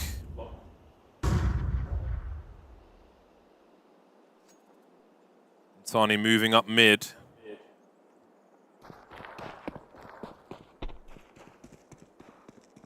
Nervous territory. When you're on a CT side, you're waiting to react, and it's all quiet. Eternal Fire love doing this on their T side. Woxic's position could prove strong, though. One false step, and that AWP gets firing. Oh, so many targets for him as well. Rounds the corner just in time. Calyx is here to help hold the bomb site. He's been lost. Woxic trying to pre-fire him. They bait the shots at least. He's lost his angle. But they've got the man advantage, Eternal Fire. They need to hold that higher area. It's so important for them. Xantares goes down. The CT's re-emerging as that bomb is planted. And look at the frags raining for MIBR. Woxic with 12 HP. Does he go for this clutch, though? How does he not when he's on the bomb site? He's found a 1v1. Not expecting a second on the site. Drop should have this one for free. He should. But will he? Oh, no. Oh, no, not like this. Not. Surely not like this! Have you no morals? Have you no code? That is absurd. The map on the line. And Drop actually goes for the knife. I would not have done that if I were him. But he's happy to do so.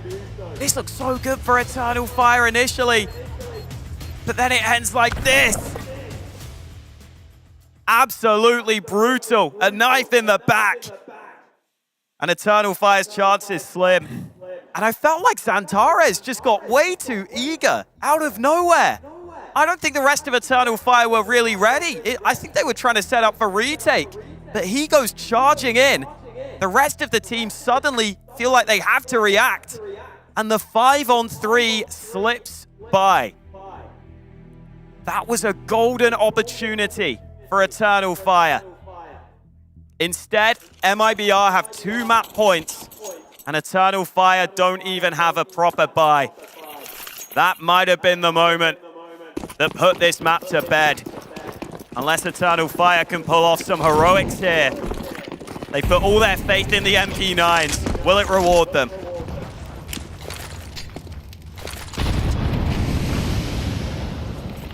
It's all about these HE grenades. Not those HE grenades, but the ones the CTs are holding.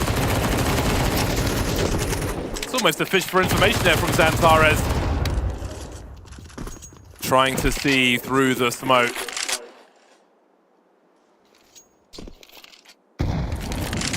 Oh. That was a beefy nade. Cadia was on just a little under half health there.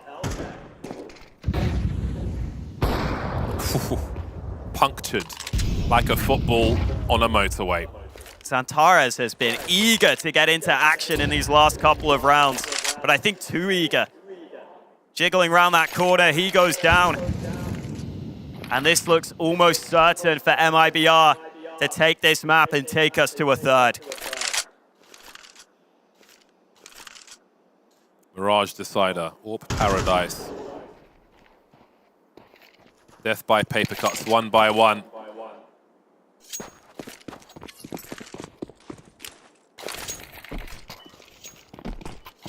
MIBR have taken no damage in this round just yet. They've just been picking pieces of Eternal Fire like a scab on a knee. Eternal Fire will bleed. Calix then has got so much to do.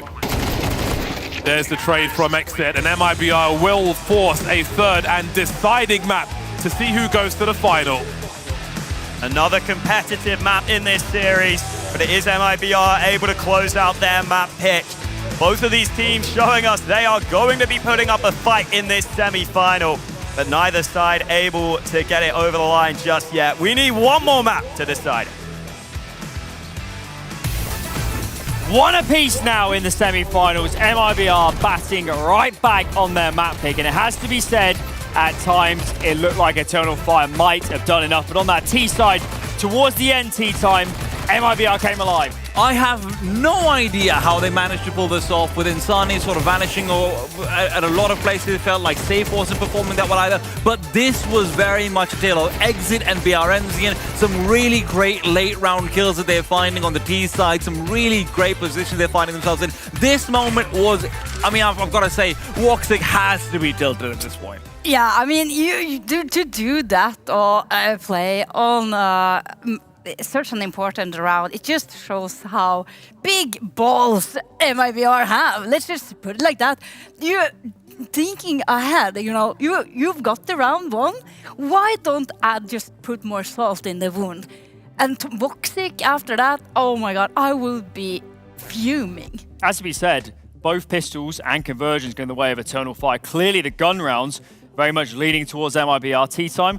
What was going right for them? I mean, for MIBR, what they're doing, right, is very much BRNZN and Exit activating so effectively on that T side, right? BRNZN, of course, on the CT side was doing very well, and I know we've got more to talk about him later on as well, but Exit in particular, on that T side, some of the mid-round entries and some of the mid-round advantages he was able to give them was stunning. He really made up for the fact that Insani was still having a bit of a slightly drier game overall. He was shut down a bit earlier on by Xantares on mid, and it felt like he never recovered after it, but Exit, I mean, this was a tale of two IGLs effectively. Yeah, I absolutely agree. And particularly when their knives was up against their throats, Exit was able to, this beautiful clutch he had on towards that A-bomb site, just turned the tide of the whole map for me. I think Exit, as an in-game leader, proved himself brilliantly here. As we said, that T side was composed. I mean, some of those rounds are pretty wild, but, you know, as composed you can get on Anubis in a semi-final. Bit has clearly done great preparation. Compare this to the performance a week ago, and already MIBR looks like an entirely different team. Oh, absolutely. I mean, listen, even when we looked at Vertigo, they looked like an entirely different team, but of course, Anubis over here is just extending that story. And I think we can so clearly see as well why they are opting on picking Anubis. Insani doesn't have to be the sole carrier of the team. Everyone else is able to perform, to be able to showcase what they are capable of doing. And when Exit and Drop and Safa and the whole squad is here, oh my, I can't imagine how things are going to be later. I will push back a little bit though. I will say that I think they needed Insani to be there. The fact of the matter is that, you know, we didn't see the best from, for example, Wicadia either, right? You know, you can see he's at the bottom of the scoreboard. That's not something you can rely on every single time to happen. So despite the fact that, Alan, thank you for pointing this out to me off screen, despite the fact that Eternal Fire was changing out some positions for Wicadia as well, you know, Alan pointed out that Wicadia and Calix had been swapped a little bit. They've been trying new stuff, but it wasn't working for them. And I feel like Insani not showing up would have been punished a whole lot more had we seen the normal Wicadia over there. Yeah, exactly. And, you know, Mr. Reliable himself, Xantares, had an absolute phenomenal map there. Has been performing so well. Wicadia a little lacking, but in the bigger picture, you know, this is Ancient. No, this is Anubis. It's not their necessarily best map, you know. I don't necessarily think that they were expecting to take this series a 2-0 fashion. So what will be awaiting us on Mirage is just... I have never been in my entire career excited for Mirage. And I am now. Has to be said, Vertigo wasn't bad for Eternal Fire. Round 11, they got explosive on to B, didn't they, Tea Time? Anubis, yes, Anubis absolutely hasn't been all bad. And listen, what did I say? Vertigo. But this is where you've got to keep in mind that they have been finding a lot of success down on middle, but after this, when there were a couple of rounds where Insani did get the better of Xantares, Major does a great job of switching things up and just going for a B pop inwards. Look at the kills that they're able to find on BRNZ. And I'll be honest, I think MIBR might have read into this a little bit because they did have a double op posted there with BRNZ and Safe. But Major gets his completely random kill through the smoke, and with that entry, it becomes, hey, it's just a single op. Drops there with him, sure, but that pop is specifically designed to take down a small two-man setup that is split up across the bomb site. Yeah, and it also showcases perfectly how Eternal Fire are so reliant on actually finding these entries, gaining a man advantage early in the round. They were really, really struggling with it on the T side, and this is a random shot through smoke by Major. Perfectly timed, of course. He knows his opponent very well, but it's conveying this story. If they can't find the opening entries, then the game plan moving forward is just so much more difficult. Staying on the topic of Major and positives moving forward, individually, he had a pretty good game here. Plenty of good rounds that game. Yeah, and I think in particular, it's a round at the end of the series that stands out to me. This is when he's coming out of the smoke, just does a drive-by 360 onto this poor man on site, and then he is masterfully setting up the rest of his team for success, flashes main, puts on the smoke, and then he goes straight on to get the defuse. This is the round where he's getting covered by his teammates. There's still so many MIBR players alive, but he just sticks it and he takes him out in the end. But this round, this is where we can see the big brain. I mean, absolutely. It's just great push coming out. It's really what helps them get that second pistol round as well. It did feel like they were losing out some of the entries over towards the B bomb side. Good trigger discipline coming into this one. Major taking map control, not afraid to die theoretically, even though, listen, he is on paper mechanically supposed to be the worst player for this team, but he knows what his role is. And listen, he might be the mechanically worst player on paper, but on the scoreboard, he was popping off this. Yeah, and he's so patient. He spots all three. He spots two players. He understands what is happening in the round, and then instead of rushing it, he's so patient, so calm, collected, lines up the perfect two headshots, and then the last player is just the icing on the cake. Got to mention two brand new spots for this game today for Eternal Fire. That is a big change-up. Either way, let's talk Mirage. It was played between these two teams on LAN a week ago, and that was 13-2 for Eternal Fire, a 10-2 CT side. Does that bode well, T-Time, going into this one? Well, up until this point, I've been saying I don't really care. I think it's not going to happen again. But unfortunately, when I see Insani and how he's been playing so far in the series, I am a bit more concerned than I was before. Because if Insani fails to show up for 3 maps in a row, listen, it's not going to be a 10-2. But even if you look over towards the scoreline of that, Insani was still a man fragging, right? So those 3v3s that they were losing out on, Insani was the one who's helping them get to a 3v3 or 2v2 in the first place. So I'm more concerned than I was at the start of the series. Again, I don't think it'll be a blowout, but I do understand maybe I start to lean more towards Eternal Fire because frankly, they still look pretty good. Yeah, I don't think we're gonna get a stomp. That's 100% certain. Last week, MIBR, they were maybe feeling a little bit jet lagged. Now they are on LAN, they're super comfortable. And of course, but Insani has to be the difference maker. If MIBR is gonna take it. If not, this is going to Eternal Fire. It's got to be said, BRNZ has looked formidable during this series. He's the catwalk player for them on Mirage. Insani will be in Connector.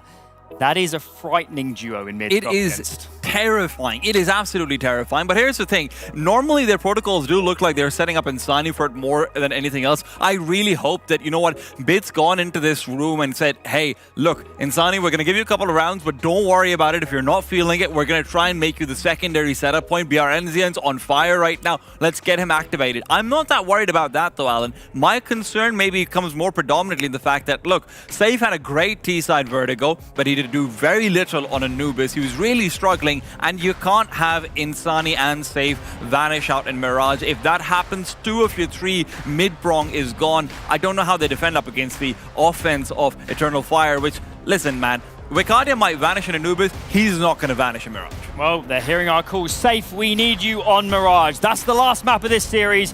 One team only can make it into the grand finals. Don't go anywhere. I think something that makes our team looks unique is like the resilience that we have. We never give up. We always trust in each other, and we are always confident that we can win the game. And it doesn't matter like the chances or any stuff like this. We always believe.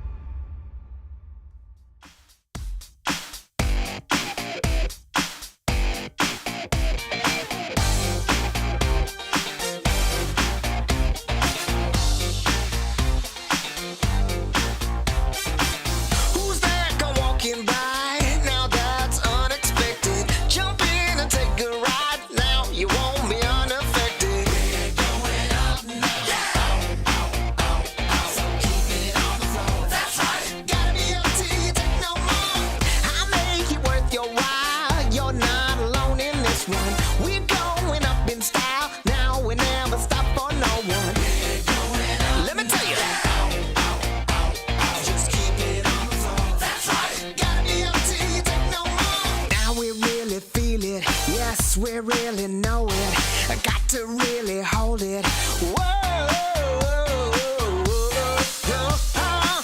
We're gonna get. Who am I? This dude can't fly. Who am I? And who cares why? Easy going up now. You do what you do. That's right. Keeping it up.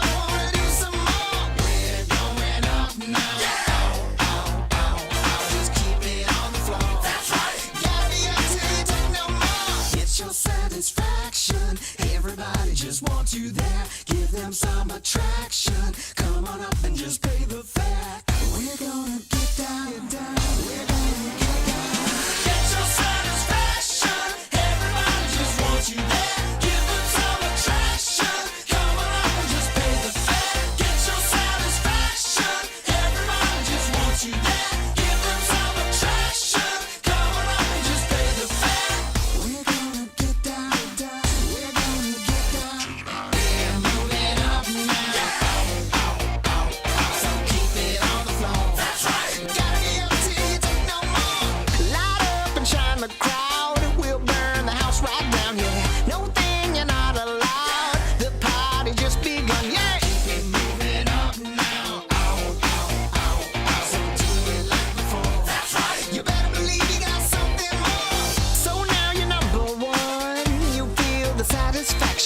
And when the night is done, you like that interaction. We're going up now. Just keep it on the floor. That's right. Gotta be up till you take no more. We're gonna get down. We're gonna get down. Get your satisfaction. Everybody just wants you there. Give them some attraction. Come on up and just pay the fare. Come on down, let's pay the fare. 1, 2, 3, 4. Get your satisfaction. Everybody just wants you there. Give them some attraction. Come on up and just pay the fare. Get your satisfaction. Everybody just wants you there. Give them some attraction. Come on up and just pay the fare. We're gonna get down. We're gonna get down. We're gonna get down. I wanna get down. Get your satisfaction. Everybody just wants you there. Give them some attraction. Come on up and just pay the fare. Get your satisfaction. Everybody just wants you there. Give them some attraction. Come on up and just pay the fare. We're gonna get down. We're gonna get down. It's the arrival. I came in the league, went straight for the title. No time to idle. I'm finna get it, put that on a Bible. This is survival. Gotta treat every move made like the final. One by a mile. Nobody believe it, they all in denial. Look at me, look at me. Still in the show, that's the crook in me. They want me gone with the hook in me. Asking why is he here like I shouldn't be. I've been on grind since I old. 10,000 hours the motto. They see the bag is coming out, they flocking to me like I won the lotto. Dancing with the devil, there's no recital. I'm killing competition, ain't no revival.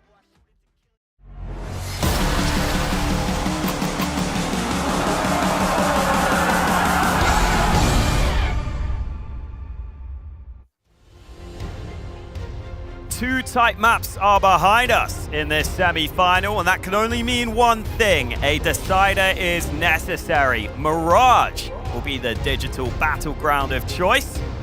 Winner of this will get to go up against Monte in that grand final later today. Eyes on this matchup for now, though. Hard to read which way this one is going to go because both of those first maps were pretty damn close in the end. Yeah, absolutely. I did think they were well matched coming into it, and it has been hard in places for MIBR, but they forced it to a third map. They have worked hard and they have delivered the goods. Mirage, a decider. I feel like our snipers have been a little quiet so far. Maybe that changes in the open areas of Mirage. So many options on such a classic map. I'm sure we'll see some explosive action here. Love to see our Woxic highlight save's been good as well. One place in the final for one of these squads here at Jonkoping 2023. It might be our Eternal Fire getting the best of them most of the time, but maybe that changes today. Maybe now they'll turn things around and put some L's in the column of Eternal Fire. Got to see who shows up on this third map when the pressure is on. I felt like Eternal Fire maybe got a little too eager at some points on Anubis. Looked like they were really trying to force some fights when they didn't need to. Can they keep their cool on Mirage? We're about to find out. Eternal Fire against MIBR. Two teams in good form coming into this matchup, but only one of them can advance to that grand final. 4 flashes into this A-bomb site. But have a look at MIBR. They have left the premises. Retake territory for them. They've got 1 flash for Drop, who's leaving the B-bomb site. Have a look at this map control. If they can hold on to jungle, this will be challenging for MIBR. That 1 flash better be a good one. Exit showing presence in mid for the time being. Insani coming in from the T-spawn. That's a big frag to drop Wakadia and a pistol round. He's so good in them. 5-on-3 then. Julies are here for Brennezan on the bomb site. They've lost a lot of angles here. Eternal Fire fighting in mid, but what of the A bomb site? There's no kit on these 4 players, but surely they can draw Eternal Fire out, who go through the smoke to his demise. Major Zantares not far behind. Calix has no angles and little hope. HEs and plenty of CTs coming his way. 4 survive at the end of the round for MIBR. They had no one on the A-bomb site to start with, 4 by the end of it. Yeah, you saw them have a setup there with a few players being inquisitive up mid. As soon as they get that info, they know they need to just set up for that A-sided retake.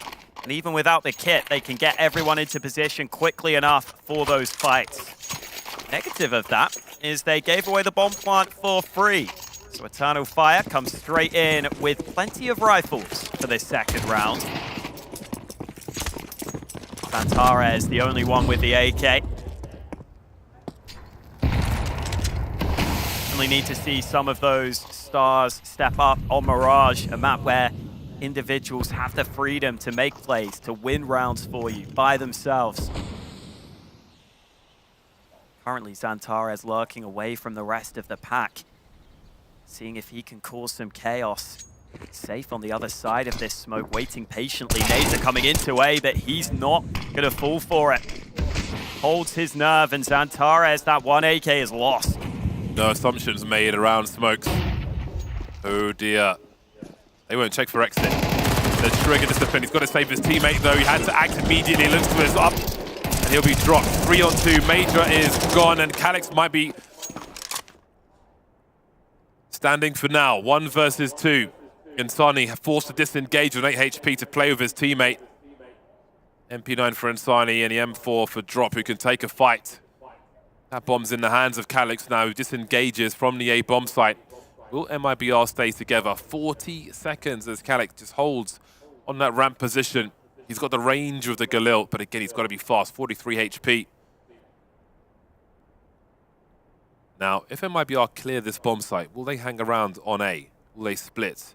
You can see Insani moving into a deeper position. 20 seconds. And Insani will have it for free. Gets the M4 as well. 2-0 for MIBR. Love that repossession from Insani. Really smart play from MIBR there, sticking together and just putting Insani into a position that's unexpected. When you're low on health like that, you want to do the best you can to catch your opponent off guard. And because that A site was cleared out earlier, Alex just assumed there's no way Insani could have crossed here to the site in time.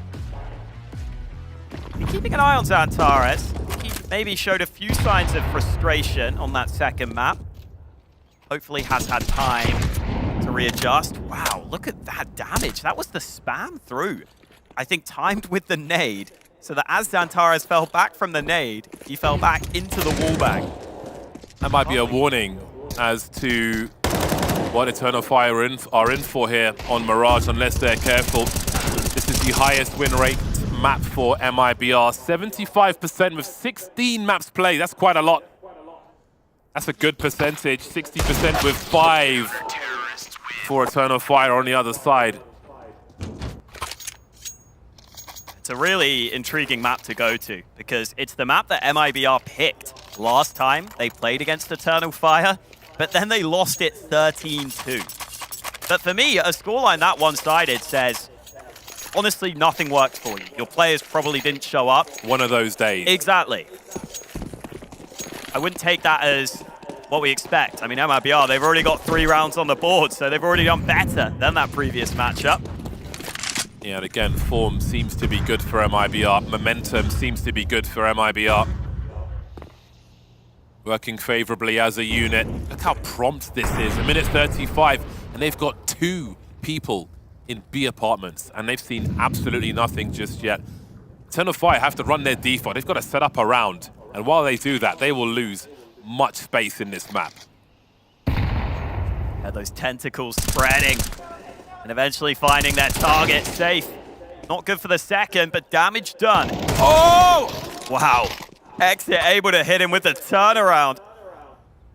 And this is what happens when you get off to a good start. You have the freedom to make an aggressive play, to take a risk.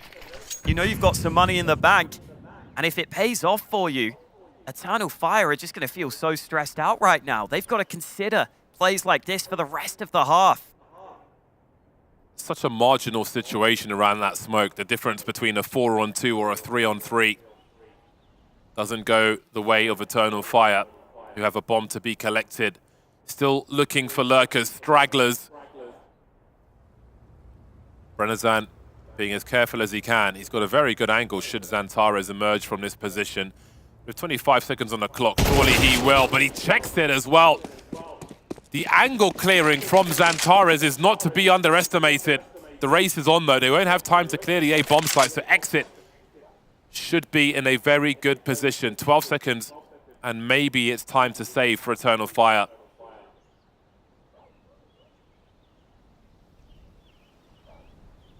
Oh, I was wondering if exit would move forward, but so low on health. No real need. What a start from MIBR.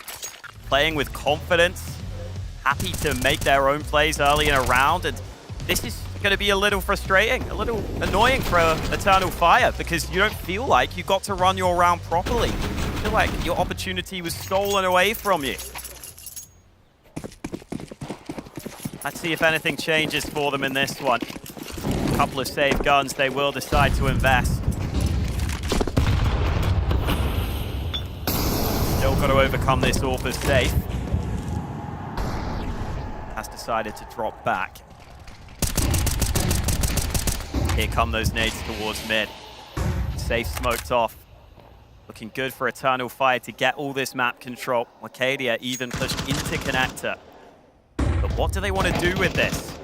It's the age-old question on Mirage. You've got mid control. What do you want to do with it? Bjorn Enezan caught with awkward timing, looking at the ladder. Zantares might be in trouble. Drop quickly doubles down. Combo meal deal for Drop.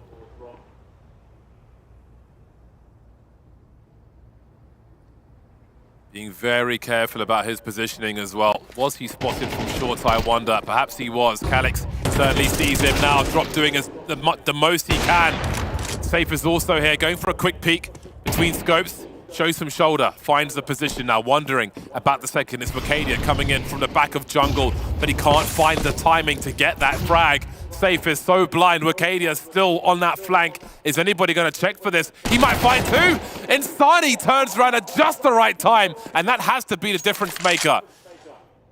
This timing is brutal for Eternal Fire, not for the first time either. Calix left alone, 1 on 3, 25 seconds, bomb to be collected. CT's moving back enough. 5-0 start for MIBR. Never mind that previous result. I don't think Wacadia did anything wrong there. He played that so well to get into that position where there was a lineup available. And honestly, if he has an AK, maybe it's just 2 kills a little quicker. But instead with a MAC-10, it's just damage onto both players. MIBR just able to turn around in time.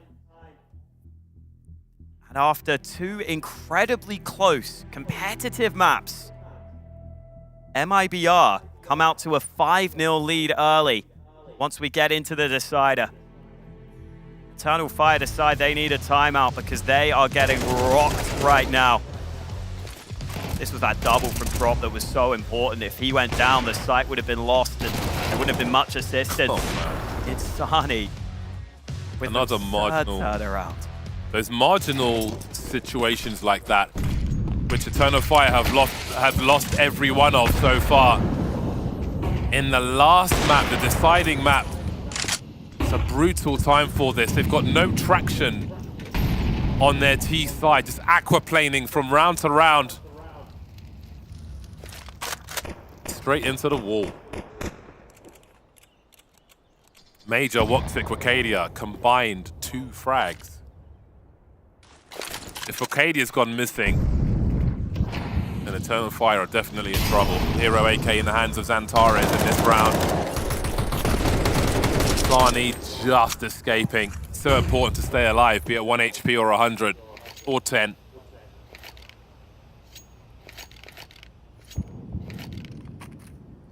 Committed angle here from Drop right now. Will reposition, but that's just as a player comes in from short. The nade is good, but Bjorn Enezan will get run down. That's the B site lost quickly. And a real opportunity here for Eternal Fire to get their first round on the board. Major can't get that kill. Exit turns it round. And now MIBR a man up for this retake, but 2 of them are so low. Clock is ticking, kits for everyone. Who goes in first? Who takes the risk? It's Insani. He's got to make space for his team. A deagle for Calix. Been spotted now. 2 on 2. Make it 1. Calix and headshots hand in hand. They'll move in and lose everything. Eternal Fire are finally on the board. They've secured just the 1 round, but there's more work to be done before they can break these CTs. Major there on 2 occasions with that Tech-9 comes so close to a kill and can't get it. Still yet to get a frag on the board, but more importantly, the call was good. Oh, that's the turn. Still leads to a round win for Eternal Fire though. Wacadia and Calix combining wisely, realizing the time was low, not giving the fights away too early, forcing MIBR to give away their positions and allow the T's to take some favorable fights. Smoke wiped there by Insani. He'll see that no one's crossed initially, but Eternal Fire will start to move into mid now. Bit of damage done onto Zantares. Look at that player in connector though, Wacadia. Very quick in this position. This might not be predicted, might not be expected. Oh, he's still going. Looking to catch them off guard as they did so well in that first map. Let's not forget Vertigo. Wacadia was very good at activating early, and Zantares. And there's the jewel he was looking for. Those ones in CT. Drop trying to control the choke points as best he can. Brennersland's going to get activated to try and stop them pushing through connector. But he may have lost his angles already. Exit will deliver in the meantime. Vacadia tries to find more. Woxic stepping up as well. Spots one by default. He's got to keep his head down. Bombs on the ramp though, separated from the other two. How does it cross? Where does it go? Brenizan's still over towards this B bomb site. MIBR know that they have A. So Brenner will start to wonder. He'll have sound cues towards the apartments in an angle to find Woxic. He realizes what's happening. Vacadia caught in CT spawn. And then there was Calyx to figure this out with 20 seconds, if there is even a solution at this point.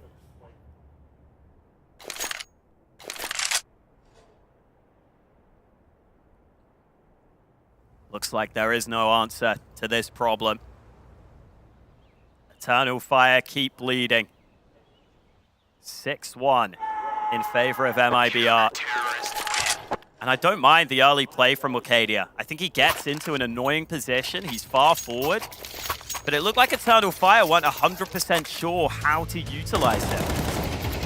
That's the initial kill from Insani. Really well taken. Then you see Vacadia gets here. But it looks like Eternal Fire kind of awkwardly have to try and come to back up their teammate. Maybe they could have just left Vacadia as that one-man army, just causing havoc elsewhere while they did something else. But instead, they try and follow him up, and MIBR able to deal with it. Still a buy for Eternal Fire, but they need some rounds on the board soon. A play looks likely. Could be a quick one as well. Utility already streaming into this site.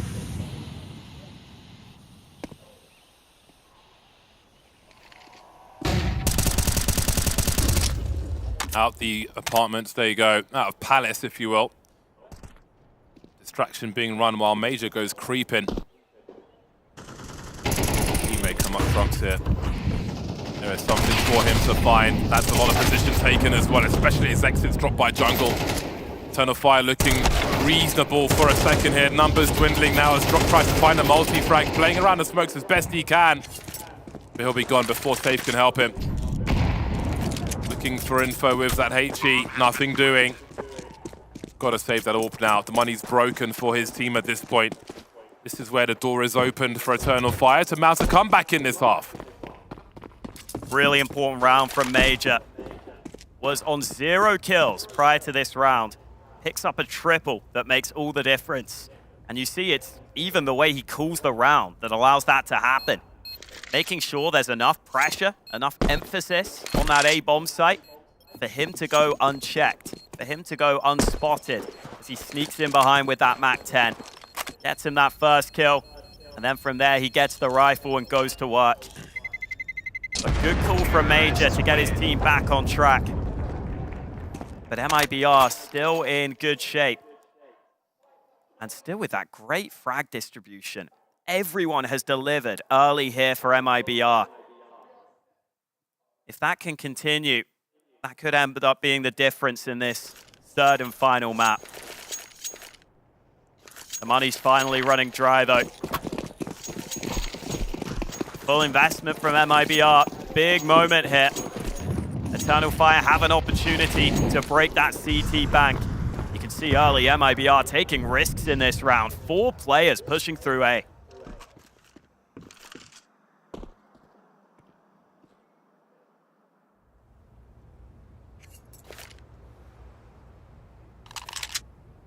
Utility would give the game away. Have a look at the apartments though. Safe's in the right place with the right tool. Drop is here for support as well. There will be concerns towards short though, as mid has been well and truly compromised. Will that flank come fast enough? That's a big frag from Safe. Skates on for Brenizan and Exit. They've got to get there, and they've got to get there quickly. The bomb's stuck in the apartments for now, and Safe will drop Woxic very easily. Full commitment. This is the round where Eternal Fire was supposed to break MIBR, but it's got nothing to show for it just yet. Nothing for Xantares to do. What a ballsy move from MIBR. I love it. The aggression out A with 4 players, and they call it at a perfect time. No one there on the Eternal Fire side, and MIBR quickly know what that means. They get multiple players back to B. to help Safe lock it down. Safe even has a smoke to make it as difficult as possible for Eternal Fire to get out onto the bomb site. And then there's even the flank coming in to make sure it is impossible for Eternal Fire to win this round. A couple more calls like that at the right time, and MIBR could be on for an incredible CT side. Counter-terrorists win. That's a big W for MIBR. A very crucial round for them. An overperformance from Safe. Changing position, working with drop. Confusing the enemy as they try to find something on that bomb site. Leaving empty-handed. Timeout from Eternal Fire. A less than ideal money situation. Major's got 6K plus though, so there could be some work done here. How do they stop these losses? They've been unfortunate in a number of rounds, losing all the marginal situations. But there's still time to make something of this half.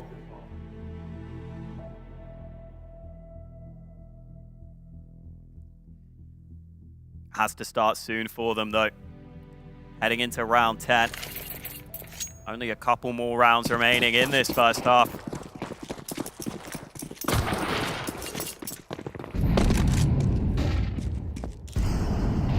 No helmet for Woxic. It is mostly AKs on the CT side.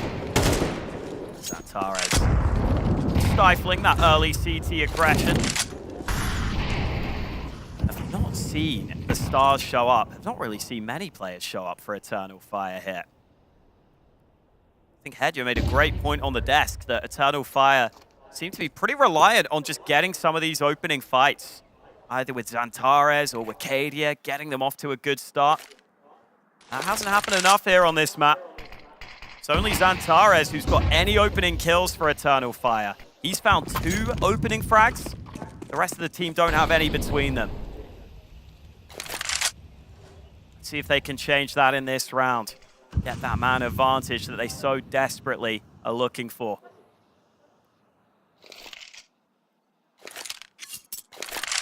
Woxic's got a smoke lined up. Could be for top connector, could be for jungle. Also carrying the bomb. Eternal Fire having not really played their cards just yet. MIBR disengaging from mid, just keeping an eye on any nonsense around the window, but Exit's starting to head towards that B area. So Insani's going to have a lot to do. Safe misses the first shot. Insani holds connector though. There's more to come in that regard. Basing the shots, but Xantares is trying to make his way through the smoke and does so with good timing this time. Finally, the marginal situation goes their way. A hand spotted at Palace. 3 CTs to swing on a bomb plant, but that bomb will be planted. They'll be patient. Drop waiting in that short position. Everybody else at CT. And there is the swing. A swing and a miss from Woxic. Great flick onto Safe. Brennezan to trade. 3-on-3. Drop still waiting to get going. Now Xantares has to surely focus on the bomb site. He's been waiting for that lurk this whole time. Still in connector. And there is Drop to finish him off. Wakadia 1 versus 3. No one on the bomb just yet. Brennezan dropped the men with the kits. And the team with the round, 8-2 for MIBR. Brennezan with some clinical kills there. That final frag was so quick. You thought Wakadia was going to have a good chance to at least win the first fight and then go from there. I thought Insani maybe was going to be able to spot the gun barrel of Xantares in that smoke, but wasn't the case. Made it somewhat competitive for Eternal Fire, but all those kills from Brennezan really well taken on that retake.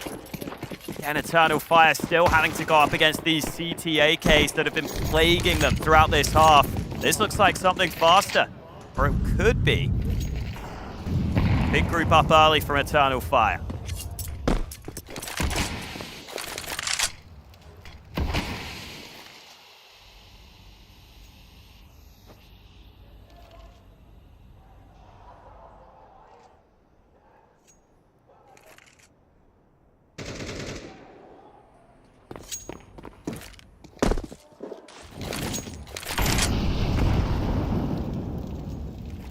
Big focus towards B.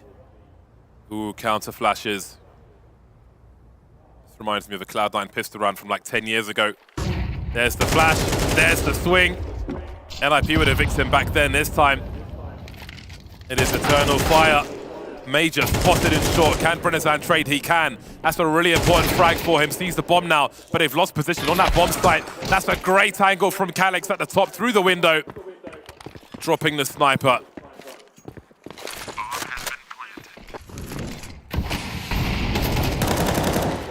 Insani an exit then, trying to dodge as best they can. That's a great start for Insani. Such a dangerous player lurking around these smokes, as is Wakadia. How about that round the other side? Perfect from Wakadia, leaving exit in the clutch. Creeping around that smoke. No one showing. Is there a play for a ninja here? Wacadia's a non-believer, but he'll win the duel. A desperate third round for Eternal Fire. Much needed. Doesn't matter how they get rounds at this point, it just matters that they get them. 3 rounds now on their T side. They love to get at least a 4th at the end of the half hit. Good initial kill from Drop. But once he went down, Brenizan alone on the site. The AWP didn't quite arrive in time. Calix ready for that rotate in. I think that was the moment the round was really put in favor of the Turkish team. Last round of this first half. Definitely been MIBR's favorite half so far, I would wager. Eternal Fire looking to do what they can. They've lost their first man though. Safe with that AWP. And now they'll try and pounce on this site. Oh, exit caught with poor timing. Really did the best he could, but look how these CTs are in position to help each other. Almost getting caught with grenades and so on, but they've got the angles to play off the distraction and keep the numbers good.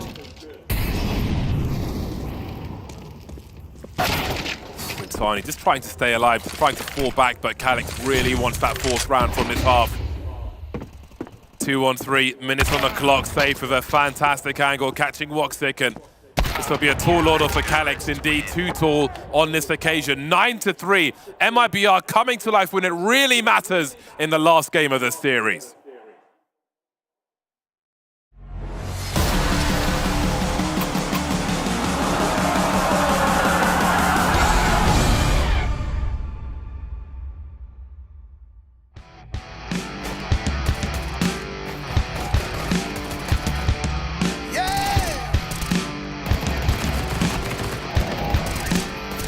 Now tell me, how's I supposed to know she's a devil and you take her bait?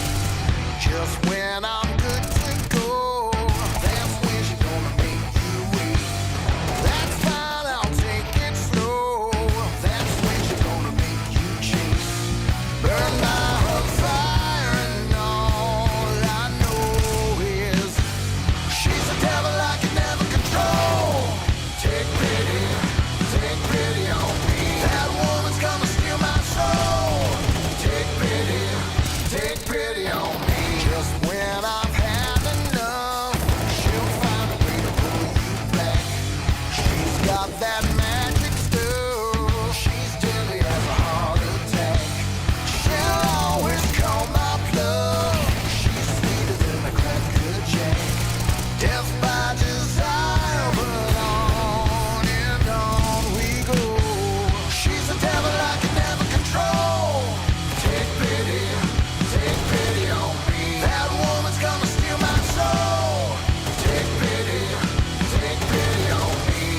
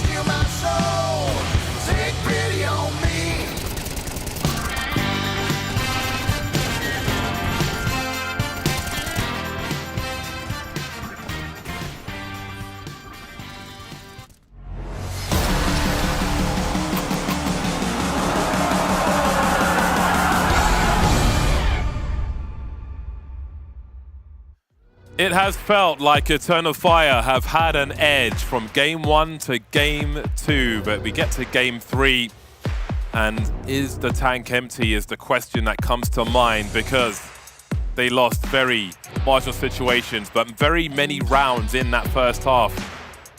This is the deciding map to see who goes to the final today here at Challenger Jonkoping 2023. 6 rounds behind MIBR. This pistol will be an important one. Lacking Molotovs we are in this pistol. Seen many in this series thus far, but it will be the HEs for MIBR on this occasion. Exit and safe, holding 1 each.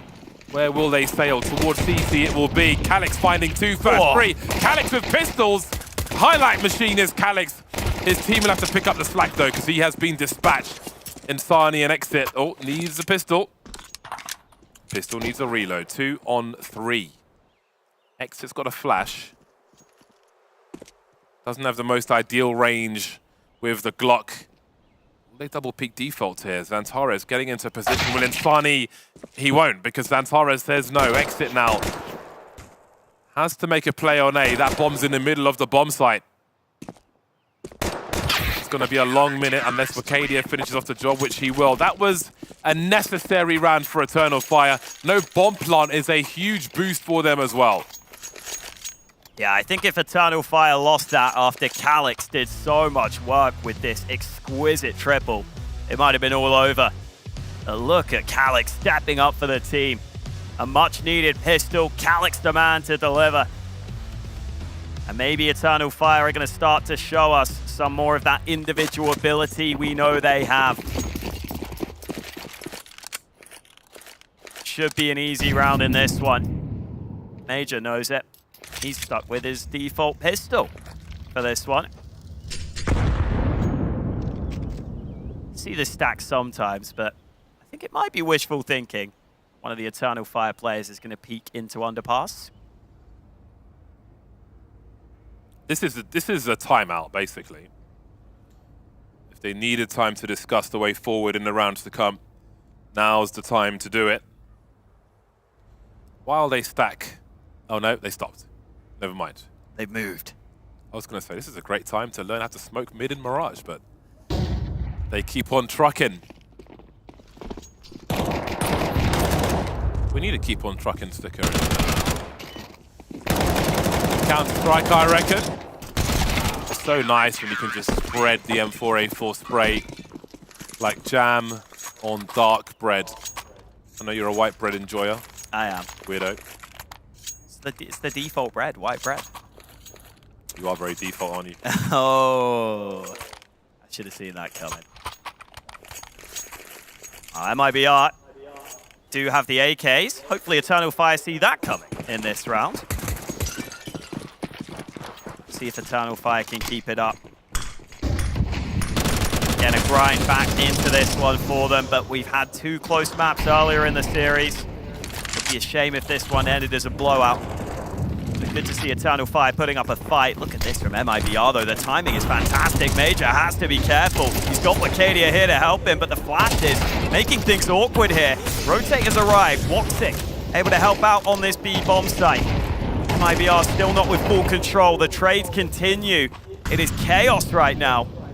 Woxic doesn't know someone snuck into short. BR Enazan gives his team the advantage. There's no more CTs on the site itself.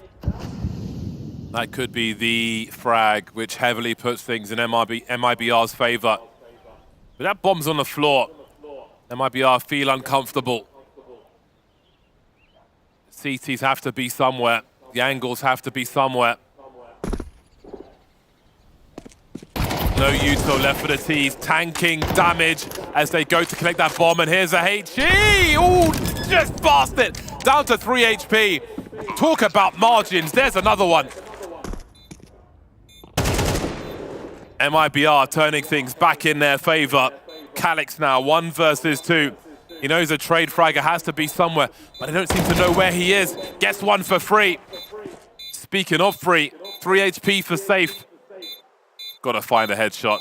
Calix creeping without a kit.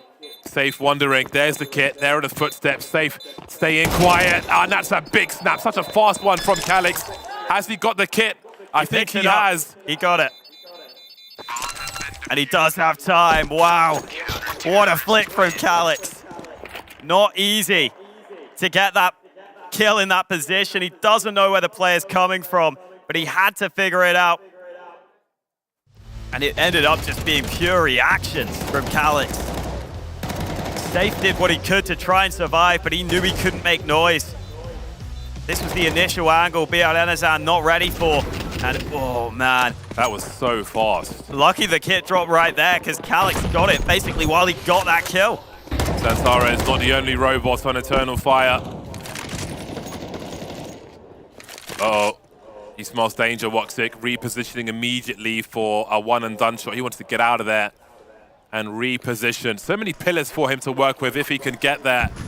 I don't really think MIBR realize how bad their situation is. Major's got full util as well, but there's also limited vision in short, so he's got to be careful about when he pulls out a grenade. MIBR starting to wonder, do they need to show presence elsewhere? 4 pistols, 1 hero rifle in this round for MIBR.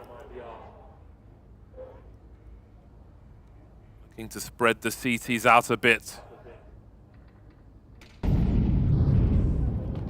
As all the util focus is towards B. That might be telling for the Brazilian squad.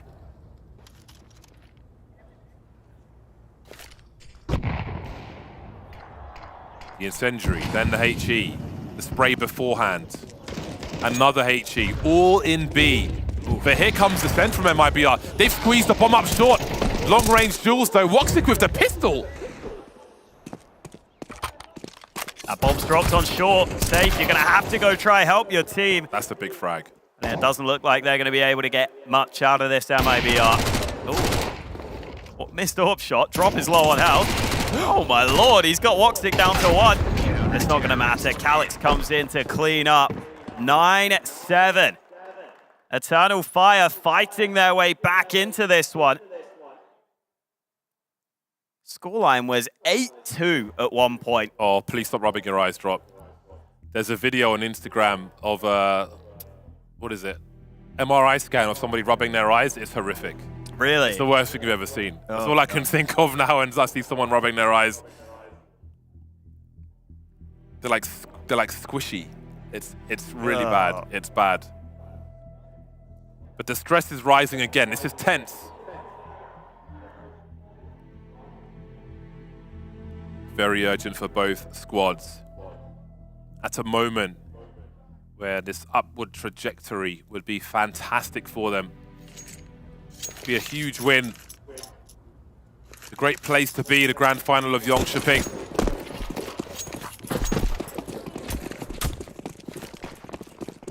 One team's going to be scuppered though. MIBR have a 2-round cushion for the moment and a full buy. If they lose this, eco is very likely. Opportunity for Eternal Fire to build some economy. Listen, it didn't feel right when this third map was so one-sided. With the maps we've seen so far. Drop there with an opportunity briefly. But a body shot landed rather than one to the face of Major. Gotta say, if Eternal Fire can get this win over the line and make it to the grand final, they've earned it on this map, considering how far down they were, how bad they look. Oh! Torres not ready, asleep at the wheel. BR Enezan again performing for MIBR. There's that opening. Sometimes hard for both teams to find. 48 seconds as Woxic holds area control. Calix on the ramp, and Sani on the way. Arcadia starts to wonder. He's repositioning. Does he dare creep through jungle? If there's a retake on A, it's always a daring peek. This is such an important fight on the ramp now, but Calix collects both of them. That gives a diamond for them. They've got great shape on this A bomb site, literally. That smoke will certainly help, but surely they are doomed. Oh, Calix is so nasty in this game, coming to life in the second half.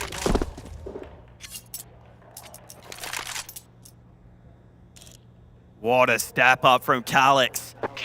That is a crazy play to make. MIBR had 2 players coming his way from ramp. They assumed they'd get the trade kill, worst case scenario. They didn't realize they were running into Calix, who's up to 19 kills now. Oh, the transfer, so nice. Fiorenazan tries to come back in to help defend his teammate, but Calix taking no prisoners in that round. Just 1 round between these 2 teams, and MIBR need to get their heads in the game here.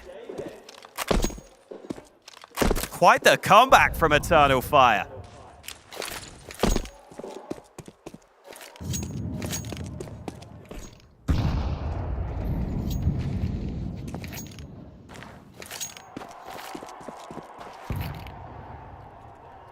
Whoever makes it to the Grand Final has earned it. This has been a hard-fought series between these 2. Monte patiently await the result of this matchup. I'm sure they're watching on. MIBR grouped outside A, but the counter utility could make things a little difficult. Swarming out through the ramps, Antares and Calix looking to create some opportunities, but nothing doing. See if that bomb can get planted, because Antares has got that frag through the smoke. The push coming in, but Calix handles it. Finally, Drop finds something, and that should allow the bomb plant. Orp had to do the job there, fully committed to the bomb site now. Arcadia coming in from the ramp, he's got a good angle, and Safe's never going to see him coming. Oh, Arcadia, did he pull out a grenade? Either way, they're all gone apart from Drop. 4 HP, 1v3. This is close to impossible, certainly improbable. Look at the body blocking as he tries to take the first duel. Never going to get there in that situation. Eternal Fire are fighting back. What a turnaround this has been. From 8-2 at one point to 9-9. An even scoreline. MIBR had brief opportunities in this round, but Eternal Fire looked pretty comfortable. Calix just dropping all the way back into CT. This is the buy. Safe with no helmet, even though he could have afforded it. Or if his Kevlar was tagged, maybe he couldn't have. No, couldn't have been. Maybe he just didn't want it. Either way. There's an AWP on both sides. What do MIBR pull out now that they really need a round? They have a go-to that they feel comfortable with to get them back into this map. Because right now it feels like Eternal Fire have taken over. I remember a walk stick flick. Is the run boost coming? That's the question. Looks like it. Oh, it didn't even run boost around the corner. It's exit with the headshot and the follow through. It might just miss. Smell you later. 3 on 3. 48 seconds. Time for Eternal Fire to reset their positions. Calix moving deeper into A. Does he dare go up into Palace? That could be a strong position. 3 players in mid for now, looking to clear his 6th. You'll find that no one is there. Might be creeping towards short. Nades in the window. Arcadia will be the second of 3 to head towards that A bomb site. That leaves Major on an island up in short. He's been spotted and down he goes. They've lost position, Eternal Fire. Calix has $300 in the bank. Do they commit to this retake? Through the shop. Your chances are low, and that's being polite. 1 kid on the 2 players. They can't lose everything. Xantares and Major can buy. They need to keep these rifles up. That looked like it might have been a misread, maybe miscommunication from Eternal Fire. I thought once they pushed Calix up into Palace, as you said, that's such a strong position on that A site. I assumed we might just see Eternal Fire leave him there alone. Worst case, he can probably survive at least and have a good position for the retake. But even with the way you see Major move, he did not look ready for anyone to be coming in through short like that. Completely caught off guard. Fiorenazan dies to the bomb. The other 2 will survive. And MIBR back into the lead. That's how they find their way back into it. Maybe a mistake made by Eternal Fire. I feel like in CSGO, a team reaching that mark of 10, those double figures, was a moment, be it a comeback, be it a lead. But now with these shorter halves, how does that feel for Eternal Fire, who lose the lead and see MIBR get to a point of confidence to some degree? Double AWPs coming out for Eternal Fire. A change is being made. Saw Major playing on B previously. Would expect him to be locking that down in B apartments with the sniper. Major's ace on Anubis was only the second of the event. Indeed. Mind getting some more in this semi-final. Intensity rising by the round. Only a few more left in regulation. Will we have a clear winner come round 24? Standard mid-control procedures from MIBR. Top connector was smoked. I'm sure his plan is exactly where it needed to. And look at that angle from Xantares. Sneaky one over the top. Eternal Fire with a man advantage, but Major's just taken big damage. Oh! Burns to 2. 7 to 2. 5 damage from the molly as the smoke goes off. He is a lucky man for now, but the T's continue to come. Xantares now making space for his teammates to rotate in.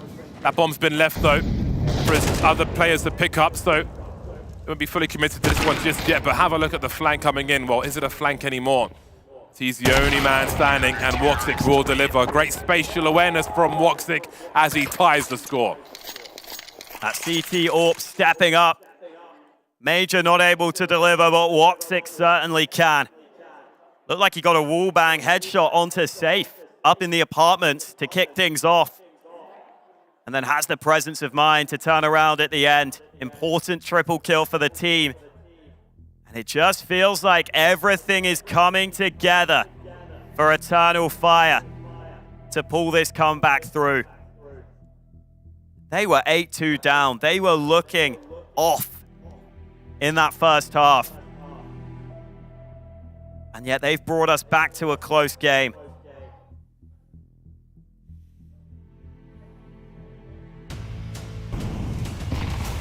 Oh, there's that angle, just enough for Xantares, who then rotates over to B, helps out on the hold. Whew. This is Woxic. Oh, spotted the gun barrel. Very, very nice from Woxic. Exactly where his face was. Shot him in the side of the face. It's a good thing everyone's the same height in CS. Otherwise, that might not be so easy. Yeah, odd job banned. What a rough situation for MIBR to come this far, to have such a lead, for it all to dwindle, and have only 2 rifles. Shooting gallery on ramp, but nothing doing. Drops Xantares. This will still be dangerous, though, to approach with 2 AWPs. Exit creeping and B.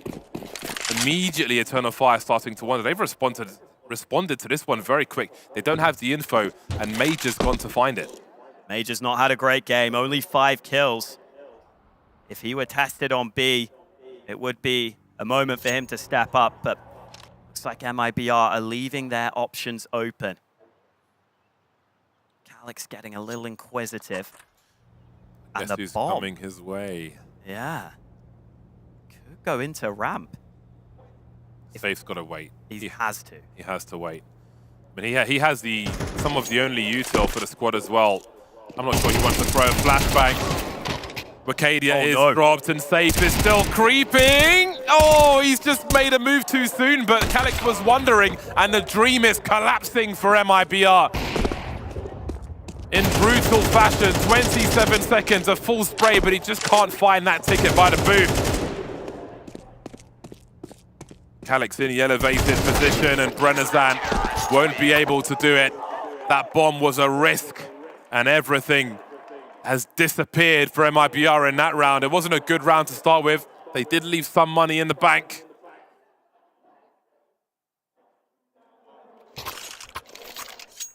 The belief has been growing for Eternal Fire. You can see it with every round. And for MIBR, who is going to step up for them? Someone has to take matters into their own hands here. Could it be one of the experienced players? Could it be Insani? Currently bottom of the board, normally their main man. They have the players to do it, but they have not been showing us what they're capable of in these recent rounds. This has been a ridiculous comeback for Eternal Fire, who now have the lead.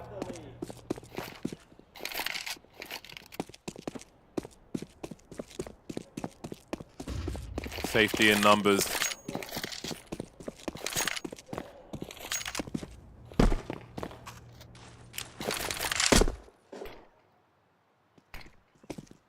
There's a pallet smoke for you, and here are a lot more. What will be the response from Eternal Fire? Standard fight or play retake? Got 2 players by triple for Eternal Fire. Will there be bench flashes for them? Maybe, but they're led from exit. And Roxic will be forced to make an exit from that bomb site. 5-on-3. The money's dicey for Eternal Fire. How much do they invest into this? They've only got 3 players left. They might have to back out. Surely, someone's got to call it. Yeah, they've realized they cannot afford to go in for this one. See Calix just getting so blinded there. The utility really making a massive difference for MIBR. And then Woxic looking lost as he tries to get back into CT. Did not realize that they had no sight on Palace, that those players could have been out in the open. Doesn't even get a chance to stand and fight.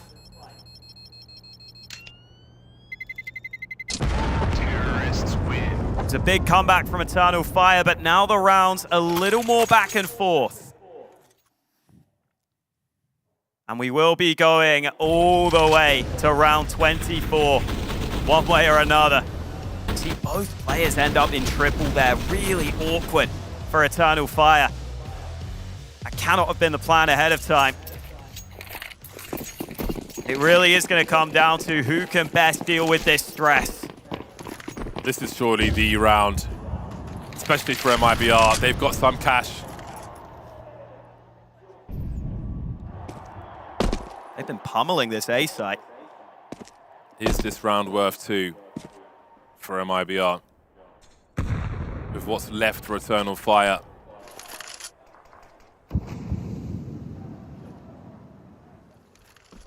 Delaying their presence. Just the one smoke. That'll bait a response in utility from Eternal Fire, who are holding on to their smokes in fairness. But look at the util. 5 mollies on deck for these CTs. Drop making an offering towards B. No rotation just yet. There is a smoke on the window though. And down goes Calix on CT. That CT lost. There's no presence there now. Woxic gets utterly deleted. Insani appearing at the right time. And look how they swing together. Synchronized wide swings. Start your Steam groups. And that's it. Nothing else to be done for Eternal Fire. Not in this round. Yeah, MIBR offer a bit of a fake towards A at first, then some nades at B, and they take what is quite a risky decision of having 3 players stream out from the Palace. If there's an AWP holding, it could be a very different story, but Calix couldn't get a single kill, even though he's been having a great game. In this round, he finds nothing. And once he falls, MIBR know they can storm their way onto that bomb site. As you said, synchronized swinging pays off for MIBR. They have map, series, and finals point. A chance to advance into that grand final. Deep breath for Eternal Fire. This round's going to be tough. Playing a reactive game versus MIBR. And again, they've just kept it simple and abused the numbers game on that T side. That 3-man swing towards Connector was awesome. Communication is good. This result will be bad for one. big match, and it's just for a place in the final.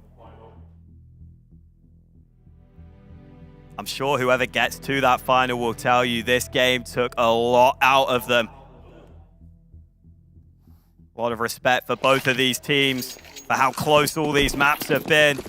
But Eternal Fire standing on their last legs, a couple of weaknesses in their buy. This A site has been an issue for them in some of these recent rounds. Who can step up and change that?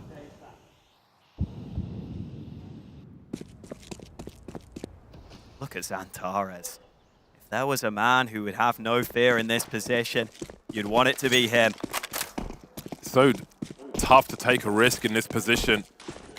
But again, playing that reactive game was such a problem for them. Eternal Fire just need to stall. They need the counter utility for that flank to arrive. He saw someone, he knows someone's there. Xantares trying to race. He only saw one, there are three. There is a bounty to be collected here on ramp for Eternal Fire, but Xantares is collected instead. 3 on 3, they can still hold this bomb site. Bombs on the floor for now. Safe and drop remain. Surely it doesn't go wrong here for MIBR. Surely it's not another overtime. Looking for Major and finding him, falling back before the trade can come. Seeing a bit of Woxic. And now it's down to Safe. 48 seconds and he's on the run. Plenty of time. And Eternal Fire have to figure out as he cuts the noise, could this be a fake? Could he come back to A? Do the CTs want to stick together? There's a lot of questions they have to ask themselves here. He is sending it. 28 bullets in the magazine. A smoke for Safe as well. How could that come into play?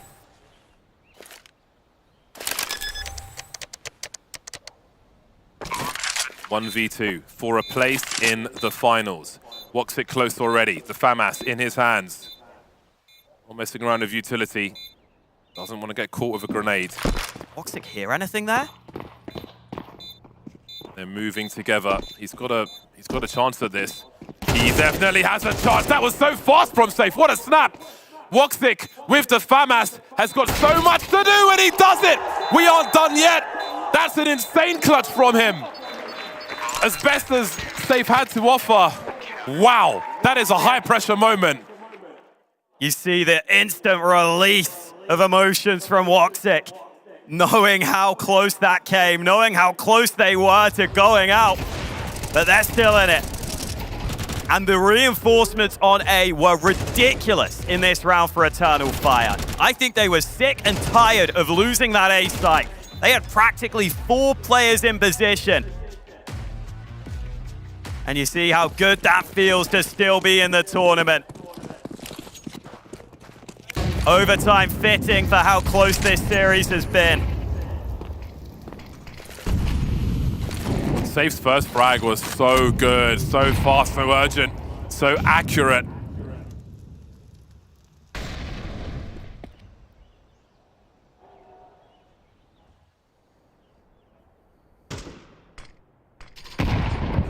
First to 16. The road becomes longer for both.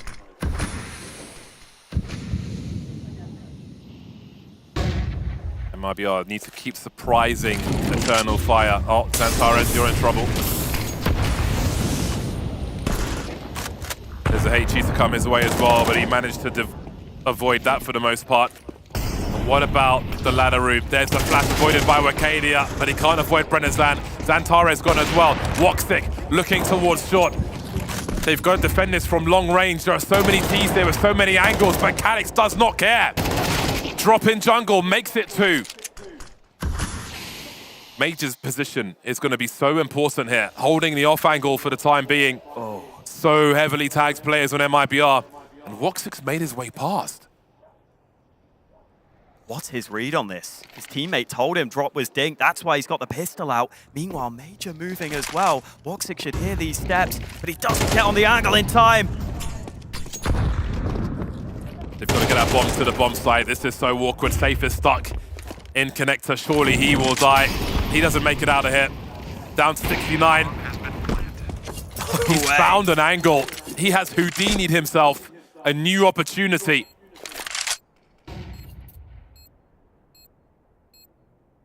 Rifles collected, no sniper for Eternal Fire. They need to be quick, they need to be nimble. Major willing to take the duel. They wouldn't expect him from this angle. Oh! No. That clock is ticking. So far gone. They've got to get on this. They've got to get a move on here. Safe will find the one. Major stuck on the site. It's not planted for this player. Major gets on the bomb. He's going for it, but he can't get it over the line. Safe secures the round this time. And MIBR go 1 up, but there are plenty more rounds to come in overtime. Small edges between these teams. Very, very small edges. Felt like it might be a close one at the beginning of this series. And Mirage has been marginal on so many occasions. Down to the wire, and that's just the first round of overtime. MIBR still finding a way. Credit to this team as well. This squad for MIBR, there's been so many. But they're a team who are able to dig deep.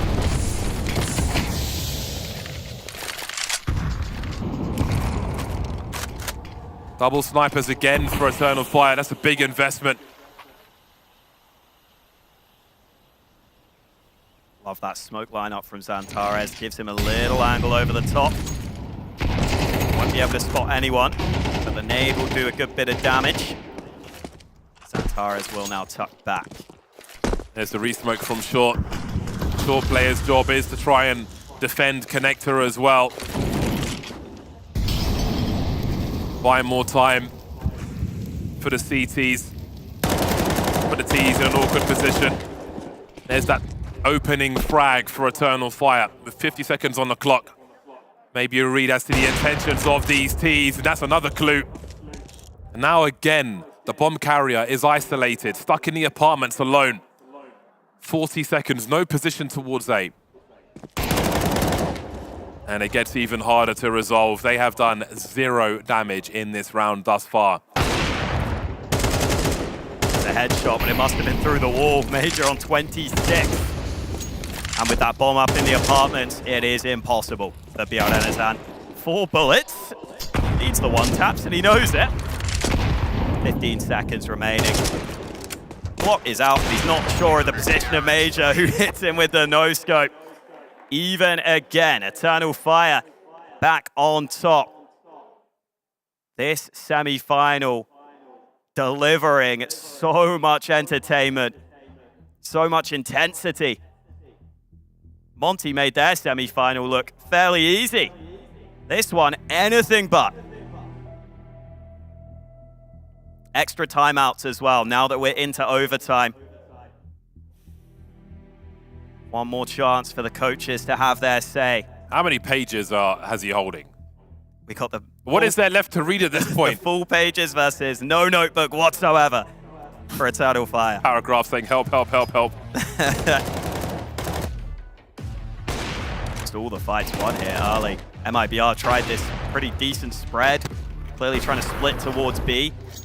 But when you lose all the early fights like that, it's never going to have the power behind the punch that you want.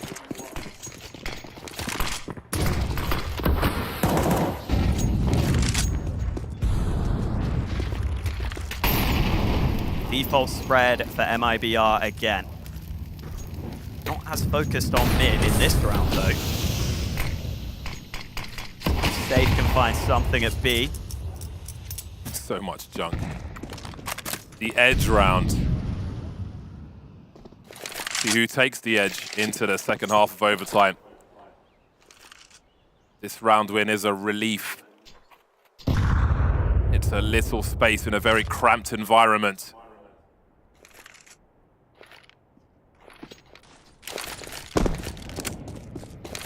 Feels like 12 people in a lift right now.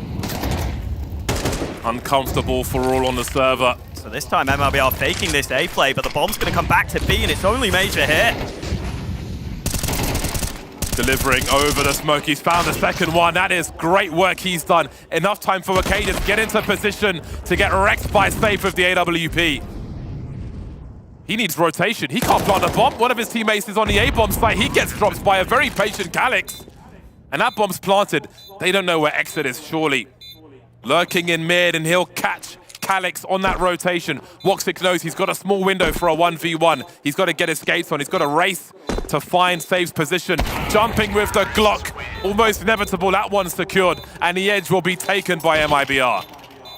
Yeah, it looked like that did just enough. I mean, Major tried his best, but over towards A, the fakes seem to do enough, at least, in terms of just getting kills as well. MIBR on top here with that frag from Insani helping out. Looking so good from Major, but then Safe with that second shot puts him in a great position.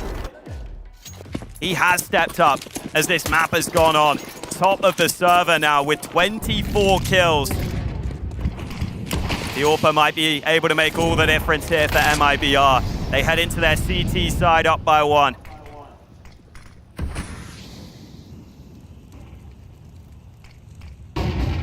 Mid being contested. Eternal Fire taking top mid, but MIBR are hanging around.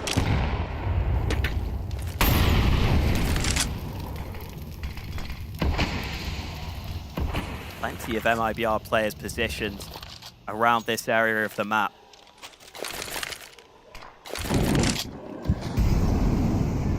Safe with that all. Not gonna spot the player sneaking below on that angle. Oh, and as it fades, the Major able to get that kill. And Sani looks to try and get it back, but not meant to be. Clean man advantage for Eternal Fire.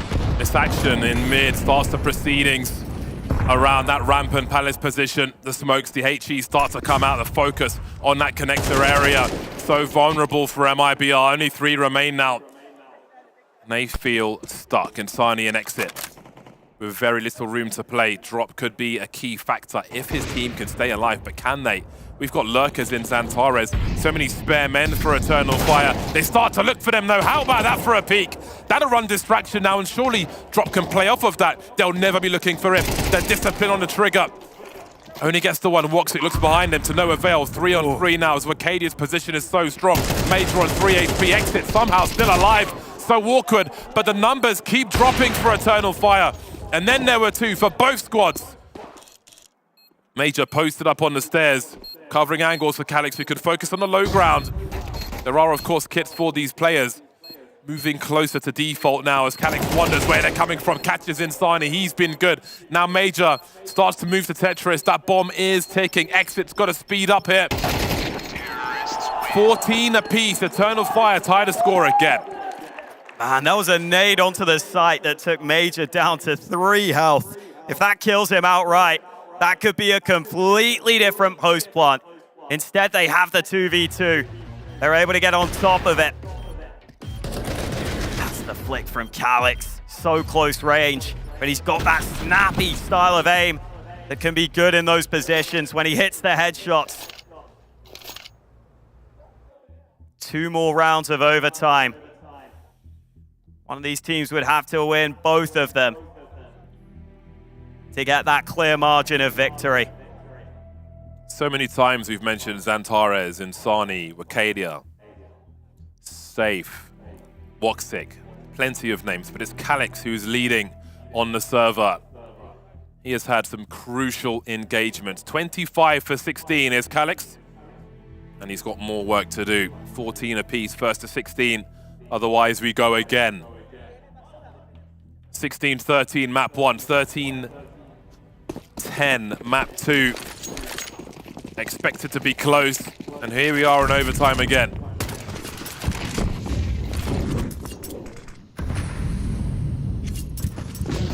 First to 60.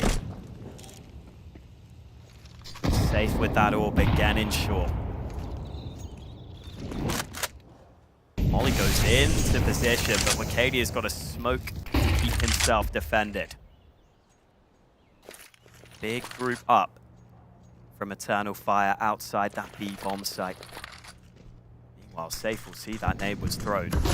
Waiting to see if the fight's given to him, but it's Xantares to activate in the meantime. Good shot from Safe, and MIBR bring it right back, but it's the B play that Drop needs to be ready for. Such an important disengagement from Drop, and look how he repositions. He buys time, he stays alive, he holds the real estate, and Safe comes in to save him as well. Wonderful stuff. If he stood his ground and died there, we might see a different round. That is very quick and crucial decision making. That's what Drop's so good at in those tough positions. He knows how to position himself best to make sure his teammates can come in and help. That's exactly what happens. And when Safe's having such a good game, allowing him to get involved by rotating like this makes all the difference. Great shot on the final man by Safe. And MIBR with one opportunity to book their spot in the final.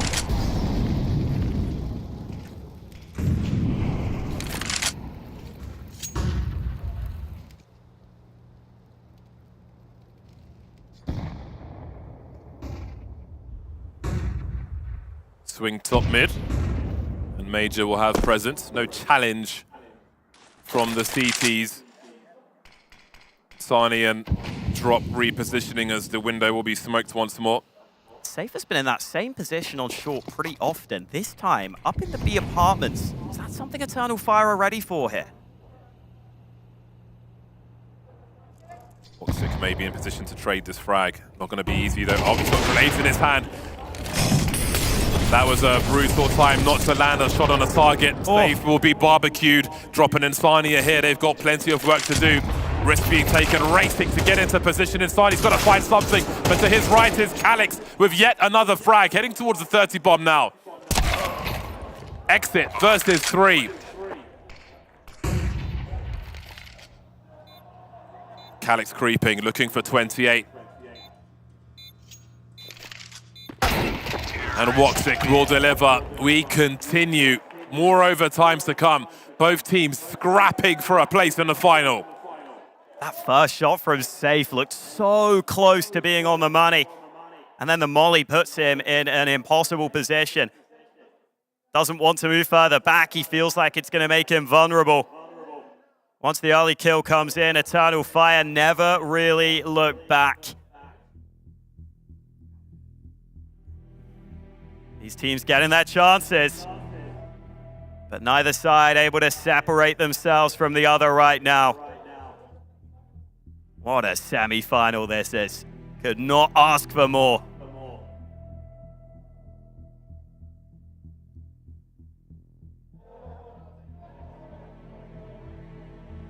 It's a good opportunity for these players as well to gain some experience. Some of them won't have had many games like this in front of a crowd that have been so stressful.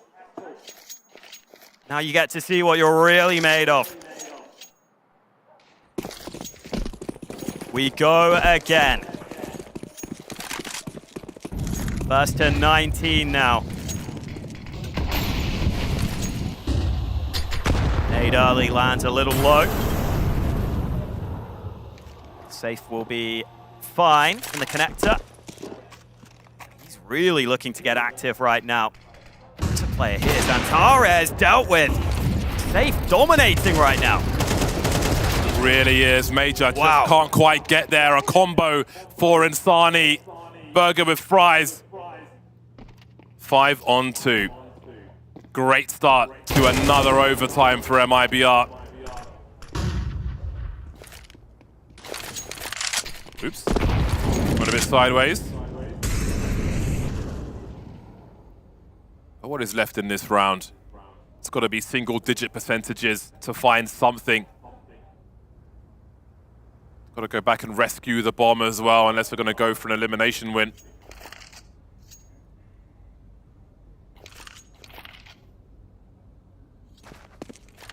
MIBR relatively static, little jiggle from Brennazan, but outside of that, they wait. That's all they need to do with numbers like this.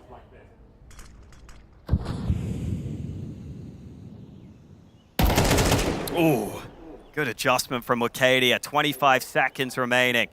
MIBR playing incredibly passive because they know they've got the numbers. Bomb plant remains so difficult. Calix concerned about Palace. Surely gives away that it's this A site. Safe, make the most of that information. Good kill Arcadia, but he's got to get to the bomb, and as soon as he does, exit will emerge. MIBR strike first. There are plenty more rounds to come in this second overtime.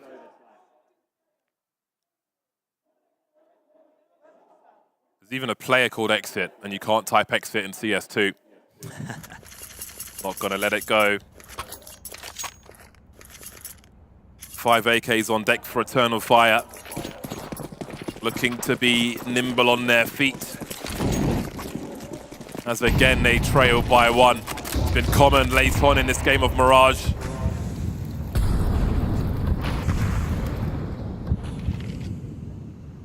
Probably tired of being against match point. We're not there just yet. That is the first step for MIBR to get another one. 29 kills for Safe. Gone ahead of Calyx now on 27. Very aggressive hold by MIBR on one of these bomb sites.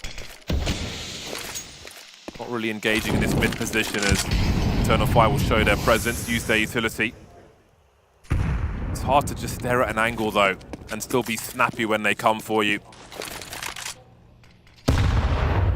Oh, Major goes into the open as it gets wiped. Safe might have wiped that twice so that Major wasn't expecting it. Instani able to get 1, but Exit not able to help off the back of him, and now he could be in trouble. 2 different sides to deal with, but the smoke up keeps him safe. Eventually, Woxic pounces. Finally, a solo duel by the bomb carrier, which is 1. We've seen so many collapses in that position. Woxic stuck by Tetris. Xantares still creeping, looking for that second CT. And it's only going to get worse. There'll be less and less places to plant this bomb. The beeps begin now. As Brennezan patiently waits. Woxic looking towards that ramp. Getting domed immediately. Where is Xantares? In that short position. There is a smoke for Brennezan, but where does he deploy it? We haven't seen much of Xantares. He hasn't fired a bullet in this round, at least not with this AK. Smoke is up, and now they know where he is. The jig is up as well.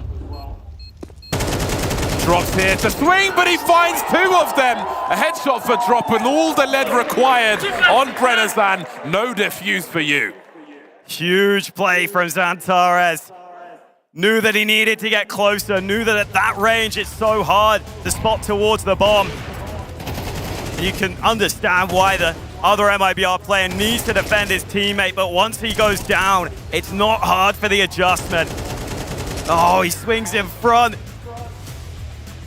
Perfect timing. Man. You can see him just bubbling. You can see him bubbling before he explodes there. Double orbs for MIBR this time. Perhaps taking inspiration. Back at the edge round again, first half of overtime. First to 19. And with that AWP posted up on B, MIBR can adjust. Drop will come over to A to help at just the right time. Got some cheeky HEs being planned. Wakadia caught, exposed. Front page of TMZ, Xantares dropped as well. 4 on 3. As Exit is saved by Instani. Again, MIBR. Body systems have worked very good for them in many rounds here on this bomb site. Eternal Fire seems it'll be the back foot once again. Major gives the sound cue away. He has conceded his position. And that's half the information. There's only 2 people left.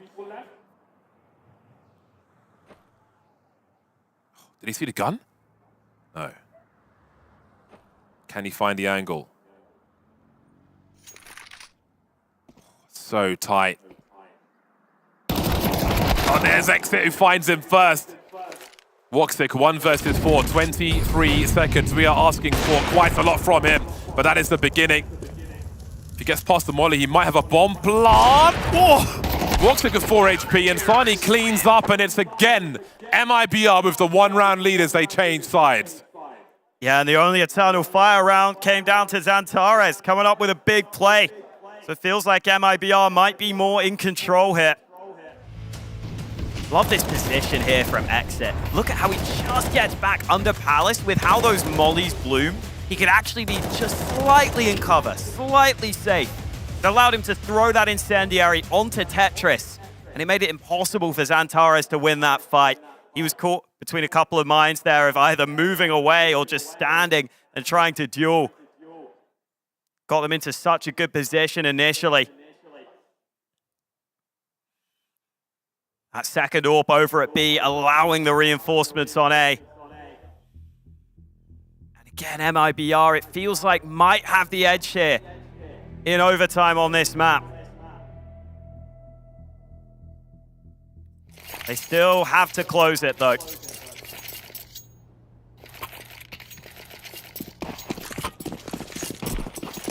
Straight into the double snipers for Eternal Fire. Major collects one again. They want that info in the B bomb site, but what maybe looks for, I wonder. Got Safe and Safe and Drop here early. Are they reading this play? Again, the angles in apartments have changed as far as the ops are concerned. Don't have that pixel angle you're used to.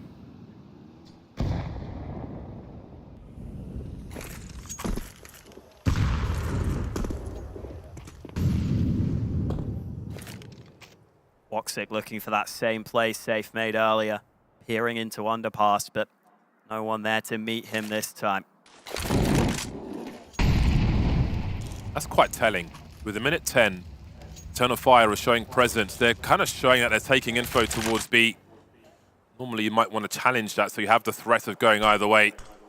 See how MIBR play against that. Second player heading towards the other side of the map now. As Exit gets into position. That has been a problem on the T side of for MIBR in this overtime. Lost many a duel to Calix, but Woxic is dropped first. Big presence now, fast moving round. Xantares gets his bell rung, but he's still got 80 HP. 37 seconds left. Orb collected, but Insani's got the angle. Look at Drop's position. This may collapse for Eternal Fire unless time becomes their friend. Calix needs help, be it flashes, be it guns, but it won't come in time. Bacadia now. So many targets. That bomb needs to get planted. Dodges the flashbang. There's more junk coming his way. Trying to find an angle, but Exit will stop him. They know where the last man is now, and the bomb will be planted safely as Safe will brazenly finish off the job. Match point is here again. 2 opportunities this time, and I love Safe at the end there. So ruthless, so cutthroat. Running in, he wants that final fight, even if it's not needed. That was Woxic looking down below when the peek came from above, and Xantares just getting a little lost. Didn't realize there could be a player holding him from Palace. As soon as that kill goes against Eternal Fire, they are in trouble. And they're in trouble on the scoreline as well. 2 more chances for MIBR to make it through to the grand final. And what a shot that is! Safe taking initiative. Got a P90 on the server in the hands of Drop. Might have a rifle back in spawn instead. But how about that from Safe? Cometh the hour, cometh the man.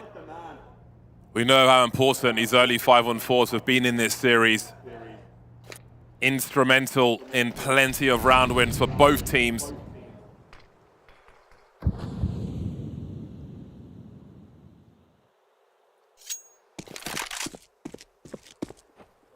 So what now? Xantares is in a forward position. But there are no sound cues for him. Smoke in window. Wouldn't need a sound cue to figure out where that came from. He's hearing more towards A though, I think. Yeah, we'll hear that player running. Safe was running back to his team on A. That could give all the information Eternal Fire need to give this rotation a go. Full rotation. Bacadia on the way as well. Smokes are up. Woxic creeping into a better angle. Catches Brennazan. 4-on-4 flashes. Molotovs. More flashes. Chain flashes. Trades. 2-on-3. MIBR on the back foot. Heading towards 20-second mark. CT is not secure. That flank is here as well. Are they going to best them? They're going to go past everything to that B bomb site. But hold on a second. Look at these angles. This is so desperate from the T side. And then it was just Exit. 14 HP, but the numbers are here. That's one of 2 tests passed by Eternal Fire. And that was not an easy hurdle to clear for them. Going down a man early, but they make a play. They make a proactive decision. And Xantares, he hears that one-man Safe running back to the team. He figures this is going to be an A play. I'm going to start moving in behind. Let's just commit to it. Let's just believe it is that A play. Everyone rotates over. It's a big call to make, but it's one that worked. 2 smokes into window there for MIBR. Not what they wanted. Communication at this point getting hectic as they have one more opportunity to try and get that final spot right here. Eternal Fire still playing for another overtime. There's not a ton of util left here for Eternal Fire, which is maybe part of this aggressive strategy as far as the A-bomb site's concerned.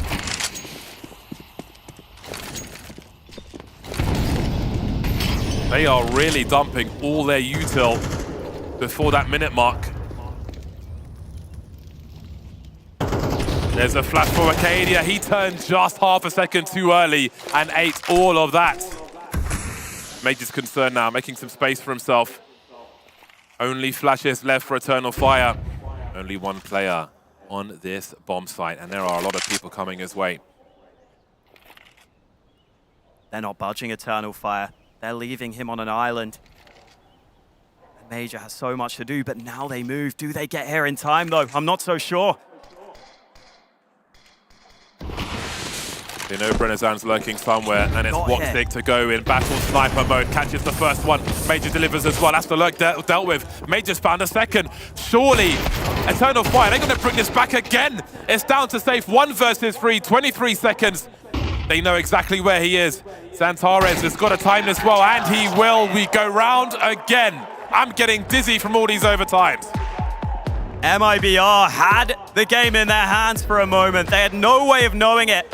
But when there's only that one man on B, they could have pounced. But instead, they hesitate. Maybe it's the pressure.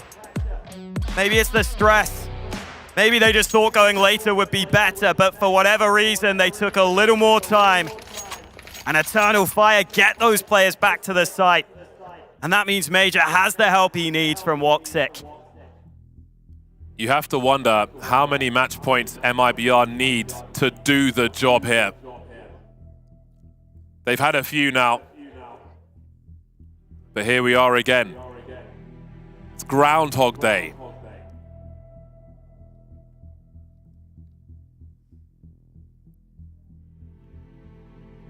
What do they need to do?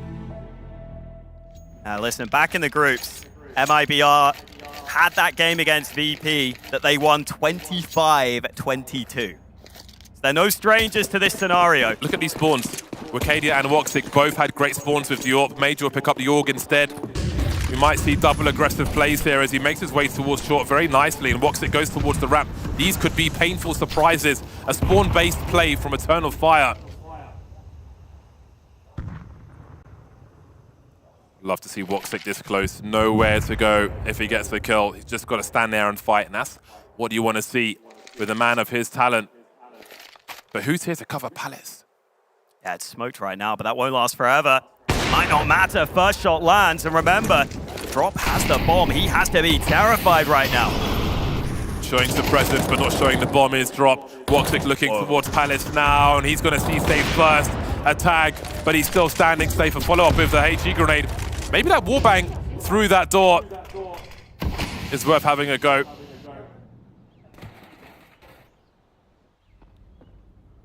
MIBR not happy with proceedings, decide to reroute. They still have exit on the lurk with some map control, so they'll move back to mid, look for another option. Remember, there is still that second AWP of Wicadia, and they could be about to walk into it. Same but different. Having a look in connector, and Wicadia's in for a nasty surprise. Palace has to be held in, otherwise Woxic's got no cover. But look at a delivery from Woxic! Oh! 4K from Woxic. They played the spawns. Wicadia towards the window, Woxic towards the ramp, and look at the results. What an absolute animal Woxic was in that round. I love how willing he is to fight there. How much he wants to take those duels. This final shot, just the head showing. Final bullet in the AWP. Woxic with another pop-off round. Very experienced AWPer. He's done it on the biggest stages. He's looking to do it here again. And look at this spawn. It's so tempting, isn't it? Options available.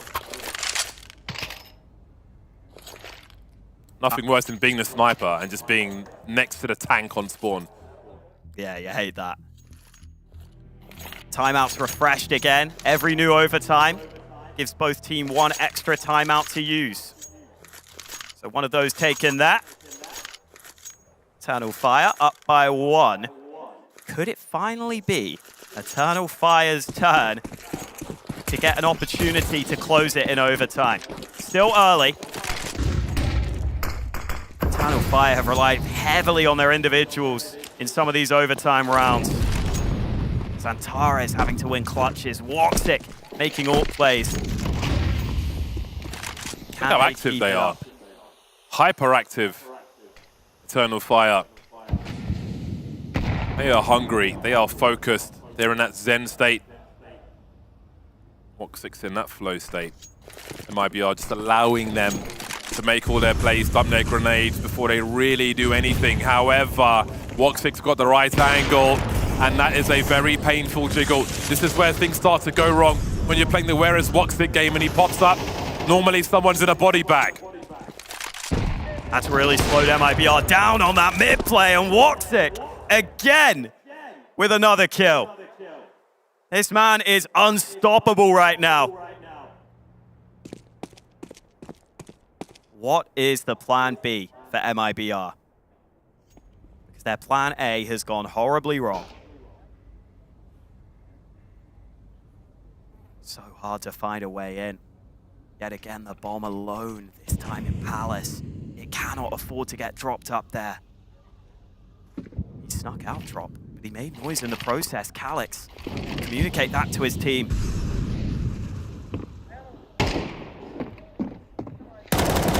Oh, they don't clear it. Bomb dropped. Another kill. It's a clean sweep for Eternal Fire. A convincing round puts them up by 2. And they've got a chance to get every single CT round in this overtime. MIBR fell into a black hole on the A-bomb site. What a great peek from Woxic. Spots the head after the jump peek as well. Nothing else to be done there. Taking control now. They have been on the back foot for a while. They've been off balance, but now they're in control. 2 from 2. Woxic knows one's top mid, spots the second one. The mistakes are creeping in now. Small gap in that smoke. In the previous round, they dry peeked Woxic as well.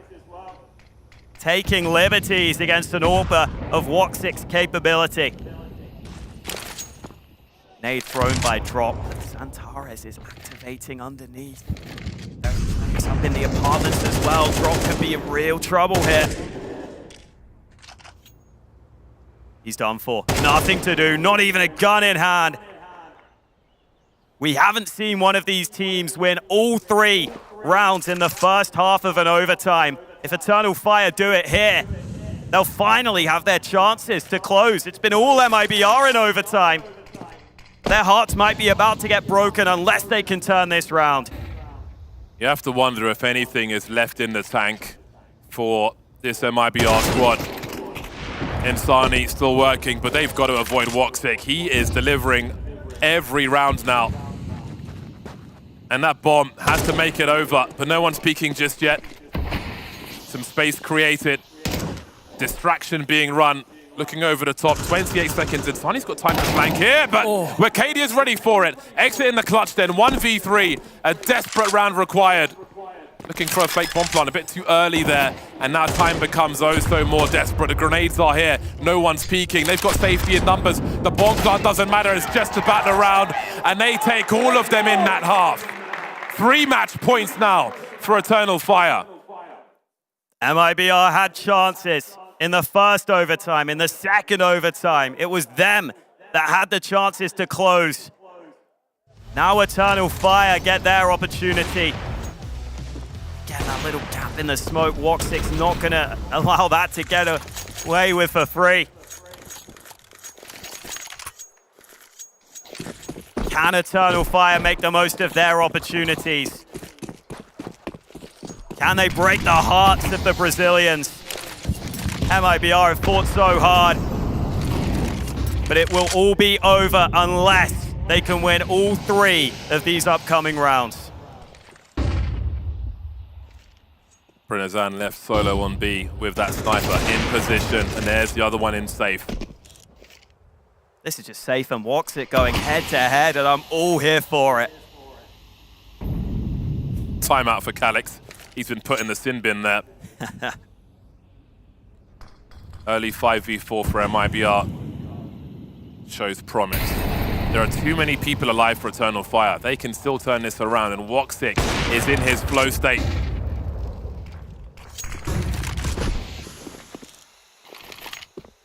Don't expect a re-peek on his position. They have the threat of short, but drops in ladder. 52 seconds left. Zantares waiting for that smoke to go.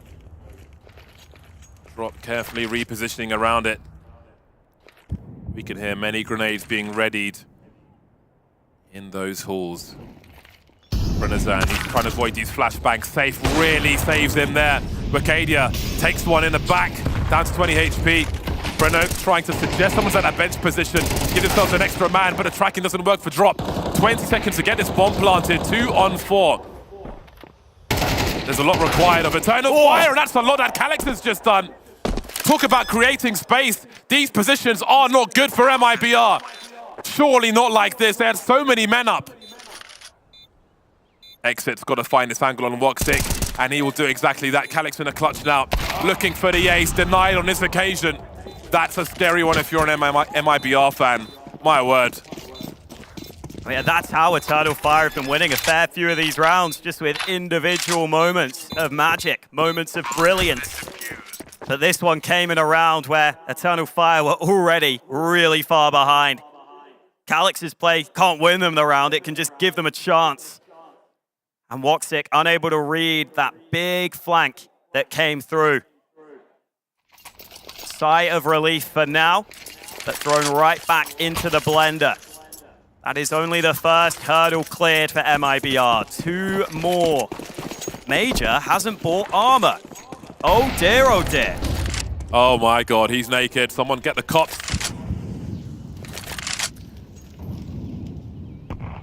Man's got $5,000 and no clothes. Make it make sense. Burning Man Festival, I presume. Exit's under Palace here. This molly is aimed for him.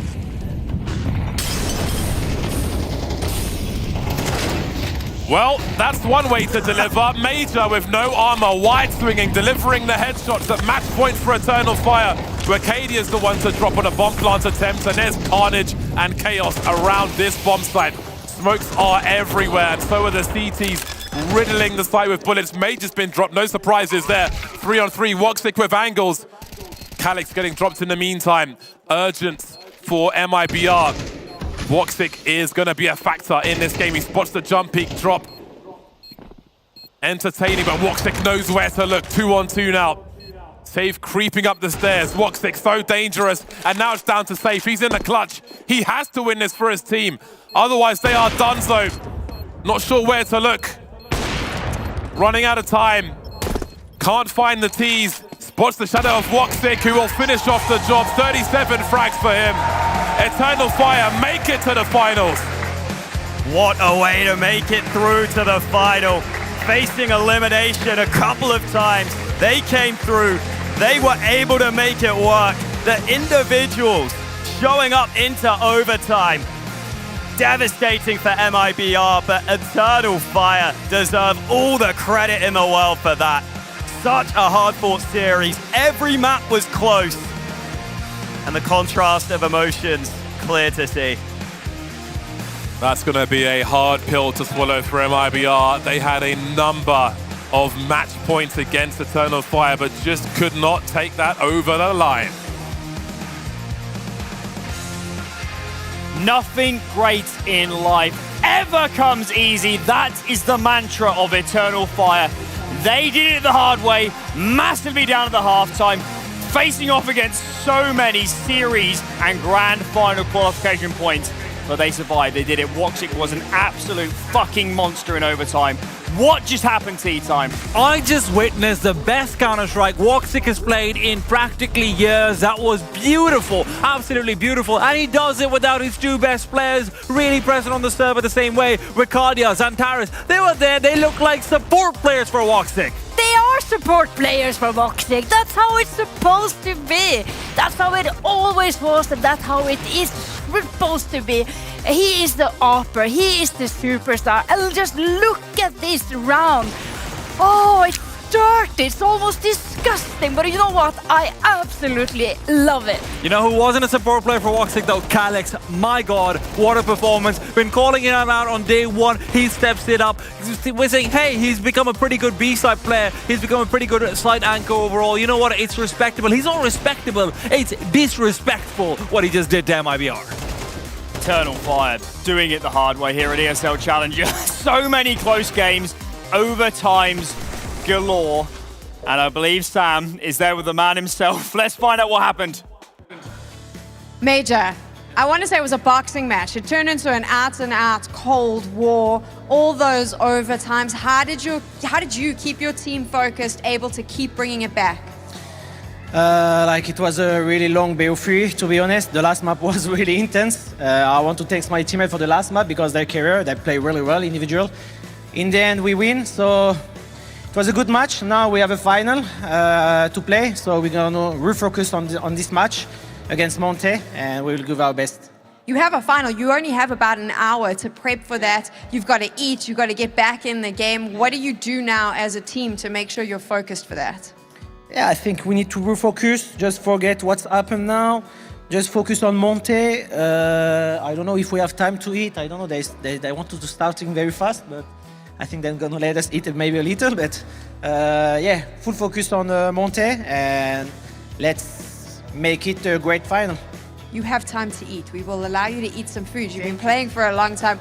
What is it that made Eternal Fire this team that is so strong to make it all the way through to the finals, in your opinion? Like, I just want to say, like, to answer to a question, like, I will bounce it, but I'm very proud of my boys because we come back really far from Mirage. It was like, we really did the comeback. So, yeah, I think today was good for us. I'm happy, and that's all. I'm going to let you go eat some food. Congratulations. Let's head back to the desk. He is happy, but he is also a goddamn genius. Did you see that round? He was struggling on the city side. He was struggling with that B hold, but then he just picks up the op, and the op is usually the answer, right? So the next round he gets a super sick 3K, and following, did you notice that he is then keeping the op, getting an M4 dropped to him? It's laying there lurking in the back of the site, and he's able to bait the entire MIBR in to thinking that, oh, Major is opping on the site, let's go B, let's destroy him, and then he just has a rifle out of thin air and he gets a clean 2K.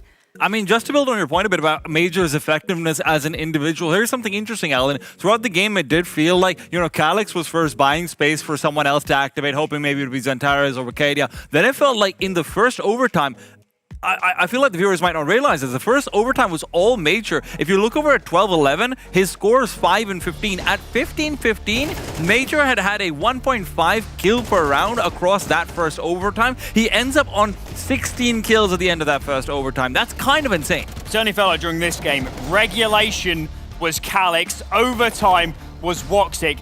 That was a seriously dangerous duo, Hege. Oh, they were deadly, they were dangerous, and it's so scary to think about too. When it's not necessarily the players that we look to, you know, this is not Zantares, this is not Vicadia.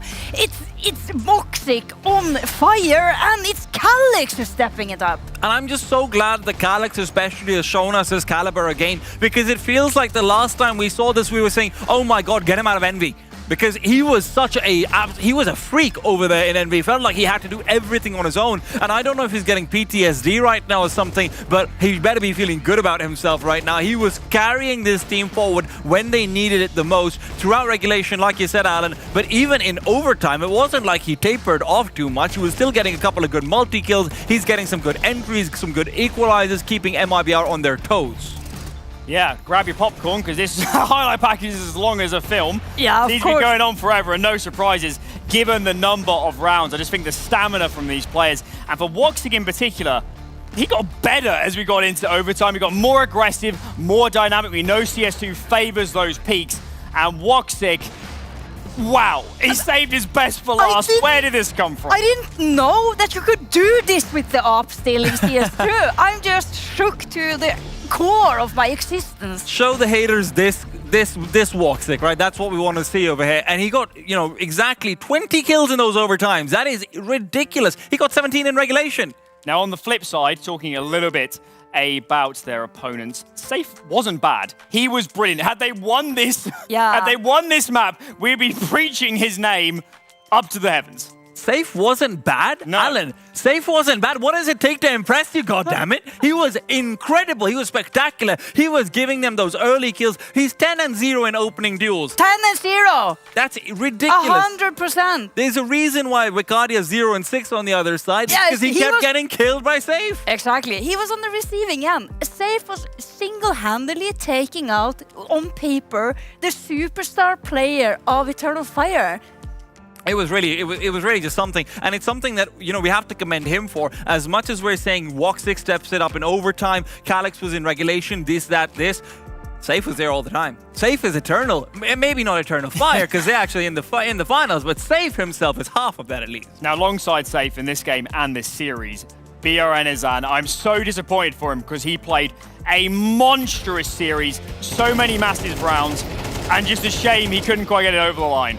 Unfortunately, the Aranazan even started off really strong in Mirage, but he just couldn't continue that forward. He ends at the bottom of the server, but to be very frank, Alan, I don't blame him for this because it's performances like this where in my head I'm thinking, okay, this is a guy who's trying to prop up the team until the guy who's supposed to be the pillar shows up. And Insani put up some numbers, but it never felt like he was going to be dominating the server. Similarly, you know, we didn't really have that kind of a step up from Drop either. I want to see clutches from Drop. I want to see a performance from Insani. I didn't feel like I got either. Yeah, and it was a little bit due to the fact that they were playing quite heavy ramp close setups, meaning that Insani didn't necessarily have that space towards connector always because he was forced to play more close angles on A ramp. But one player that also stood out to me is Exit. On the scoreboard, on the stats, he is the second person up there, and he did phenomenally to try to hold the defense on an attacking Eternal Fire that was just, you know, firing away. It was a masterclass performance. Commiserations to MIBR. So close. Oh, yet, I mean, absolutely. Yet so far. I mean, even just on the Exit case that you're making, even if you look back to Anubis and whatnot, right? Exit was doing so much for them, but has to be said, my heart goes out to them. Unfortunately, Alan, this is part of the folly of youth, it feels like. MIBR is one of the youngest teams here. Insani and Wicadia both didn't feel like they were really entirely relevant in the second and third maps, but listen, the difference is Eternal Fire, they've got those old man hands behind them as well, right? Those guys don't get nervous, they know how to step up, they know how to take control in a LAN environment. Let's talk a little bit more about Eternal Fire actually, because this game was so close. It was a brawl, it was carnage, it was wild. Monte is waiting in the grand final. What does Eternal Fire need to tweak a little bit before we get into the biggest game of all? I mean, can they start killing people in regulation as well? That I mean, would help. That would be quite nice. Listen, I don't want to wait 24 rounds for Woxic to come alive. He might not have 24 rounds. Yeah, at least if they get something to eat, first and foremost, you know, they've expended so much energy in this series. It went all the distance, all 3 maps. They need a little bit of a rest, and then we just can hope that when they return, that they are going to be playing on the same level. Hecka, don't be silly. They don't need food for energy. They need monster for energy. We get paid for it. You get the high five. Okay. MIBR, commiserations. They're out of the tournament. They played brilliant in the group stages. They beat Virtus.pro to win their group. Couldn't have gone any closer here. So close to a grand final spot. Overall, how do we reflect on their campaign? You know what? Just 6 days ago, right? This is the rematch of a match and where they got absolutely stomped by Eternal Fire. just that week of extra practice, and they're looking to be a completely different team. And it's such a good sign that you're seeing that the whole team is able to perform. It's not a one-trick pony, it's not a one-man show, it's not only Insani, it's the whole lot of them. And that just speaks volumes to what they can be able to achieve with this roster. And I also want to talk a bit about what they're going to take forward from this experience, right? Yeah. Because one of the things over here from me, Alan, is that the way Safe was able to activate after having, frankly, a bad series. Vertigo, he brings it back from CT side or T side. He's doing a really good job on the T side. Anubis he's kind of non-existent, but then obviously Mirage, he's almost hard carries them in that regards. I think this is something that's been missing since Spain, and if Bid and company can really sort of help him take this experience forward, if we can see more of this Safe, obviously he's not going to hit the same highs necessarily every time, but if we can see more of this Safe rather than the, hey, I've been abused by Furia into being more of a supportive upper Safe, I am so excited for MIBR moving forward. Insani, you can have drop-off performances in playoffs, man. This is a hard stage to be on. He's a very young player. Yeah, I mean, it's particularly when you have a player on your team that's always having a drop performance. Terrible. Awful. I hate it. It was a long best of three, okay? I'm not acknowledging. Okay, we can drop it like it's hot. We should, definitely. MIBR, though, I love watching this team. They play great Counter-Strike. I really like what Exit and Bit have done into setting up the team, their style, their approaches. They're definitely all on the same page, and nothing matters more in Counter-Strike than that. And they might have lost here, but they're going to learn so much through this experience. You have to build through that as a team. Losing is learning, and surely Tea Time, they'll only be back stronger next time around. I mean, they better be. I want them back stronger because, listen, what we saw over here was fantastic, but what we're going to see in the future is going to be so much better. This is incredibly exciting, and obviously to the viewers at home, if you are worried about them and their Pro League spot, this is not their only chance to have this. They might still be at Pro League through the South American qualifier, but obviously you'd rather do it through ESL Challenger. Absolutely.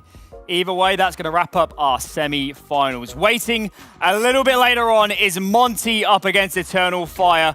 Grand final, trophy on the line, spot in Pro League, so much to play for. We'll be back in about half an hour to jump into the biggest game of all. See you then!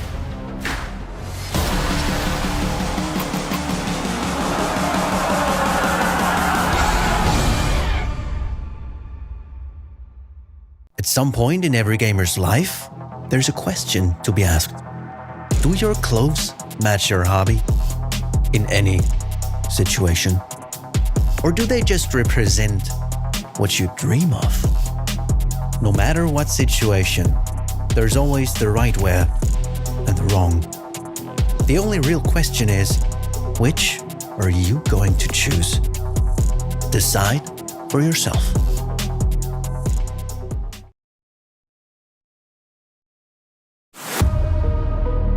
New game, same challenges. Play in enjoyable lobbies. The most feared anti-cheat. The fairest matchmaking.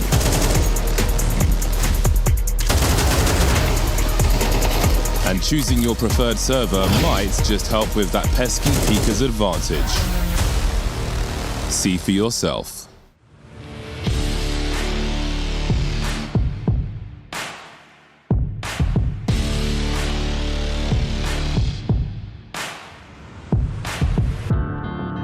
Taking my pain away, nothing else more to say. Everything that I have, I'll give. First, you gotta pick a side. Now you got a team and you're rolling with the pride. Wanna play the game, make it to the end. I wanna bring it back again. I feel it inside. I'm reaching my stride. I'm standing my ground.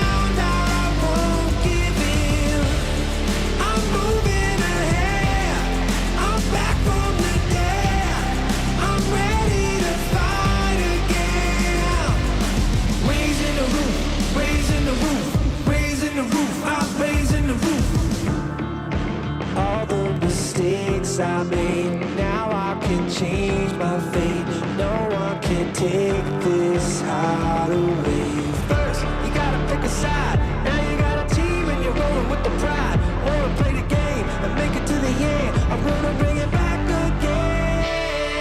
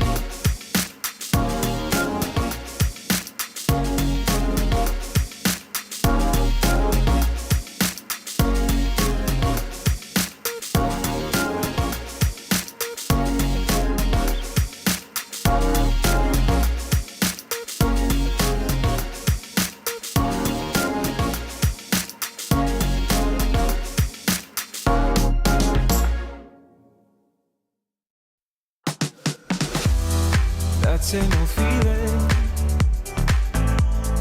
Don't know what's right or wrong. Searching for meaning. I've been thinking about it way too long. So whatever you long for, don't give up along the way. Just don't give up along the way, you know, and cherish the moment. Come on up and just let go. Come on up and just let go.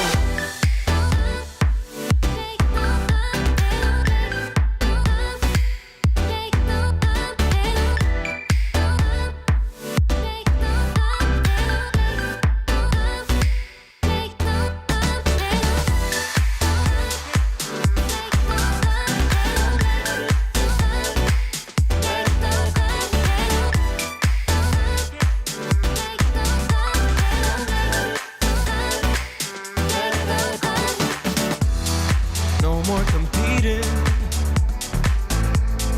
bound to your inner voice, yeah. Things seem misleading, just until you stop and make your choice.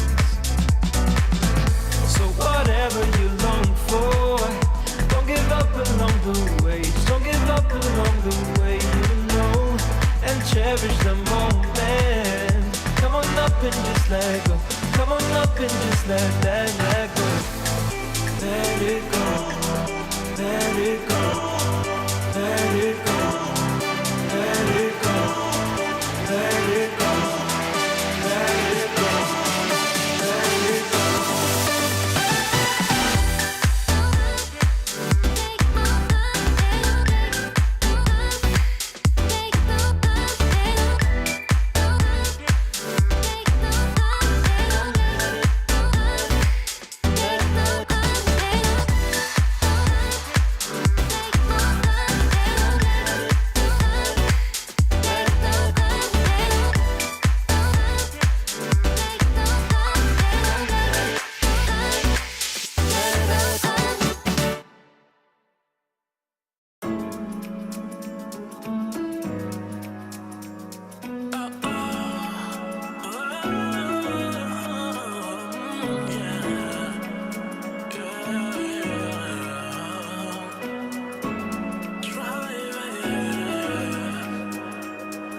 Driving down the boulevard, I see you. Looking, thinking, could it be you? Shopping sprees all on my car. If you let me, I would give it all to you. Coasting, open, hoping for more. Dreaming, thinking what I have is yours. Realize, recognize 100 times I've cried. Top down, music loud as we cruise at 85. Wondering is this a dream or real life? A fantasy is what this feel like. 10 toes down for my baby. This life be driving me crazy. Your friends talk down, it don't faze me. Leaving you alone, well that ain't me. Driving down the boulevard, I see you. Looking, thinking, could it be you? Shopping sprees all on my car. If you let me, I would give it all to you. Driving down the boulevard, I see you. Looking, thinking, could it be you?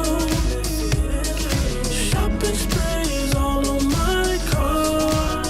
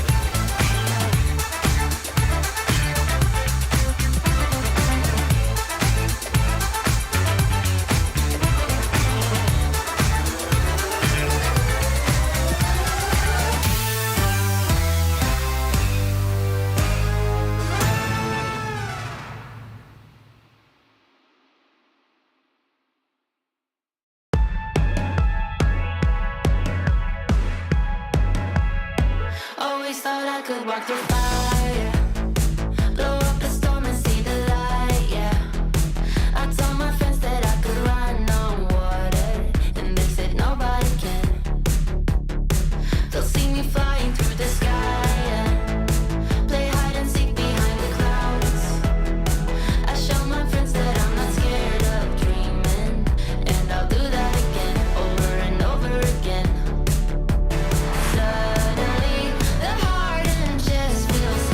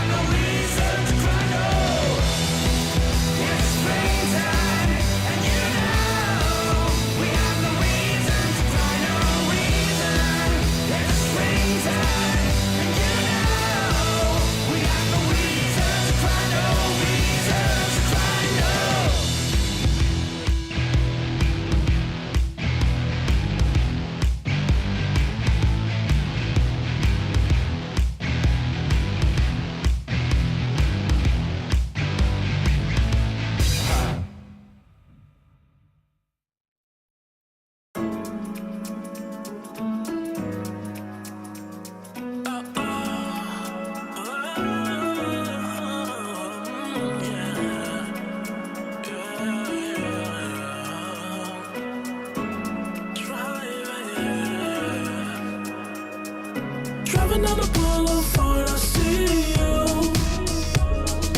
Looking, thinking, could it be you? Shopping sprees all on my card. If you let me, I would give it all to you. Coasting, open, hoping for more. Dreaming, thinking what I have is yours.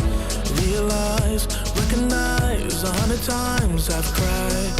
Top down, music loud as we cruise at 85. Wondering is this a dream or real life? A fantasy is what this feel like. 10 toes down for my baby. This life be driving me crazy. Your friends talk down, it don't faze me. Leaving you alone, well that ain't me. Driving down the boulevard, I see you. Looking, thinking, could it be you? Shopping sprees all on my card. If you let me, I would give it all to you.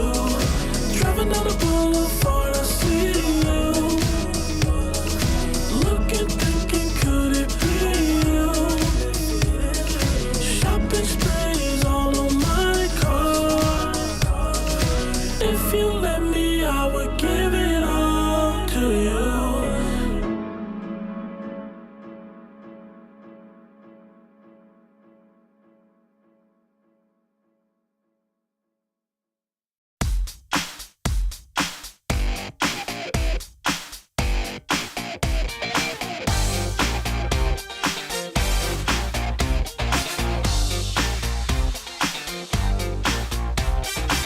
Who's that come walking by? Now that's unexpected. Jump in and take a ride. Now you won't be unaffected. We're going up now. So keep it on the floor. That's right. Gotta be up till you take no more. I make it worth your while. You're not alone in this one. We're going up in style. Now we never stop for no one. We're going up. Let me tell you. Just keep it on the floor. That's right. Gotta be up till you take no more. Now we really feel it. Yes, we really know it. I got to really hold it. Whoa. We're gonna get. Who am I? This dude can't fly. Who am I? And who cares why? We're going up now. And do what you do. That's right. Keeping it up, wanna do some more. We're going up now. Just keep it on the floor. That's right. Gotta be up till you take no more. It's your satisfaction. Everybody just wants you there. Give them some attraction. Come on up and just pay the fare. We're gonna get down. We're gonna get down. Get your satisfaction. Everybody just wants you there. Give them some attraction. Come on up and just pay the fare. Get your satisfaction. Everybody just wants you there. Give them some attraction. Come on up and just pay the fare. We're gonna get down. We're gonna get down. We're moving up now. So keep it on the floor. That's right. Gotta be up till you take no more. Light up and shine the crowd. We'll burn the house right down here. ESL Challenger is brought to you in part by Intel, Acer Predator, DHL, Monster Energy, and 1xBet. Hello and welcome to the final iteration of Alan's Corner as we're getting ready for a spicy grand final, but let's get into this in a more chill vibe, more relaxed vibe as we approach the big game of the tournament. Yumi, you weren't around on the desk for the last game, but how was it to watch from the sidelines? Extremely chaotic. I mean, I don't know that I've been stressed watching a game for any players and empathize with them as much as I have for that game, you know, because there's 2 best of 3s they have to play today. And that was a very long series that honestly could have gone either way. I will raise the counterpoint. of MIBR versus Virtus Pro as well. It feels like we've been empathizing with MIBR throughout this entire tournament, and now, unfortunately, we can't empathize with them anymore. Let's take a look at that bracket, because earlier today we had Monte versus Virtus Pro, the match a lot of us thought and tipped to be the grand final. Hege, for anybody that missed that game, did they miss out? Should they go back and watch the VOD? Absolutely. They should watch both VODs if they didn't catch these two absolute nuts game that we've had today.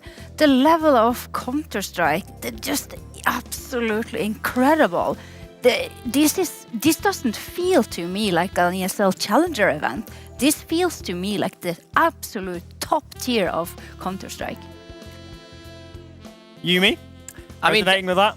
I mean, I don't know that I would push it as far as that. I think Monte are on the precipice. You know, they definitely feel like a team that have enough depth and firepower.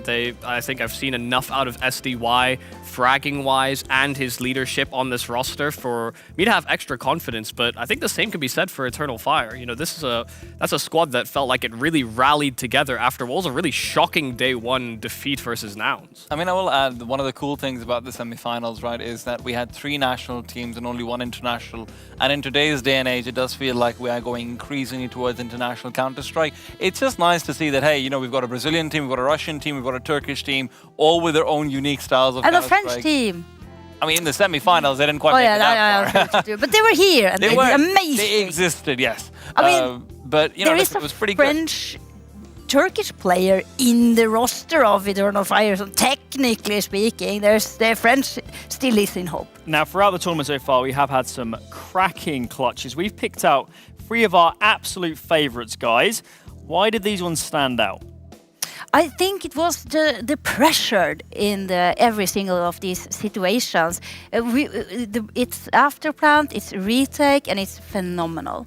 Yeah, I think there are definitely some high stakes decisions that were at play. You know, I think we've had some good close games in both these semifinals, both of them going 3 maps as well. Definitely kind of leads you to believe that it could have flipped either way. But yeah, these clutches are important. I have a question. Given the overtimes, given the crazy nature, how on earth do you boil it down to just 3 of them? Oh, there were so many to choose from. It was, I had a struggle. I mean, why do you think we had 27 minutes before this one? We had to take a little bit of an extra bit on the timer as well. We just couldn't figure it out. So it was so much to choose from. It's so many rounds, but in the end, you know, we were looking at clutches, and I think that was a saving grace for us because there were so many crazy multi-kill rounds that if we were doing the top 5 play of the day, it would be impossible for me. Yeah, if there was any trading, they were out. And listen, at the end of the day, these guys are talking about tactics, the importance of a clutch, this and that. But Alan, I'm not on for the desk. I'm on for Alan's corner. I know what it's all about. It's about sex appeal, and these clutches had that. Can we see them? Hopefully soon, Hege. Yeah. Having a few technical problems. Oh my God, Perhaps imagine. behind It's the scenes. a bit too much appeal. You know, you've got Alan's corner, feet guests. I'm like, wow, you get feet guests here? Then Michael told me it's featuring. I was like, damn. Let's just talk about the grand final. We'll get back to the clutches once the hamsters in the wheels start turning.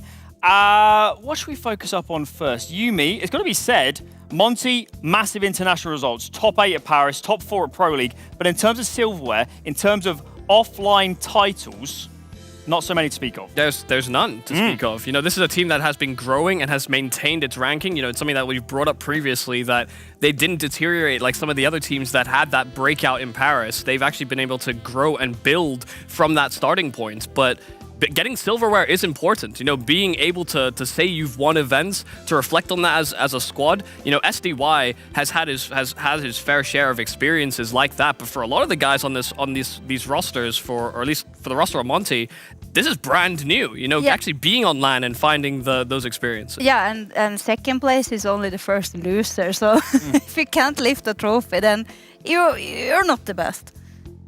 Good news. We've resolved the technical hitches. Clutches are ready to go. Let's take a look at the best ones of the tournament so far. Yeah, I mean, this one starting off with Calyx, this was absolutely fantastic. This was such an important round for him to be able to get, and obviously it's a bit more fresh in our heads. It felt like Calyx was really spurred on throughout this entire series, and I mean, this was just perfect. He takes his time, he plays it out slowly, he reminds us he's not just about the sharp, flicky shots that he was delivering with the Deagles and the like, and instead, he just fully outplays and outbrains. Calyx is just a reminder of, hey, this guy's got hands, this guy's got flicks, this guy's got brains, and I really enjoyed it. Yeah, and in second place, this is Drop's 1 versus 2 after plan situation. He's starting the round here, spots and identifies that his teammate is low HP. Hey, can you plant? I'm gonna cover you. Gets a kill, and in the end, it's him alone. And the way he's playing this one is to perfection. He's just shoulder peeking, left, right, and center. Gotta go out there, finds the headshot. And now, the second headshot. Brilliant. Yeah, chaining headshots together, but there's a man that loves to crack skulls, and it was Flit. 1 versus 3 on Ancient, where, you know, this was a tough game throughout, and for him in this position, the round basically looked done. He even waits the correct amount of time to force swing into it, that Krasnal basically had to either stick that defuse or come off it, and he may not have had time. Well, there you have it. I believe you can vote in chat or somewhere else, probably chat, over who the winner is going to be. So not necessarily ordered, but focusing back on the big game, our grand final. We spoke about Monte and their caliber and their performances in finals before, but it's worth saying on the other side of things, Xantares, Calyx Major, back in those Space Soldiers days, they even won a DreamHack Open in Austin in 2018. DreamHack Open, by the way, became ESL Challenger. They're kind of the same sort of outfit.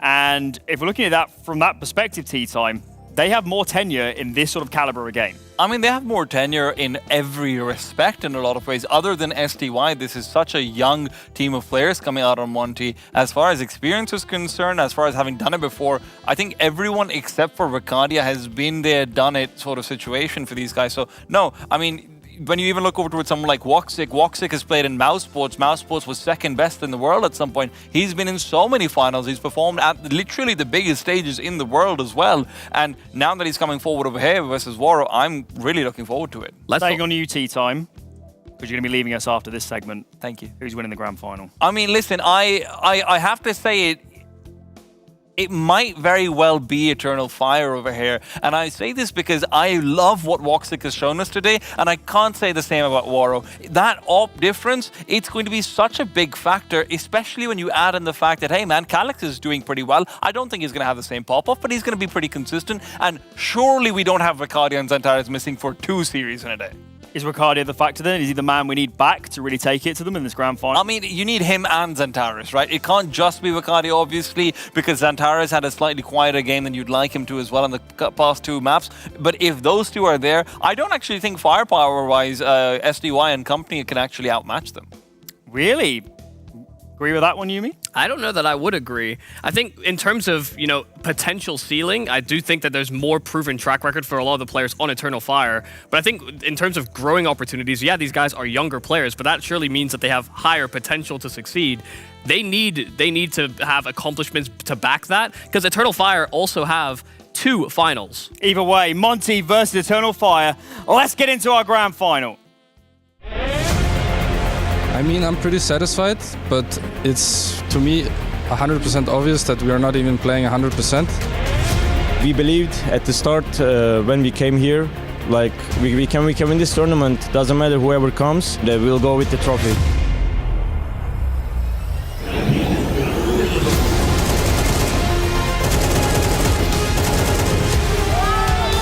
Eternal Fire have some lack of experience, such as ourselves. But yeah, overall a scary team to play against, especially in the one-on-one duels. It's going to be rough.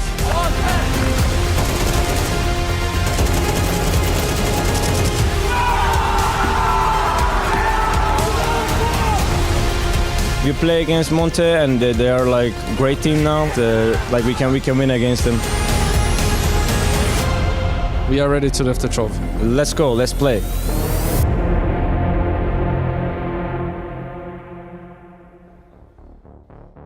The most incredible thing about ESL Challenger is that it allows a pathway to ESL Pro League and a chance for new teams to showcase what they've got and ultimately make it into the big leagues with the best Counter-Strike teams in the world. And do we not have the most insane final here at DreamHack Winter? The crowds might be leaving because the day has gone on so long, but it doesn't matter because the two teams I'm about to introduce are going to bring the heat to the server. They are incredible. Eternal Fire has fought their way through the lower bracket. They have shown tenacity and strength and just kept pushing. And then on the other side, we have Monte, a story that started at the Paris Major. They have continued to defy the odds and take it to those big dogs. And now this is their opportunity, the first ever LAN final for them to maybe lift the trophy. I cannot wait. I think it's time to begin. So let's introduce your first team. Make some noise for Monte.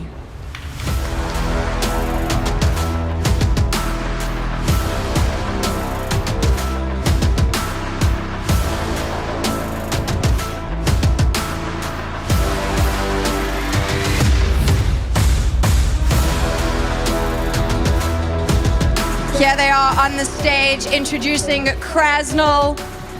Bro, the young superstar who said to me yesterday they were going to do something impressive, and they've done just that, getting to the final.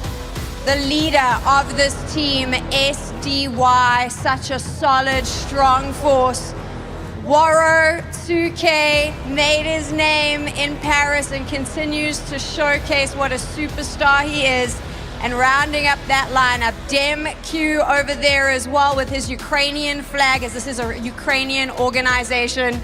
They are ready to battle your first finalist. It is Monte, and I think we need to introduce who they will be facing off against. So let's bring them to the stage.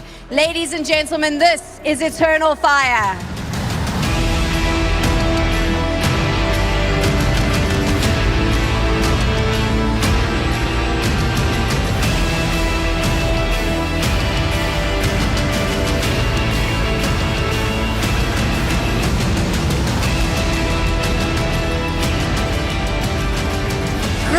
Determination, they have stuck it out and fought hard. Wicadia starts our introductions to Eternal Fire. He is followed up by Zentaris. They have had an hour between the semi-final and grand final to get ready. Can they bring what we just saw from them? Woxic, he had a super semi-final. Can he continue that as we go into the final? Helix as well. And then, of course, the IGL, the man himself. It is Major. This is Eternal Fire.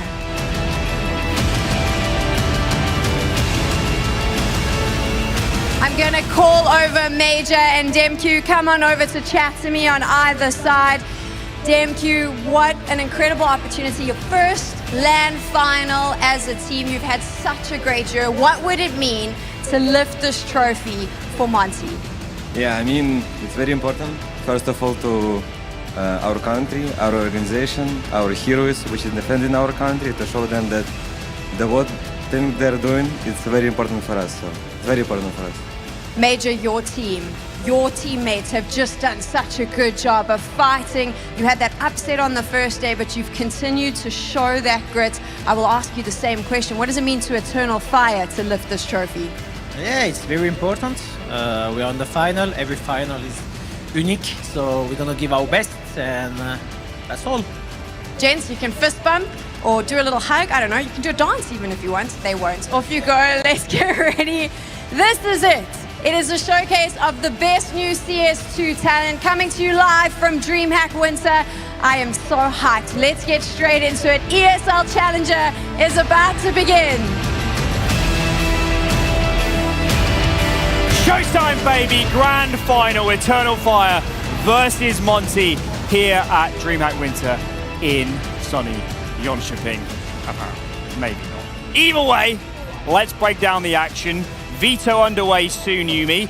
What should we expect? What shouldn't we expect? Will there be any surprises? Well, the last 3 times these guys played was in Counter-Strike Global Offensive in August, all within 2 weeks of each other, but it was all the same maps throughout. Vertigo, Mirage, and Anubis. And I would love for somebody to take a step out of their comfort zone. I'd love for them to move past that and maybe slide in with, you know, something like an overpass, but I feel like that rivalry that built between them on those maps may just permeate back into this game as well. Unfortunately, here comes the Vertigo pick by Eternal Fire. Yeah. So, not willing to deviate from what they are liking to do, and we have an Anubis out of Monte. I actually really like that. Yeah, I mean, it's been a strength for them this tournament. It's definitely been a comfort map from them. They have high repetitions on it. I think Eternal Fire are not going to be too displeased with an Anubis either. I think the last few times they've played, they've been able to sort of trade those picks so kind of accordingly. And then we get Mirage. You know, I feel like the map pool hasn't changed too much for these squads, that they're basically running through those paces. But the fact that they have some semblance of an identity of each other on these maps, you know, exact same rosters, even though it's on Global Offensive, you know, those small tweaks to the metagame that CS2 brings, I think both are going to still be very prepared ahead of this game. Because, I mean, they talked about it, this is significant for the Monte guys, but Eternal Fire came into this event as a team that just came off of another LAN, made it to the finals, and said they didn't have enough time to sort of prep all the teams coming into this event. And I think for them, I mean, they've made a massive effort to sort of bring themselves back into form. Yeah, absolutely, massive effort. And I think these maps are super exciting. We've already had 2 games of Mirage at the third deciding match go to OT. Why not do it and repeat it once again in the Grand Final? I don't know that my blood pressure could handle it. The Mirage finishes have been a little bit difficult to watch. Some of the close rounds that people are losing, some of the ways in which they're losing rounds. It's so entertaining though! This is Counter-Strike 2! I need my heart. I need my heart for my future. Let's focus in on the teams now. First up, let's talk about Monte. Now, Monte, a roller coaster of a year, of course, breakout RMRs into Paris, looking sensational. A couple of these players have been unbelievable. One man we have to talk about, a man in MVP contention, is the leader. It's SDY. He has been unreal so far during Challenger. An AWPing in-game leader, I can get away with. You know, the AWP is a typically very high fragging sort of number. When I see James get an MVP, I'm like, okay, whatever. But when I see a rifling in-game leader being able to do it this way, I think SDY is, I mean, he's at a pivotal piece. He's part of the reason this roster sort of built itself up so quickly and was able to challenge at some of those larger events, those international stages. Yeah, I mean, MVP performance for sure, but I think, you know, he's the most integral piece currently on Monte. Yeah, absolutely. And it was so frustrating for me to see how he was having to play when he was on that Na'Vi roster. He was never comfortable. He looked so miserable. You know, always left in these like horrible places, horrible spots, having to like do all the dirty work for the team, and now you can see the difference. Now he's on his team. This is SDY's main bread and butter, and you can see when he is comfortable how exceptionally good this player is. It's worth saying that SDY's influence goes a long way beyond that individual level, picks up that calling mantle, play style of the team changes. We go from Boros to Bro, a much more passive player, and we add so much more structure to the team. The team that played in Paris was wild. It was aggressive. It got up in your face. But now we still have that aggression. We have those options, but there's more to fall back on. There's B plans, there's protocols, there's communication, and that's what you need, Yumi, to win a grand final. There's massive depth. I think as well, you know, the fact that SDY puts himself in the center of maps very frequently only will sort of strengthen his position in order to be able to get the reads and as well find the sort of fragging potential that he has on this roster. I do agree. You know, I don't think that there was much to sort of look at tactically from the Monte camp. Very frequently, they would lose a lot of advantages at the start of rounds and then just somehow salvage like 3v4s, 2v3s. But now it does feel like, yeah, there is actually like a proper plan in place. There are protocols for those late round situations. Yeah, the protocols, and they're shining through. And it's when you have the protocols in place, when you are playing at a LAN environment, if you already know what the game plan is and how you are supposed to react and position yourself in certain situations, certain scenarios, that just just cleans up the comms for you to listen to steps, to enable you to just focus on fragging. Let's focus in on their opponents. Eternal Fire, and a man you can't not mention when you're talking about Eternal Fire is Xantares. He was integral in that semi-final. He is a monster, and if we're looking at players that can take on a top 10 team in the world and be the best player on the server, it's got to be Xantares. I mean, he is the reason Eternal Fire are able to compete at this level. You know, he gives them opportunities. He's able to get so much consistency, so much impact. You know, as a mechanical rifler, he's one of the best in the world. So for Eternal Fire, they have to be able to justify having him on this roster. And at the start of this tournament, especially when they went up against Nouns, I wasn't sure that the rest of the squad would be able to answer. But as we've gone further through, you know, we have to talk more about players like Woxic, Major, I mean, Calyx as well. You know, some of the players that fell kind of asleep in some of their previous series where Xantares was popping off. Yeah. Now they're popping off with him. Yeah, it's absolutely incredible. The whole squad has showed up to play and to compete. And we were bragging so much about Vicadia, but you know what? On that Mirage game, he was kind of the quiet one. He was the one who was like getting out, I think he was being anti-stratted, if I'm gonna say so. And I think that if Monte wants to win this, they will have to keep doing that. They will have to keep putting pressure on the young player of Eternal Fire, on Vicadia. But I think Vicadia, he has come here to play, and he is more than capable of performing the way that we have seen him do. I think the big thing for Eternal Fire in terms of growth really has been trust. Like these guys, when one person is having a bad game or is having a troubling time in his positions, they're very quick to make adaptations. Players are moving around the map, they're swapping spots, and they're trying to sort of mitigate the sort of loss in form that some of these players will have in moments.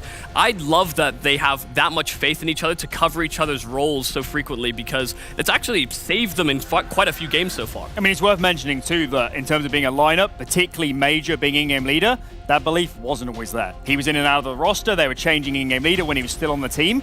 And finally, over this year, I think they've learned the Major knows what he's doing. He knows how to lead this team. He knows how to represent these players and get the most out of them. Look at what he's done with Wicadia. New player through the academy system, immediately getting numbers, immediately doing work. There's no doubt the Major knows how to get the most out of these players. Yeah, he certainly does. And I think the confidence is key. He knows what it takes. He knows how to hype his players up before a grand championship motherfucking finale. You will see it as they're huddled together, coming alive on stage. He is the strong voice of the team. And these players, it's a Turkish team, they're so emotional. You could see it when Woxic was hitting these crazy shots, how he's just cheering and how that energy is spreading out in the team. I mean, I'd love to back you on Major being a very aggressive sort of forward voice, but at the same time, no. what we have... No, it's like the team captain. He's like the father, you know. It's like, okay, boys, we're gonna do this. Every time he gives these interviews, he's a little too nice. I need to see some ferocity out. It's because he's saving it all for the huddle, for the team huddle. That's the piece of information that we don't necessarily are so fortunate to be privy to. But I'm sure I can think of a few phrases that might be used here. Sure, none of them are clean for broadcast. What I want to discuss actually for Monte is what I'm going to coin the BNE effect. Now, the BNE effect is when you just play so much damn Counter-Strike that you're in elite level individual form. You look at some of these names and versus some of the names on Eternal Fire, like Xantares, a year ago, you would not have had them in the same conversation. But these guys, Monte, they play unbelievable amount of Counter-Strike. So many games, I can't believe their time to scrim, and that is a value. They are so good individually, they're so crisp, they're so on the same page just by being next to each other on so many occasions. Could that make the difference here, Yumi? Just that raw playtime? I think the raw playtime will definitely make a difference. But also as well, it's not like they're playing like small cups or small tournaments. You know, they're making it into quarterfinal semis of some of these online cups while continuing that grind. So they're playing some of the challenger play. I counted them yesterday before today's matches. They have 100 maps played the past 3 months. It's absolutely insane. Who does that? They don't have time to practice. They're just playing officials every single day. Now, as great as both teams are, there can only be one winner. and we need to decide who that's going to be. Yumi, who are you taking to win the grand final? My heart says Monte, but I want to go Eternal Fire. I'm actually going to go Eternal Fire. I've been impressed enough with all of the players stepping up to the plate. It isn't just Xantares. This team is filled with some hard hitters. I think I am like also struggling so much. I kind of just want to walk off and not do the predictions. But if I know I have to. Gotta choose. Yeah, so I will go for Monte. I think these boys are hungry. They want to get their first LAN victory. And if it's happening, it should happen at ESL Challenger. We said it earlier, or at least I said it earlier in the tournament. Eternal Fire is my guilty pleasure. Xantares is just so much fun to watch. I felt like coming into this tournament, they were the sleeper to win it, that nobody was looking at. And after that semi-final, I'm all in on the Turks. Eternal Fire are going to take this trophy from my perspective. Just a couple minutes to go, guys. Big factors going into this. Which players individually, we've spoken about SDY, but who else on Monte could be pivotal to winning this grand final? You need Krasnal. You need Krasnal and Bro as a combo. They play together on sites very frequently. They as well have been a spark of sort of new life into this squad. Krasnal has stepped up his game, and Bro is that new addition that has bedded in so quickly. I think you need these guys to sort of show that they're justified in their placement and that they can perform at this level. Yeah, and when Voxic is playing the way Voxic is playing, Voro has to come online as well. Exciting stuff. One game to go. Can only be one champion here at ESL Challenger. Monte or Eternal Fire. Bardolph and Hawker. Let's get this grand final started. A Pro League spot on the line for both of these teams, and that trophy, the prize money, a lot to play for here. Eternal Fire came ahead and took a hard-fought series in that semi-final. But now they've got to go up against a Monte who have not lost a match here, who have taken down Virtus Pro earlier today. And you've got to wonder how much that previous series took out of Eternal Fire, because this is a fairly quick turnaround into the grand final. I was wondering exactly the same thing. That, I think, might be the deciding factor, because I feel like all those fights, all that action, all these maps again will be to their advantage. I think if you look at the series that these teams have played each other on before, the maps they've played each other on before, the results they've had, I kind of lean a little towards Eternal Fire on this one. I think that this might just be the right mix of ingredients for them to come out with a big W here. But again, how taxing was that physically, mentally? How much endurance did that drain that first series? Maybe we'll get some clues as we begin the third final series of the day. The grand final here at Challenger Jonkoping, their second series of the day. Monte have been waiting a while. They've been waiting patiently in the shadows, but out into the light they come. Vertigo, the first map of our grand final for ESL Challenger. Eternal Fire with the Glocks, the notorious Glocks in CS2. They are quite problematic to deal with, especially when a team's good at closing the distance. So much action at Vertigo in this week. More to come now. So many overtimes as well.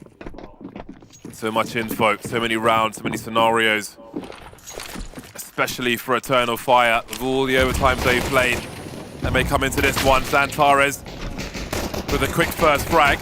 There will be some map control problems, but that flashbang will certainly help Arcadia. Looking for one more, running low on the bullets, but getting there. He's got a 3K in this round. And Woro finds himself alone. Burst fire Glock coming through. Eternal Fire storm the pistol. Exactly the start Eternal Fire would have wanted on their map pick. And that might be the opportunity here for them. They could be warmer after having just played that semi-final. They could come into this a little hotter out of the gate than Monte. And if they can get a big lead early here, maybe Monte start to feel the pressure, because this was a convincing pistol. Arcadia getting involved in all sorts of action. We heard the Desk talk about how important he could be if he shows up like he did in the group stage. He really is a force to be reckoned with when it comes to these pistol rounds. Demka not quite done with these early stages though. This is a force buy from Monte, and that's a big deagle to slow down Eternal Fire.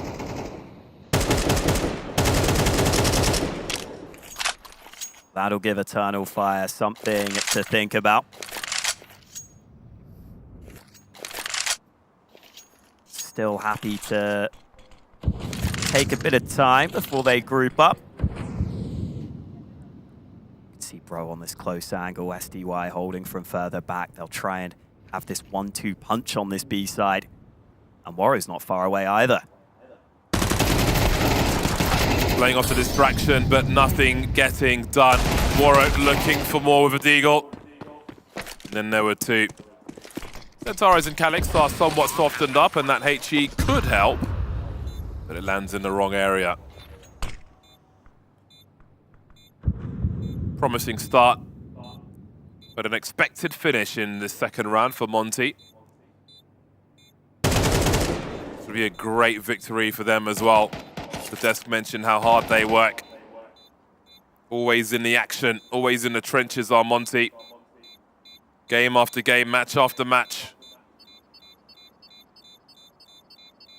Absorbing from all the experiences.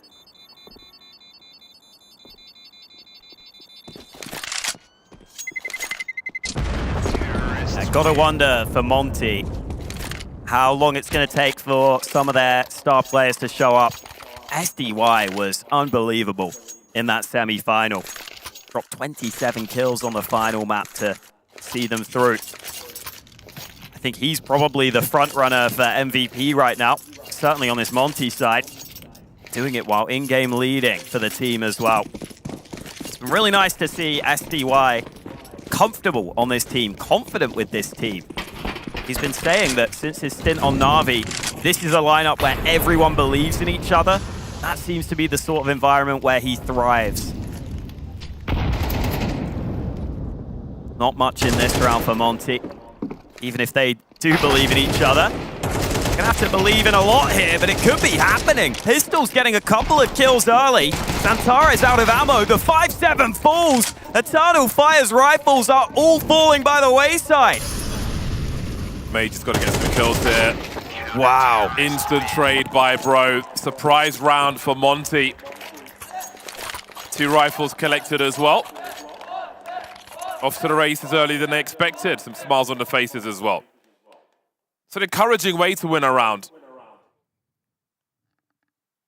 Straight back into focus once again. Yeah, that's a nice round. That's an important round. Because Eternal Fire would have wanted to just run away with things early while they're still hot from their semi-final. Monte showing that's not going to be so easy.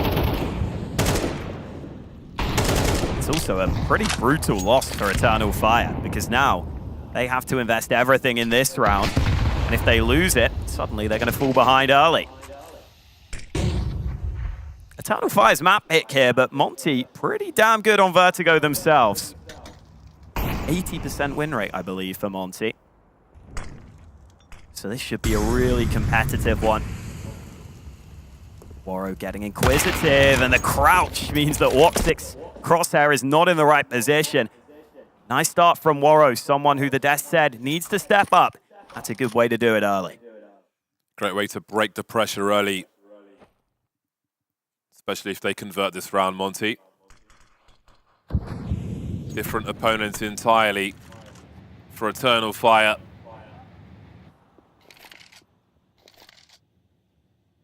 Still playing the slow game. No flashes for the squad, just the smokes. Seen many a smoke executing a bomb plant on Vertigo already today. Might be one on a different site on this occasion though.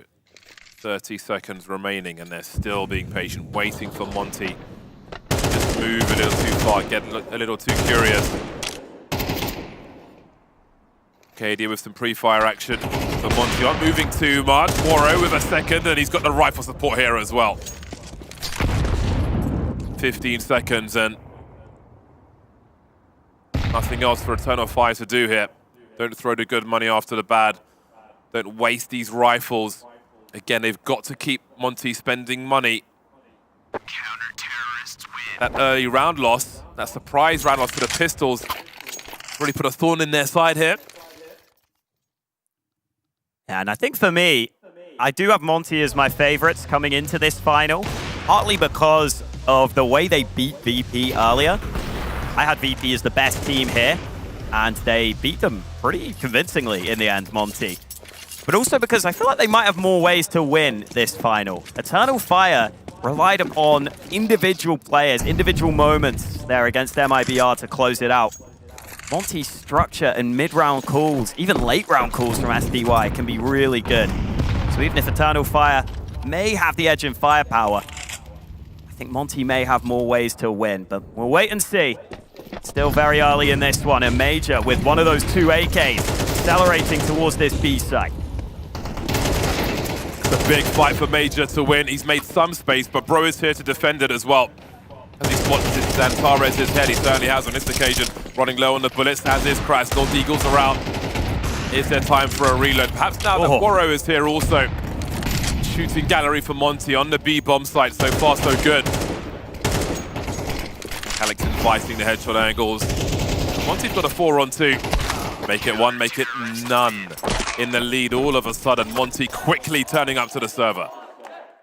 That shot from Woro sounded disgusting. Wallbang headshot onto Woxic. And Major there had one of those AKs rather than Zantares. Went in first, got the first kill. I thought once Zantares picked it up, could have been in trouble, but credit to Bro. Oh, that is the shot. I was wondering if that's where it was, but you very rarely see that. Yowzers. This is a dry round then for Eternal Fire.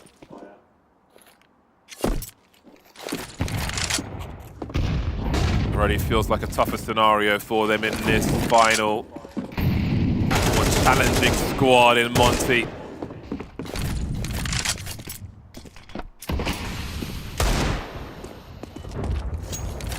Oh boy, that's the bomb.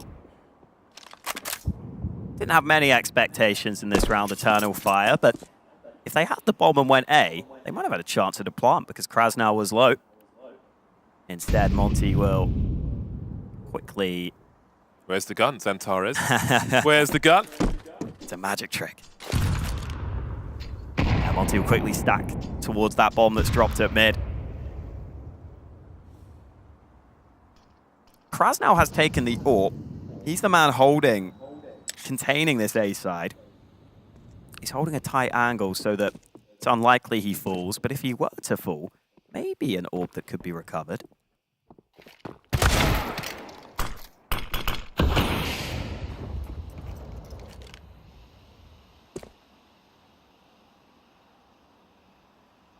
Woxic's still trying to sneak through. Elsewhere, meanwhile, Zantares lands one. There is Woxic. Thought he might get that AWP for a second, but Bro there to babysit his teammate. He'll save the AWP instead. And Monte turn it round and get off to a really good start here. Eternal Fire did a good job of squeezing extra value from that round towards the end. I was not expecting them to get that much damage in. And indeed, that will keep the CT spending. So well done to them. That was a nothing round, but they got something from it.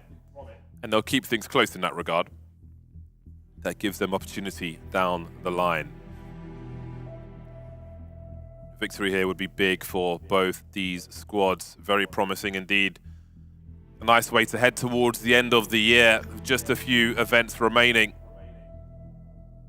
Feather in the cap if you're a cap man.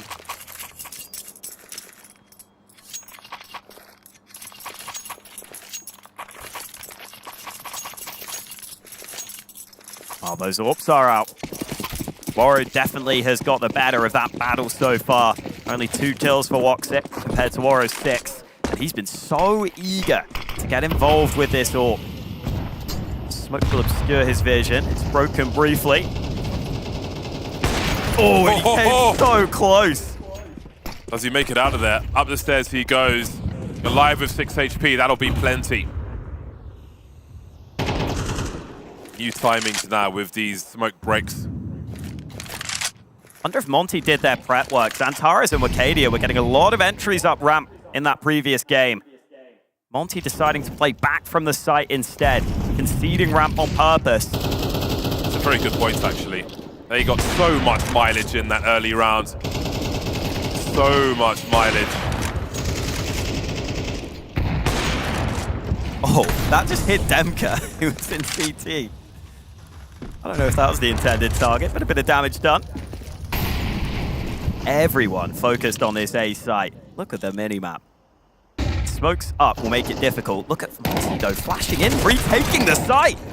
Look at that triple peek onto Acadia. They're just not giving Eternal Fire the angles they're looking for. They're just hunting for these angles, but Xantares will find 2 kills through the smoke, and suddenly we've got a different game on our hands. They're so low, combined 20 HP for Monte. The fact it's got this far is unbelievable. Demka still in the corner. Bomb plant coming through. Calyx holding the angles. Woro's had 6 HP almost the entire round. So hard to take Jules, but Demka comes out on top.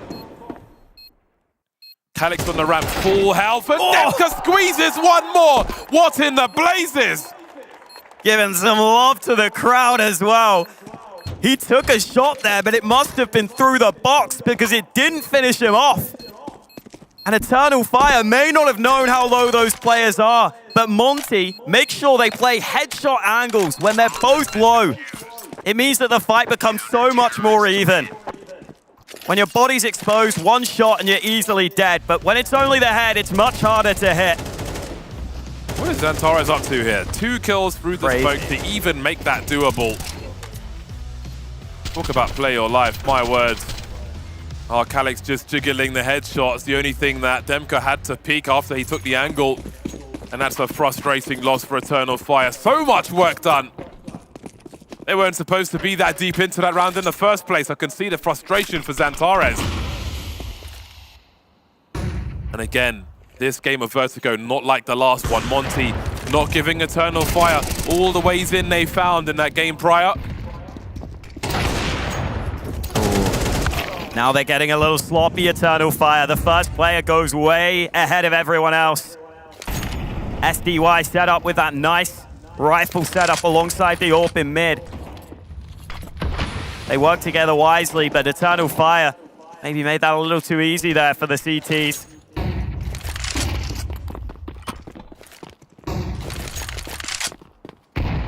So early on in the round, the sting is taken out of the Eternal Fire attack. Such a dire situation. You've got a round to play with 2 plays, even 3. 2-man swing coming through, and they'll all be dispatched. No one drops for Monte. That's huge as well. Plenty of rounds to be played. That's very important money. That gives them a full buy, essentially. Whereas Eternal Fire maybe heading towards Tech 9s and Mac 10s. And again, it just feels like they keep succeeding when it comes down to those Tech 9s. But we've got at least one Galil coming out. Anyway, this is a struggle for Eternal Fire. Things aren't how they were earlier. And I'm sure Monte were watching with a keen eye in how they made inroads in that game of Vertigo. Absolutely. And if they were watching with a keen eye, they would have seen that Eternal Fire definitely prepare for these rounds when they may not have the full investment. They like to go pretty heavy on the nades and have a set play in mind.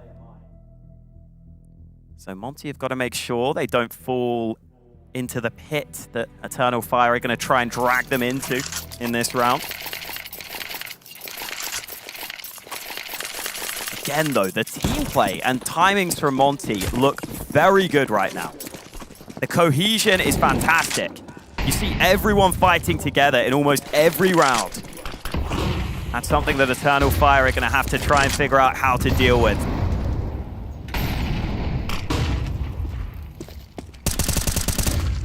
Free fire there, but Major's making his way. Cavalry comes just in time. Crashmore spots another one and punishes. Not much McCady can do about it, but he's running low on bullets now, Crashmore. He needs to fall back from here, but he can't. More CTs. Demka looking, and things are turning bad. The initial becomes rotten. Yeah, the initial setup was quite nice, but then Demka just goes up from the sandbags alone, no one to help him. Brings it back to even numbers. Gun was dropped at sandbags though, so hard for Eternal Fire to get that right now. But at least Woxix got this one AK. Everyone with Kevlar for Eternal Fire. That one smoke grenade only for Wakadia. See what Cutting Sound can do. Monte are a little concerned about that B side of the map. They've left Woro alone on A. Once the smoke comes up, it might be hard for him to find an angle here.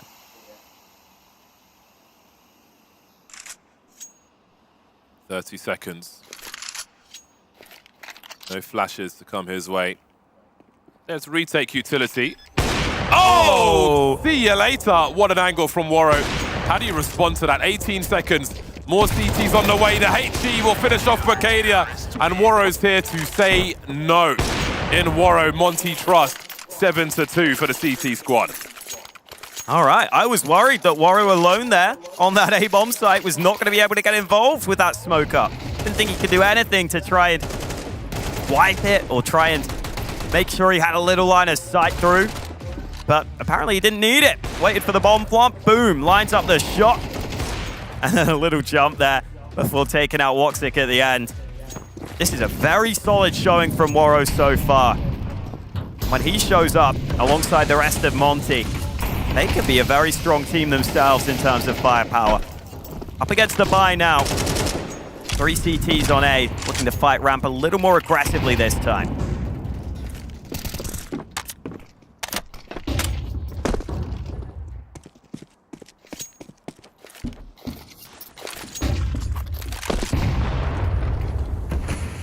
Looking for that early entry again. So dependable earlier on today, but Monte are a different enemy, and they watch that match, and they know what you like to do. They're not going to give it to you.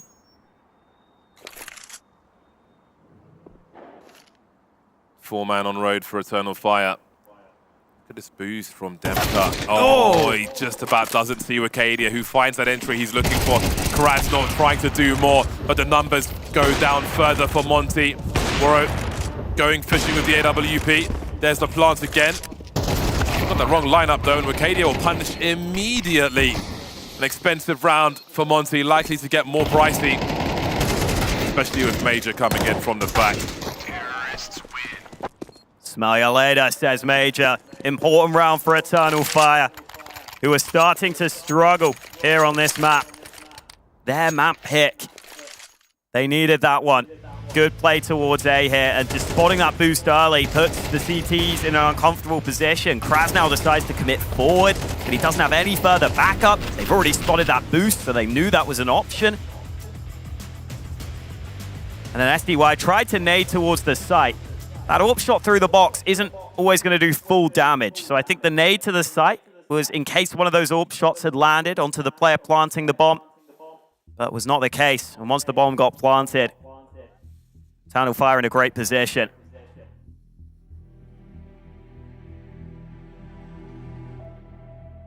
Only a couple more rounds in this half. Eternal Fire could definitely do with getting at least one of them.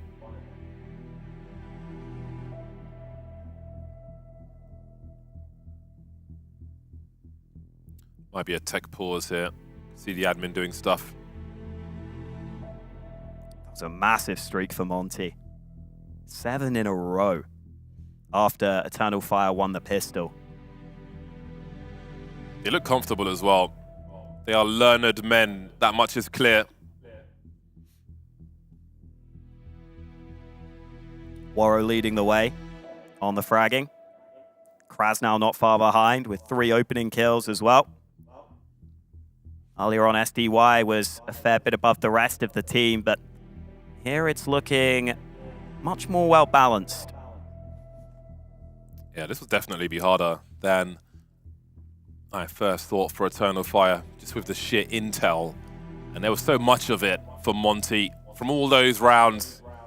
Yeah, and the veto is obviously the exact same 3 maps that were just played for Eternal Fire. Maybe a masterstroke in that regard. We'll have to see how it plays out from map to map, but indeed, Eternal Fire may have to realize this and pull out something new, a twist yet unseen. Sell some half-truths and lies. Fly by the seat of their pants. Again, Newman Arcadia are sending in, but this time Demka will engage. An exchange of damage and an early 5-on-4. That's what they've been looking for. Gets even better. Woxic is running hot. Eternal Fire on the comeback. I don't expect one more man to be rotated into the site already. SDY can hold the left side and allow his Orba to focus on construction. Full rotate occurring right here. Oh, but the flash is so good. SDY tries to move in, but Xantares has arrived to the server. Big triple kill. And bro, well, sometimes it's that B anchor. This is the position you find yourself in. He will be hunted. Monte will be broken.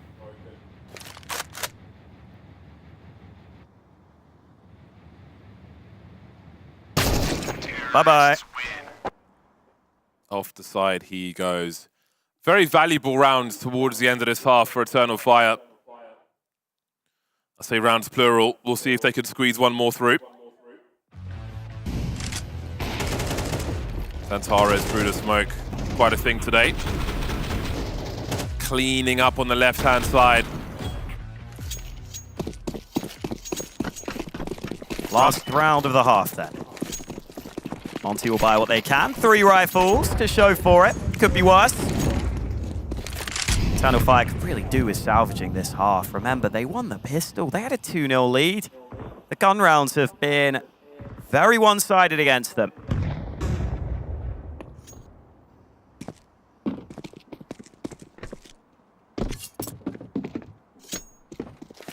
Monte fiending for action. Oh, well. The leg He got it. Softened him up nicely. Asking a lot of Demka. Have to play up with Krasnor's distraction, but he's falling back. Grenades are being executed as the numbers are even now. 4-on-4. Krasnor moving in with a flashbang. Walks it just around the corner. And guess who? It's Xantares, but Demka to trade at range with that MP9. Bro holding down B in the meantime. Eternal Fire trying to create some space, being denied, being thwarted. Suffocated by Monte in this last round of the first half. And it will be 8 for Monte at halftime. A fantastic start to the series. We'll see how things look on the other side after the break.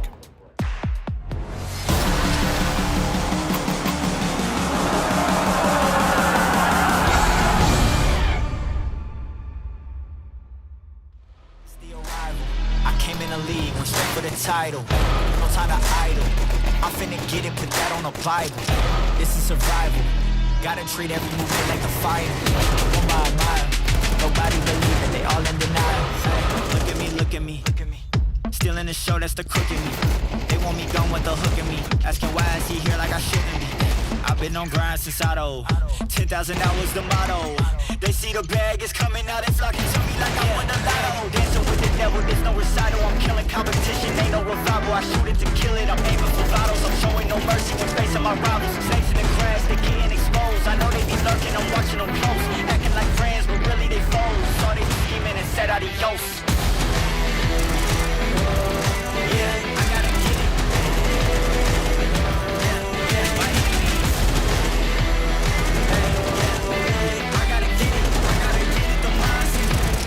Get it, don't mindset.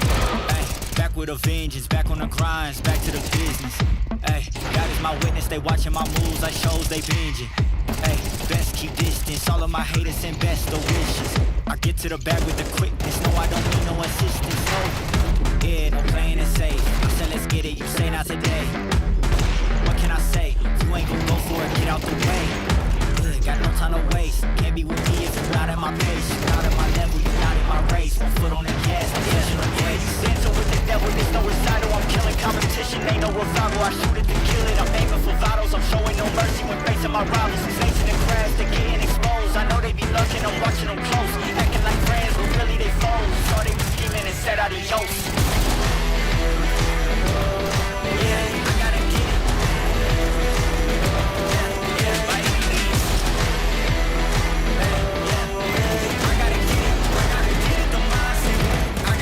Don't mindset.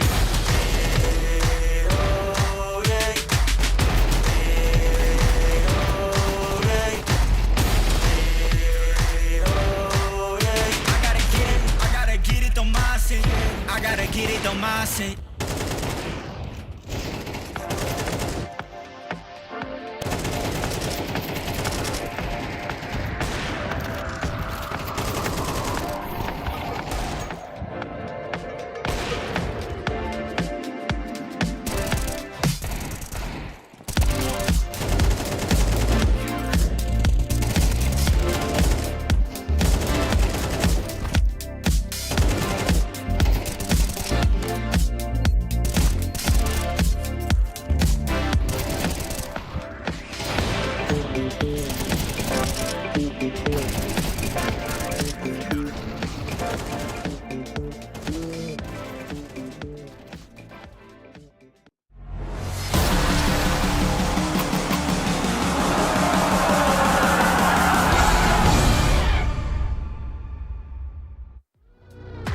Eight to 4 at half-time then.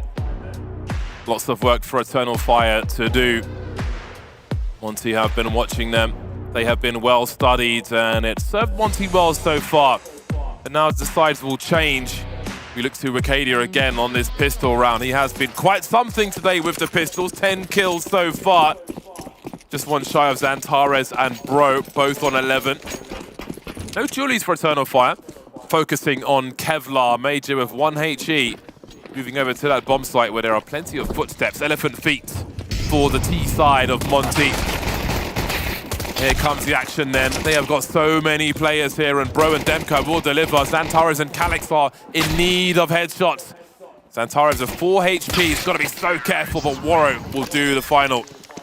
And it will be 9 for Monte early on in his second half. Yeah, that is a cause for concern if you are an Eternal Fire fan.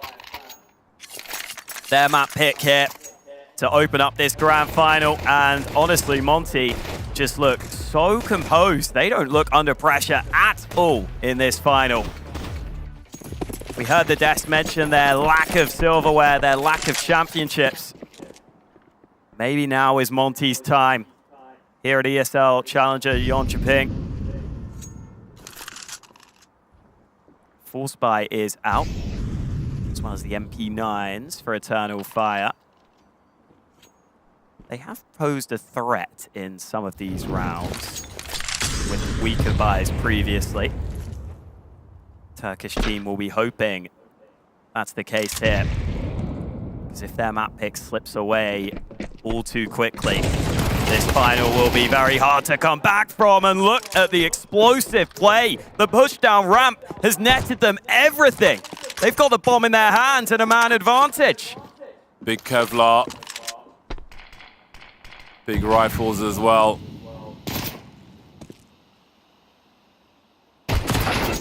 Xantares.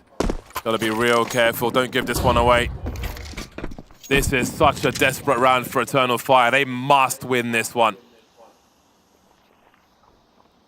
SDY can clear the side with the MP9. 39 seconds. No util free for Eternal Fire, but plenty of angles. Being very careful on Monte.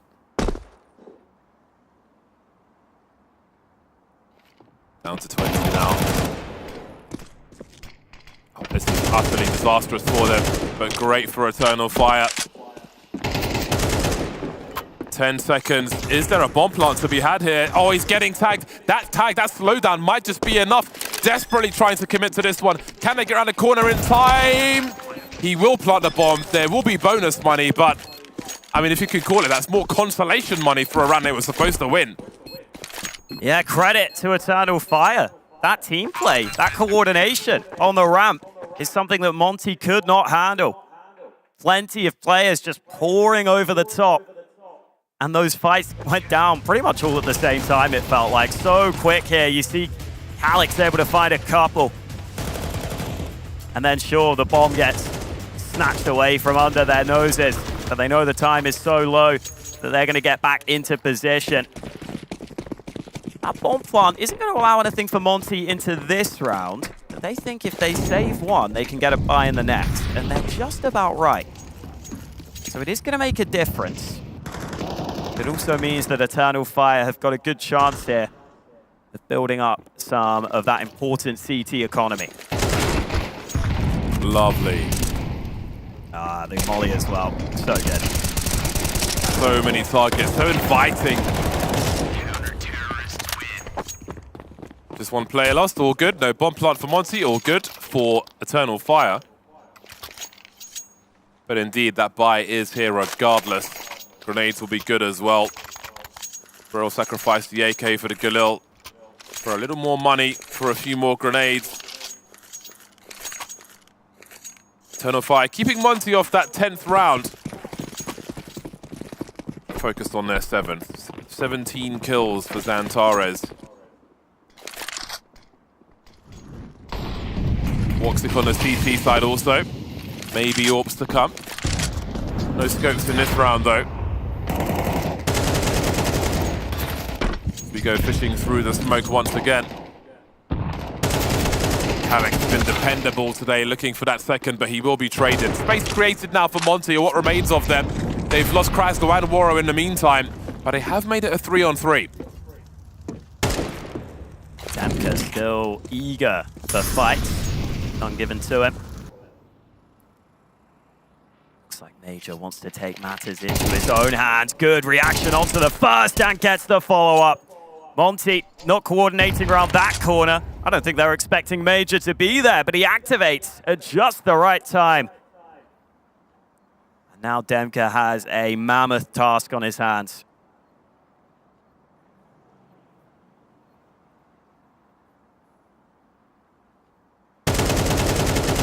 That may have been the opportunity, because now they'll slink back to the site and work together. 35 seconds to find a solution. There is a molly for him. And stop a swing from the left-hand side. Still needs to make a play to his right, though. Great angles being held by Eternal Fire, who are reducing this gap. Another bomb plant missing round. Leaves Monte with 2.5k. Opportunity for Eternal Fire to build then. Seems their power this time will be on the CT side. And I see a sniper rifle for Mr. Woxic. Gotta say, Xantares is trying to make a real strong case for himself to be MVP here in this final. 19 for 12 right now on this first map. Big reason why Eternal Fire are still in this game. At the same time though, SDY has a 1.50 rating for the tournament. Xantares a little behind with a 1.30 rating. That could all change in this grand final if Xantares keeps this up.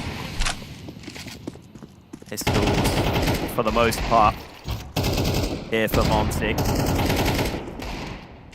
Look at this stack on B. If they were to commit, there'd be no way in, but Arcadia's having to fall back a bit from ramp. Don't want to risk giving away that AK. You can still get some fairly early info, though. And if he spots anyone, I'm sure he will call plenty of players back to this A site.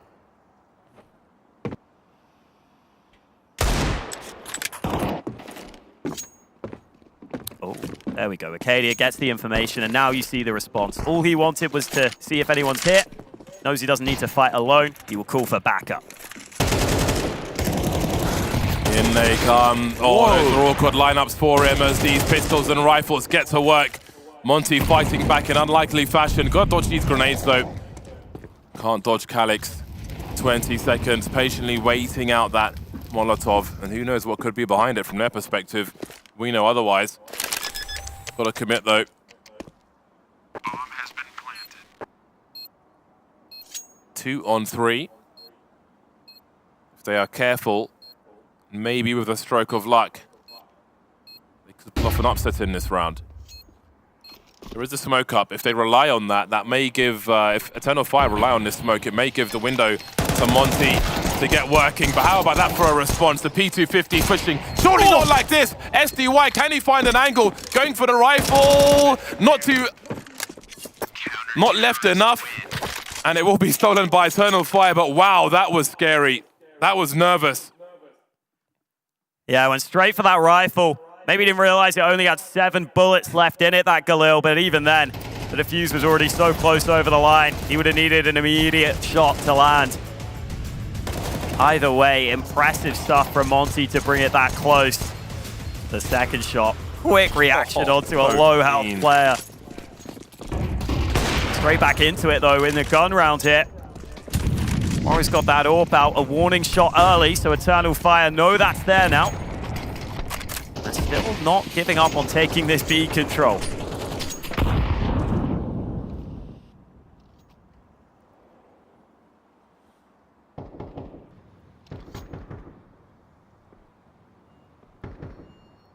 Eternal Fire looking for some information then. Trying to get a grasp as to what Monte might be trying to achieve in the meantime. Presence will be shown on ramp.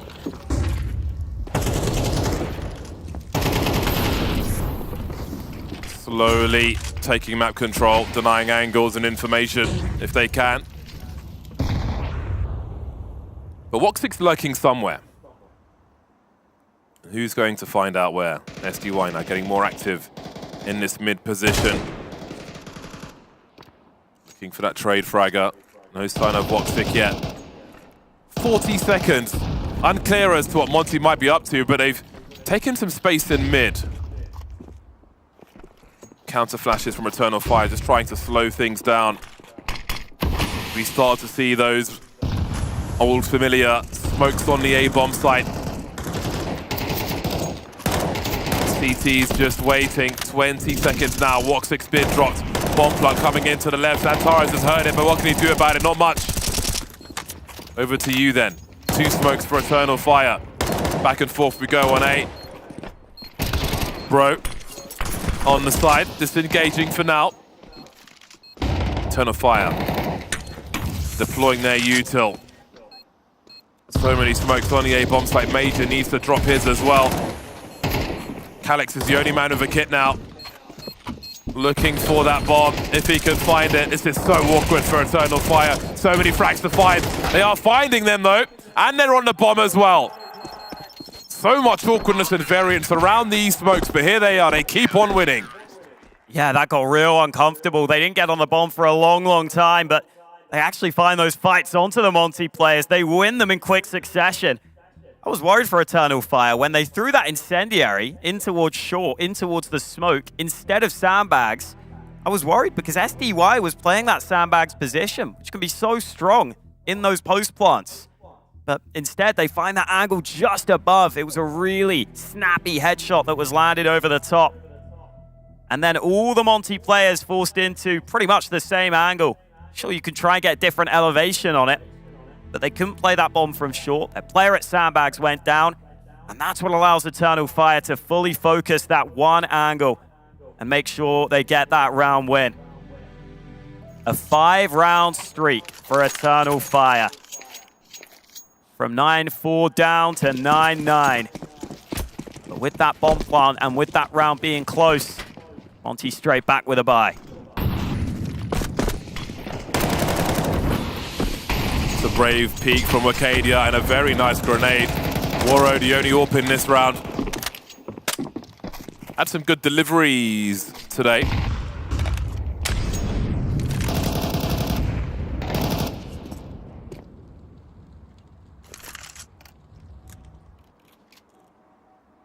Gotta wait out the util then. See how long Eternal Fire could hold on to their util for. Got a fair amount at the minute 20 mark. Monte with 2 smokes again. Often quite telling at this stage.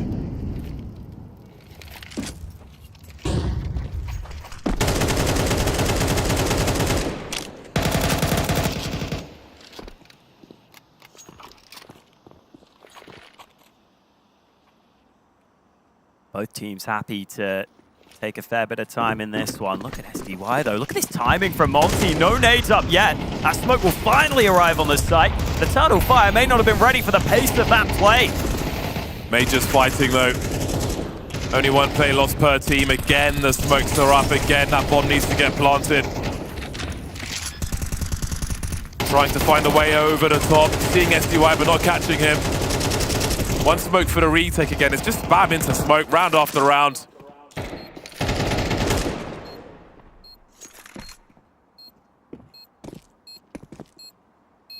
Surprised they're going for this 2-on-4. This is so hard to pull off. Waro's going to land a shot. Woxic has to get out of there. No other option. They might run him down, though. They're hunting him very quickly. They've just spotted him. Just shot from Woxic. Good kill on the second as well. Monte don't have much money either, so those kills could be relevant. But it is Monte finally putting an end to the streak of Eternal Fire. Waro just about surviving from the bomb. What's a good time to do it as well. Let's see what impact this round has had on the economy. Krasnal spamming.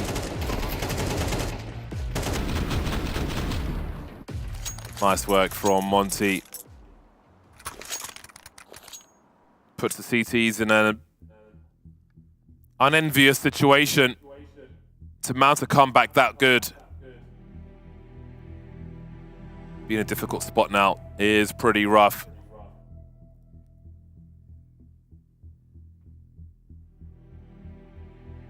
Very small area, that A-bomb site. These new smokes fill it quite a bit.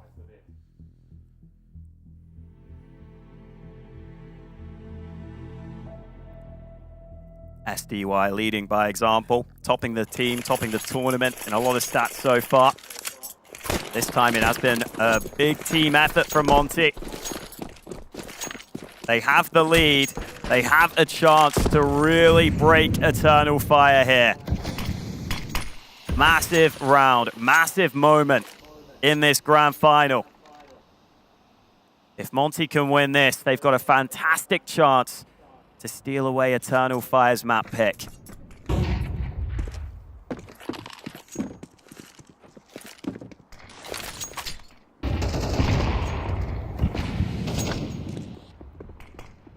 Very light on util, our Eternal Fire. And two smokes have been so important to try and retake the A-bomb site as well. Like, what can they really throw here? What can they really use? Does that encourage them to try and make an aggressive play at some point? Got to wait out the usual first. T-side swinging on the ramp. Good nade onto Bro. No boost just yet. Avoiding the spray now. There's so much of it also. Wicadia trying to get back into position. And here comes that push from the CTs into the waiting hands of SDY. 3-on-3 as Woxic looks for more. They keep on coming, these CTs.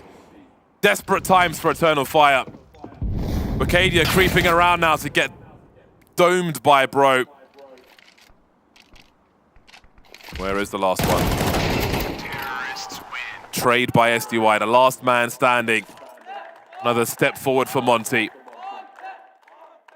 Yeah, really well done at the end there. A lot of teams might have overlooked that flanking possibility and said, oh, just have a lazy clear of it, just one of us. Look at how Monte coordinated that peek from above and below on the final player.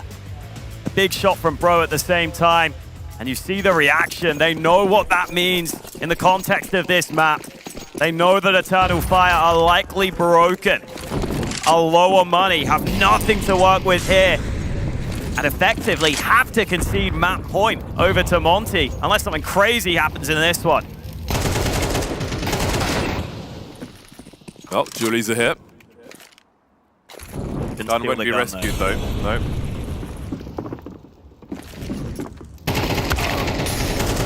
They were ready for it. Continuation spray is good, and they'll look to capitalize on this. Mike 10's a great tool for the job also. Woxic in the smoke. Knife kill could be interesting. You get some warp money, maybe. Ooh. Actually found him as well. Delaying, but there is a minute on the clock.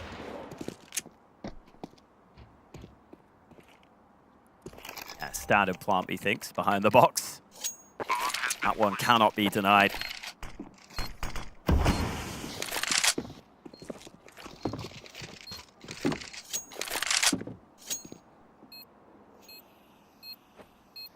Game point for Monte, just around the corner, or is it? Calyx has made this a 2-on-2, and now he's running distraction. Now he's entertaining. Now he's got a Maracas out. but Major had to get that frag.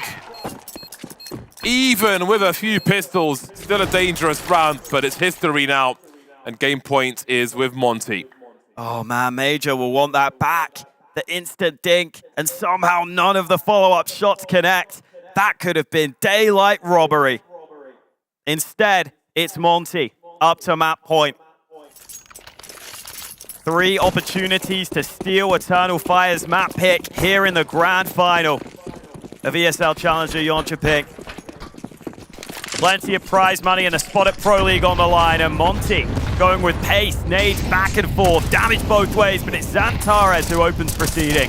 And Wakadia just alongside him, doubles down through the smoke on the second. How about this for a start?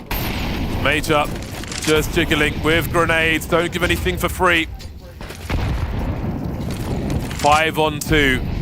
They plant the bomb, they plant the bomb. The money's very bad actually for Monte. Could be the perfect storm, although maybe the perfect storm is Tech 9s. That said, this round's not done just yet.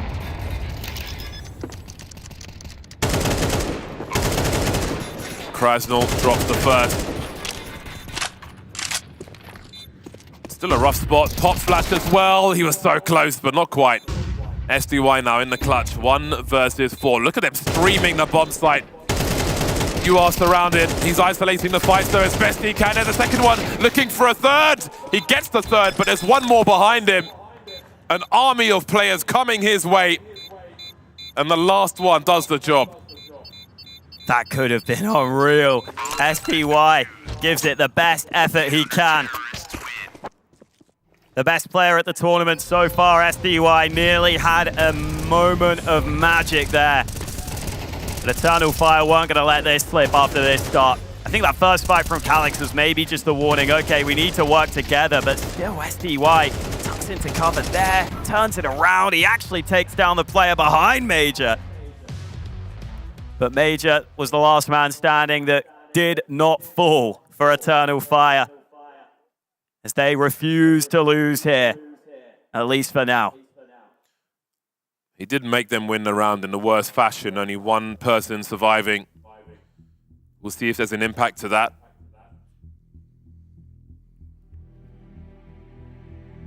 Difficult game for Eternal Fire. In the final, the opponents only get tougher, stronger, more confident. They will be lacking grenades, Eternal Fire, lacking defuse kits on 4 of the 5 as well. So all those frags towards the end will make this a little easier for Monte, who've gone for the investment, not a full buy. They've given themselves 2 chances to close this out in regulation time. Monte's losing bonus isn't massive though. They really need a bomb plant to subsidize a future buy. That's got to be a big goal in this round. Look at the position of Major. He's committed. He has to fall here. He has to get 2 though, and he's only got 1. The rifle didn't fall off the map either. They've recovered that. He has not got enough from that, if you ask me. Early 4 and 4 will favor the T side.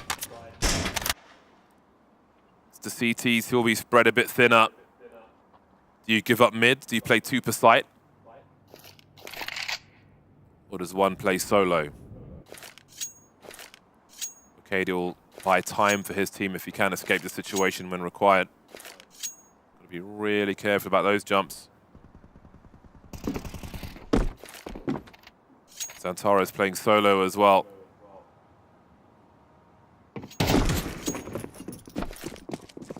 Now, do they wait for... Oh dear, he just hasn't got back to the site in time. That's a free kill for the Hounds of Monte. Dismantling Eternal Fire in what might be the last round of Vertigo. That rotation will be heard though. Calix has a big role to play in this one now. 20 seconds on the clock. Nothing to stop them getting onto that bomb site, but his gun, he's got such a good angle. He's got a great angle. Leaves Xantares in a 1 versus 2. SDY on the bomb site. Demko having a look. Xantares with the info. Needs a 1v1. Trying to bait out SDY. And that's the winning frag for the first game. Monte take Vertigo from Eternal Fire. Eternal Fire tried to mount the comeback, but Monte at the end stand a little too strong. Couple of important rounds at the end there. Eternal Fire fought hard, but it's all Monte. And SDY showing up at the end. Joint top fragging, Bro alongside him. But this was a real team effort from Monte. And that's where they can be at their best. Eternal Fire's map pick goes the way of their opponents. Monte stormed their way to a lead in this series. And I want to start by talking about that first half that was dominant from Monte. Aggressive, proactive, always on the move. So hard to play against your Eternal Fire, and they paid a heavy price in that first half. They definitely did. You know, it felt like we had a spark out of Monte very quickly out of the gate. You know, they lost pistol, they lost the follow-up round, and then we had this nice little streak on the defensive end where it felt like Eternal Fire could basically get nothing engaged. You know, they're getting locked down on some of the B peaks, on some of the A fights as well. I don't think that there was anybody falling asleep on the Monte camp at the start. No, they were all on fire going into this. You would think watching Monte that it was them who just had to play their a best of 3 against MIBR, but no, they're coming into this match very prepared. I am not surprised if they've been spending that break playing that match, maybe plugging, maybe fracking, because they are looking fresh, they're looking fly, they're looking fantastic. In that first half, I think we saw all the best things about Monte. They were so proactive, always on the move, taking spawns, getting in behind. Every time Eternal Fire hit the site, there were players, they must have felt like they're playing 6 or 7 players on the other team because they could never get a route in. So credit to the cooling, credit to the dynamicism. And Monte, they are so damn hard to play against. And I think Eternal Fire, no other competitor in this tournament has presented that to them. I think it is also important for us to sort of highlight that this game ended up being quite close, like scoreline-wise, and there was a couple of rounds in here for Eternal Fire that they probably should have won or had much cleaner performances in. You know, so far when we've seen Eternal Fire on Vertigo in particular, they've been able to get away with some crazy clutches, some late-round decision-making. Against Monte here, they actually struggled to pull those pieces together because of that proactivity, because they were having to worry constantly about flanks. So I feel as though that this actually could have been, you know, an overtime game. Hell, Eternal Fire are probably going to feel very hard done by this game because of certain rounds. We have Sam on the ground to give us an update. So I had a chance to quickly chat to both. My mic is on. I'm getting shouted at that my mic's not on, but it's definitely on. So I'm hoping that you can hear me. I had a chance to quickly chat to both of these teams. And obviously Eternal Fire, all they could say to me is, it was very close. That's all they wanted to talk about. They very quickly wanted to get off the stage. On the other side, of course, we had Monte. They'll be very happy that they had this win. And I mean, Yumi, you mentioned it was close, but Monte seems really comfortable with that. I spoke to their coach and he said to me, I told you before, it's not about maps. We're feeling really good. I asked him how the team's feeling after that. He said, everything's chilled. They weren't too worried about it being too close. They knew they were going to win. So they're coming off the stage very confident, but it is quite tense. You can see everyone wants to get back to their prac rooms. They want to talk about what's going on. And we're, of course, now going to our next map. There is a scattering of fans here, a very small group as DreamHack Winter empties out, but they are definitely on the side of Monte. So Eternal Fire, they've got a hill to climb, Alan. Your mic is on, as it turns out. Sam Hege? Yeah, I was just thinking about it because Eternal Fire, they are a fiery team. And they are struggling to contain their emotions. Because emotions, they can be positive and they can be negative. If you're down, you're really down. If you're up, you're super high up. And to have this information that Monte, they're just being very level in their emotional state. They're playing calm, they're composed. They're not overly excited about having the map victory. They know they still have a long way to go. Now, thinking back all the way to the start of that first half, Eternal Fire won pistol, won the anti-force by second. It can be so dangerous. But that third round, that was the beginning of their undoing. This is the round that really felt like they closed this and they probably are able to close the map. You know, we end up in a discrepancy of, 3 rounds. And this really just sparked a bit of extra confidence for Monte because this wasn't a force buy. You know, they had some upgraded pistols. They just charged down ramp and they catch the Eternal Fire players completely off guard. Like, this is something that they shouldn't fall victim to, especially in a final. Yeah, in no circumstances are you supposed to fall victim to an aggressive pistol push. It's out of this question. You have it on the ramp, in lobby crunch. It's like a lobby crunch on Nuke. Exactly the same scenario. You should always be prepared for that. That should be embedded into the protocol, how you're supposed to react in a round like that. And this was Eternal Fire with their pants down. Now back on the Monte front, two players we should talk about, two players we mentioned a lot in the pre-game. Bro and Kraz now. Why are we highlighting them, Michael? When we went into that CT side, I felt like these guys were in the right spots to succeed and stop a lot of the actual hits when it came to the sites. You know, that's what sort of allows some extra space to be taken by some of the proactivity, some of the reactions that you want to have from your extremities players. Both of these players, I wanted to see them perform because of the fact Krasnol's had that uptick. Bro is a new addition. You know, for me, these guys are betting into their new responsibilities, I think, very well. And this game was another great example of that. I think the Monte play, especially on that CT side, felt like they had good protocols to deal with some of the plants that were happening on sites. They either molly it, they nade it, they have the right spams. It did feel like they were sort of reading off each other great. Yeah, and it's lovely to see that Krasnal, we were calling on him to step up. We were calling on him. He had to be one of the performers in this grand final if Monte were to take it all the way. And it's just really good to see that he's listened in on the analyst desk and agree with us. And now, on the Eternal Fire side of things, our worry was that maybe Xantares can't be the best player on the server. Maybe he can't show up in fine form, but he came here to win this grand final. He couldn't get this to overtime, but that was one hell of a good effort. He was fighting tooth and nail. You know, the rounds that they were winning on T sides, especially after the sort of horrendous start they went through, Xantares was all over them, trying his heart out to get through this. I don't think we saw a massive underperformance from many of the Eternal Fire players, but they did feel like they got outpositioned this game. Yeah, Xantares is just in a league of his own in this on this Vertigo. I'm super impressed. This is Xantares anno 2017, 2018, when he first stepped onto the scene with these massive peaks. And with CS2, we were talking about it. The peaker's advantage is such, it's just been emphasized. And to have a player like Xantares on your roster, it's just sad that the rest of the team wasn't really showing up. It's hard to always get Xantares' numbers. He's just been able to do it for so long that, you know, the expectations are set at an all-time high for him all the time. He just seems to always perform. Even so, Vertigo to one side. Let's talk Anubis. Of course, map pick here of Monte. Interesting to see that Eternal 5 changed CT spots since last week. I actually like their new spots, but that's a huge switch up. Going into Anubis, Eternal Fire clearly have to make this work. Obviously, they're out of the grand final. What are the routes into this, Yumi? For me, I basically have to see a terrible CT side from Monte. You know, if we're going to have this game come to Eternal Fire, like, this is not a map that is traditionally inside of their wheelhouse. They play it a fair amount, but they're not very successful. A lot of very close scoreline losses on this map. I don't know if that's a structural thing or if they're losing important rounds, but if Monte are allowed to have a successful CT side, their T side is very explosive. Like, these guys find great reactions on CT consistently.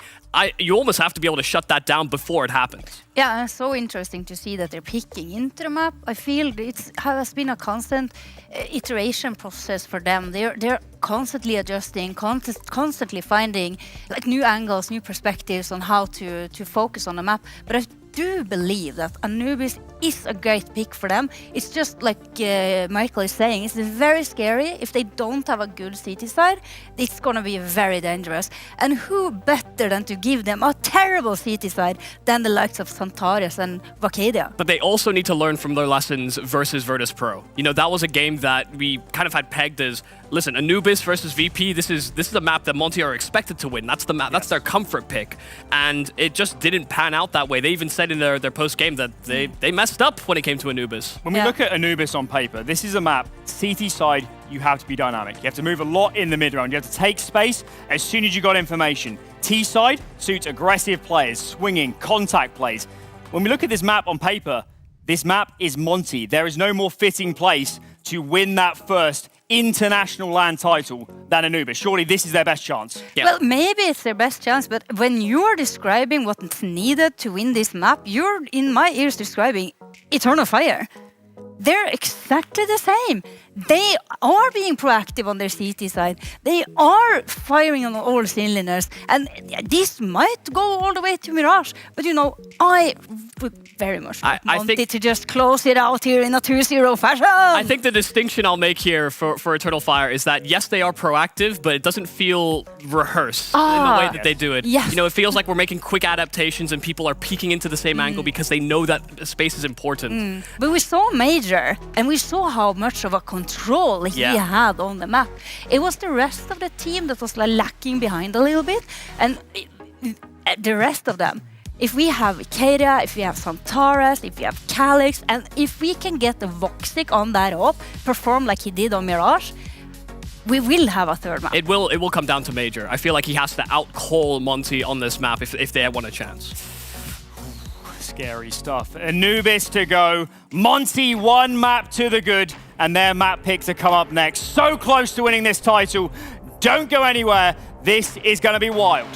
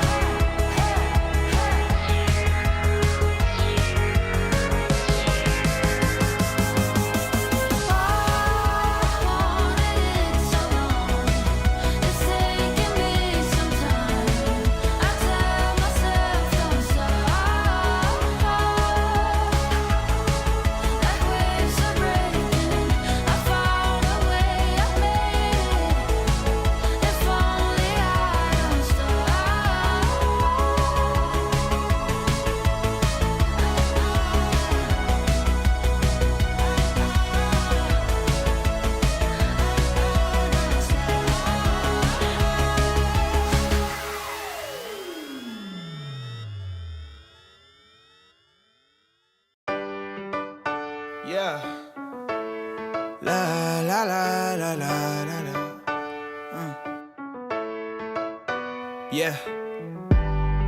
Your life hits hard, but I hit right back. I never back down. I keep it on track. It's the same day with no problems. I keep rising from the bottom. Cause when the sun comes up and I look around, I can feel that love. I can hear that sound. They're never gonna hold me.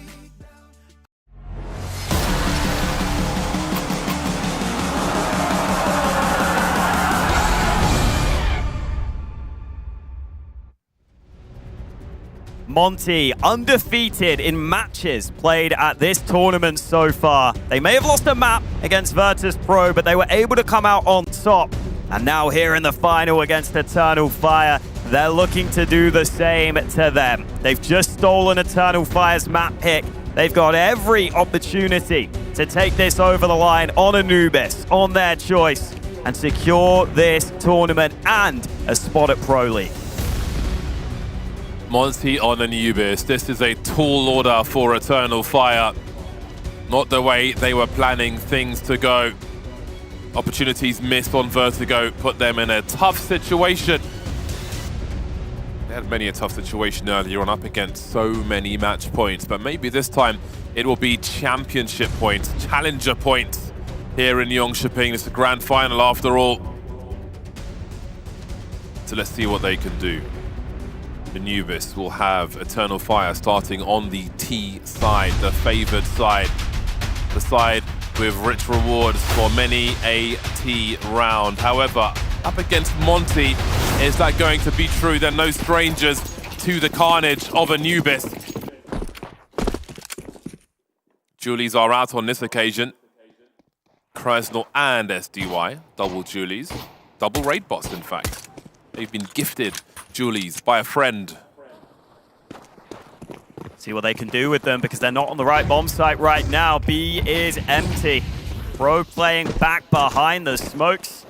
And that means there's nothing he can do about this bomb plant. It is a full 5-on-5 retake with no kit for Monte. Very prompt indeed.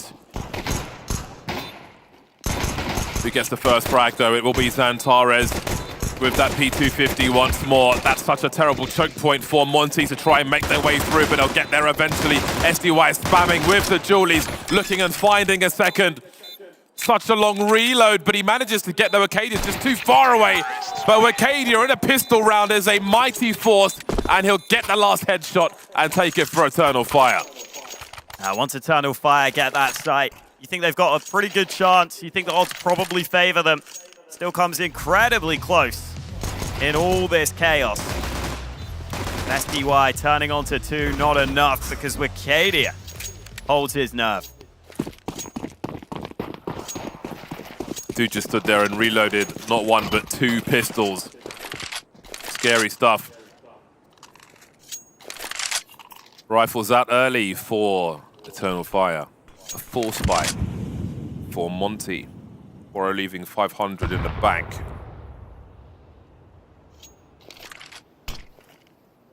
Seen a fair amount of variance in rounds such as this. Bro avoiding the util. He's in a very good spot with this MP9, especially if he's the second engager. He's got Krasnal to his left-hand side. If he can swing with good timing and help his teammate, that could mean everything. He's focused on the back, and Wakadia is here for a instant trade. Might just be worth trying to save at this point, Monte. They've lost most of their angles, or have they? Demka's found Calix lurking by A. Just the Mac 10 for that. SDY going fishing. Tag through the wall onto Major. They could make a dangerous... Oh, hold on a second. They've just smoked the choke point with the entire Eternal Fire squad behind it. They don't know that, though. No one touching the bomb just yet. Nervous territory. Do they realize? Will there be time? They're just going to die here, aren't they? They've just got to leave. Yeah, a little too far gone for them. Unfortunate for Monte. Felt like they might have had an opportunity there briefly, but Eternal Fire maintain control, saving 3 AKs as well. This is the start Eternal Fire would have needed here. 1 map down, coming into Monte's pick. Get off to a good start. Couple of nice shots there as they entered the bomb site. See if Monte can do anything, because they have at least kept some of those guns for this third round. So more opportunities to compete for them.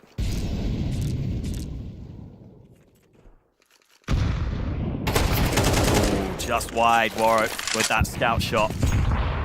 Good call to get out of there on 20 health because those nades were coming. One of them just bounced back.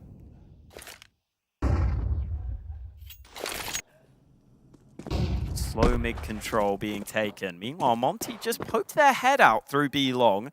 Saw there was nothing there. So they will send players elsewhere on the map. Might allow them to have multiple players defend this mid position. Well, that smoke's going to make things much more difficult.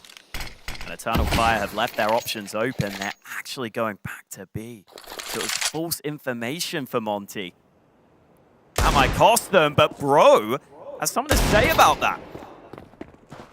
Changing up his position. The element of surprise is a very small window with which to try and land a headshot. Traffic now, they're stuck in the choke point. That's to his favor. Here's another one for Bro, looking for more, buying time for his teammates to rotate in. They've got a man advantage now. He's forcing them to come all the way into his hands. Has he done enough though? 30 seconds, chaos on the bomb site, Major down to 17 HP. Eternal Fire are in trouble early. Again, a nothing buy from Monte seems to be working. That clock is ticking and it's only getting worse. Vacadia down to 50. Monte waiting. This clock is their friend and Eternal Fire's enemy. Demka threatening a swing. They commit to the bomb plant. 2 on 3. So nervous for Eternal Fire. Demka running distraction, swinging with that Mac 10. Now it's Krasn on Warwick.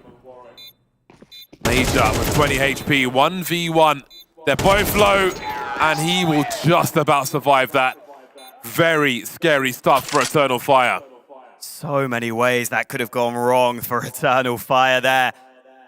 Bro showing up in a big way. He seems to be so good in these lower buy rounds. Those Deagle shots, the way he had so much composure, honestly. He looked so controlled despite being alone in the way he made sure he held these angles. And then Major low on health as he's planting the bomb. You wonder if someone spams that smoke, could he go down? Doesn't end up being the case. This is now the buy from Monte. I don't see a gun for Major right now.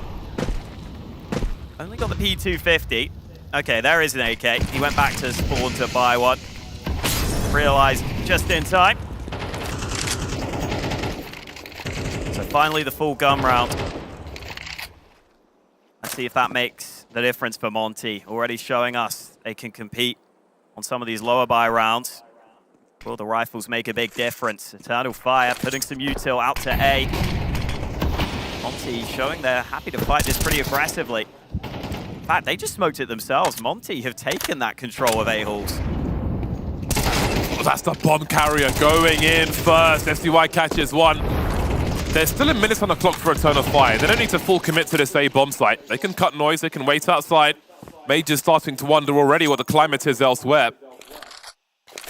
They still have 3 flashes.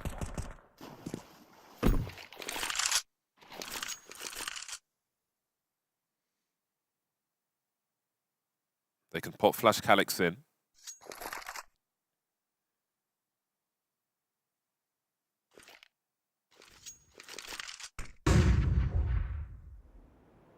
Not a bad setup for Monte here at the back of the site.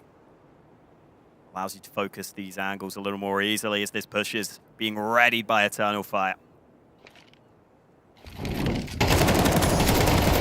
Catches Zantares. Will they check for Krasnal? They will, but the bomb carrier is dropped. The bomb's on the floor, and is there time? Oh, this is going to be so tight. There isn't time. Timeout it is. Monte on the board. Lovely work from Monte. They realize with such little time, just having these players at the back of the site, not giving away the fights too early, could be a big difference maker. Even though each player only gets 1 kill, no massive multi-kill or anything, that's all they need. For Eternal Fire, it does put them in a slightly awkward spot now. A couple of Tech 9s in the mix for this round. Very important round here. Early in this game. Loser of this one has pretty poor economy. So it might count for 2. Waro and Demka both getting involved early. Looking much more like it here from Monte. good range for that Tech-9. Very good range indeed. Trying to get a hold of that rifle. That he will do. Something for Eternal Fire. He is running distraction. Look at the response from Monte. There is no one within a mile of the A bomb site. Demka's got big legs though. Tunnel visioned on B for a moment, but he's back, separating the bomb carrier from the remainder for a moment. Still a minute on the clock again. Eternal Fire have got time to solve this problem. Great timing by Demka. Just slinking into the site slowly but surely. Look how they are surrounded. People absolutely everywhere. Major on the wrong side of the map. Nice one for the collection though, the AWP. Not much else to be done here. How many rounds is too many rounds for Monte to get from Eternal Fire's point of view? 6? 4? Yeah, I think 6 would be a lot. Anything below that, you're probably feeling like you're still in it. Major was hoping to save, but not allowed to do so. Monte knew they cleared a lot of other areas on the map, so figured this is likely the side of the map he's going to be on. And really good initiative taken there by Monte. A push through B allows them to flank all the way around A. Demka getting that 1 kill was solid. That means that they can just sit back. Those players up top don't need to fight. They can wait for the flank instead. We saw Monte remaining very active, extremely active there throughout that round on their CT side. Would not be surprised to see that continue here for them. Maybe not in this round, as they are up against a weak bite. Still waiting for Xantares to really show up to the server. Only 1 kill for him, and he's normally Mr. Consistent for Eternal Fire. Oh. Wow. Not very nice.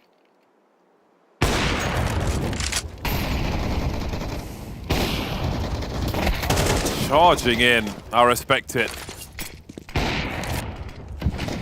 Great damage on that grenade.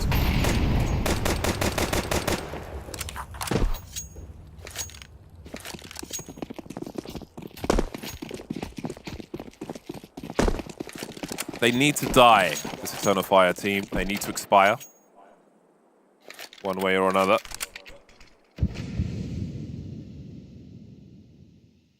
This may be the way to do it.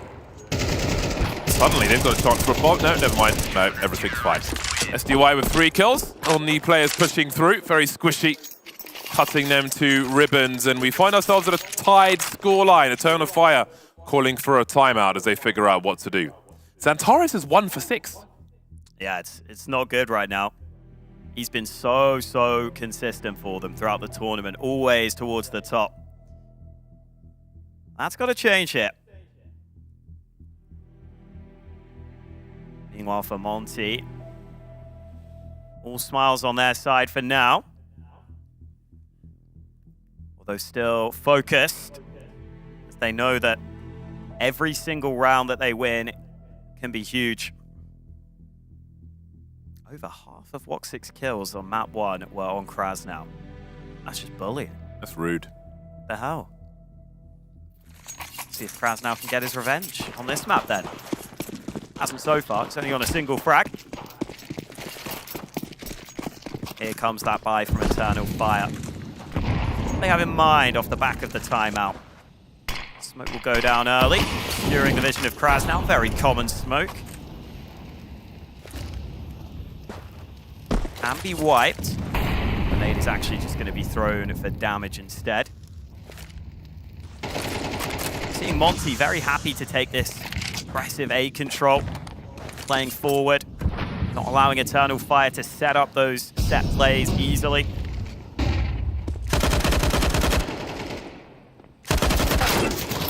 Oops. That spam from Krasnau a little too ambitious. That's the problem when you're so close to the smoke. Your tracers give a reasonably accurate location for you. And Eternal Fire gets something from nothing. Bora looking for info. What do they do with this lack of presence? Did they hear Xantares? 18 HP for him, but how long do you wait for him if he's hiding? Starting to close in now. Warrow's in so much trouble. Calyx here as well. Scrambling for position. Need more than that. Bro, really working. How has he found those 2 frags? Suddenly it's game on. Demka moving through Arcadia with a better angle just in time. 2 remain, Bro and SDY. Major just needs to stay alive now. Stay present, stay in the corner. Willing to come out and fight, and SDY now down to 7 HP versus 2. Maybe the end of the round. A lot of action around that B bomb site. But to Eternal Fire it goes. It's been the young blood, the fresh faces on both teams that are leading the way right now. For Eternal Fire, Wakadia has been everything. He's the only player with a positive KD for them. 10 for 4. Over on the other side, Bro leading the way has had a couple of huge rounds over on B. That time, not enough to get them back into the round itself, but he's been giving Monte chances. See, there's that first fight that's so good for Woxic. And once Warrior falls, you think it's done for, but Bro gets a multi-kill that suddenly changes things. Wasn't enough, though. His teammates started to fall. Wakadia sat in that smoke. And Monte forced into a timeout. They know they're still in an okay position here, with a bye in their back pocket for this round.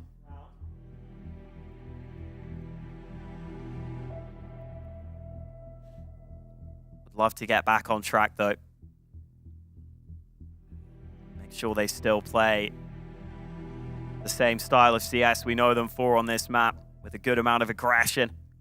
The team play was looking fantastic on Vertigo as well. A scrappy game of Anubis. Monte working hard though.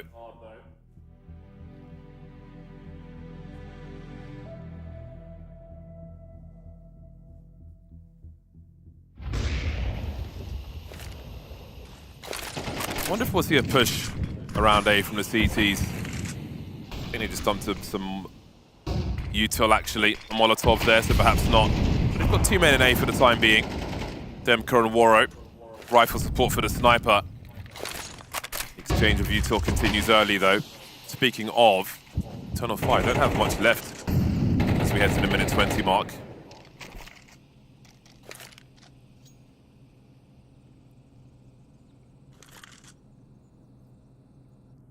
Seen a couple of rounds where Monte leave mid fairly open. Another one here, but Eternal Fire aren't using mid. They're moving into the bomb site, streaming in from the same angle. Krasnow now has to be careful. Both his teammates have fallen, but he comes to join his teammates that have pushed through A. And that means Monte have the man advantage, but they are all retaking from the same position. Flashes here, and he catches Calyx before he can get anything done. Woxic has some angles now, but does he know where they are, where both of them are? By the pillar. Look at the timing for Woxic. Beautiful work. He's got the info now. He's got one shot with the HE grenade. Goes for the flick, and out of the map he goes. That is a big duel. That's a very important round to win. Yeah, you can understand why Woxic wants to wipe that smoke. He thinks Demka's almost certainly going to be going straight towards the bomb. I'll get a good chance to locate where that bomb is. If he's not on my screen, or he'll probably be towards it. But Demka seemed to just be playing with the mind games there, was out in the open. It almost looked like he was waiting for that smoke to be wiped. It's such an unexpected angle for Woxic. You can see his crosshair not in the right place. Makes it hard for him to flick on over. Such a great attempt from Woxic, but not enough. It means that Eternal Fire have plenty of weaknesses into this round. I feel like Monte can keep grinding here. This is going to be a good CT ball. I feel like these Tech 9 rounds win all too often. However, Monte have created such an opportunity for themselves on the CT side. If they can be successful here, it may be instrumental in the overall look on this map. Xantares up close, but Krasnow will deal with him. They're going to push through that smoke. Indeed they are. And here's where the Tech 9s get started. 2 kills for Arcadia, immediately traded, but look at the space created. They can get a bomb plant from this, collect rifles, do all kinds of stuff. SDY doing good damage, but no frags. They've lost position. They've lost quite a lot. More HEs being delivered, plenty of spam as well, but Eternal Fire is still standing. Warriors up with the AWP. No more util for Eternal Fire. They get smoked out, they could be in trouble. Calyx is still lurking, however. Major lost in the meantime. SDY swinging, punished for his sins. Great angle for Calyx, or is it? Warro's faster. He's ready for them all. Monte succeeded on a retake. Cleaned out the money for Eternal Fire and moved to 5. Yeah, so much utility for Monte on that retake. I don't know if they even use it all that effectively. It's more just the trade kills coming in from Warro that were key. But with every round that Monte win, they will be thinking they're closer and closer to the trophy. They know that they don't need much more from their CT side for it to be a good haul on this half. We heard earlier how Monte are generally a pretty relaxed team. They're not going to let the lows get to them. They're not going to let the highs get to them. Stay as stable as possible. It's working out for them right now in this high-pressure match. Eternal Fire back on a bye. Moro looking to get activated. Raz now caught again. Same position. He goes down. Eternal Fire, though, losing a man elsewhere. Warro able to get one back. Arcadia looking to just see if he can pop through this smoke, and Demka has to concede this. What's the play? They have some area to have a show, but Demka's maybe losing that now as he is dropped. 3 remain. It's getting expensive. This round is over. Just can't hold on to what they need to. Numbers are dwindling. So is the money.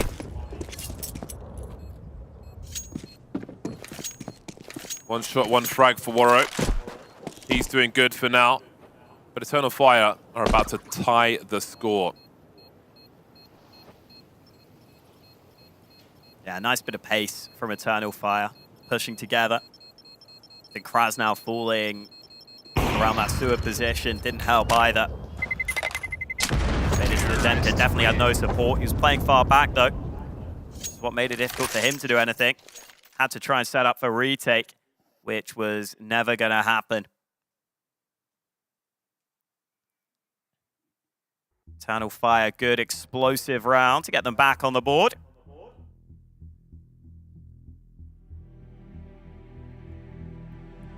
Couple of rounds left in this first half. Was worried that the first map might be a bit of a blowout. Ended up not being the case. It was fairly competitive. This one here looking like a competitive scoreline for now. But if Monte get too many CT rounds, once they get onto the favored T side on this map, they could have the chance to run away with it. It's important that Eternal Fire stay focused here, keep it up. Antares can't actually afford a helmet in this round. Full set of utility instead. That could be very relevant because Monte have some weaker weapons in the mix.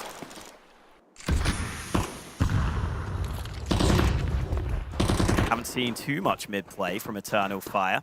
It's about to change. The smoke being lined up, and SDY is going to have a hard time denying this with just a UMP. Minute 30, and they have all of mid threatening Warro and his bomb site. His help on the way.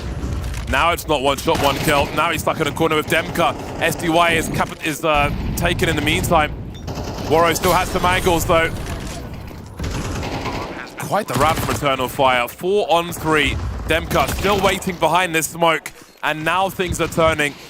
They held their small pocket, Monte, and now it's a 3 on 2. Smokes here and there. Krasnov, 17 HP. Found 2 so far. That's all he'll find in this round. They know where Warro and Demka are coming from, and the grenades are still sailing in, the mollies, the flashes. That clock is ticking. Warro had the kit, now he's gone. Demka chasing these frags. He may not be given them. Eternal Fire in the lead then. That was a hell of a strat from them. Took mid so quickly. It's a round where I think the weakened buy from Monte is actually quite costly. SDY might put up more of a fight there if he has a rifle, if he has some more utility to slow it down. But he just had a couple of flashes, so what can he do? He just basically has to let them bypass him as he gets smoked off. Wakadia up to 16 kills. Doing absolutely everything he can for Eternal Fire here in this half. Now Xantares starting to warm up as well. Monte had to buy the last round of the half, but it doesn't look great, and Xantares looks like he's starting to step up. Oh, lovely work from Xantares. Finally falls, but the damage is done. No response for Monte in this round. Pro versus the world. 5 rounds though from this CT side. Makes things quite interesting as we head towards that second half. You have to wonder if it's enough for Monte to take it into, or if it's going to be a hard, tall order against Eternal Fire, who are fighting for a third map. Pro trying to find where Wogstik is. That's exactly where he is. A 2-round lead for Eternal Fire at half-time, fighting to keep themselves in Challenger.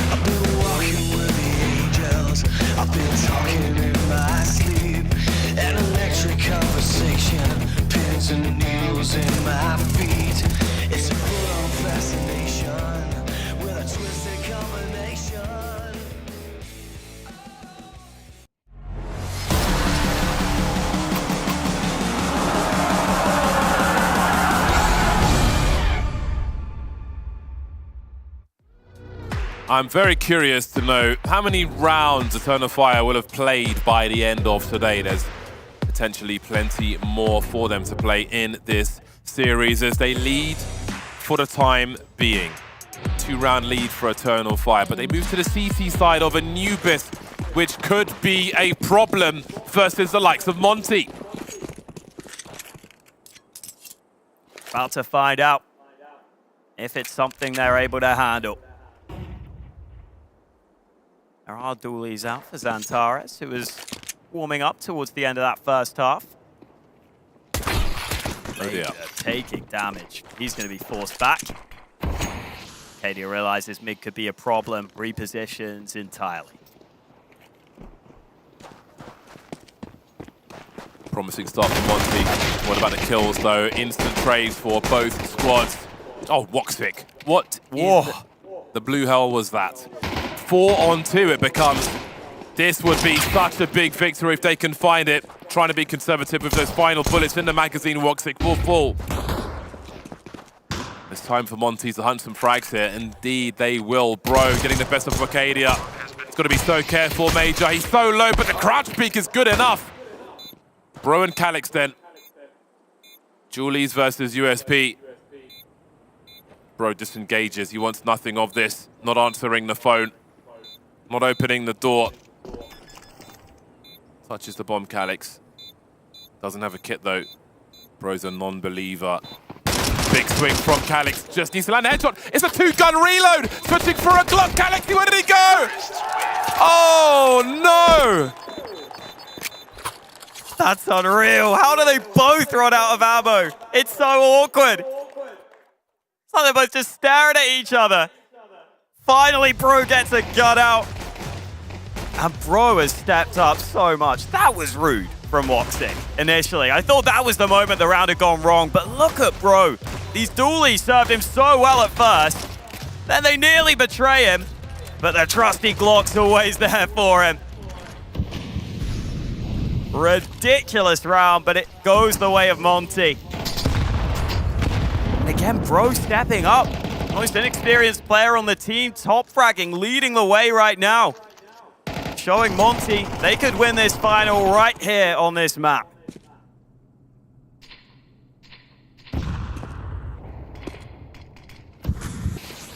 Forced byland for Eternal Fire. Another narrow round lost. Talk about a marginal situation. This could still go their way, though. It's an SMG party.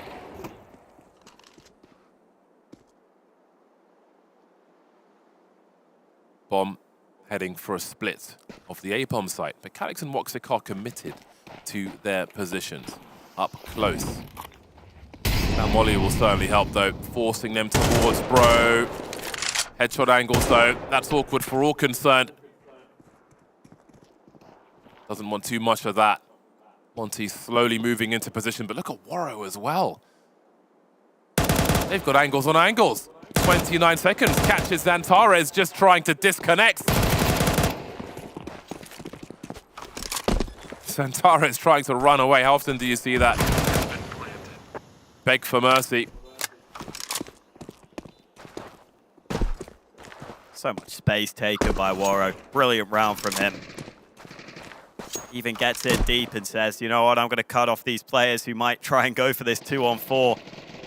Not allowing anything. Quiet game from Calix here, who was so good for Eternal Fire. Especially at the end of that semi-final. Not expected to do anything here, though. Just going to have to allow Monte to tie it up. Not only are you on the CT side of Anubis, the more difficult side, but you're also starting off behind in the economy game. It's going to make it really hard for Eternal Fire. It's going to have to be a grind back into this game. A couple of rounds might be needed before they can break Monte, maybe 2 in a row. Monte can feel themselves edging closer and closer to the trophy. and that spot at Pro League, which I'm sure they would love to claim. Low by here for Eternal Fire, basically conceding the lead. Unless there's some madness to be had. Oh, that molly hasn't spread to Xantares. Is that something Krasnal has to be worried about? If he doesn't clear that corner properly, he could be in trouble. I like that bait as well. That's bait. Oh, he clears it still. Can't fool him. Very tidy. Satisfying anti-eco frags. Prompt ones are even better. Oh! All good. 8-7 for Monte, taking control of the game. But Eternal Fire will have something to say about that now. Woxic out with the AWP. On the CT side, where the urgency is high, this could be really interesting.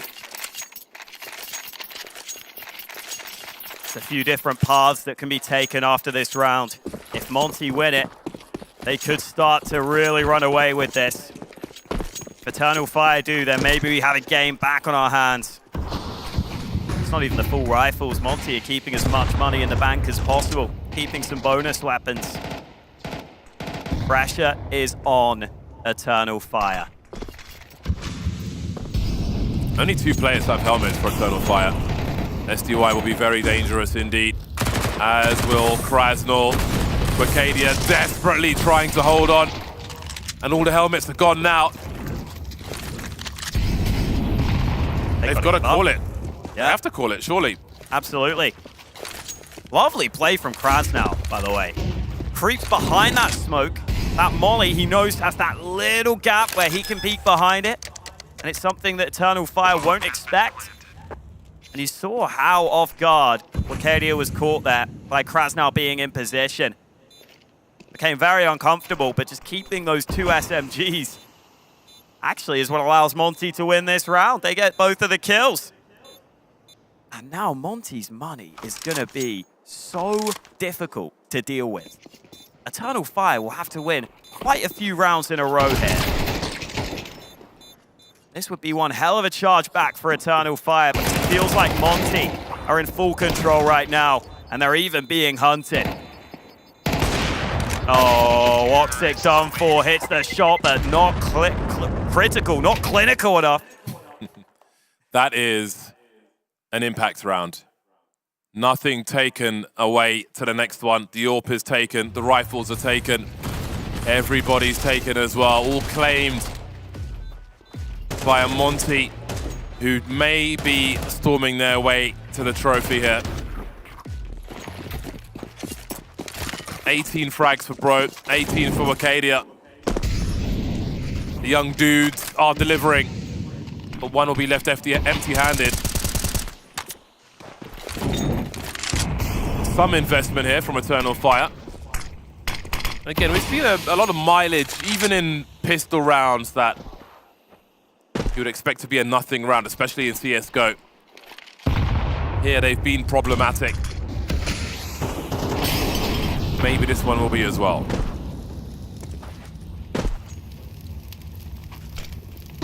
Eternal Fire have to hope they can cause some problems here.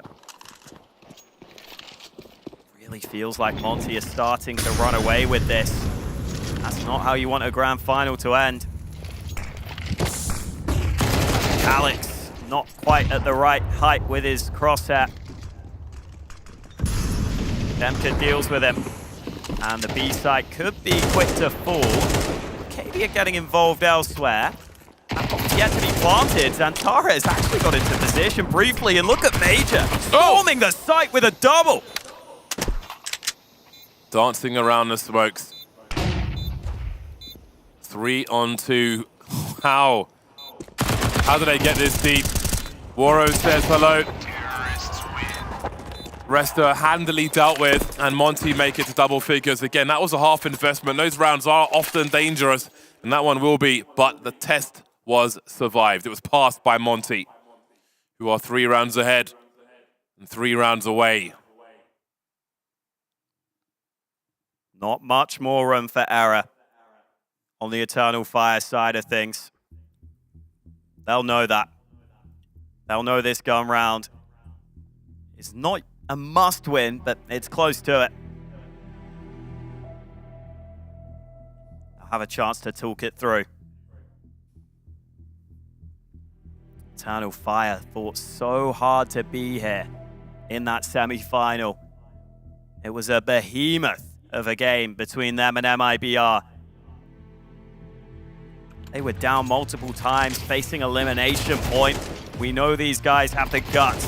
We know Eternal Fire have the heart for it. Let's see if it comes through now. This is the buy they were waiting for.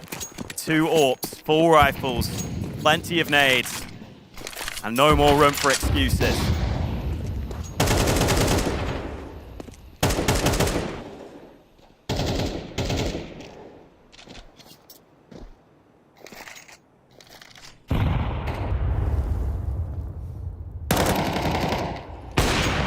Great catch by Awaro.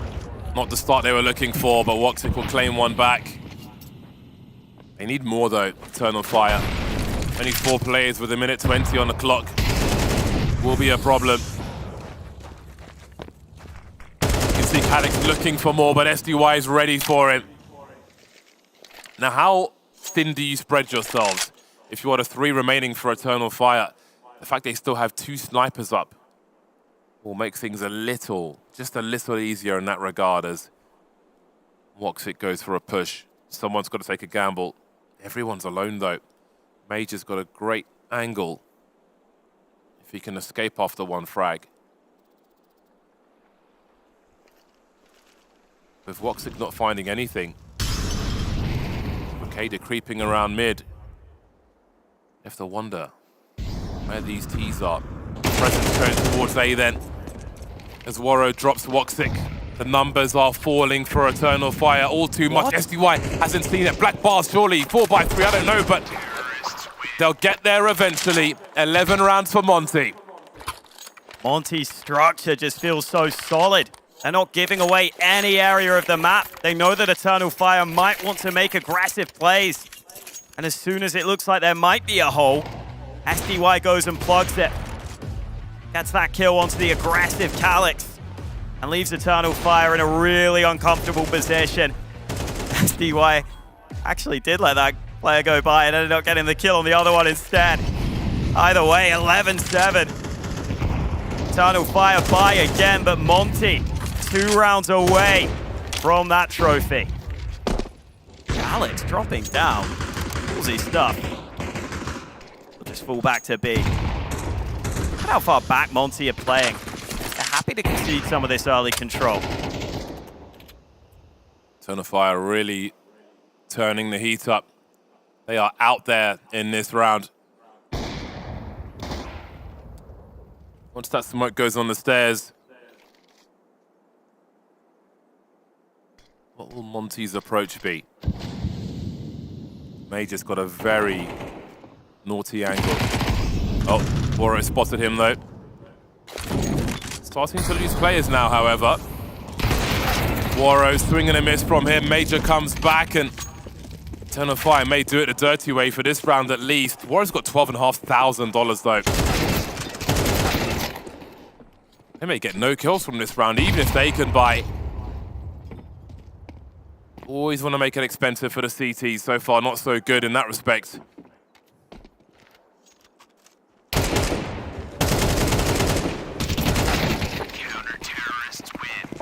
Pro doing what he can, but left in an unwinnable position.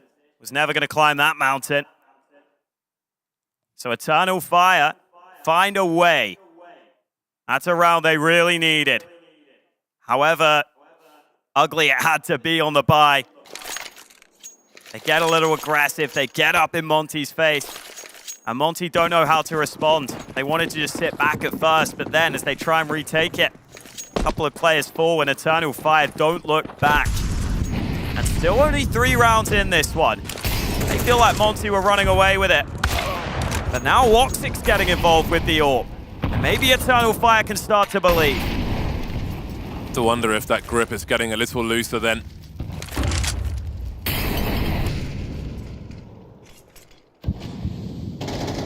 Bomb plant will be critical here for Monte. Another one bites the dust, as they say. Eternal Fire building money as they threaten to win another round.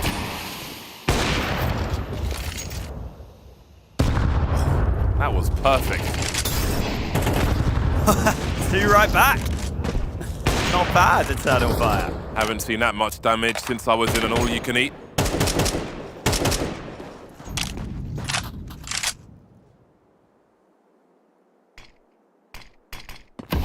Down again, just not giving Monte these opportunities to get back in the round. Santares did just take massive damage though.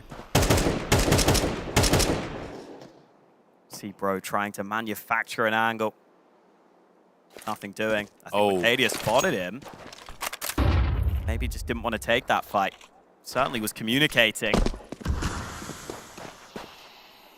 not let SDY into top mid. They've got a rat B here, surely. Yeah, 22 seconds, time against him. This is really low time. Calix is waiting, but he doesn't get the kill. And now Bro's activated, and this is where they can get a bomb plant. So late in the game, great pre-fire from Xantares, but more work needs to be done. Oh my God, they might just do this. They could actually win this. Bro and Waro, such low health.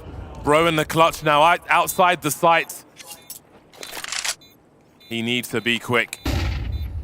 21 HP, that bomb's being defused. I'm not sure if he's even heard it. Eternal Fire moves to 9. Still got close, but Eternal Fire play it very conservatively. Could argue Arcadia maybe played it a little too safe there. When that player's coming through the door, I feel like that's a fight you can be confident in. Either way, allows that wrap around, and then even if you know that's coming, it can be very awkward once you lose the first player who's meant to be holding that. Still goes the way of Eternal Fire, though. And Monte realized this is starting to slip slightly. They would love to close this right now. Even if they don't, there's still a third map. If they could win it here, they could put Eternal Fire away for good.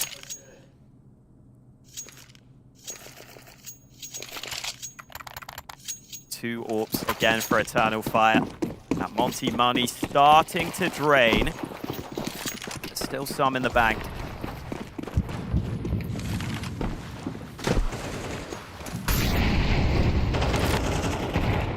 Oh boy. Coming to life towards the end of this map. Early 5-on-4 again.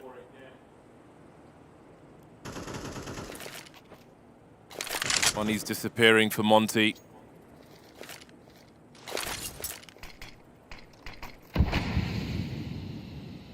Grenades inviting a response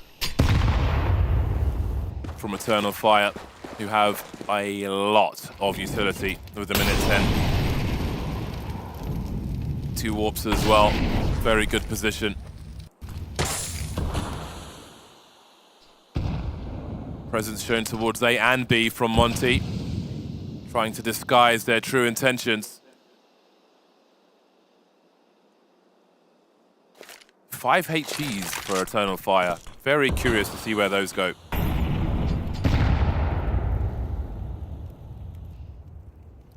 Seconds. The nades in general, very good for Eternal Fire.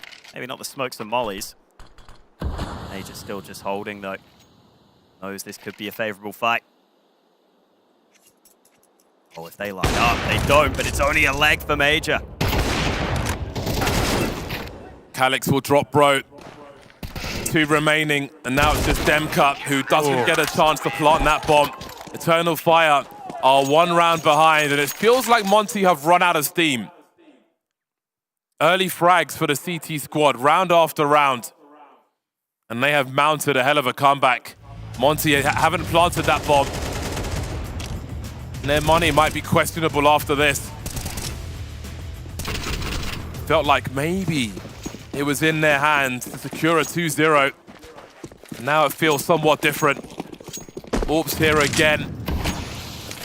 They really need to dodge a 4v5 Monte at the beginning of this one. It's a good lineup for Xantares though. Just creeping through the smoke.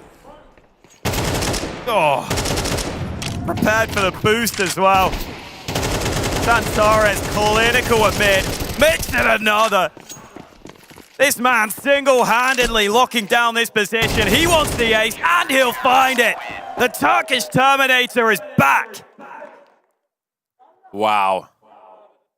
When you pick the wrong round to make the play, it can look disastrous. And that was a disaster. Have a look at this. I see you creeping, and you can't come in. Look at him send it. Let me ace. See you on the internet, boyos. High definition. Where have Monte gone? They are missing at the moment. Drained of confidence, drained of money, losing rounds, losing jewels. What is happening here? This is Monte's map. This is the favored side. They're trying to recover with a set play into A, but there's 2 CTs here. And a counter utility. Those mollies are going to slow things down so much for Monte. Time to try and abuse those numbers, but how much can you see? Enough with that HG. Wacadia trying to trade, but Bro is here. 5-on-3, Xantares collecting his 6th, looking for a 7th now in a row. There we go. Xantares, could he do it again? Surely not. Xantares making it winnable. 2-on-2. Grenades continue to fly through. Demka blind, Demka alone. Krasnal shrapnel. 47 seconds, down to 20 HP. He's got the bomb. Maybe it's the race to the other side of the map. They can hear him.